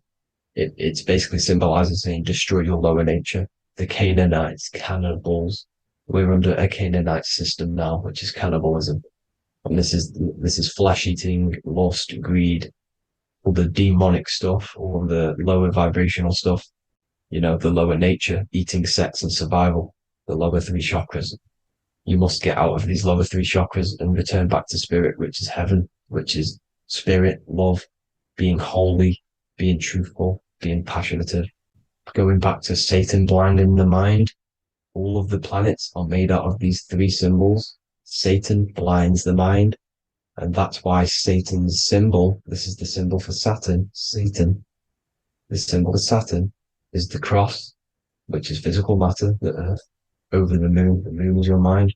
So the Saturn symbol saying matter over mind, he blinds the mind, Satan blinds the mind once you enter the soul system. And you must remember, in the Bible, it talks about the Genesis, which is Eve, the sin of Eve, which is biting of the tree of knowledge, with the serpent, which wraps around the tree. It says the serpent placed himself on the tree. Well, the serpent is the spinal column. It's the serpent telling you eat from the tree of knowledge of good and evil, which is your nervous system. And eating from the tree of knowledge of good and evil is doing bad things. For example, over-sexualized, overeating, eating the wrong food. That's eating from your nervous system. It's decaying you, and it's preventing you from achieving the God self, the God consciousness. This is the symbolism of, the tree on the serpent, telling you to eat from the left brain, with the left brain being the sinister. Sinister is Latin for left. That's sin. Sin is left. And left is lefty Lucy, Lucifer, right, righteousness, right, God, godly. The tree of knowledge of good and evil, which is your nervous system, because it determines good or bad. That's the only thing you experience in this world is your nervous system. And then the tree of life is the cardiovascular system, and the Garden of Eden is your body. So that's it for this video, people. Hope you've got a greater understanding of how you are the universe and everything is inside of you. Just keep in mind you are the universe experience in itself, and your body is a reflection of everything. The 12 constellations, the 7 planets, everything's inside of you. This world is an expression from the inside outwards. You can't affect the outside world to manipulate reality. Everything's inside of you. I hope you got a greater understanding of this. God bless.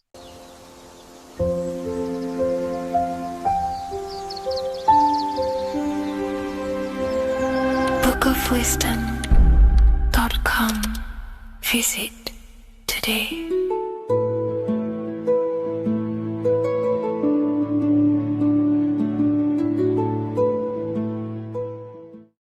Neo is plugged into the matrix on the back of his neck. And if we look at the human brain, the back of the neck is the reptilian brainstem. And when one operates their life out of the reptilian brainstem, they are unaware, unconscious. They are consciously dead, because the reptilian brain does not really critically think. It acts on instinct, fight or flight mode. This is considered in the occult spiritually dead. When one is taking actions without intention, simply very reactive to life. They're not living, they're simply experiencing. When you're walking down the street and you see someone, and in your mind you think me versus them versus me, that is an animalistic way of thinking. I used to be trapped in this way of thinking, always thinking of fight or flight, always judging people, always reacting to the world, never consciously creating and commanding with intention in the world. This could be considered the matrix when one lives unconsciously, simply surviving in the world. Another symptom of living in the reptilian brain could be obsession, a constant need to assert your power over others to feel safe or superior. Views relationships as power hierarchies, not as mutual connections. It could be a conquest for sex, lust, seeking validation through sexual activity. Sex becomes a tool for dominance, escape, and self-worth. Intimacy is avoided. Pleasure is pursued without emotional depth. Seeking pleasure all the time. This is all to do with the reptilian brain. Seeking safety. It could be compulsive eating or food hoarding, driven by craving and not actual hunger. Eats to soothe fear or emotional discomfort, often unconsciously. This is the unconscious. Fear-based decision-making. Every choice is shaped by perceived threat or insecurity or fear within the subconscious mind. Long-term vision is sacrificed for immediate safety and gratification. All the reptilian brain. Territorial behavior overacts when personal space, possessions, or status is threatened. Acts as though survival depends on ownership or status. Addiction repeats patterns to feel safe, even if they are harmful. Avoids anything unfamiliar or unpredictable. Low empathy. No empathy or emotional care for one another and for fellow beings in the world. Sees people as threats, tools, or competitors. This is all to do with the reptilian brain. Intense jealousy or possessiveness. Sees others as rivals or objects to control. Cannot tolerate perceived threats to loyalty or status. Quick to be angry. Slow to reflect. Reacts with rage, withdrawal when challenged. Lacks emotional regulation or deep self-awareness. So this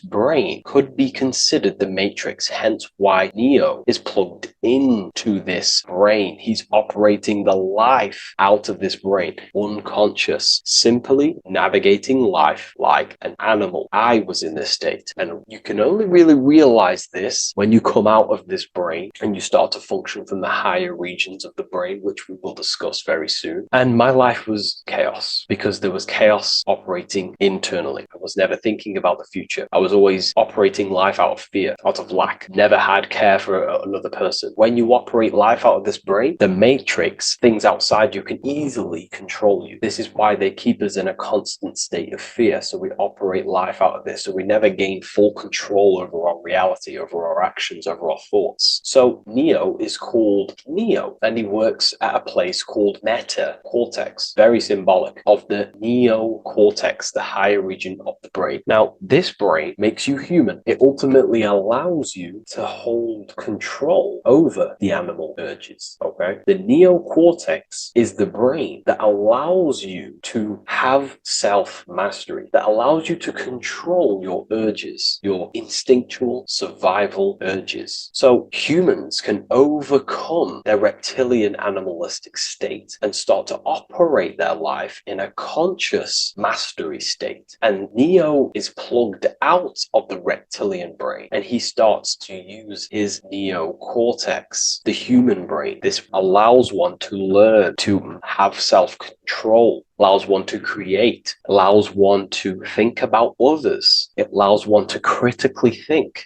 deeply. It allows one to be self-aware. Who am I? Where did I come from? And where am I going? This is ultimately the brain that has shaped the world. We look at humans. We built technology. We built all of these amazing things. They all come from the neocortex. This is the higher region of the brain that allows consciousness to function on a higher degree. It allows you to truly become a creator and have self-control instead of living in a reactive animal state. You see, animals are only aware of their five senses. They're only aware of surviving. If you notice, look at animals, they're always looking around. Even in their home, they're always looking around, sniffing around. That's because they operate in an animalistic brain. Humans have the neocortex. This is a higher region region of the brain, which well, if you wish to master yourself, this is the brain that you will be using. This allows you to operate life on a higher degree. We see this reptilian brain symbolized everywhere. See it as reptiles. Reptiles are symbols of this brain. We see the Egyptian god Osiris with the green skin representing a reptile, a crocodile. Sometimes we see Osiris depicted in Egyptian artwork with crocodiles or reptiles, if you do a little bit of research on that. And also, if we look at the overall symbolism of Osiris and his story, we notice that he is the god of the dead or the underworld. This is not literal, but the dead or the god of the death,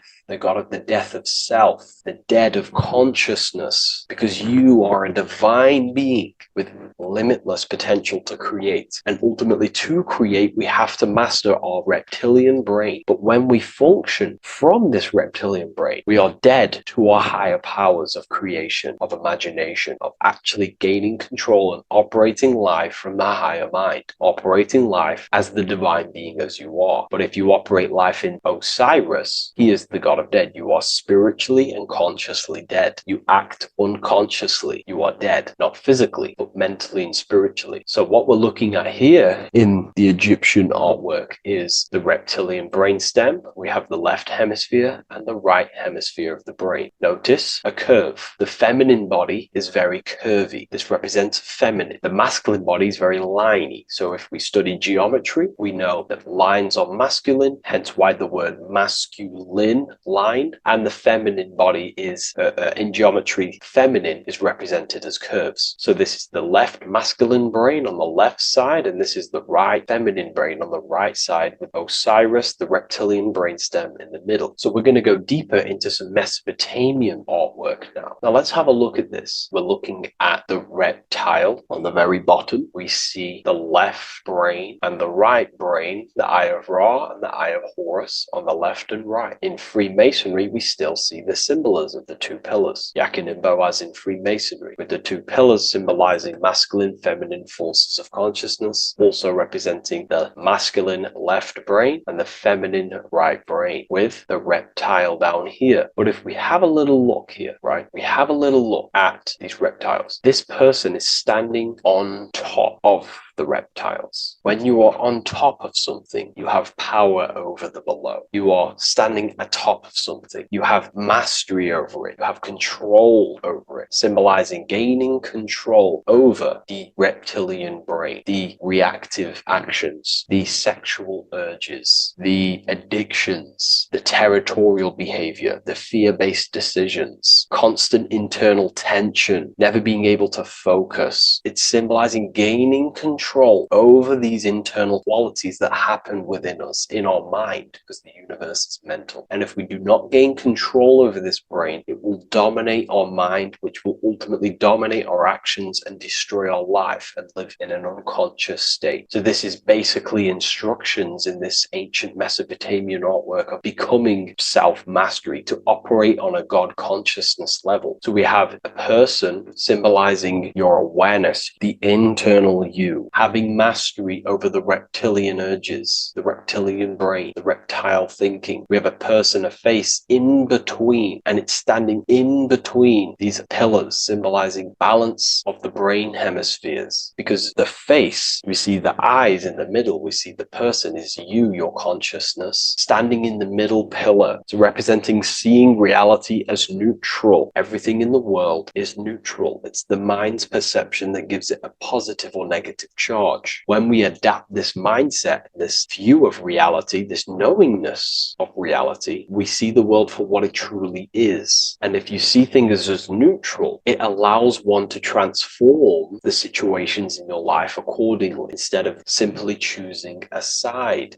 This is a major problem in society, and this was a problem within myself also. We like to choose sides, and choosing sides can keep your consciousness locked locked in a certain mindset, in a certain belief. And belief is what is ultimately destroying humanity. It's about knowingness. And knowingness is in the middle. We want to seek to know things. Knowing things allows you to go out there, directly experience it, and know it for yourself. For example, I know I'm not on a spinning global ball flying through space. Why? Because my senses tell me I'm not doing that. My senses tell me I'm not going 1,000 miles per hour and 360,000 miles per hour through space while spinning around the sun. I know that because I know myself. I know I'm not my body because I've had direct mystical experiences beyond the physical body. So we should seek to know things, and that's what we call gnosis, direct knowledge obtained through direct experience, knowingness. And that is a middle pillar quality. So in Freemasonry, we see the middle pillar. The matrix is designed to give you two wings all the time. Democrats, Republicans, feminism, and then there's another side. There's always two sides that they're giving you because they want you locked in either way, which is seek the middle pillar, seeing things as neutral, seeing things as the middle pillar, seeking direct experience, gnosis. And this aligns with the brain because the brain gives us these two perceptions also. The right brain sees the woods, the whole woods, but the left brain sees the individual trees and branches and leaves. If we're too left hemisphered, we're going to see everything as divided. If you're too left hemisphered, you're only going to see yourself. You're only going to think about me, myself, my ego, my consciousness, my life. And I'm only going to operate in the world, take actions only towards me without considering the collective, which is the right hemisphere quality. The right hemisphere allows you to see the bigger picture, how we're all connected. We're all one family of consciousness. We're all one being separated in different bodies, one consciousness operating in different bodies. So it's about aligning these perceptions of the brain and standing in the middle and also conquering the reptilian brain. This allows us to operate in the world and see the world for what it truly is and operate from a place of balance. We also see some more symbolism in Egypt of the Ram Sphinx in Egypt. Ram Sphinx. Please leave a comment and please leave a like and a subscribe onto the YouTube if you like my content. Smash that like button and we'll get straight to this. So this is the Ram Sphinx in Egypt, also symbolizing the brain. This is my research. These are my conclusions. You can take this with a pinch of salt and go out and do your own research. This is what makes sense to me based off my information I've gained, my symbolism that I can read. So take what you can from it. I'm not here to obstruct anything. I'm not here to place anything in your mind. I'm simply here expressing my research. Never take anything off anyone as solid truth. I've never have said everything I say is solid truth. This is my research. If the research aligns with you, that's great. Maybe it doesn't with some people, that's fine. Simply take things with a pinch of salt, go out and collect as much research and information from many different sources and place together your own understanding of symbolism and your own perspective on reality. But like I say, seek to know and not believe.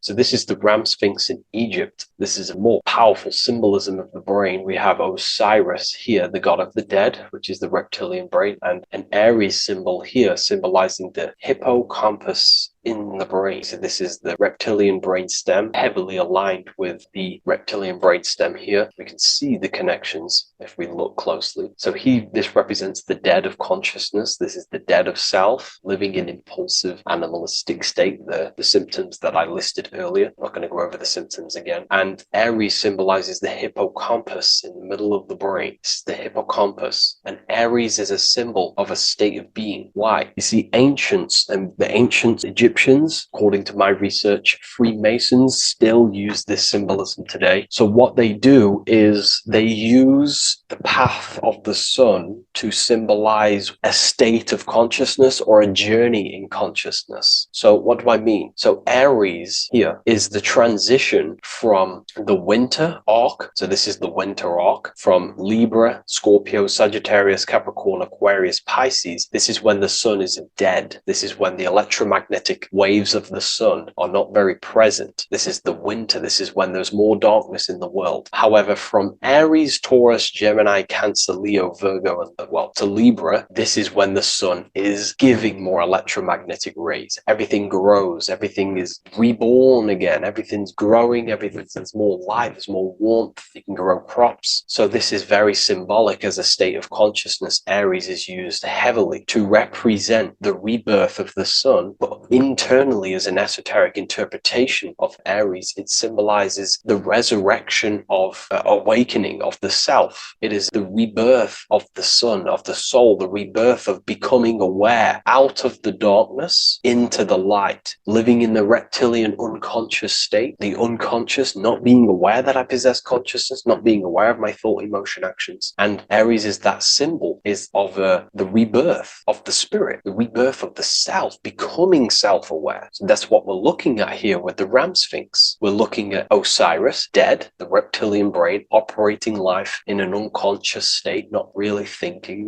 not self-aware of thought, emotion, actions, not aware of the soul, not aware of good and evil, not aware of the laws that are in the heart of love, not aware that there's always an intelligence in the heart telling us what's the right thing to do at all times, not aware of anything, just simply reacting to the world. But then we have a symbol of Aries above, which is the resurrection of self. So again, this is symbolizing by the Egyptians, to me and my research, going from darkness to light. This is the resurrection of consciousness when we start to deepen our self-awareness, which is ultimately what I'm doing to you in these videos. Hopefully I can awaken some people's minds and make people think deeper. And that process of internally what's happening within you, that's what Aries represents when you're starting to say, wow, my mind's going deeper and deeper into the self, and I'm realizing more. That is what Aries symbolizes. When the sun returns, it's also a symbol of a sacrifice, because obviously when the sun returns back to Aries, we're sacrificing the winter, when we're transitioning, and all transitions require sacrifice. So in Aries, the Jews celebrate the Passover. It's the Passover of the sun, and what do? They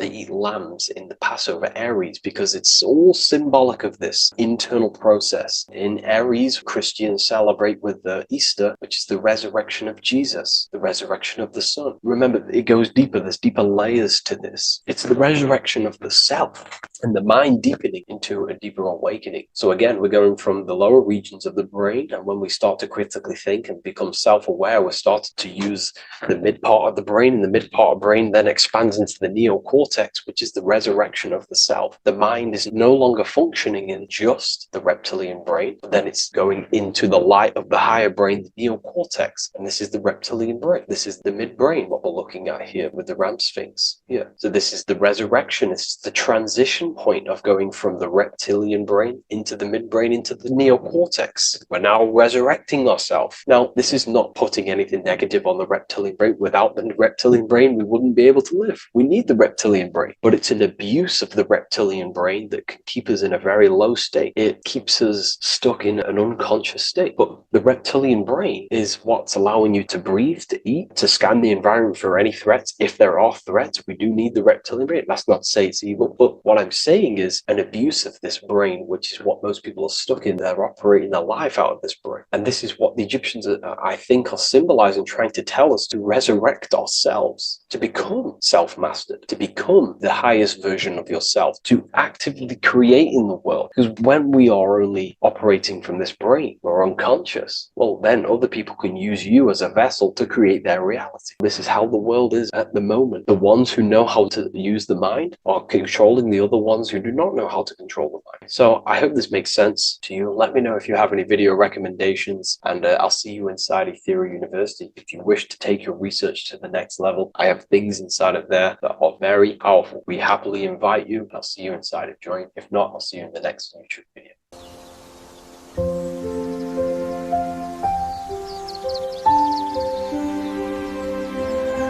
bookofwisdom.com. Visit today.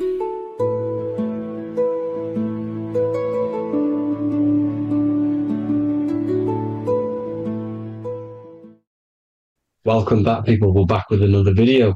Let's jump straight into this. Make sure to tune in till the end, because this has got so much information in this video. So sit back and enjoy. So everything's Taurus fields. The Earth's a Taurus field. Everything's Taurus, which is electromagnetic field, electric and magnetic. The center of the torus field is where the two opposing forces meet in the center. And this is what creates the plane of inertia, the dielectric plane of inertia. Okay? You got red shift, blue shift, positive, negative, south and north pole, right? This is what the ancients were showing with the tree of life. As you can see here, this is the plane of inertia, and this is the torus field. Everything consists of this. Everything is a torus field. A atom is a torus field. Okay. Now, the inertia is the 0 point. So this plane is a 0 point. It's the balance between two poles. Okay. Now, this creates matter because matter is two opposing forces in motion equalized. So these two forces coming together is what creates matter on this physical plane. And this is why we can't see the electromagnetic field, because it consists of one of the elements, which is either electric or magnetic. But when they combine together, is what creates this physical plane, which is physical matter, which is light in motion. Now, everything is one. Don't get confused by duality. Duality is two opposing forces, but them two opposing forces are created by the same substance. It's two aspects of the same substance. So, for example, water and ice are the same thing, you know what I'm trying to say, but it's two aspects of the same substance because all is one. The whole universe is one. All goes back to the one, which is God, the creator, or magnetism, whatever you want to call it, because magnetism pulsates. Electricity has two poles, red shift, blue shift. Okay. So red shift, blue shift is electricity, and electricity vibrates, and all vibration always comes back to a standstill point. But magnetism is what pulsates. This is why your heart pulses. You breathe, which is a pulse. This is the breath of the universe, magnetism. Now, this is why the earth is green, okay? Earth can be spelt heart. If you just move the H to the beginning, it spells heart, okay? Because the heart is the center of the torus field, which is the heart chakra for us humans, okay? We consist of the same field, as you already know. Heart being the center, which is green, which is the center of the seven colors. The center of the seven colors. This is the most powerful chakra in your body. People think it's the crown chakra, but it's the heart chakra because it's the center of the torus field. You must align them all and combine them all into one, which is the heart chakra. Now, earth is green. Nature's green. Okay, this is because we live on heart chakra, the plane of inertia. It's the center of the torus field. Okay, and this is what the Egyptians called Isis, which is nature. Nature is balanced, and nature is female, Mother Nature, because it looks after us with the fruit it grows with abundance, and the water. It's a female energy, Mother Nature, and this is the symbolism of an equal, balanced arms. This is the scales, it's balanced. Mother Nature is balanced. This is why the sky is blue, because what comes after the heart chakra? Blue. Sky is blue. We live in Midgard. This is what the ancients called Midgard. You don't have to take this tree literally. It's a metaphor. We live in Midgard, where both positive and negative duality here. Now, Mount Meru. Mount Meru was known as the center of the earth, okay, or known as Hyperborea. And this is the North Pole, the electromagnetic North Pole. But when I say Mount Meru, it's not an actual mountain. They weren't saying there was a real mountain in the center of the earth, a magnetic rock. No. The plane of inertia, okay, there's something called a hyperboloid. That's what it's called, a hyperboloid. And this is the center of the torus field. And this hyperboloid is what is in the shape of a mountain, you see? So if I go to this next one, they say Hyperborea on this map. Why do they call it Hyperborea? Because this is the hyperboloid in the center of the torus field. And this is the electromagnetic mountain, a metaphor. Mountain, what they're metaphorically saying, this is the electromagnetic mountain at the center, the double vortex, the center of the torus field, which is the North Pole.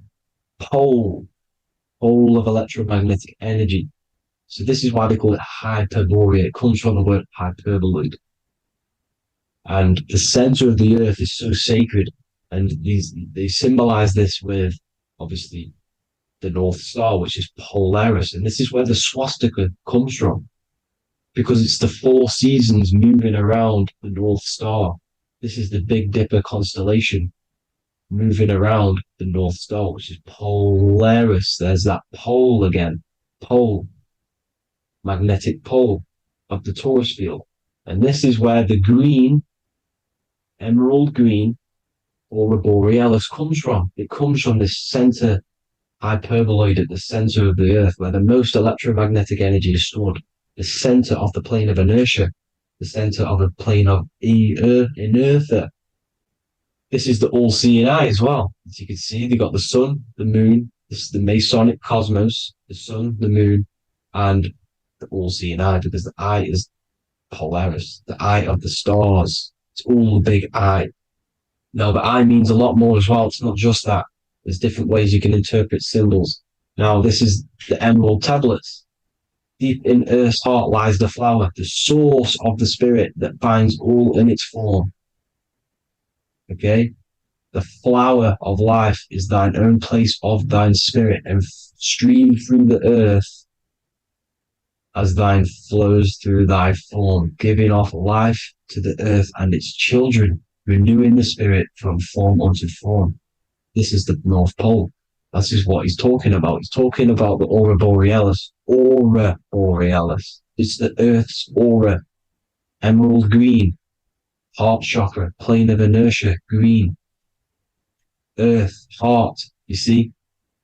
All related. Now, there's many symbolism of this. So much symbolism of the ancients. The 7 layers of heaven. 7 layers of heaven, which are the 7 planets. Okay? These planets are the solar system. It's the solar system because we are the soul. We are the sun, the soul. And we're inside of a solar system, which is the 7 planets. That's why there's 7 layers of heaven. Okay? The rings of Saturn, the rings of the planets are moving around us. Okay? So this is what the ancients were depicting in their cosmology. Now this is the Hebrew cosmology of the earth. This is the Mayan cosmology of the earth. You see, it's all an enclosed system. We live inside of a giant torus field. All is atum. It's what the ancients said, ancient Egyptians said. All is atum. Atoms are torus fields. Don't be tricked by the modern science today with the current model of an atom. It's completely wrong. They're hiding the torus field. They're hiding the electromagnetic field, which is in everything. Absolutely everything is in motion, and motion comes from this field. And you see, this is upside down, but this is the I think it's pretty sure it's candles, but the 7 candles, the 7 planets, the 7 Elohim. You see, it all goes back to the stars and the heavens. Now, this is how the earth really works, with the stars on the outside of the cosmic egg, and then the torus field spinning around the sun and the moon, the positive and the negative charge. The sun gives you energy, the moon takes your energy. The moon controls monthly cycles. Moon is mon. This is etymology. Mon, month, money, demon, monster. Stir is star, moon star. We are all stars. Youngster, minister, superstar, Hollywood star. We're all stars. We come from the stars, which is heaven. Our soul comes from the stars. You see? We are the universe, the image of man made in the universe. We are a microcosm of the universe. The universe is a macro. We are micro. We consist of everything. the body, mind, and spirit, the sun, the soul, moon, the mind, earth, the body, mind, and spirit. We have 12 systems in the body, which are governed by the 12 zodiac signs, starting at the Aries, which is the ram, the ram of God, all the way down to Pisces and Capricorn, kneecap. It all goes back to the stars. We are the stars. We are the universe. Everything is inside of us. Everything. I would say the Temple of Solomon, the Temple of the Soul and Mon. The soul, the temple is the body, the soul is the soul, and the Mon is the mind. The temple of the soul and the mind, body, mind, and spirit. We consist of the 5 elements: air, spirit, water, earth, and fire.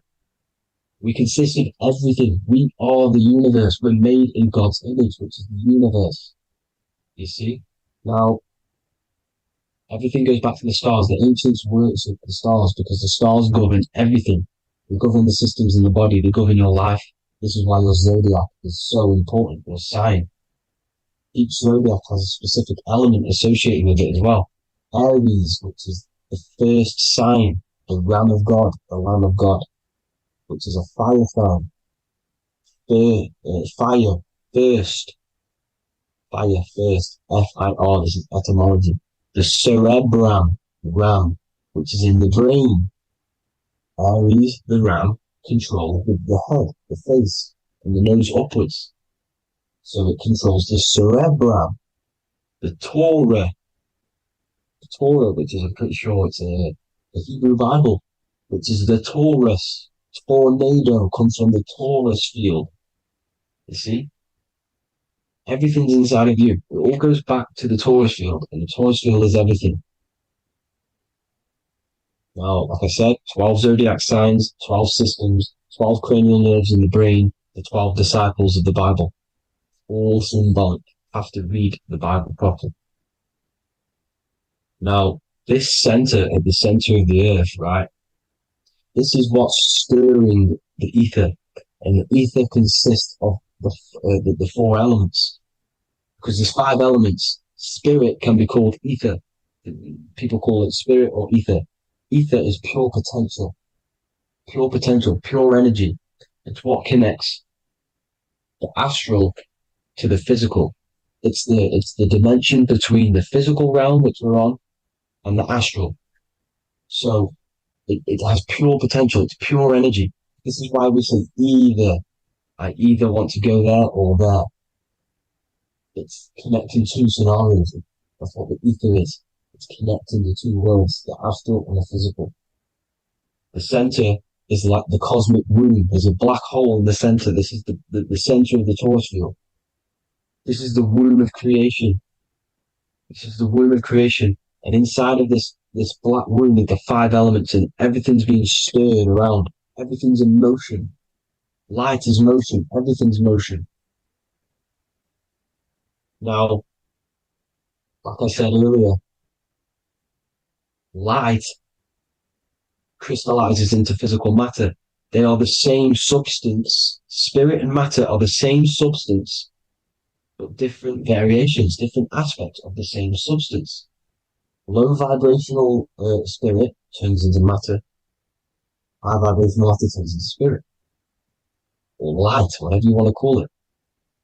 Matter is light crystallized. This is where we get the 7 metals from. The planets. The planets are light. Specific frequencies and vibration of light. When these lights, or the planets, materialize, material metals materialize, they turn into the 7 metals. Saturn turns into lead. That's why lead is red. Saturn is red. The sun turns into gold. That's why the gold is yellow and the sun is yellow. You see, Saturn is the time god. What happens in autumn? The leaves turn red and they die. This is why Saturn, Satan, time god, the reaper, everything is crystallized till it's death and then reborn again.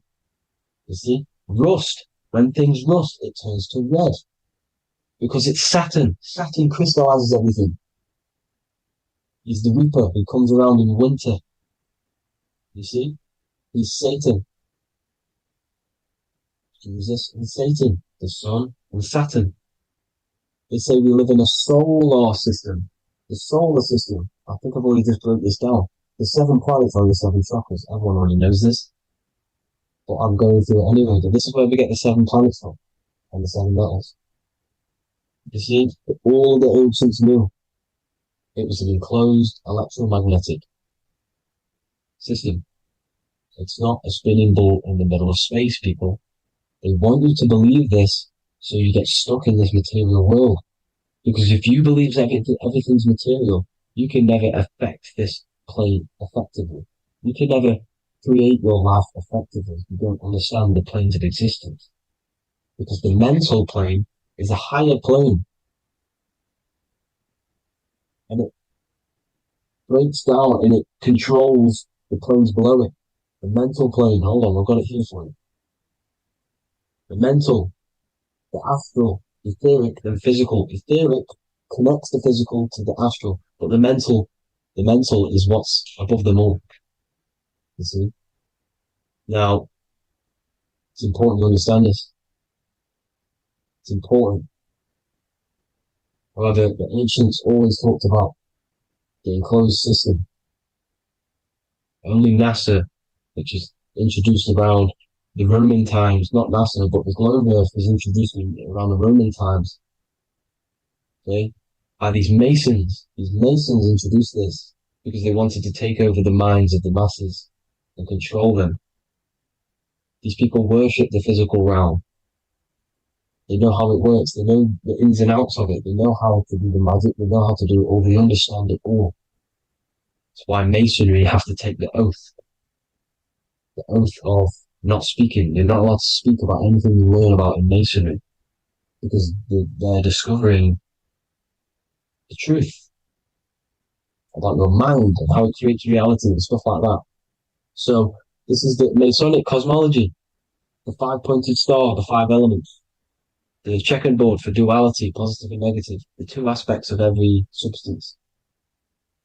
This is another ancient painting depicting the firmament, the stars inside the firmament, the sun. You see, the ancients worshipped the sun because it's so important for sustaining our life. It's the only reason we're alive is because of the sun. But then people think it gives you cancer today. They brainwash you to think the sun gives you cancer when it's the #1 source of all life. They want you to believe it's a big, spinning, dangerous ball in space. It's not. It's here to give us life. It's God's son. That's why Jesus is known as God's son. It is the son of God. God created that to sustain us. You see? So it's important you understand the true cosmology of where you are, because if you don't know where you are depleted of all of your morals. You're depleted. You're demoralized. You're lost. You don't know where you are. You don't know where you exist.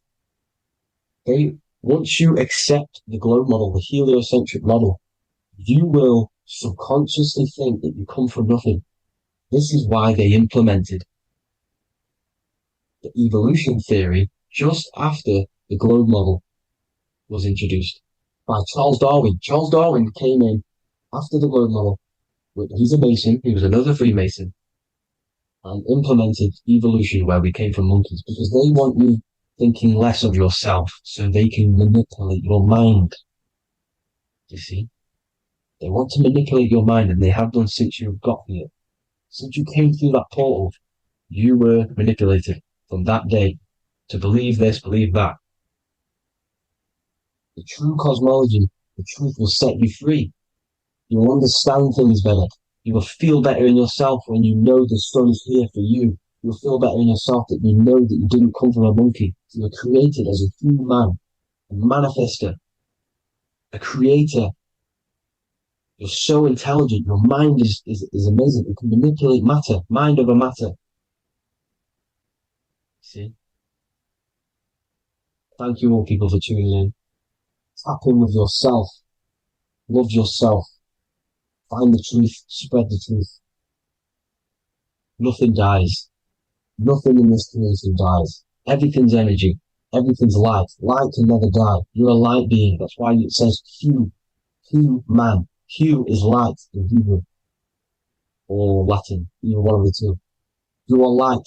You're a light being. You never die. Ever, ever, ever die. Ever. Stop thinking you're going to die. This body will die because it contains electricity. And electricity always goes back to a standstill point because of vibration. Electricity vibrates. You are pure light. You will never ever die. Thank you all people. God bless. Make sure to like, subscribe and share.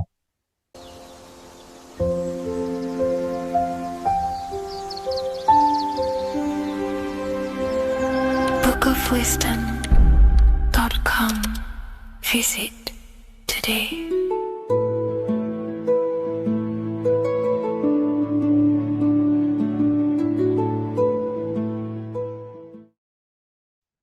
Hello, everyone. Today we're going to be discussing the esoteric and occult meaning behind the story inside of Genesis, the story of Adam and Eve. This is a widely known story, but not many people know the true esoteric meaning behind it. Okay. So today we're going to be breaking this symbolism down. Before we get into this, please leave a like and a subscribe on the channel. I would greatly appreciate it. And please comment below any lectures or anything you wish to know, and I could maybe make it in the future. The first thing we must understand about the Bible is that it is an esoteric and occult book. It is written in allegory. It is written in such a way that we understand the book compared to our level of perception. Now, what do I mean? If a child read the Bible, they would gain a standard meaning and story behind it. They would gain a normal interpretation of the book, of being good, praise God, and be a good person. However, me, who have studied the occult and esoteric and symbolism for a very long time, when I read the Bible, I see a deeper meaning. I can read between the lines of the allegories, which means the Bible is written in such a genius way that it speaks to your level of intelligence. Depending on how advanced you are mentally and with knowledge, will depend on how you decipher this book and how the parables inside the book can speak to you in your personal life. Okay. So the Bible is the greatest psychological book ever written in history. This is why it's known as the greatest story ever told. It's a story. What we must understand with the Bible is that the Bible creates on the surface a logical way of thinking, which is what we call religion. We read the Bible and if we think logically and we take that book literally, then we gain a religion. But if we look beyond the surface, this is what we call esoteric, metaphorical, symbolic.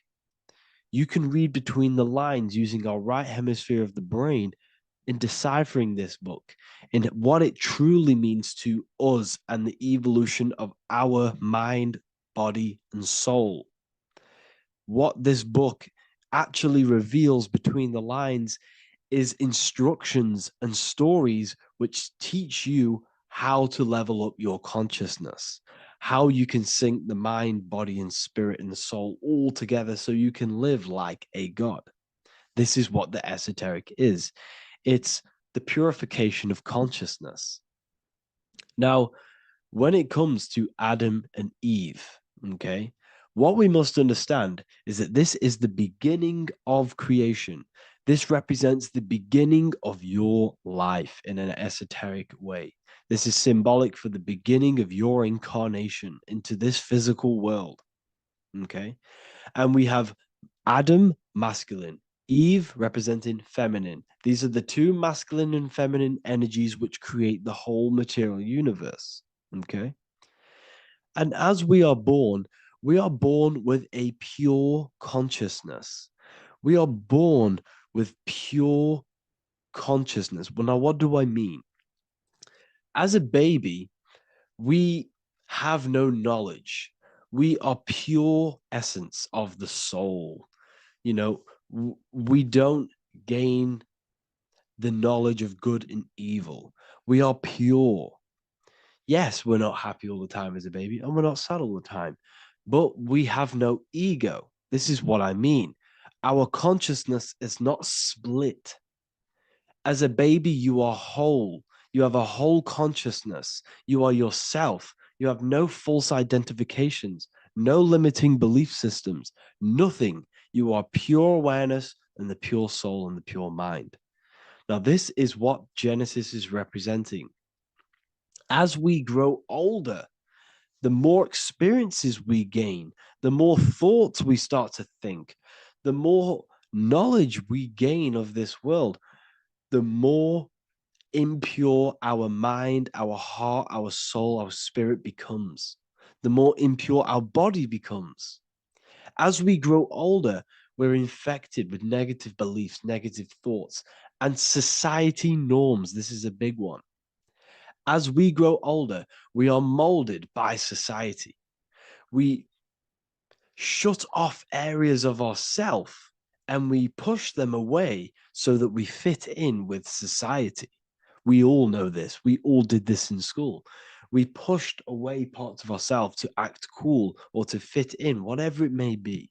Whatever type of person you were in school, we all went through this because society and culture is programmed. So as we grow older, our consciousness splits. We gain a persona, an ego, and we gain a shadow self, the subconscious, and we gain an ego. Now, the ego is what you show to people. It's that character that you show, that you put on to your culture, to your family, to your friends. This is a false identification. And we also gain a shadow self. The shadow self is gained through experience. This is the subconscious. Our ego is created through experience. And so is the subconscious and the shadow self. Okay. So as we gain age in this material body, we fall from the Garden of Eden. We gain the knowledge of good and evil. This is what the symbolism represents of us leaving the garden, us eating from the fruit. Now, the fruit represents the knowledge, it represents the insight, the experience, which splits our pure consciousness. Our soul splits. Okay. We lose connection with the divine. We lose connection with our pure self through material experiences. We may lose ourselves in material experiences. We may lose ourselves in lust and material gain, wealth, and all of these lovely things that the material world offers. We lose ourselves in this. Okay. And not only that, there's another symbolic thing that we're missing with being a child. There's another symbolic meaning behind this tree in this story of Adam and Eve. And this is sexual energy. Okay. As we are a baby, we have no ability to create another human life. We have no sexual urges. We have no desire for the material things as a baby. Nothing. As we grow older, our sexual energy cultivates around the age of, it's like 10, maybe earlier for some people or later for some people. This is what we call puberty, when our sexual energy activates. This is when the masculine and feminine energies are present within the body. And we are now given the ability to create human life. We're now given the ability to bring in a soul into the material world. Now, this is what we believe and know in the esoteric world.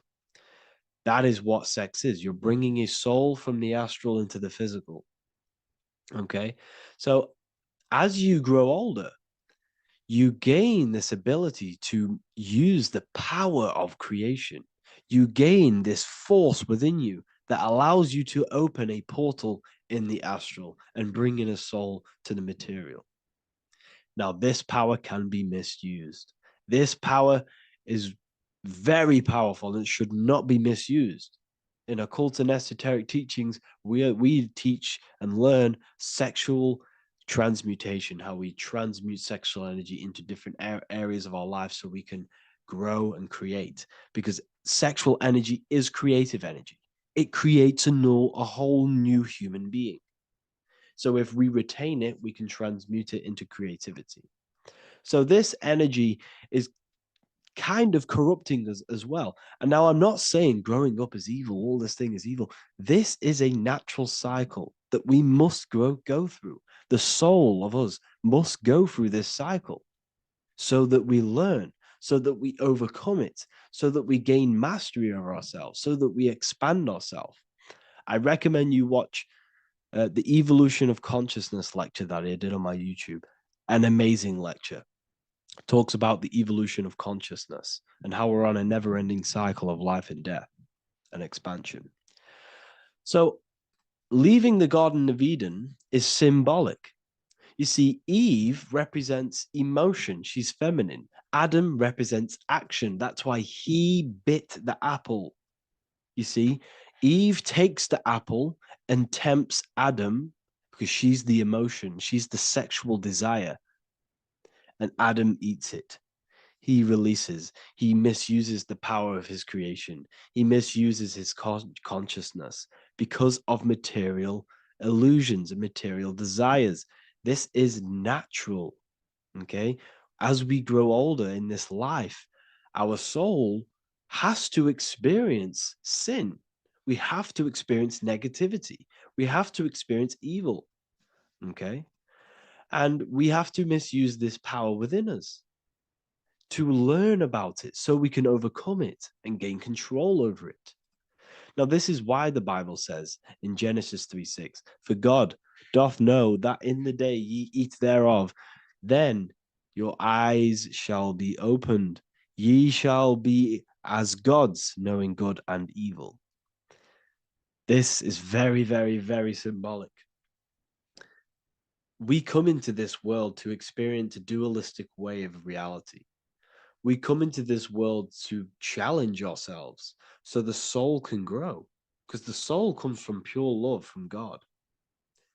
But we come into this world so the soul may know what it's like to be evil.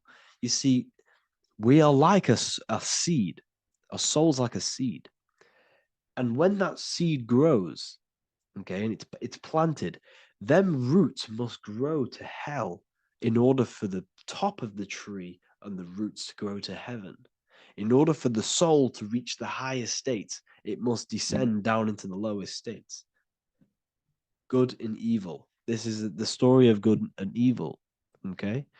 And this is the story, a psychological story of how the human mind has functioned in this life. This is what this story is representing of how our soul and mind is functioning, how our consciousness is splitting and growing up and evoluting. Okay. Like I said, snakes represent sexual energy. They represent, snake, when you've been snaked. This is why we say you've been snaked, because it represents a temptation of sexual energy. This is why the Kundalini is symbolized as a snake. This is the serpent within us that we can rise to activate dormant brain cells in our brain. Now that's called the Kundalini awakening. I'm not going to get into that into this video, but this is what it symbolizes, the tree and the knowledge of good and evil, because our body is the tree. Our central nervous system is the tree. The snake is our sexual urges and this false temptation that tempts us to interact with sin, the material world, okay, and go against our higher divine self. This is what it represents. Now, it's very, very symbolic. Not everyone is going to agree with this, but this is my interpretation of Genesis based on my research of occultism, symbolism, metaphors, and me studying the Bible. This is my interpretation, and I hope it resonates with you. It might not resonate with you, but this is what makes sense to me, and this is what has made sense to many other occult researchers who are in this space as well. Okay. So please leave a like, leave a comment, leave a subscribe. I'd greatly appreciate if you could, just give me some support on this channel. We're nearly at 100,000 subscribers, which is insane. I just want to say thank you all. And yeah, I will see you inside the university if you join. I'll look forward to mentoring you, connecting with you on the live calls. There's a new symbolism course which is going to be available very, very soon. And yeah, if you join the university, you also get a 30% discount on all of my products, astrology readings, one-on-one calls, all of my books. Yeah, so I hope you gain some insight on this video, and I'll see you in the next video, and I'll see you inside the university. Have an amazing day.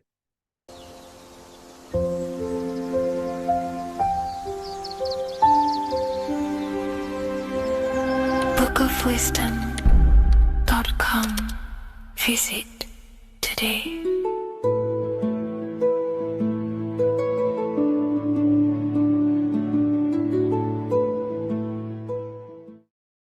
You're living in 4 planes of existence right now, but most people are only aware of one. And that's why they feel lost, disconnected, and stuck in cycles they can't explain.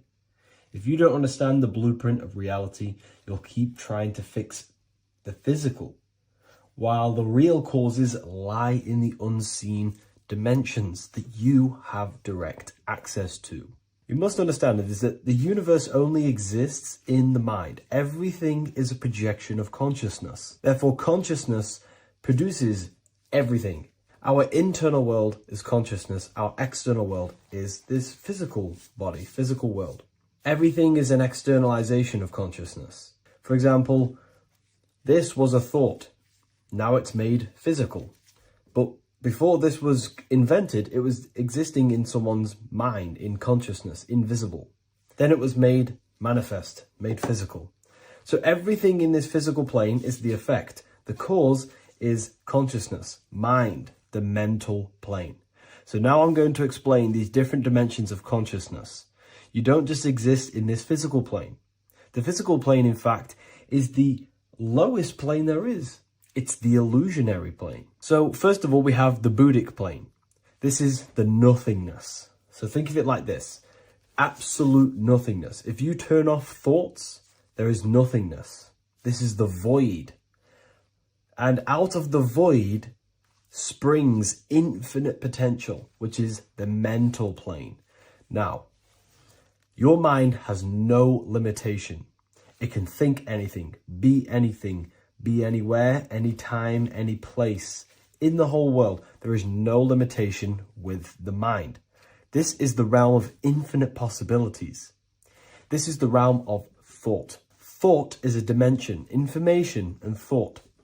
To go a little bit deeper on this, there are pockets of thoughts, what we call in the occult fields of thoughts. Your mind does not think thoughts, it receives them. Your mind is like a radio. Whatever the mind is tuning into, setting its mindset, setting your frequency or setting your mind, you will receive thoughts based on that set, whatever you set your mind to. So there are pockets of thoughts that we penetrate in the mental plane. The mind is the mental plane, the infinite possibilities. This is the spark of creation. This is where all things begin to manifest as an idea in the mind as a thought. So if you want to gain certain information, you need to meditate or do thought exercises where you are penetrating that dimension of thought, that pocket of thought. For example, if you want to find a way on how to make financial wealth, you would use your mind, set your mind on wealth and money, and think, close your eyes and think about that specific topic and see where your mind takes you. And you will expand your mind into different pockets of thought and gain information. So this is the mental plane. This is how you can use the mental plane. You can use the mental plane to do this. Then we have the astral plane. We have higher, middle, and lower astral plane. The astral plane is the body for thought. So every dimension, physical, etheric, astral, mental, Buddhic, is a body for a dimension above. Each dimension below is a product of the dimension above. So for example, the astral plane is imagination. This is the lucidic realm of imagination.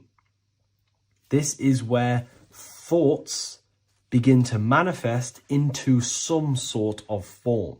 It's not a physical form because this is physical, but imagination is a lucidic form. It's not really physical, but it's there. It's a projection of light.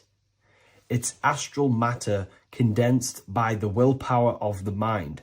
So depending on the vibration of that thought will depend whether it manifests in the higher astral plane, middle astral plane, and lower astral plane. If you think about more material things and visualize material things, this will manifest on the lower astral plane because material matter is low vibration. Now, that does not mean it's evil. That does not mean it's bad. Okay? It just means low vibration just means more material. But if you think and imagine more spiritual things, this manifests on the higher astral plane. So the astral plane is the screen in your mind that allows you to vision an apple, that allows you to vision anything. It's that mental projection that's inside of your mind. Now, this is what we call the third eye. It's an eye because the eye is the mind, and the mind can see into the astral plane. It perceives this spiritual world, this lucidic realm that we have access to. This is where also infinite potential takes place. This is the realm of spirits, demons, jinns, whatever you want to call them. Spiritual entities exist in this because this is where thought forms manifest into form. This is where thoughts create bodies. Think of it like this. The mental plane is a thought of a chair. The astral plane is the imagination of that chair and all of the different possible chairs that could possibly be. The etheric plane is the energy double of that chair. And the physical plane is the physical chair. So as you can see, the higher we go up, the more formless and lucidic it is. The lower we go down planes, the more dense it becomes. This is formless and this is form. Everything manifests through this process. This highlighter is down here in the physical plane, but the idea began in the mental plane. Everything begins in consciousness before it creates a physical body.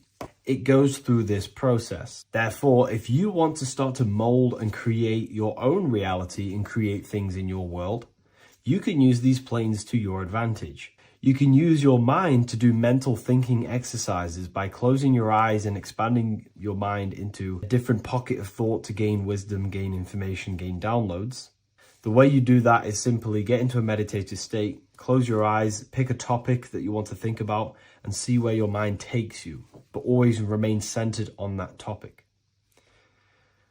And you can do this for maybe an hour or two or half an hour, and your mind will take you places where you will unlock information. You can even use this to make decisions in your life.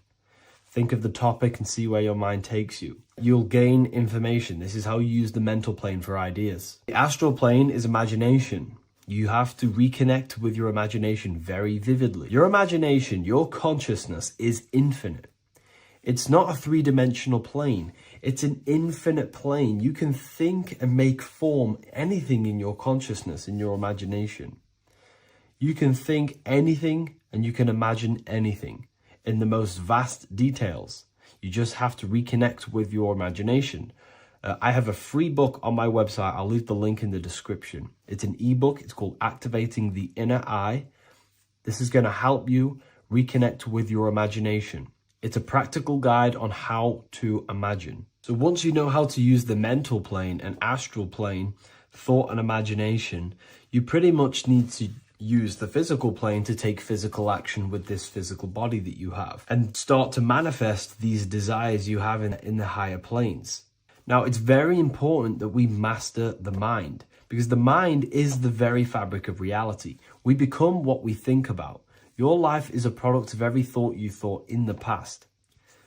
It is the mind that directs the flow of consciousness. And wherever this consciousness is flowing is what you will create in your life. Consciousness is the most potent force in the universe, and the mind is pretty much the universe in a microcosm form.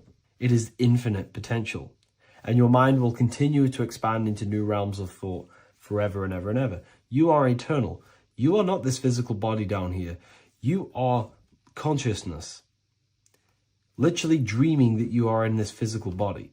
So everything begins with the mind. We need to be conscious of the thoughts that enter our mental field of consciousness. There is a level of self-awareness that you can reach where you can become conscious of pretty much every single thought that enters your mental field. Now, we have over 7,000 thoughts a day. You can gain such mastery over your mind where you can become conscious of every thought you think. And that is when you gain superior power. Because when the mind is fully under control of self, you can direct the mind's potent force into a specific goal. Most people's minds are dualistic. They want something, but their mind is thinking something else. They have limiting belief systems. They have the little voice that comes in and says, you can't do this, you're a failure. That is a fractaled mind. The mind needs to be singular. It needs to be on your team and not an enemy. Do not let your own mind take away your power. Your mind should be on your team, giving you power, giving you the best possible thoughts and the best possible beliefs. When the mind is in this condition and on your team and not taking away your power through the destructive thoughts, it becomes a potent, powerful force used for manifestation to create anything. And the way we get the mind on your team is through constant meditation to learn how to control the mind and turn it on and off. Subconscious reprogramming through visualization, affirmations, cultivating emotions associated with your goal. All these three ways we can reprogram the mind slowly over time so that it becomes powerful and becomes on your team and doesn't give you negative contradicting thoughts. When the mind is fully aligned on one thing, it can create massive empires and things in your physical reality. So I hope this video helps, and I'll see you in the next one. In this video, we're going to be talking about the evolution of consciousness. You are born human. However, you possess consciousness, which is the awareness behind your being, the awareness behind your thoughts, the experiencer behind your five senses, the experiencer, the observer behind your thought, emotions, and senses. You are an eye, an invisible consciousness looking through a lens, which is your body. Your body produces this physical world that you experience. Your brain produces this world. Your brain and body is a technological computer. However, you are an infinite, ever-expanding consciousness behind this physical body. And there is an evolution of consciousness, a cosmic journey of expansion. And this is why we see so much pyramid symbolism in the occult and esoteric world, and especially within Freemasonry. Because the pyramid represents climbing, an evolution, a raising state of consciousness, a journey. Steps symbolize a journey upwards. This is the raising and the evolution of consciousness, our inner world, the transmutation of our inner selves, of our souls and consciousness and our minds. So when we see this pyramid, we're seeing a evolution, a way up to source consciousness. And the eye in the pyramid represents your source consciousness. It represents illumination. It represents divine guidance through this evolution of consciousness. This is why we see the ladder. Consciousness is ever expanding on an infinite journey of evolution. Each individual is a part of this cosmic process, contributing towards the ongoing expansion of both mind and awareness. As we evolve, we collectively explore deeper levels of existence, expanding the boundaries of thought and consciousness. The mind has the ability to expand infinitely into new realms of thought, into new dimensions of mind. The mind cannot be filled up. It is not a physical substance. The body can be filled up because it is a physical thing. but you cannot fill the mind. Therefore, the mind is constantly expanding, ever expanding into new fields of thought. So what we see in Freemasonry, the ladder, is again a journey, an elevation of consciousness. When we are born with an infant consciousness, and as we gain older, we gain an adult consciousness. Our inner world, our inner mind, and our emotional intellect changes and evolves. We are significantly different from when we were very young as an infant. It's because our consciousness evolutes, it changes, it alters like water. So, just like this evolution of your own consciousness as growing up, there is consciousness of beings existing in cycles beyond our own. And their consciousness is unimaginably different from ours. They operate on a higher level of understanding and knowing, experiencing reality in ways that transcend our current comprehension. Our minds right now cannot comprehend the highest states of consciousness. There are entities, there are beings beyond our own, existing in higher dimensions of consciousness that we cannot comprehend because they have expanded. They are on a further way up the ladder of consciousness. However, we are all on the same journey. None of us can take the same journey. There is one ultimate goal, reaching source consciousness. However, this is always ever expanding. However, we are all on a different journey. There is one truth, one source, one goal. However, there are billions in different ways of reaching it, and we are all on these different paths to source consciousness, to this ladder, this evolution of universal evolution. Okay? Their awareness is attuned to new dimensions of existence, reflecting a more advanced stage in the cosmic journey of consciousness evolution. So when you take DMT, you are shot into these higher realms of consciousness where you meet these beings who look similar to these images. They are not speaking to you physically. They don't speak to you three-dimensionally through vibration and words. They speak to you mentally. If you have done DMT, then you know this. And if you have met these beings, then you know this. You might have even met some of these types of beings on mushrooms or any psychedelic drugs. Because ultimately, when you take these mind-altering substances, it's altering your consciousness. It's merging your consciousness with the spirit of that substance. And you are essentially attuning your mind to higher dimensions of consciousness. That's why we say we're getting high when we take these substances.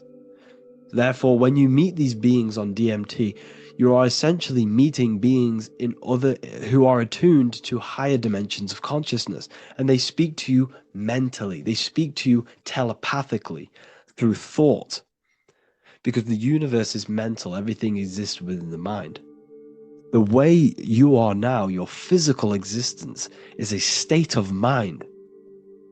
Mind, thought creates matter.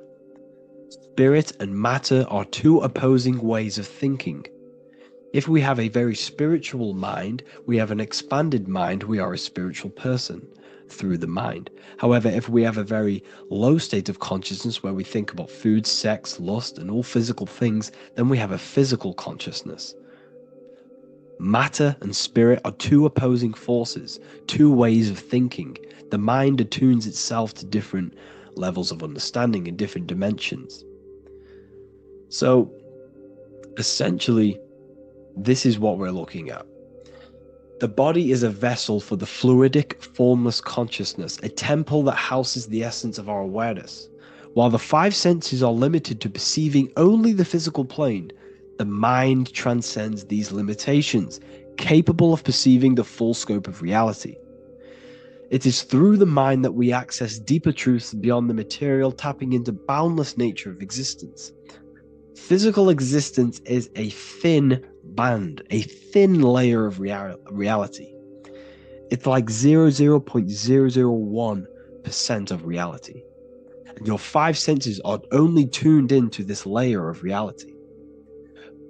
But the five senses are, by design, only allowed to perceive physicality. But the mind has the power to expand beyond this physical five sense state. The mind has the power to expand and evolute. It is a conscious decision whether you want to take this path or not. You can stay in a three-dimensional way of thinking, or you can expand your consciousness from within.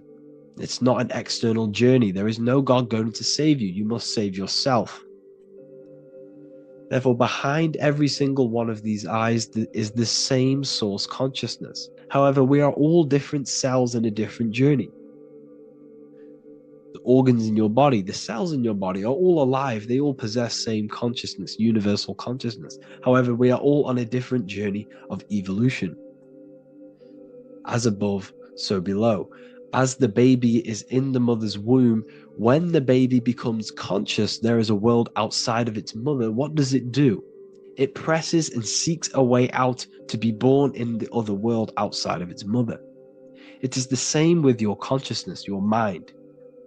When your mind becomes aware that there is realities beyond the immediate surroundings, it seeks a way out. And this is exactly what I'm doing to you now.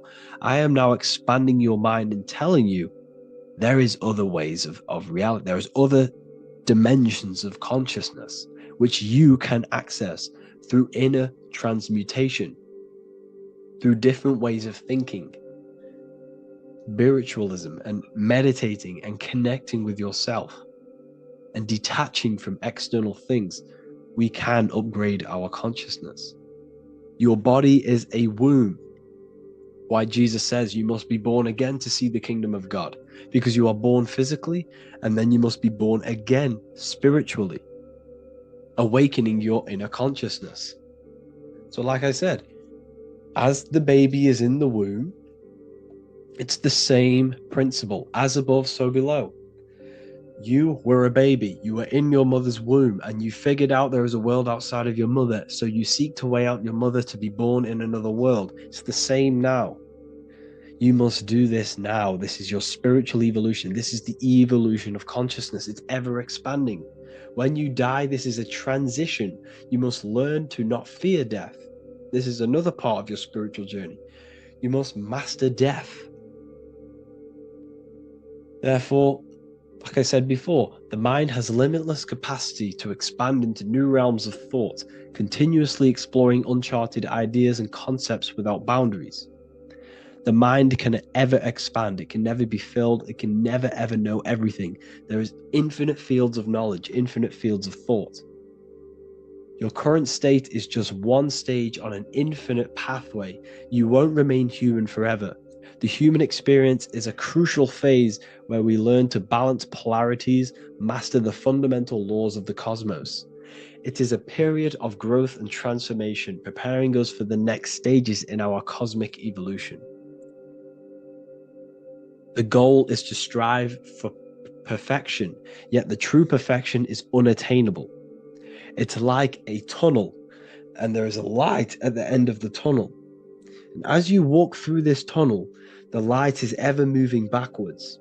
You should forever seek to meet that light, but you will never meet that light because consciousness is ever expanding. You should strive for perfection, yet knowing that perfection is forever unattainable. The journey is endless, with each step revealing deeper layers of understanding and experience. The pursuit of growth and expansion is itself the essence of our evolution. You can find all of this knowledge in the amazing book that I have read for years. I have read this book, The Emerald Tablets of Thoth, the Atlantean, by M. Dorial, translated by M. Dorial. I'm telling you now, this book, now that I've told you this, you have some context on the book. The whole book is about evolution of consciousness. He's talking about higher dimensions beings. He's talking about how you can transcend this physical plane.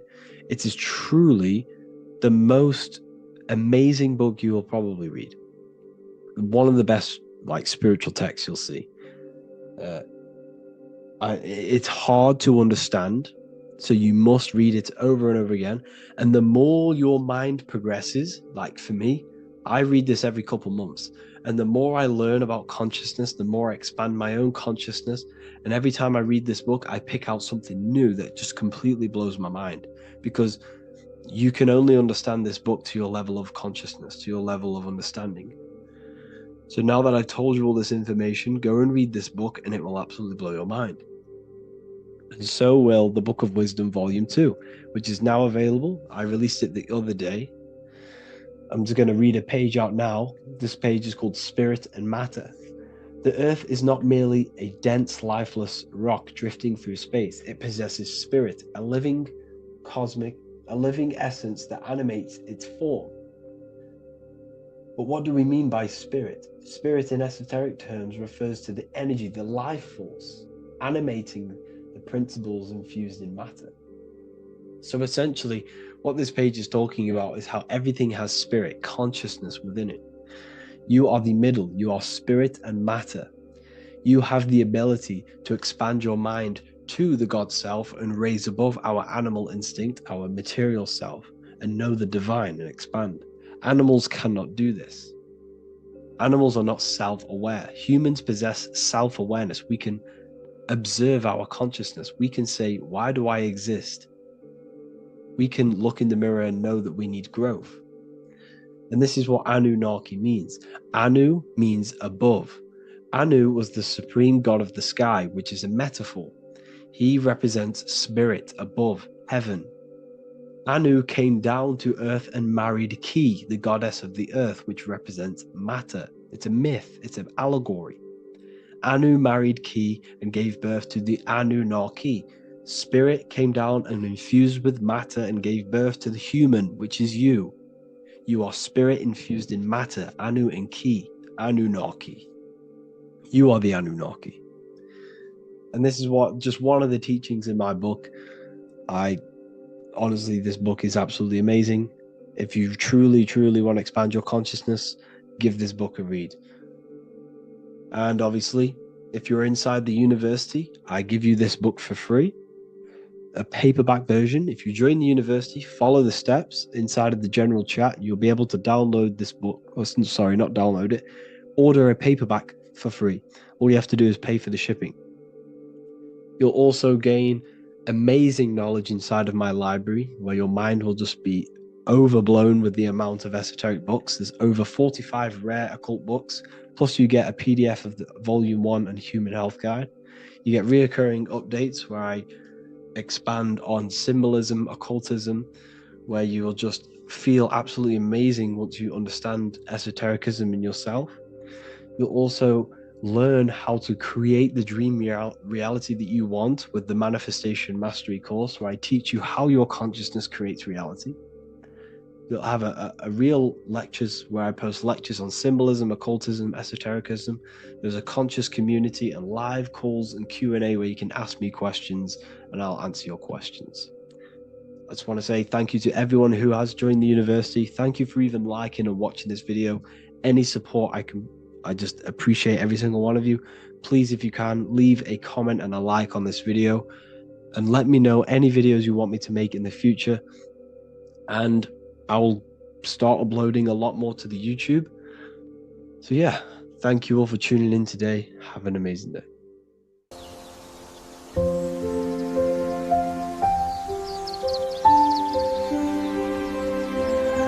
bookofwisdom.com. Visit today.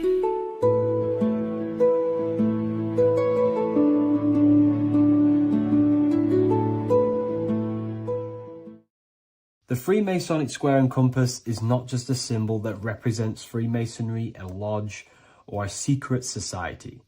It is a symbol of gaining your own personal power. Now, in this video, I'm going to be breaking down this symbol in the most detail I can possibly go into. Most people live in a state of illusion. They live their life impulsively, acting based on their five senses, tasting.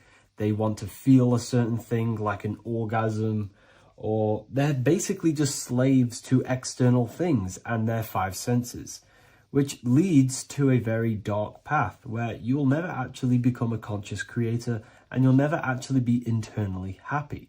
The Freemasonic square and compass reveals some deep wisdom about this. Now let me break this down. If you want to gain your personal power, listen up. The Freemasonic square and compass is a compass which is used to create circles.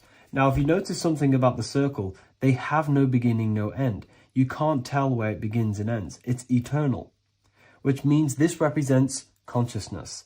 Now, if you don't know what consciousness is, if you close your eyes, you have an internal world. You have thoughts, emotion, visualization. This is all consciousness, spiritual. Then we have the square. The square creates squares or lines, which represents matter. It has a beginning and an end. You can quite see where the beginning of the end is, right? So we can even link this to Leonardo da Vinci, the Vitruvian Man. We see the man in the square with the circle. The circle is the eternal consciousness, and the man is the square, limited to the physical world. But consciousness is not limited. That's why it's outside the square. This is eternal. The body is mortal. The body will die. Consciousness will never die. If we look even closer at the symbol, we notice in this particular symbol, we have the compass overlapping the square. This is very, very symbolic. This represents spirit over matter, also known as mind over matter, consciousness over matter, the circle over the square. Like I mentioned earlier, most people are slaves to their senses. They go through their day and all they do is chase validation and feelings. They eat all day to feel good, which means they're a slave to their taste. They're slaves to their feeling. They masturbate, which means they're a slave to orgasms and external things. They're literally being governed by the external world controlling their internal world. They're literally living life on autopilot. And don't get me wrong, I was guilty of this too. We're all guilty of this when we join this world because we're not taught this sacred knowledge.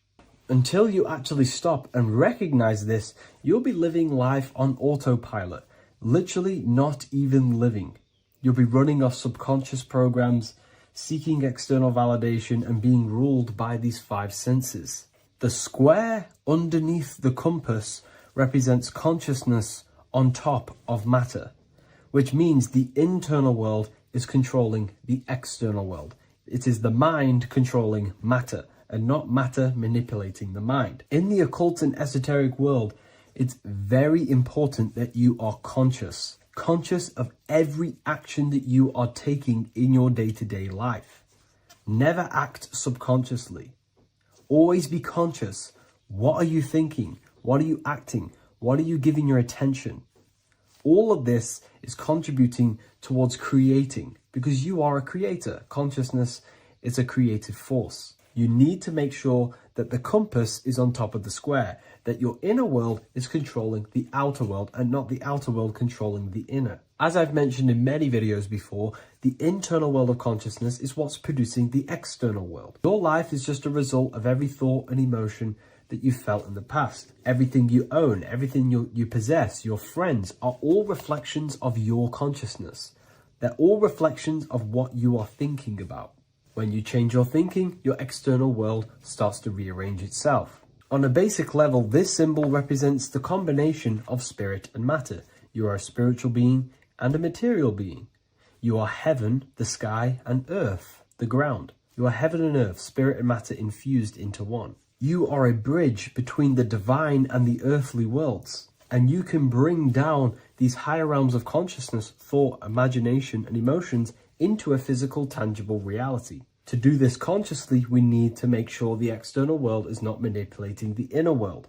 Because if your internal world is being controlled by external circumstances, for example, you have a circumstance happen in your reality, an emotion triggers inside of you, and that emotion is a command to create more of that. And the thoughts that you think are creating more of that negativity. So it's a constant cycle of negative manifestation if you let the external world control your internal world of consciousness. So we need to make sure the compass is on top of the square, that the internal world are commands and not reactions to create your external reality. And not only just to create, but to actually enjoy life. If we let the external world bother our internal world, this means that we have some sort of mental or emotional attachment to the external world.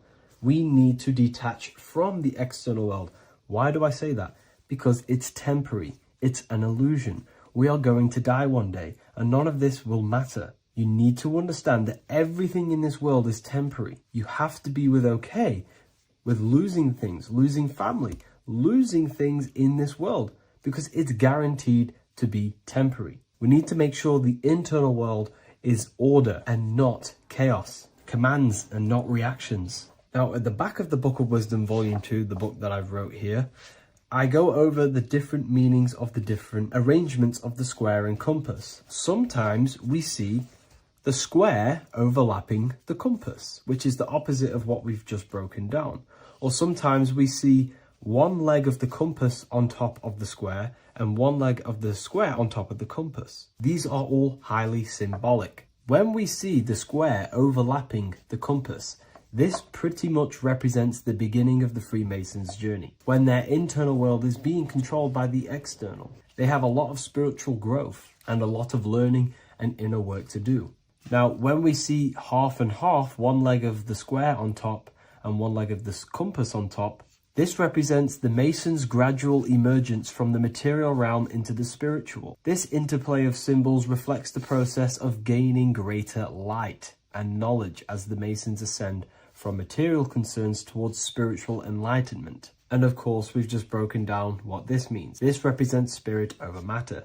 They're not chasing external physical things anymore. They're actually chasing and gaining validation and happiness from spiritual growth, more knowledge and deeper understanding of consciousness and themselves. Most people chase external material things, which actually don't make you happy in the long run. You could be given £1 million today. In a week's time, you would be back to the same original state of consciousness and actually chasing more and more millions of pounds. It's because nothing physical in this tangible world will ever satisfy your internal world of consciousness. So through spiritual growth, we can actually become happy and seek higher understanding, higher consciousness, which actually satisfies us eternally. So when we see the compass on top of the square, it symbolizes the triumph of spirit over matter. This arrangement not only signifies the mastery of spirit over the material realm, but also represents the resurrection, ascent, and dominion of spiritual principles over all earthly conditions. It's all about gaining personal power and spiritual growth. It's all about spiritual evolution, going from matter to spirit. The external world controlling the internal world, to the internal world ruling over the external world, where the mind becomes a powerful tool to actually create and command reality. The mind cannot create and command reality if it's being governed and tossed all over the place by external circumstances and thoughts. Here's a quick tip on how to know if your mind is controlling you. If your phone notification goes off and you're working on something and you instantly go to reach and pick up the phone as soon as the notification goes off, that is an indication that your mind is controlling you and you are not controlling it. The mind is the direction of consciousness, it directs the flow of your attention, your energy, your consciousness. So to practice to gain mind over matter is simply just meditation, allowing the mind to sit still and focus on one thing for long periods of time. And over time, this will gain mastery over your attention and your mind. If you are on your spiritual path, this should be your goal, your internal world becoming the master. The mind becoming a vessel for you and not a vessel controlling you. It needs to become a command center and not a reaction. Please like, share this with a friend, and subscribe to the channel if you're new. Leave a link in the description for the Book of Wisdom Volume 2. Before you call the Baphomet evil, make sure that you watch this video until the end so you gain a full understanding on what the Baphomet truly is. No, I am not a Satanist. I am simply an esoteric and occult researcher.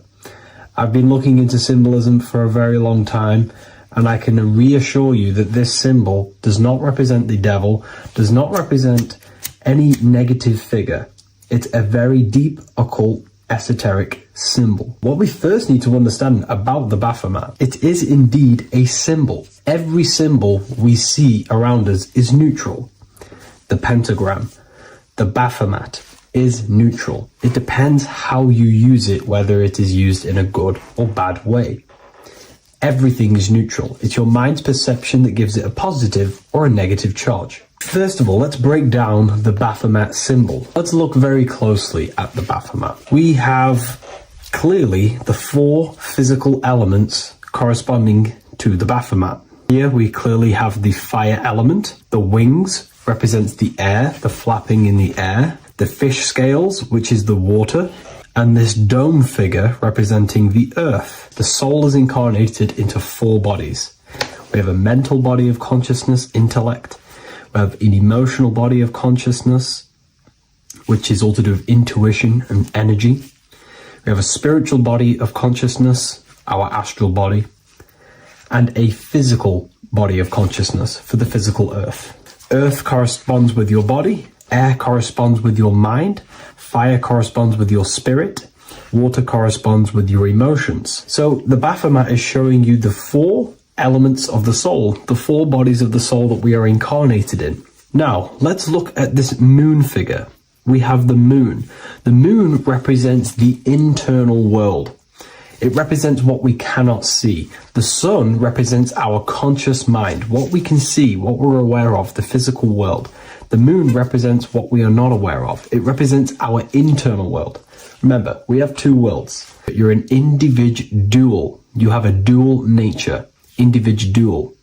You have an internal world. When you close your eyes, you have an internal voice, an internal world of thought and emotion, and an external world of this material body.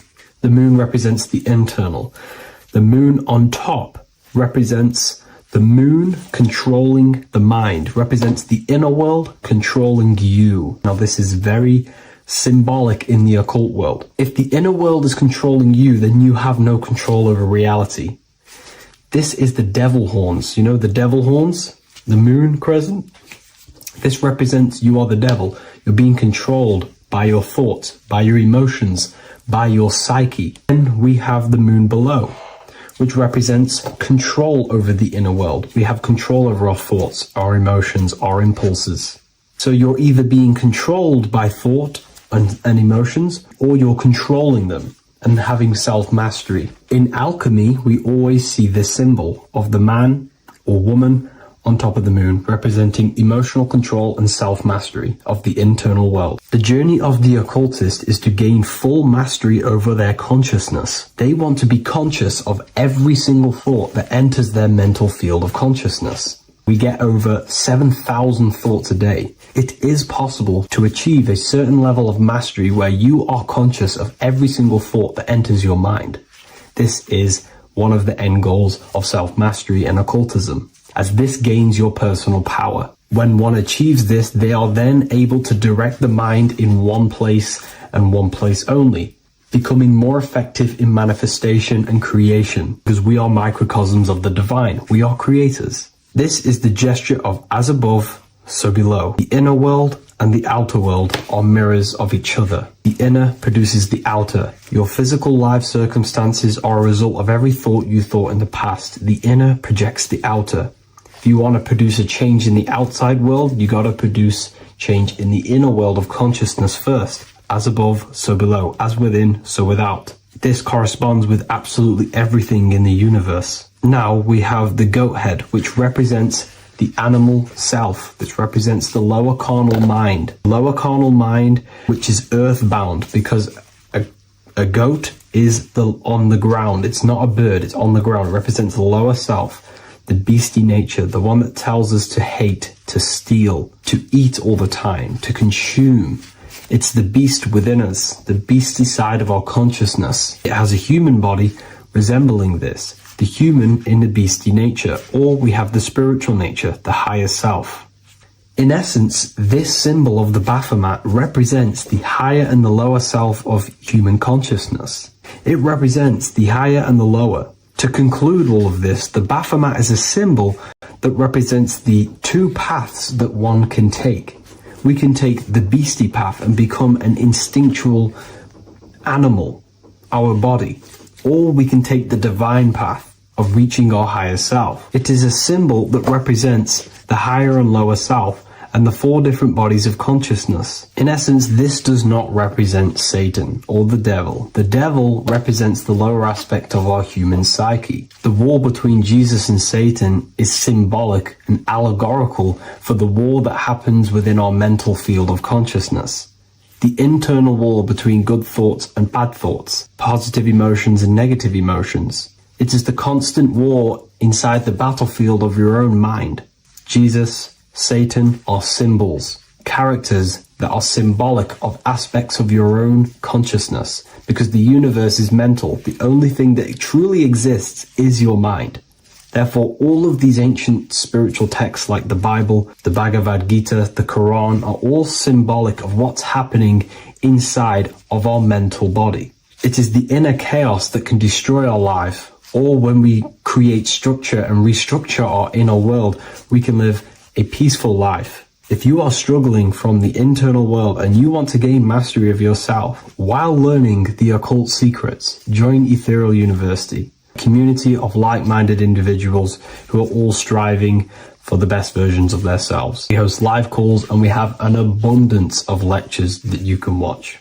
Or check out the Book of Wisdom. This is volume 2. I'll leave all the links in the description. Have an amazing day.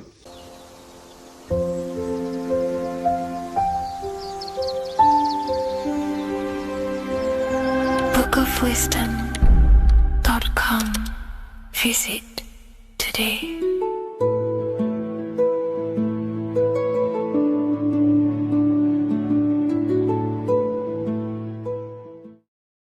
Hello, Seeker. Welcome to Revival of Symbolism, a channel devoted to the language of esoteric symbolism, guiding you to discover yourself and expand your consciousness into deeper realms of thought. I'm Harry B. Joseph, also known as Revival of Wisdom, and today we're going to be discussing the symbol of the pentagram. The pentagram is a well-known symbol inside the occult, used by pretty much every ancient tradition, Freemasonry, Rosicrucianism, Hermeticism, all the occult schools of thought. You will see this symbol, and today we're going to be breaking it down into some great detail. Now, there's a lot that goes into this symbol. It's basically a 5-pointed star. Now, if you notice that the star is one line continuously, you can draw this symbol continuously with one line without taking your pen or pencil off the piece of paper. So it's actually symbolizing one, and one expressing through 5 ways. So if we look at this symbol and each one of their points, we're looking at the 5 elements that create life, the universe, or creation itself. So the element of spirit simply represents the divine, the unseen world, the things that we can't really put our hands on, we can't feel, touch, taste, or see, but they hold influence over the material plane. So spirit covers a large category of things such as spiritual forces that drive physical existence. So it's one of the elements. Now, what are the elements? Well, they make up the entirety of physical creation.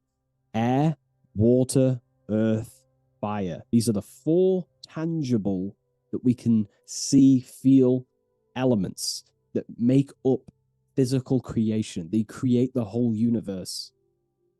However, the spirit is the invisible forces, the invisible element that creates the visible, tangible world. Before you take a physical action, there is a force inside of you that moves the body. There is an intention, which is a spiritual force, an invisible, intangible force that makes a physical action be taken in the world of manifestation called Earth. This is the element of the divine. The divine comes down creating the world. Okay, so as I previously mentioned, how this pentagram is one line. It's a one continuous line. So if we draw this pentagram together, let me make this a little bit thicker for you. If we draw this pentagram together, it goes from spirit to fire to air, to water, to earth, back to spirit. So it's one continuous line, and the elements are always in their proper place. These elements always have to be in this specific order. This is the correct order. If you see air down here, then the pentagram is incorrect. Okay? So it always goes spirit, water, fire, earth, air. This is the correct order of the elements. Now, this is highly symbolic, which is what we'll break down in just a minute. But before we go into the deeper aspects of this, I will explain pretty much what it means on a basic level. So we'll come back to this drawing. So spirit is on the top, which means spirit over or more superior or more dominated over the earthly elements. Now, what does this mean to an individual, to yourself or me? If I wear this pentagram, I am basically saying my spiritual divine self, my internal self, is more superior than anything the material world can pretty much give me. My spiritual journey is more superior. My spiritual self is more dominant over the earthly world and the material things. Okay? Now, not many people are like that in today's society. Most people chase the material things, which means they're ignorant of their spirit. They're ignorant of their divine nature. They're ignorant to consciousness and their internal world. They have no connection with their internal world. All of their thought, emotion, and action, their three creative powers, is totally expressed only on material gain and external things. However, if you see an upright pentagram, you're seeing someone who is basically saying, my spiritual nature is more important than my earthly nature. My spirit comes first before anything material. And ultimately, this is how you become more happy and fulfilled in life, by chasing, well, not chasing, but putting your spirit first, putting your internal world first. You know, seeking the things that are untangible. For example, knowledge. I'm addicted to knowledge. You know, I would rather chase knowledge because knowledge is power. Knowledge of self is so important. When we die, it is the only thing that matters in the end. When you die, you are immortal. And if you have no knowledge of yourself, then you're going to struggle in the afterlife. If you have no self-control of your thoughts and emotions and desires, then you will suffer in the afterlife because you have no control of your thoughts, and your thoughts will be creating your reality in the realm of imagination or the astral plane. But that's a whole other lecture. But this symbol is pretty much saying placing the invisible over the visible. So there's many different avenues we can go with this. So this symbol is also used in magic. We could use the symbol for manifestation. It represents controlling the inner world to produce then effect inside of the external world. You see?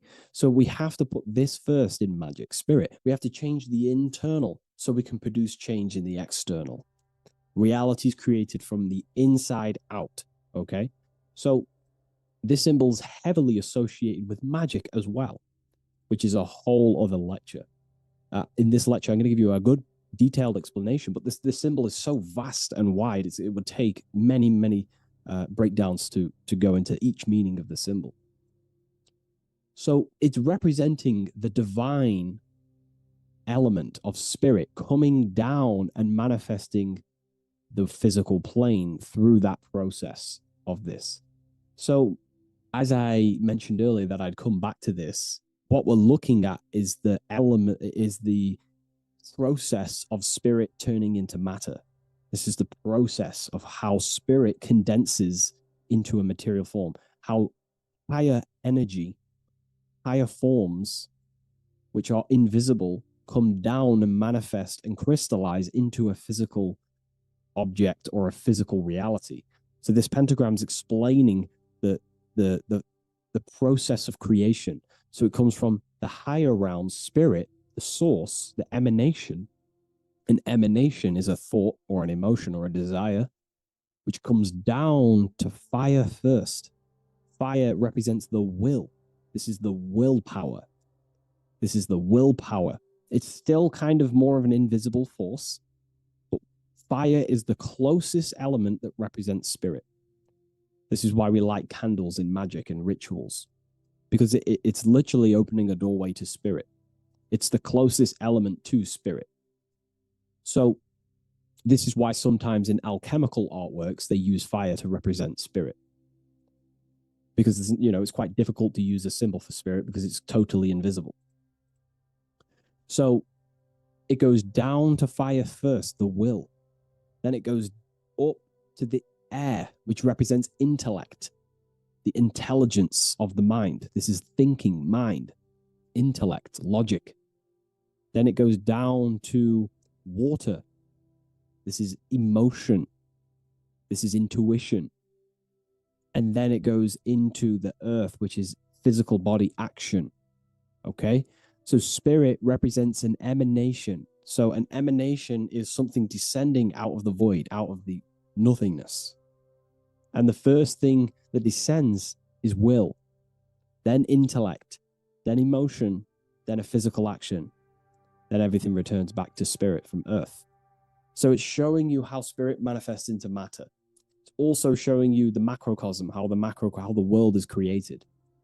So ultimately, it's a symbol of the microcosm also.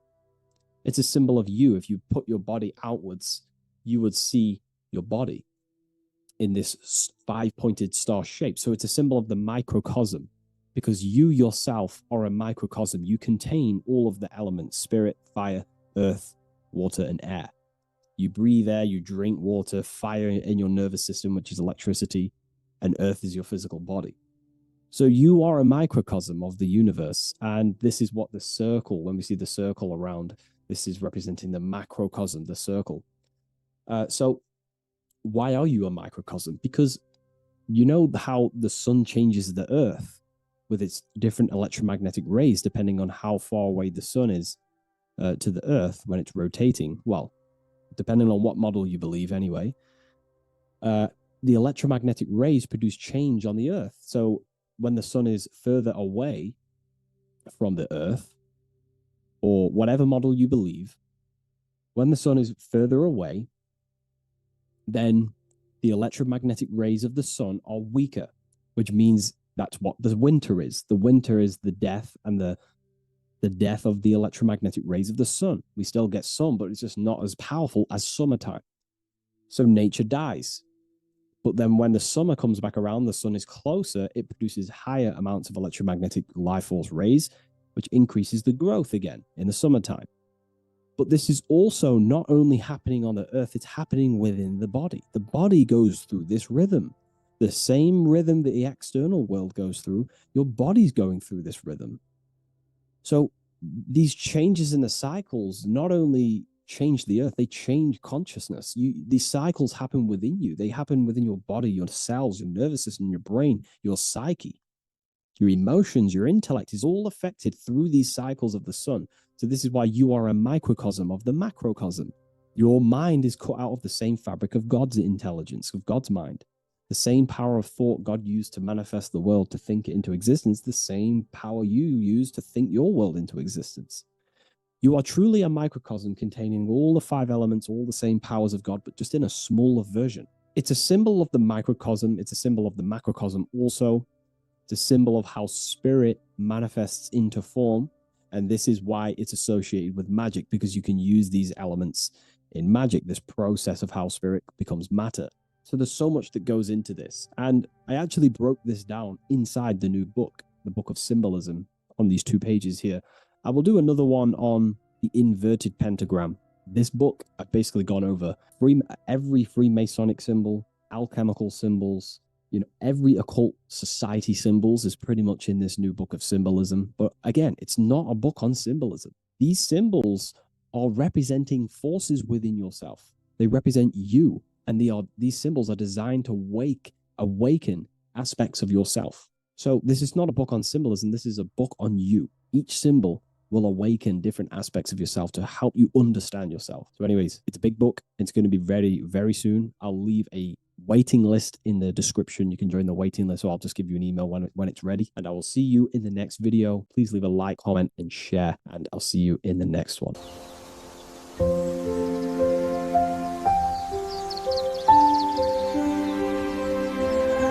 bookofwisdom.com. Visit today.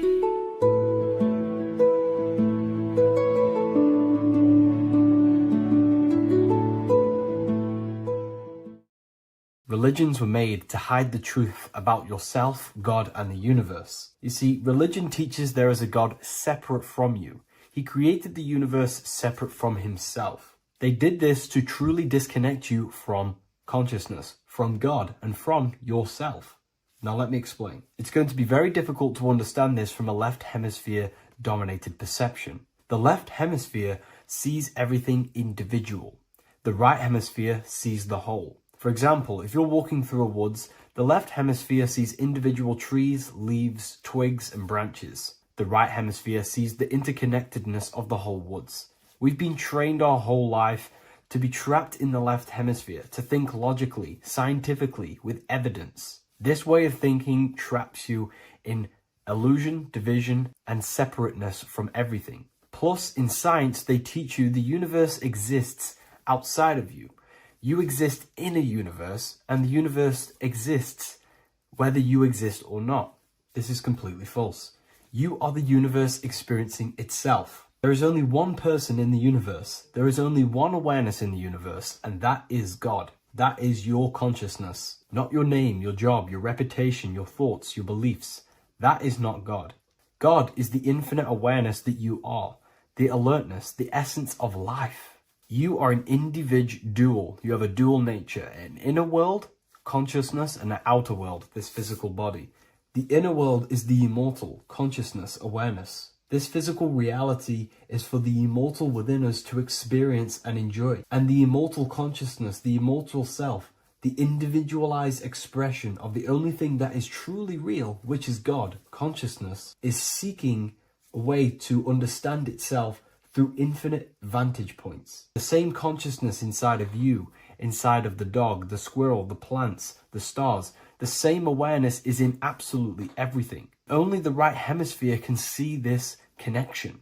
The universe is one mind separated into the infinite bodies and life forms. This is why scientists tell you that the universe is forever expanding. It's truth in plain sight, because the universe is the mind. And the mind is always seeking more vantage points to understand itself.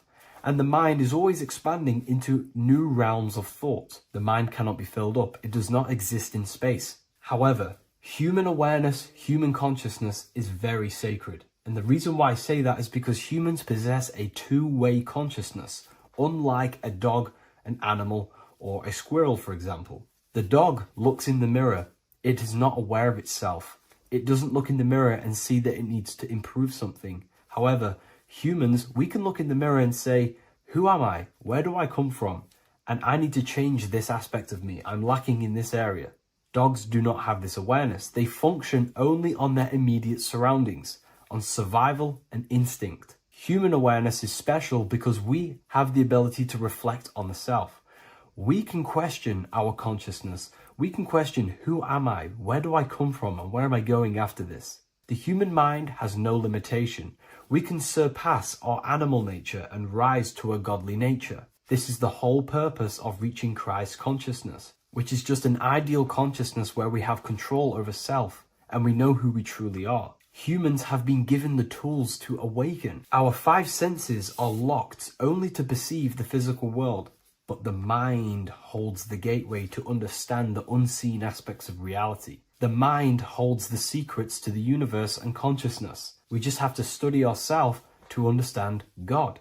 We are all individualized aspects of consciousness. There is only one pure consciousness in the universe, but we're fractaled into infinite life forms, experiencing this consciousness in a different form, molding this consciousness into individual egos and individualized consciousness. Me and you are made of the same fabric. However, I have thought different things, believed different things, experienced different things, which has conditioned my consciousness to be my own individualized aspect of God. And that's what makes me, me, and you, you. God is the creative power within us to turn thoughts into physical reality, to create things. We are a creator. Each one of us is a miniature earth, creating and building in this physical 3D reality.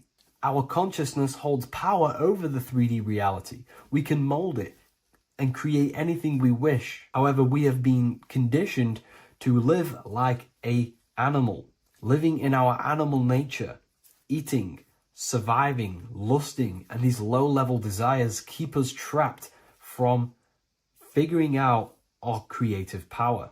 This is why the ancients always depicted God inside of the brain. Even in ancient Christian artwork, William Blake, Anton Raphael, all depict God inside of the brain. Why is this? Because God is our creative power.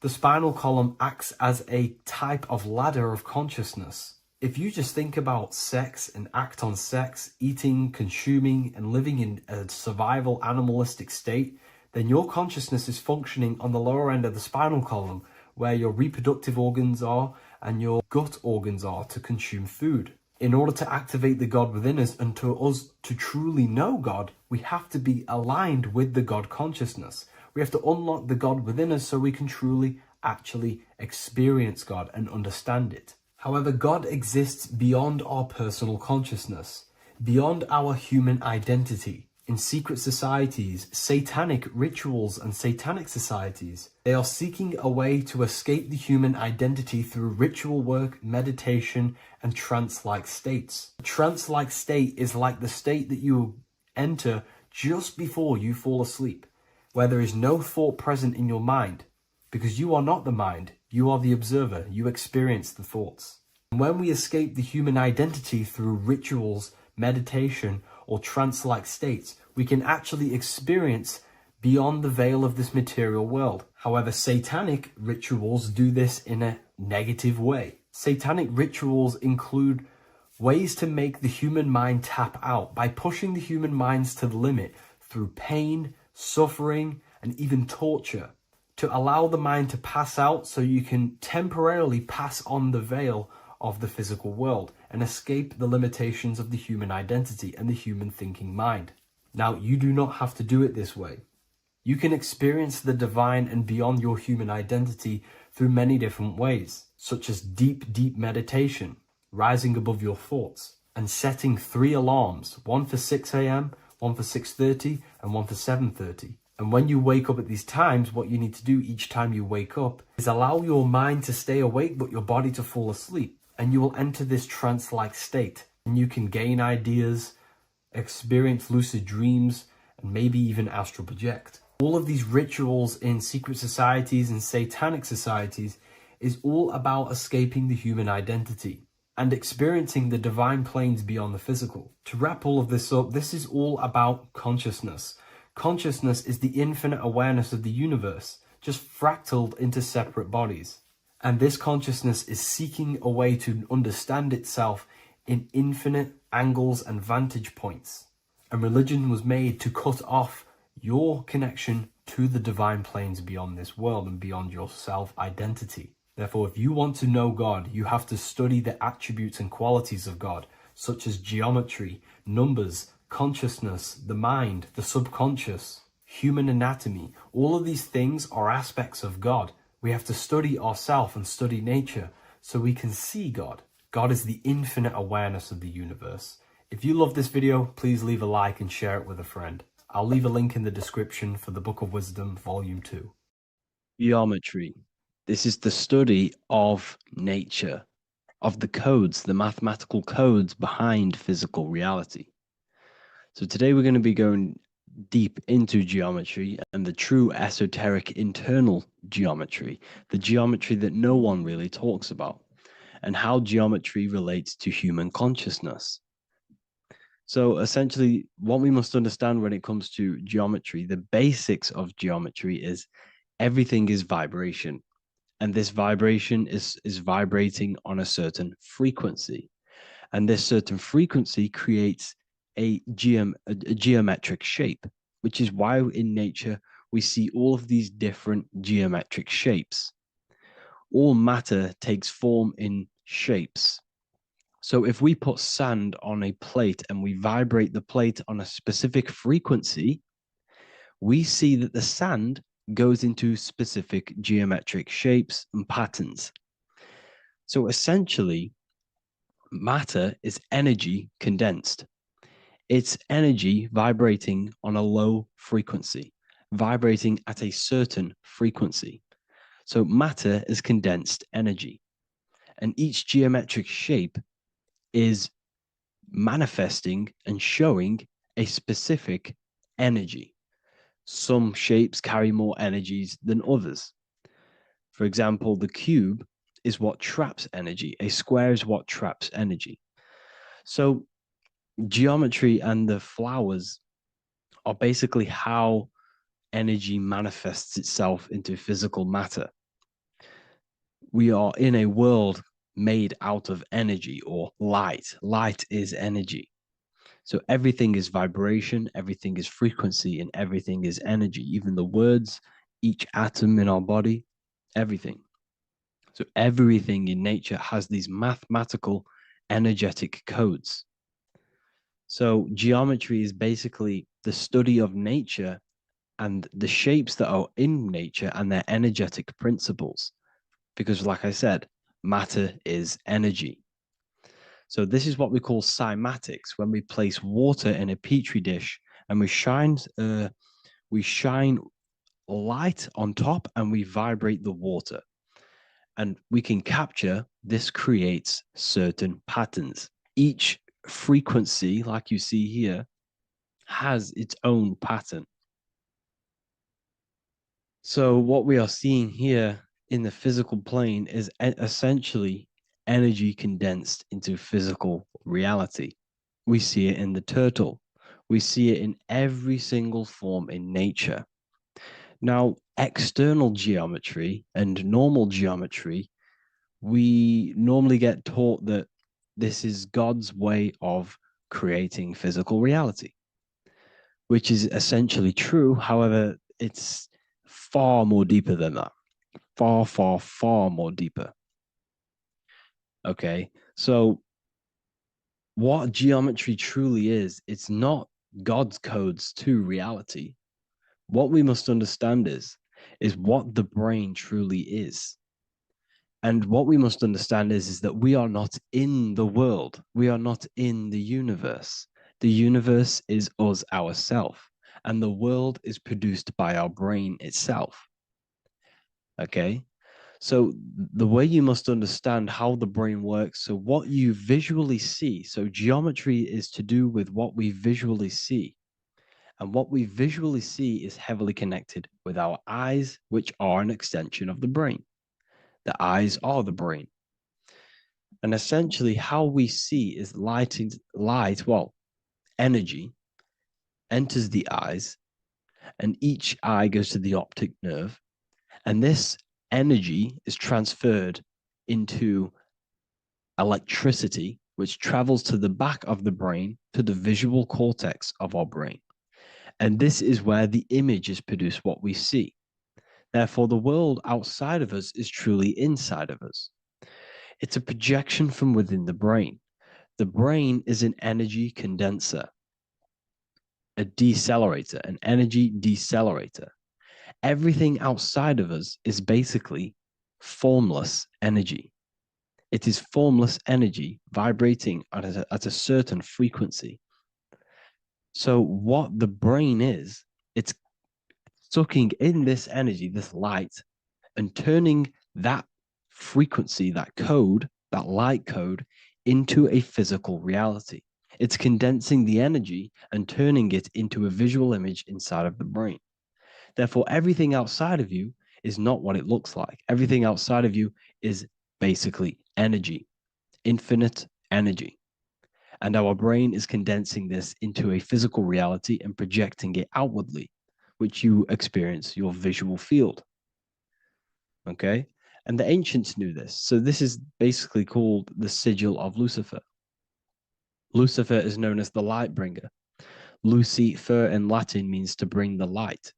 This is the sigil of Lucifer, which shows the visual field and the brain. We also see this in the Google Play symbol. It's a powerful symbol showing you the visual field, which is basically a symbol that tells you that reality is inside of the brain. The brain is what produces reality, but consciousness is not produced in the brain. The brain is essentially a consciousness downloader. It's a computer and it's a reality simulator. The body is a simulation of physical reality. You are inside of the body experiencing the body simulation. The body produces this reality. It's a piece of technology. So Lucifer is to bring the light. Lucifer is the light being produced in our brains. Okay. So this is why they say Lucifer can tempt you. Lucifer can be the devil because it represents physicality. It represents the false light. Lucifer can trick you because it represents the physical world can trick who you truly are. So now that you understand how the brain is basically an energy decelerator and it creates and simulates a reality to your consciousness, you are no longer a person in a universe. You are the universe itself experiencing itself. Therefore, geometry is heavily linked in with the brain. Geometry is essentially how your brain and how your eyes decode energy. So what you are seeing is the mathematical codes of your brain creating reality. So what they teach you is the external is that geometry is God's way of creating this world, and these are the mathematical codes God's created. But now I'm telling you the internal. This is the truth. Geometry is how your brain mathematically condenses energy and light into a physical reality. So therefore, your brain is a computer program. So now geometry is nothing outside of you.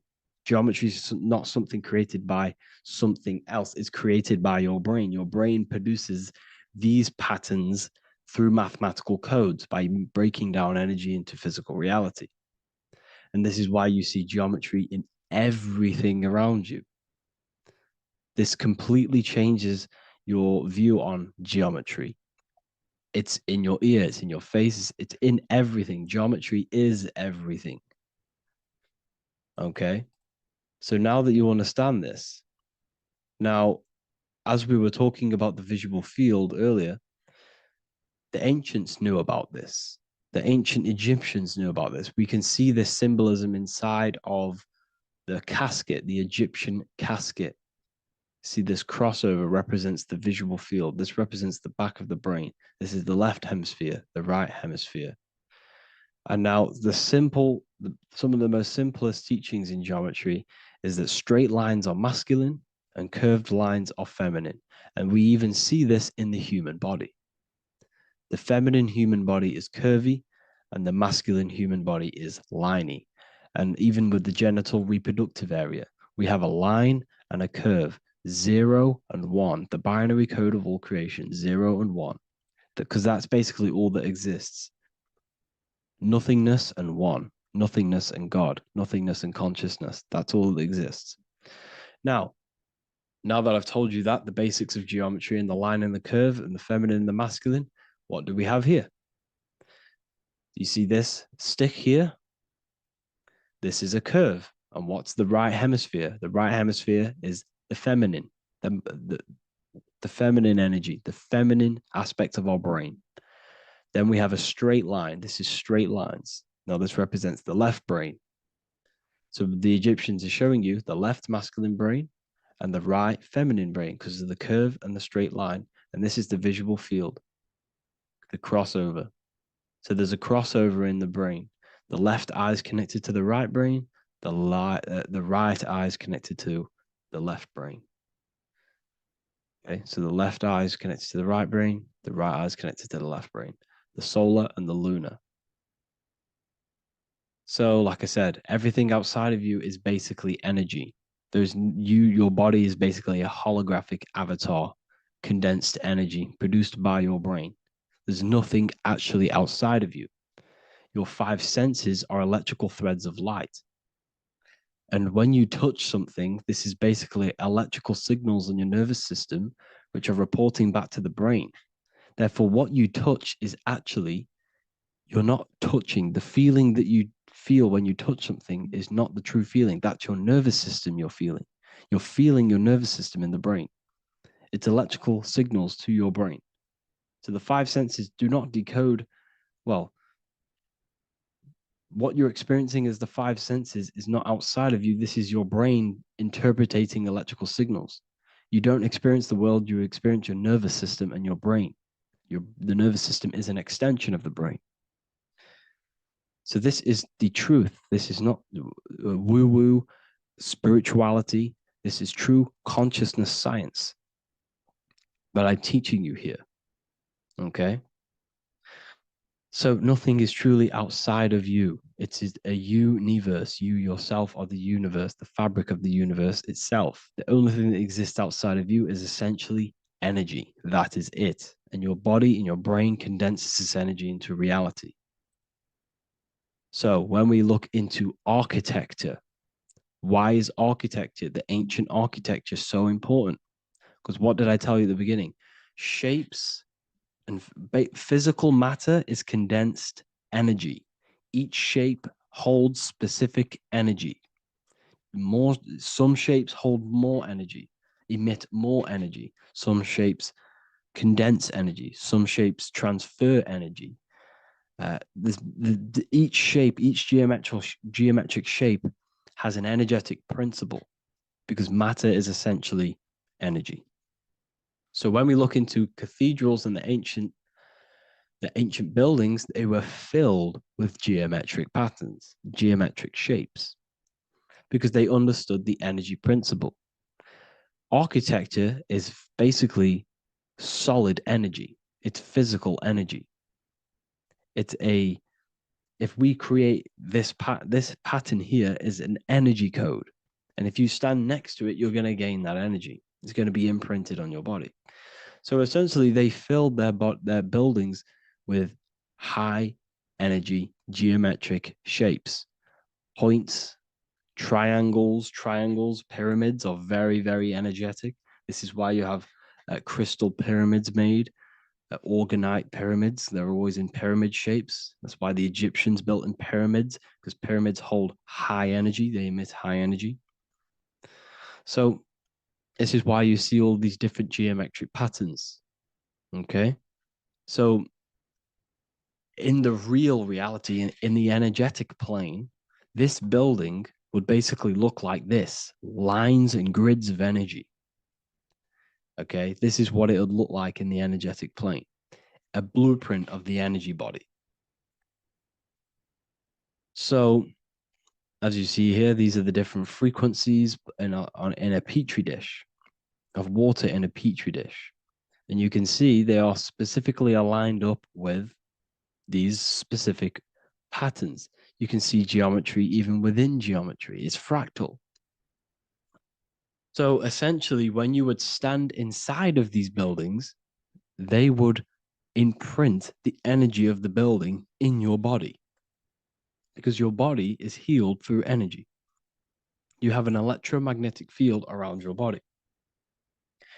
So by creating buildings with geometric patterns, we are essentially increasing the energy of the building, because the building itself is energy. Okay. So when we fill it with geometric patterns, we're increasing the energy. We're giving it a certain energetic imprint. So when you stand inside of that building, you're being imprinted with that energy. Okay. So especially with these windows, these stained glass windows. Well, why are they stained glass? Well, color is frequency. So when you have all of these different colors, and not only were they just painted, some of these colors are specific gemstones, crystals, natural stones, which all hold energetic principles. Each crystal is vibrating on a certain frequency. Wood has its own frequency. Metal has its own frequency. What you must understand is that everything in nature is not just a piece of matter. It's vibrating. The atoms of wood are vibrating on a certain level, which give it a certain energetic principle. Each crystal is vibrating. The atoms of the crystal are vibrating on a certain frequency, which give it a certain energetic principle, quality. So each thing, this is why the ancients were obsessed with natural stones, natural things, crystals, natural metals, and they wore different metals, different things like copper on their bodies, because they understood the atoms of these natural things are vibrating, which give certain qualities to you if you wear them. So you're not wearing it, you're basically putting that frequency onto your body because they understood this is energy. If I put copper on my body, I'm not putting copper on the body, I'm putting the frequency and the energy of the atoms onto my skin. And that frequency of them atoms are going to vibrate my skin, that frequency, and heal my body. So this is why this is so important. So each building is an energetic code. Okay. So when you stand in these buildings, it can heal your body. This is why when people walk into these ancient churches, they feel like they've met God. They feel a certain way. They feel so amazing when they enter these churches. They feel holy, for example. It's not because God's there. It's not because these man in the sky dwells in these holy places. It's because the energy of these buildings affect our consciousness. They increase your energy. They raise your vibration. They heal your body. They heal your cells. They imprint the water in your body, especially with these stained glass windows. Like I went a bit on a tangent there, but these stained glass windows were encoded. Well, they use different gemstones, different lights, different colors. And when the sun would shine through this window, well, what's the sun? The sun is light. Light is energy. The sun's light would go through this filter of the window of the crystals and the different gemstones and the different colors, and the sun's light would be encoded, imprinted with these crystals, with these colors and these natural glasses, which have healing energetic principles. And when you are inside that building, the sun's encoded energy of the window would be imprinted into your body, into your energy field, and it will heal your energy field, and it would heal your body, your cells on a cellular level. Because your body is what? 60 to 70 to 80, some people say 80% water. And water is encoded with vibration. If you say certain things into water, it gives it a specific geometric pattern, like I broke down in the beginning. If you say love to a water and then freeze it, it will go to this. If you say hate, it will go to a distorted pattern. So when you are in these buildings, you're being imprinted by the energetic codes of these buildings, the energetic principles of the windows, of the structure itself. The ancients never used to build in squares. Their buildings, their insides were never square rooms because they understood squares trap energy. They always had pointed roofs so energy can escape. So there's many little things that we need to look into geometry. For example, when you see magicians, when you look at ancient magic, why do they stand in circles with different geometric patterns? They use different geometric shapes. Why? Because shapes are energy. They hold specific energy. So when the magician stands in a circle with a pentacle, they're working with the energy of that pentacle. You can work with different energies based upon the different geometric shapes that you draw. And you can use this in your structure, in your architecture, in your work, and it can influence everything. So this is the true geometry. I hope you gained a deeper understanding on geometry and how it relates with you and your consciousness. Like I said earlier, your brain produces geometry. It's basically how your brain decodes energy. It's not God, how God creates this reality. And no, you're in this reality. You are the reality itself. Your body produces the reality. Therefore, geometry is one with you. So therefore, if I play with the geometry of the buildings, for example, like the government have, everything's in squares. If you look outside, everything's a square, everything's a rectangle. You go to a city, Every window is a rectangle. Every building is a rectangle. You live in a box room. Everything is boxed and squared off in this reality, in this modern society. Why? Because they're trapping energy.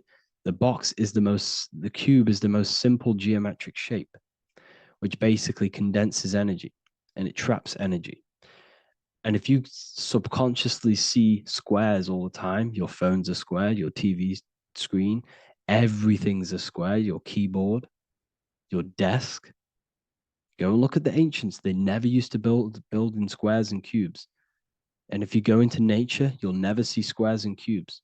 Nature doesn't create squares and cubes. Everything in the modern society is squares and cubes to simple your consciousness down, to dumb your brain down. So the ancients built very, very complex structures. Why? Because they understood what we see affects our brains, because our brains decodes reality and creates reality. If you see a sophisticated building, this is going to give you a sophisticated mind and raise your IQ levels over time, subconsciously. I'm not saying if you look at this building, you're going to become smart. I'm saying if every single building in your environment, ment is mind, mental, every single building in your environment was this complex and complicated, it would increase your IQ on a subconscious level. It'd make you more complex, make you more intelligent. So they've dumbed everything down. They've dulled everything down. Look at everything. Everything is being dulled down. So anyways, I hope you all gained a better understanding on this. If you want to gain more occult knowledge and esoteric knowledge, make sure to read the Book of Wisdom, Volume 2. If you're inside the university, you can get this book for free. Go to the general chat area and follow the instructions, and you can order yours for free.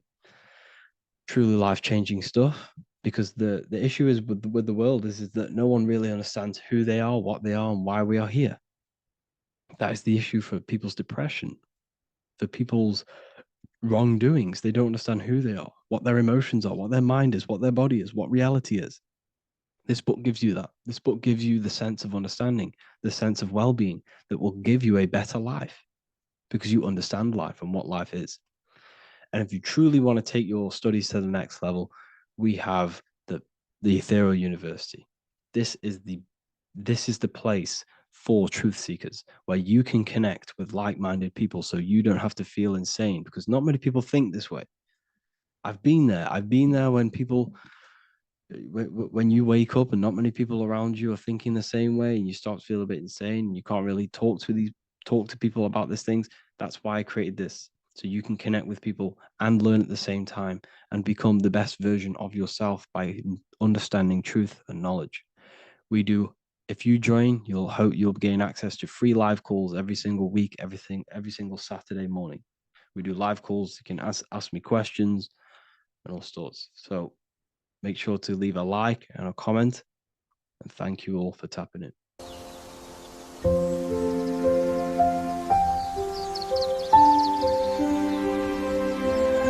bookofwisdom.com. Visit today.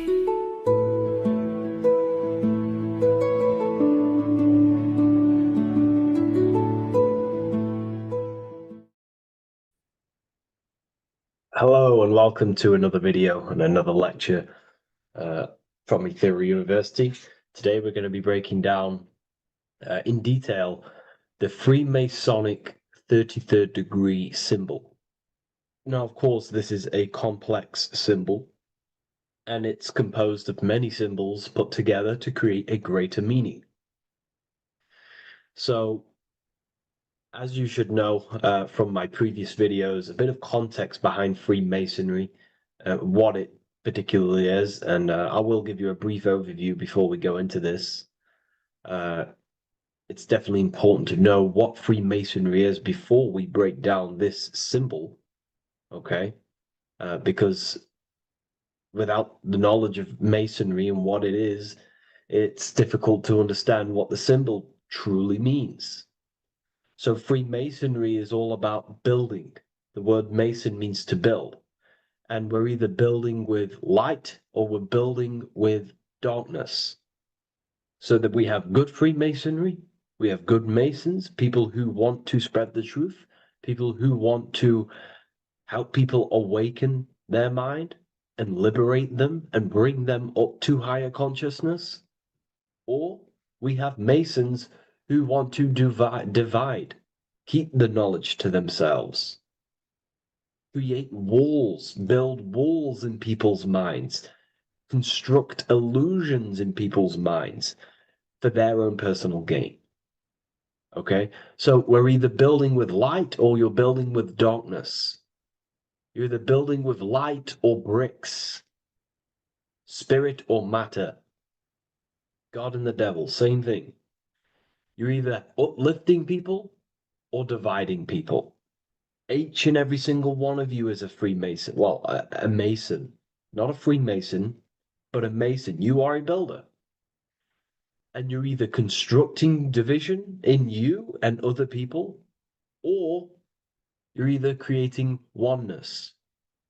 Everyone is doing this. Everyone is building.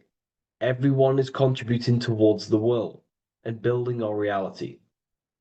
So Masonry is a craft, and that craft is to craft a better mind and heart, a higher consciousness, a higher understanding of the self, building a higher perception of yourself, getting to know who you actually are, why you are here. Every action, behind every single action, behind every single cause is choice. You chose to be here. Whether you know why you are here or whether you do not know. You chose to be here in this time, in this period of life on the earth, on this physical dimension. You chose, you, the mind of yours chose to be here in this body at this specific time. You are playing a role, you are building in this world at this specific time. So Masonry is all about getting to know the self, to know what you actually are through gnosis. Gnosis is direct knowledge obtained and extracted from direct experience. Knowledge extracted from direct experience. Knowingness. You know you have hands. You don't believe you have hands. You know you have hands. That's what knowing thyself truly means. To go within the self. To dwell in meditation for long periods of time. Not even meditation. To dwell, closing your eyes and thinking internally. Not thinking externally about anything outside you, but thinking and questioning internally, and you shall find answers. Seek and you shall find. If your heart is truly set on knowing, on getting to know true knowledge and knowing yourself, then you will find it. Okay, so because that's what the heart is. The heart is where we find our treasure. It's why it's inside of our chest. Our chest holds the treasure. What is your treasure? Your treasure is your physical manifestation. And whatever you act, whatever your heart cares about, your body follows. Your body takes action towards what you care about in life. This is why we say follow your heart, because your body follows the heart, what you care about. If you do not care about something, you do not take actions towards it. Whatever your heart loves and has that love energy for, the body follows. If you truly want to become enlightened and truly want to reach higher consciousness, then you will. You truly care for that, then you will find it. You have to go within. Okay, so this is what Masonry is about. It's about going within and finding out your true nature and constructing a higher consciousness by dissolving walls and blockages inside your mind and heart, purifying the self. Because you can care about sick and twisted things. Okay? We can see that in society. People like killing people. It's psychotic, but I know. So we can be corrupted. Okay, so going into this symbol, What does the symbol mean? What is it trying to portray? Okay.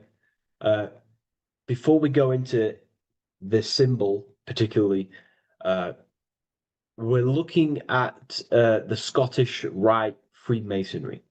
So we have the first degree all the way up to the third degree is Blue Lodge Masonry.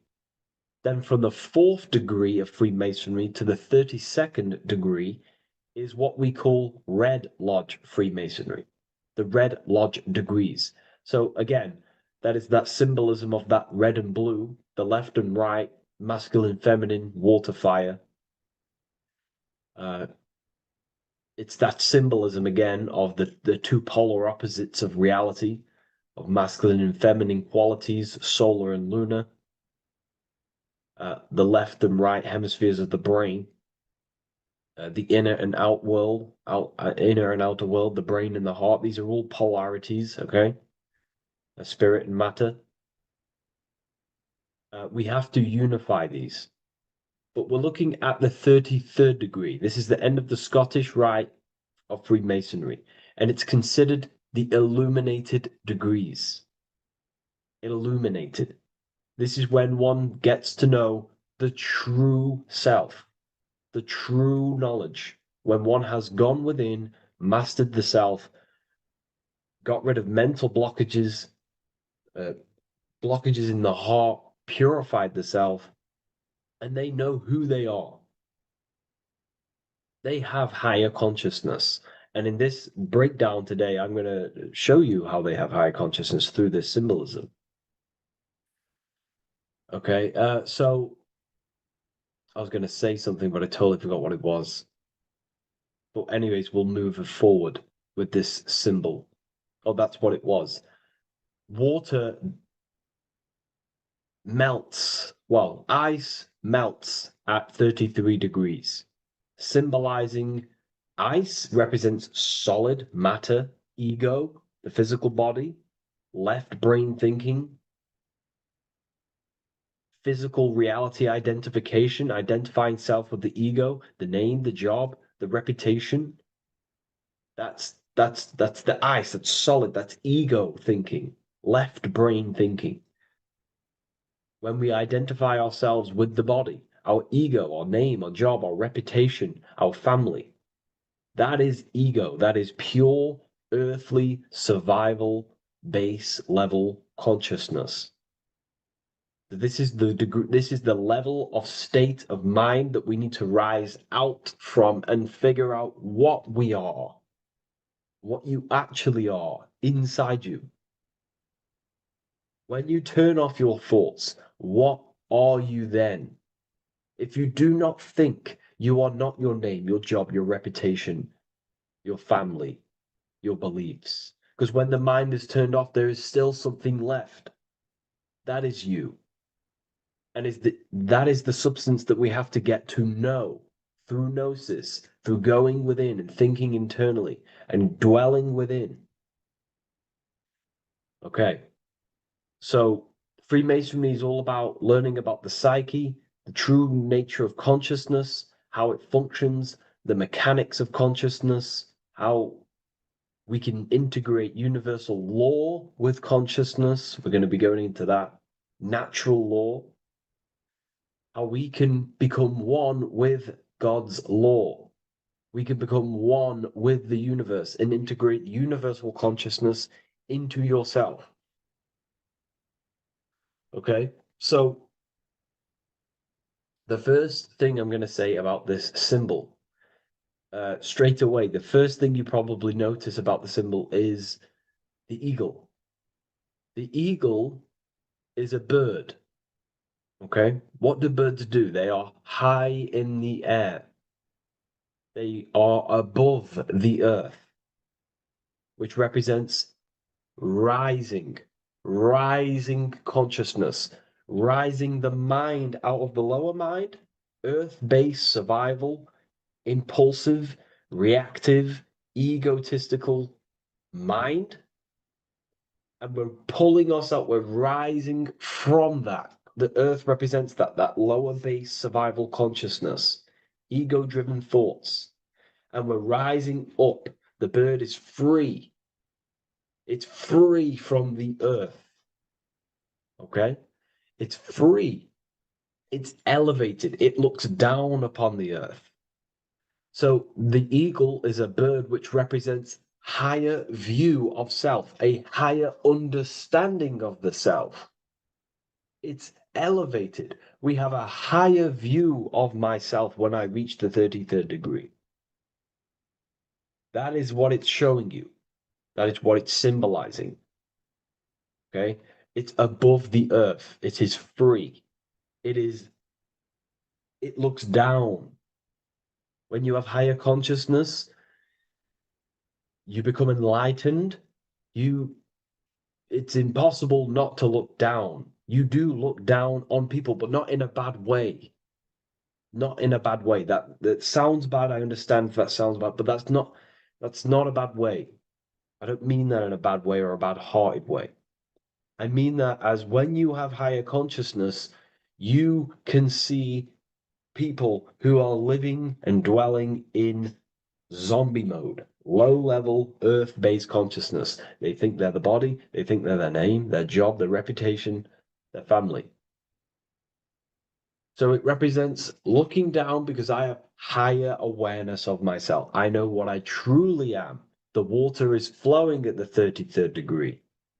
The water melts at the 33rd degree, representing the flowing of consciousness, the flowing of the mind, flowing of light energy entering the body. Because when we reach higher consciousness, when you raise your consciousness, which is just an easier way of saying mastering thoughts, mastering yourself, we no longer give attention to negative thoughts because we understand what thoughts are and why would you let your own mind take away your own power? So again, Freemasonry is about gaining personal power, not in a bad way. Well, it can be used for bad. Gaining mental power, a strong mind. Most people have very, very, very weak minds in this world. Very weak minds. This world is a mental world. We have to gain strength in the mind. It's a mental universe. The stronger the mind, the better your reality. The less affected you are by external things. Nothing external should ever bother you. Okay?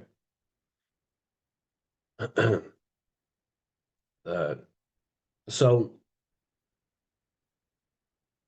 it's about gaining mental strength, mental clarity. So again, the bird is elevated, it looks down, it has a higher awareness, it sees things from above, it sees the world for what it truly is. That's the eagle. Okay? It's the higher view. This is the illuminated degrees. So we're looking at now the sword. The bird, the eagle, the double-headed eagle is standing on the sword. Very symbolic. The sword is not above the eagle. The sword is below the eagle. The sword moves through the air. On a basic breakdown of the sword, it represents power. Power. Because if I have a sword, I hold the power over you. That's what it symbolizes. In war, you have a weapon bigger than someone else and more destructive than someone else, you hold the power. So it's a power symbol. To go even deeper on this, on its true meaning, the sword, I've already broke this down plenty of times. It moves through the air. It cuts the air. It's the mind. Air represents the mind. Water is emotion. Fire is the spirit. Earth is the body. So we're looking at the mind, the power of the mind. And the eagle is standing on top of this, representing, I am conquering my own mind. I am conquering my mind. My mind does not conquer me. My mind is truly mine. I hold the power over it.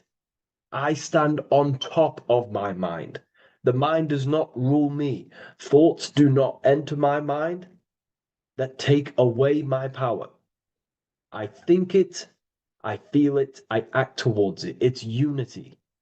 My mind is the monarch. It is the command center. It is mine. I'm above the mind. That's what it's showing here. I hold full control over this mind. I hold the power. Okay? And I have an elevated view of the mind. The eagle is elevated. It looks at the earth from above.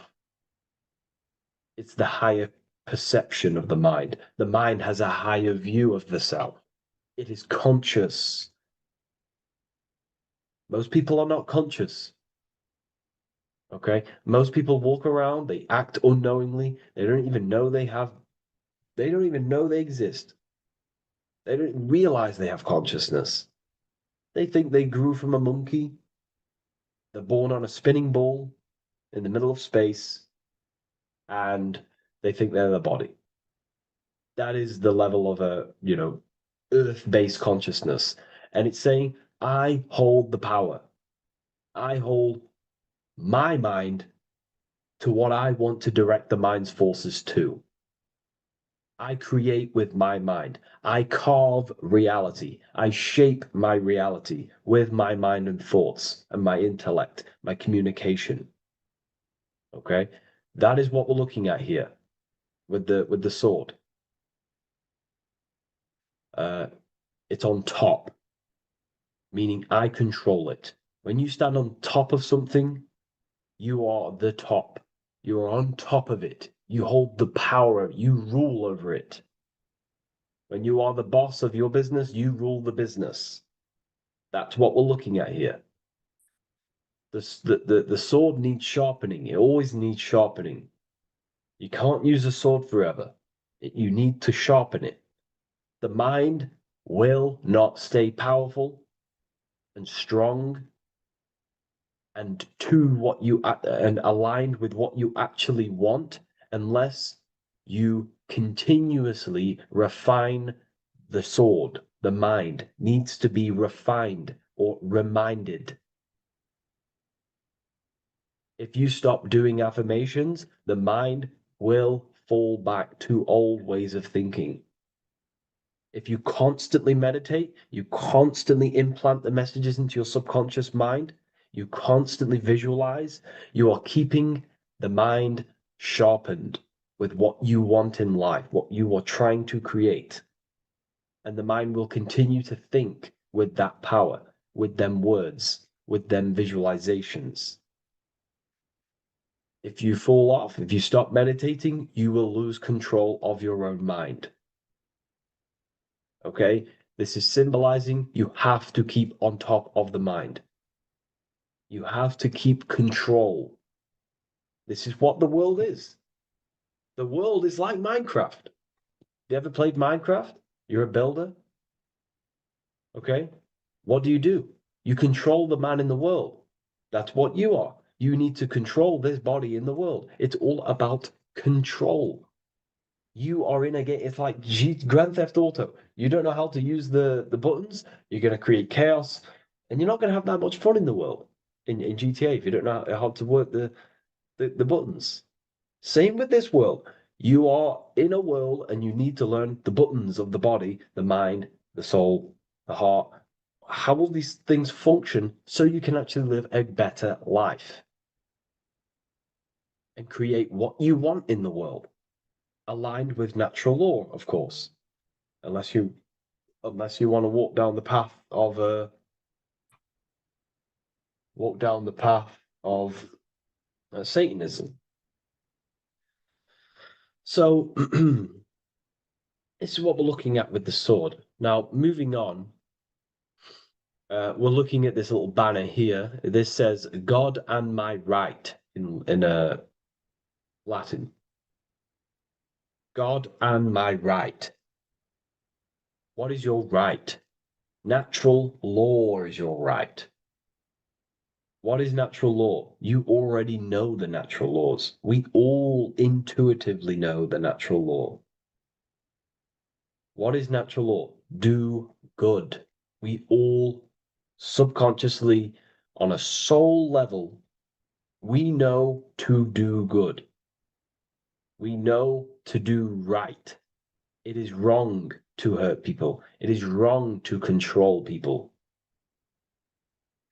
What is your natural law?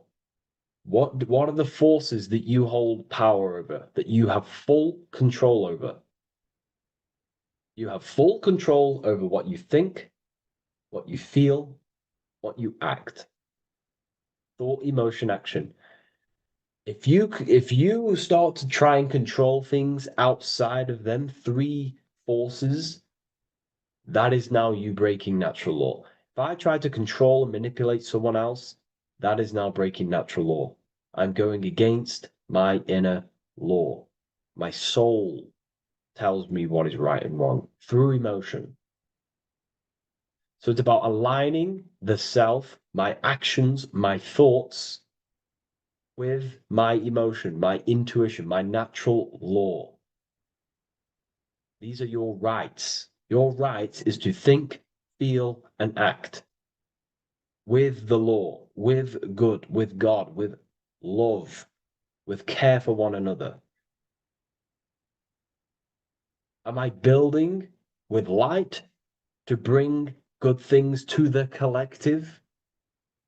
You see, most people are stuck in their left brain, and the left brain only sees me, me. Ego-driven thinking. That's why they trap us in our left brain. They train us to be left brain. They tell us to write with our right hand to strengthen the left brain. They call it writing. Everything in this matrix is to activate your your left brain. Why? They need you in ego consciousness so you can be controlled and manipulated. So you do not recognize patterns. That's the right brain. The right brain recognizes patterns, symbolism, metaphors. They don't want you reading between the lines. They want you logical. They want you divided because the right brain sees the whole. The right brain sees the woods. The left brain sees the trees. And that tree is your ego. And the woods is the collective consciousness. They want you only thinking about you. Because that way you are divided from the collective consciousness. And we're all one consciousness family. We're all God. We're all God experiencing Himself. And we are all building this world. So it's about aligning the self with my right, with God, with natural law. It's what Freemasonry is about. True Freemasonry, light Freemasonry, not dark Masonry or evil Freemasonry, whatever you want to call it. The crown, royalty. Royalty wear crowns. And what do the royalty have? Again, this is another power symbol. They hold control. Yes, royalty hold control. And that's why this crown is at the top of the image, not at the bottom of the image. It's at the top, representing I control the left, I control the right. I control my left brain and my right brain, the two eagle heads, the two views. The eagle has one eye on each side. It's looking, it's seeing. And that's symbolic of the left and right brain. We see, not physically see, but I mean perceive.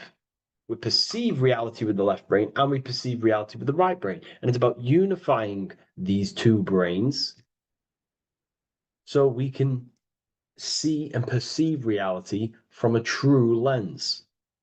Because if we see reality only from the left brain, and a left brain dominated brain, we see everything as divided. But if we see everything from a right brain perspective, we see everything as whole. When everything is in the middle, you need to see reality from the middle. Yes, I have my own personal consciousness, and yes, there is a collective consciousness. So I need to balance between that.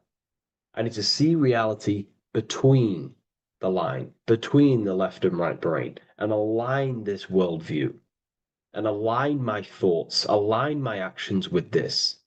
Because if you're left-brained dominated, you're only going to take action on ego.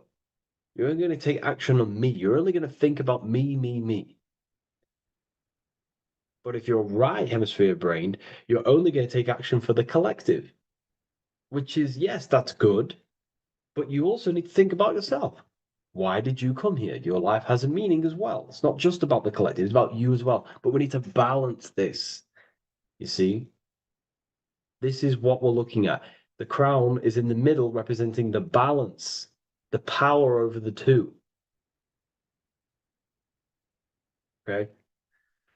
It's the balance, it's mastery, it's control. Royalty hold control over society, royal families. So it's about controlling the self. It's control over the ego, control over the sword, over the mind. It's about personal power we're looking at here, self-control. Now we're looking at a upright triangle, which represents the element of fire, which is masculine. Masculine is all to do with action, the physical body. We're looking at fire, which represents spirit or transformation. Fire is a very transformative element. It transforms things. Okay, so we're looking at self-transformation through action. This is what we're looking at here. Fire is a very, very masculine force, a very penetrating and transformative force. So we're looking at transforming the self, not through knowledge, but through action. We have transformed the self, 33rd degree. I've reached the 33rd degree and I have now fully transformed.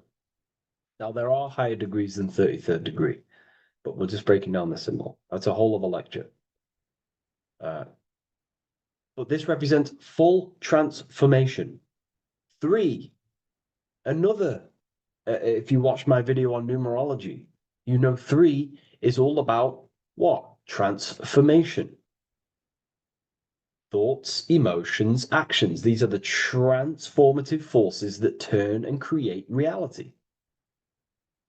Jesus dies and dies and resurrects after 3 days. Transformation from dead to the awakened. Brahma, Vishnu, Shiva. God is threefold. 3, 3, 3, 3, 3, 3.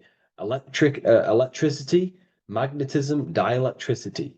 The 3 forces that pretty much create physical matter. Transformation is 3. So we're looking at transformation through action. Action is a very transformative force. There's no point learning this knowledge if you're not going to act upon the knowledge. A lot of people join the university, they learn a lot, but they leave because they don't want to take the action. They don't want to do the hard part. They don't want to act towards higher consciousness. They want to dwell in their lower mind. That's fine. That's your path. That's their path. But if you truly want to raise your consciousness, you have to act upon it. You have to actively not take the action. It's about what you do and do not do, because not doing something is also an action. If you are not participating in the low-level pleasures like sex, casual sex, masturbation, going out and getting blind drunk. These are low-level pleasures. It's going to keep you on a low-level frequency and a low-level consciousness. That is also an action, not doing that. It's about what you not do as well, which is very important. You have to act upon it to reach this degree. You will not reach this degree if you have not taken a lot of action towards reaching higher consciousness, reaching self-mastery, over the mind, controlling the mind. This is what, again, it's about taking action on actually controlling the mind, controlling the self, gaining your power. Okay. Okay. This is another fascinating part about the eagle head and wings. It also represents the past, present, and future. The crown is again symbolic of the crown chakra. This is all to do with knowledge. So we're looking at knowledge of the past, the eagle on the left looking behind, and the eagle on the right looking forward. So we're looking at the crown, knowledge of the past and the future. Looking at your past is very powerful. What has got you, what has led you to this very point in your life? What actions have taken you to this point? And not only you, remember, there is a collective. Remember, you always have to keep that in mind. Every action you take, you have to always align it with the collective consciousness. It's not just you in the world. We have a collective. So, how did you and how did the collective get to this point in life, in this present? How did we get here? How did we get into this mess? Humanity is in a mess, a straight up chaotic mess. And if you think everything is perfect and everything's divine and everything's just, there's some people out there in the spiritual community saying, everything's divine, everything's meant for this purpose. No, there are people actively manipulating and using mind control methods to control this reality.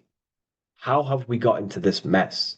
So we have to look into the past to analyze patterns so we can take action now in the present to change the future of the collective and your personal life. That's what we're looking at here. So the eagle looking left is looking in the past, representing analyzing the past, analyzing the actions in my life and the collective life.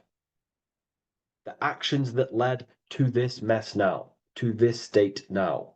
And what can I do now with my knowledge to change the future to a better future, aligned with, again, natural law, aligned with goodness, aligned with God,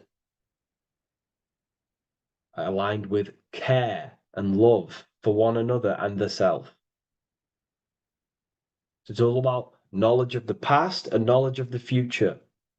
And what I can do now to take action, the triangle pointing at the middle, which is the present, what can I do now to change the future? To create a better future, to transform the world. 33, transformation. To transform the future. Okay, this is what we're looking at here with the two double-headed eagles as well. Again, this is more art. This is a lot more complex symbolism here. But again, we have the Earth hemisphere here. And what? The eagle above. It is raised above the earth, above material pleasures, above the material thinking self, above the ego. Not to say to get rid of the ego. We need the ego, but balancing, control, power over the ego, power over the two hemispheres of the brain, power over my past and my future, power over time. What am I using my time towards? Time is your spiritual currency. Okay? It's elevated. It sees things from a higher perspective. It is higher consciousness. We're also looking at the astral body. Birds on a deeper level represent the astral body. So symbols have layers of meaning. The deeper you get into the occult, so when you join the first degree, you get, a good interpretation, and the higher degree you go, the more deeper the symbol reveals, as the more deeper you know yourself. So we're looking also at the astral body, the light. What is the light? Light is a massive symbol in Freemasonry. It's knowledge, gnosis. When you're very intelligent, you call someone, they're a bright child. They have enlightenment, light in the mind. Looking at light, a lot of knowledge, a lot of self-knowledge of the self, of the psyche, how I function, what I am, knowledge of the astral body, rising above the earth, astral projection, exploring your true nature, exploring consciousness. This is what we're looking at here. And in order to explore your astral body and explore the astral realm, you have to control the sword, the mind. And you can then explore. You are free like a bird to fly. This is all symbolic of rising consciousness. All symbolic. So I hope this video has gained a bit more clarity on this symbol and giving you some insights. And I will see you in the next one. Thank you for tuning in today.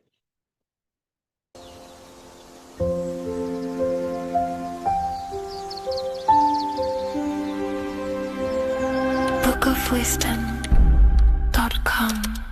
Visit today.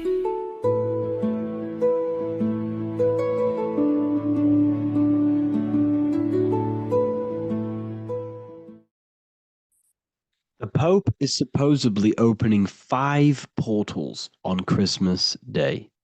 Now, I know this video is a bit late, but I'm going to be commenting on what I think this symbolism and this ritual truly means and what they are trying to do to society with this symbolic ritual. So the first thing we must understand is that everything these people do on a mass scale, all of these major events that they take place on, are all symbolic. They're all ritual. They all have purpose. Okay? So when we look at the locations of these 5 doors that are in Rome, we actually see the sigil of Lucifer when we connect the dots of all of the 5 door locations. This is the sigil of Lucifer. Lucifer is not what you think. Sigil of Lucifer represents the outline of the human brain and our visual perception field. Now, the human perception field is how our brain interacts with the external reality. Our external reality is not physical. The only thing that exists outside of you is pure energy, formless, vibrational energy and light. Your brain is an energy decelerator. Your brain decelerates this light, this energy, into a material reality or perception that you can interact with. You don't look into the external world. The energy, the light, enters the eye retinas, goes through the optic nerve, and travels to the back of the brain called the visual cortex. And the visual cortex is what shapes your visual screen. Now, if you are seeing the screen, this means that you are not the body, you are not the brain, you are the perception observing the screen that you are seeing. You are the eye behind that, you are the person behind that. So, what this is actually symbolizing is perception. This is a symbol of perception, of perceiving the material plane, of how spirit interacts with matter. Now, what's Lucifer? Now, the word Lucifer means the light bearer. He's known as the light bearer. The word Lucifer originates in Latin. Luci means light, and fer means to bring. It's the light bringer. The eyes, the visual perception of the light bringer to your reality. You see, everything outside of you is light. You are made of light. The word hue man means light. Hue means color, which is a form of light. And man means manifest. We're light manifested into material form. Every single one of us is Lucifer. When we fall for the material world, the external world, is an illusion. It is the false world. It can elude you. It can make you fall in love with the material things, material pleasures, lust, money, fame. These things make you fall. This is the fall of Lucifer. This is the mythological story. This is the symbolism behind Lucifer.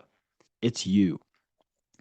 Are you falling for material pleasure because you are a divine spiritual being from the higher planes, not from this plane?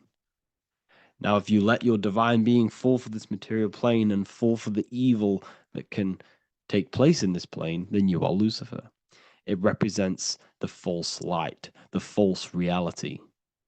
This symbol, the sigil of Lucifer, it symbolizes the interplay between light consciousness and the perceptual experience of the physical reality. The external world is truly internal. What we visually perceive is essentially light waves carrying information, which then gets processed by our brain, the central computer of our nervous system. Okay? So, how many doors are open? 5 doors. So 5 is the number of perception as well. 5 fingers on each hand, 5 points on the human body, 5 toes on each foot. We have 5 senses. 1, 2, 3, and 4, they're spiritual numbers. 6, 7, 8, and 9, they're material numbers. 5's the gateway. 5 is the middle bridge of how our spiritual self interacts with the physical self, how spirit interacts with matter. So this ritual is symbolic of perception. This is maybe bringing in a new perception. A new event will happen after this, a new perception of the world. Or personally, I think this ritual was to obviously shape the collective consciousness, because your reality is an externalization of your inner consciousness. It's simply just a mirror. Your material life, your material world outside of you is simply a mirror reflecting with mathematical and geometric precision of your internal consciousness. Your consciousness is creating and causing the effect called reality, physical reality. Your life is a result of every thought you thought in the past. Therefore, with that being said, everyone who perceives this ritual of, oh, the Pope's opening 5 spiritual portals, who's letting in demonic energy into the world, they're going to let demonic energies and demonic spirits all in the world. Well, what if I told you the only portal they're opening is a portal in your own mind for negativity? By you believing in negative forces coming into the world and going to possess everyone, that's opening up your own mind. The collective spiritual community has been brainwashed in thinking there's going to be demonic energy. Therefore, what will happen? There will be demonic energy. Not because the Pope opened up a portal to the demonic energy, it's because everyone opened up their own minds to the demonic energy. Therefore, we as a collective consciousness shape the external world on a macrocosm scale. For example, the microcosm is your personal life. Your personal life. You have created it through consciousness. Your belief system is just externalized in your world.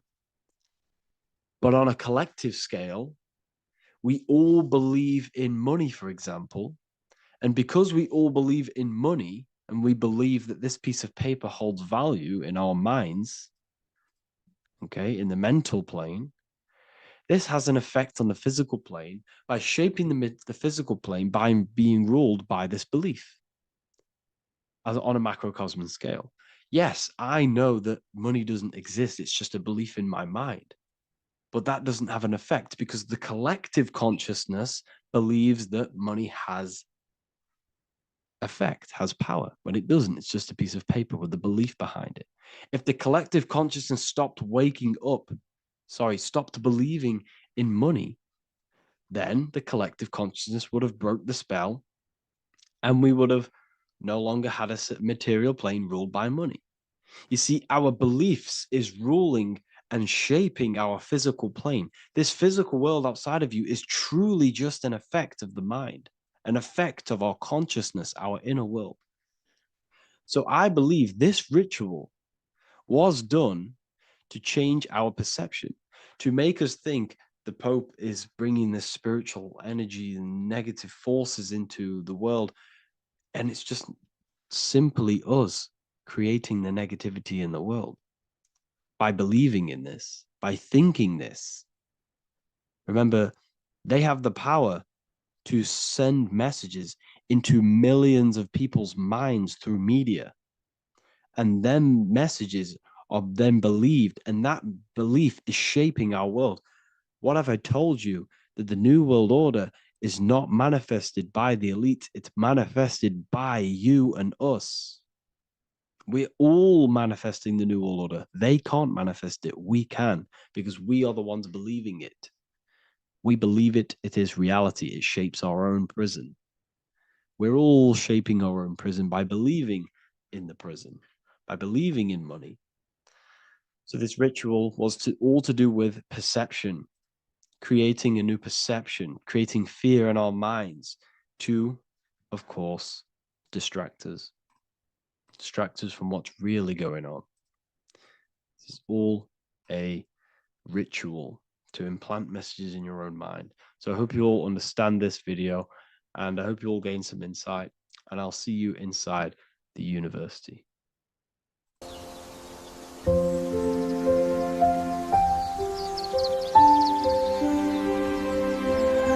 bookofwisdom.com. Visit today.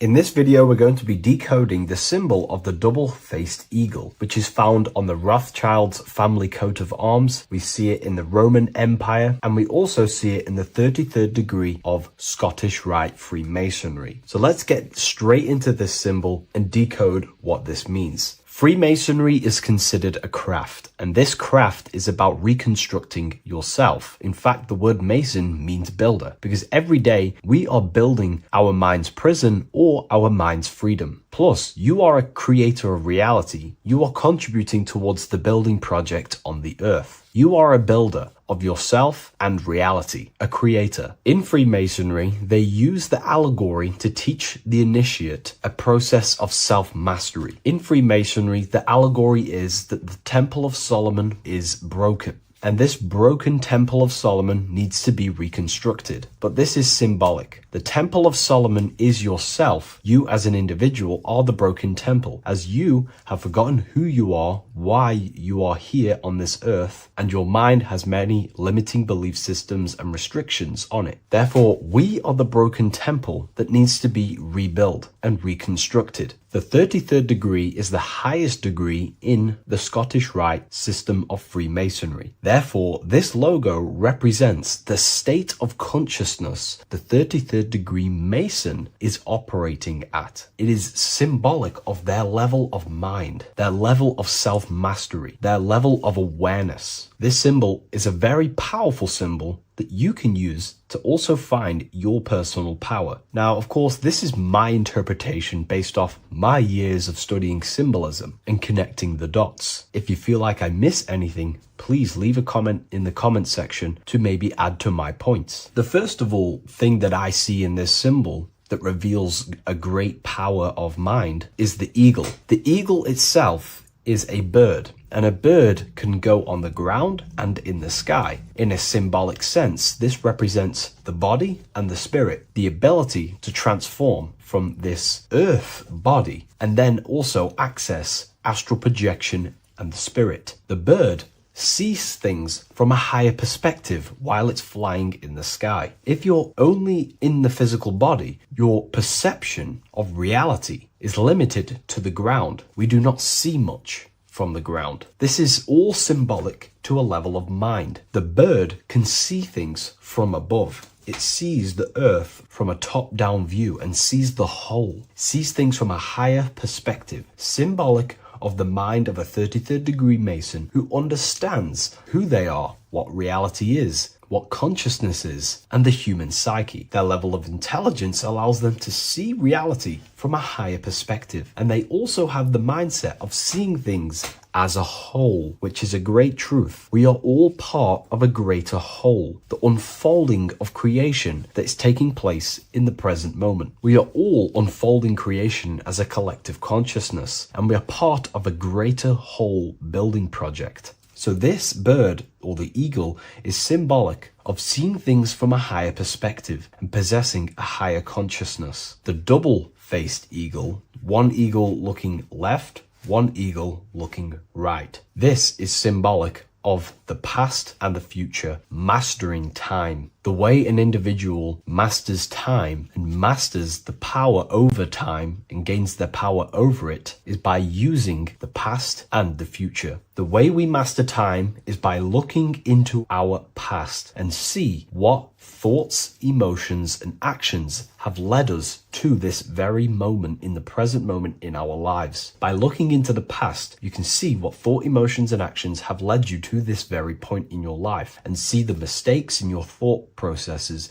the mistakes in your emotions, and the mistakes in your actions. You can extract wisdom from the past of your past and apply that wisdom in the present moment to then change your future to a better future for yourself and the collective consciousness and your contribution towards the creation taking place on the earth. That is how an individual masters time. You can do this through memory work. Every time you go to sleep, go through your day backwards. Follow the events backwards. What this does is literally create new neural pathways in your brain and allows you to strengthen your memory so you can remember more. Memory work is massive in Freemasonry based off my research. They make you do rituals, memorize rituals, because they're trying to develop these different aspects and cognitions of the human mind. We see that the double-headed eagle is looking left and right, but then joins. This is symbolic of unity of duality, unifying duality. And the only way you can do that is by connecting with pure awareness without distortion of the mind and body. If you turn off your body, it goes to sleep. If you turn off your mind, you go to sleep. But if you can turn off your mind and body, then who are you truly? When you turn off your mind, you're no longer your belief systems, your name, your job, your reputation, your status. You are this pure awareness who's observing the mind. So in meditation, you realize you are not the mind. You are the awareness, and the awareness is singular, and the mind thinks in dualism. So this is symbolic of unifying and seeing things through the lens of the awareness and not the mind, because the mind can produce illusions. So this is symbolic of a state of consciousness of the 33rd degree who sees everything as oneness. We are all one witnessing consciousness experiencing itself. However, this witnessing consciousness is molded differently through the mind. My mind has gone through memories, traumas, events, and belief systems, which makes my mind unique to you. But when we all turn off the mind and connect with pure consciousness, the pure awareness, then we are all, on the deepest level, actually one. The universe is one. This is symbolic of seeing and perceiving that reality and truly maturing that understanding in your consciousness. We also see that the double-headed eagle is standing on a sword, which is a tool. The tools that you possess in life are aspects of your consciousness. Your thoughts are a tool. Your emotions are a tool. Your actions are a tool. These tools are creating and building your reality, and they're also building your soul, building your consciousness. But we see that the double-headed eagle is standing on top of the sword, the tool. The sword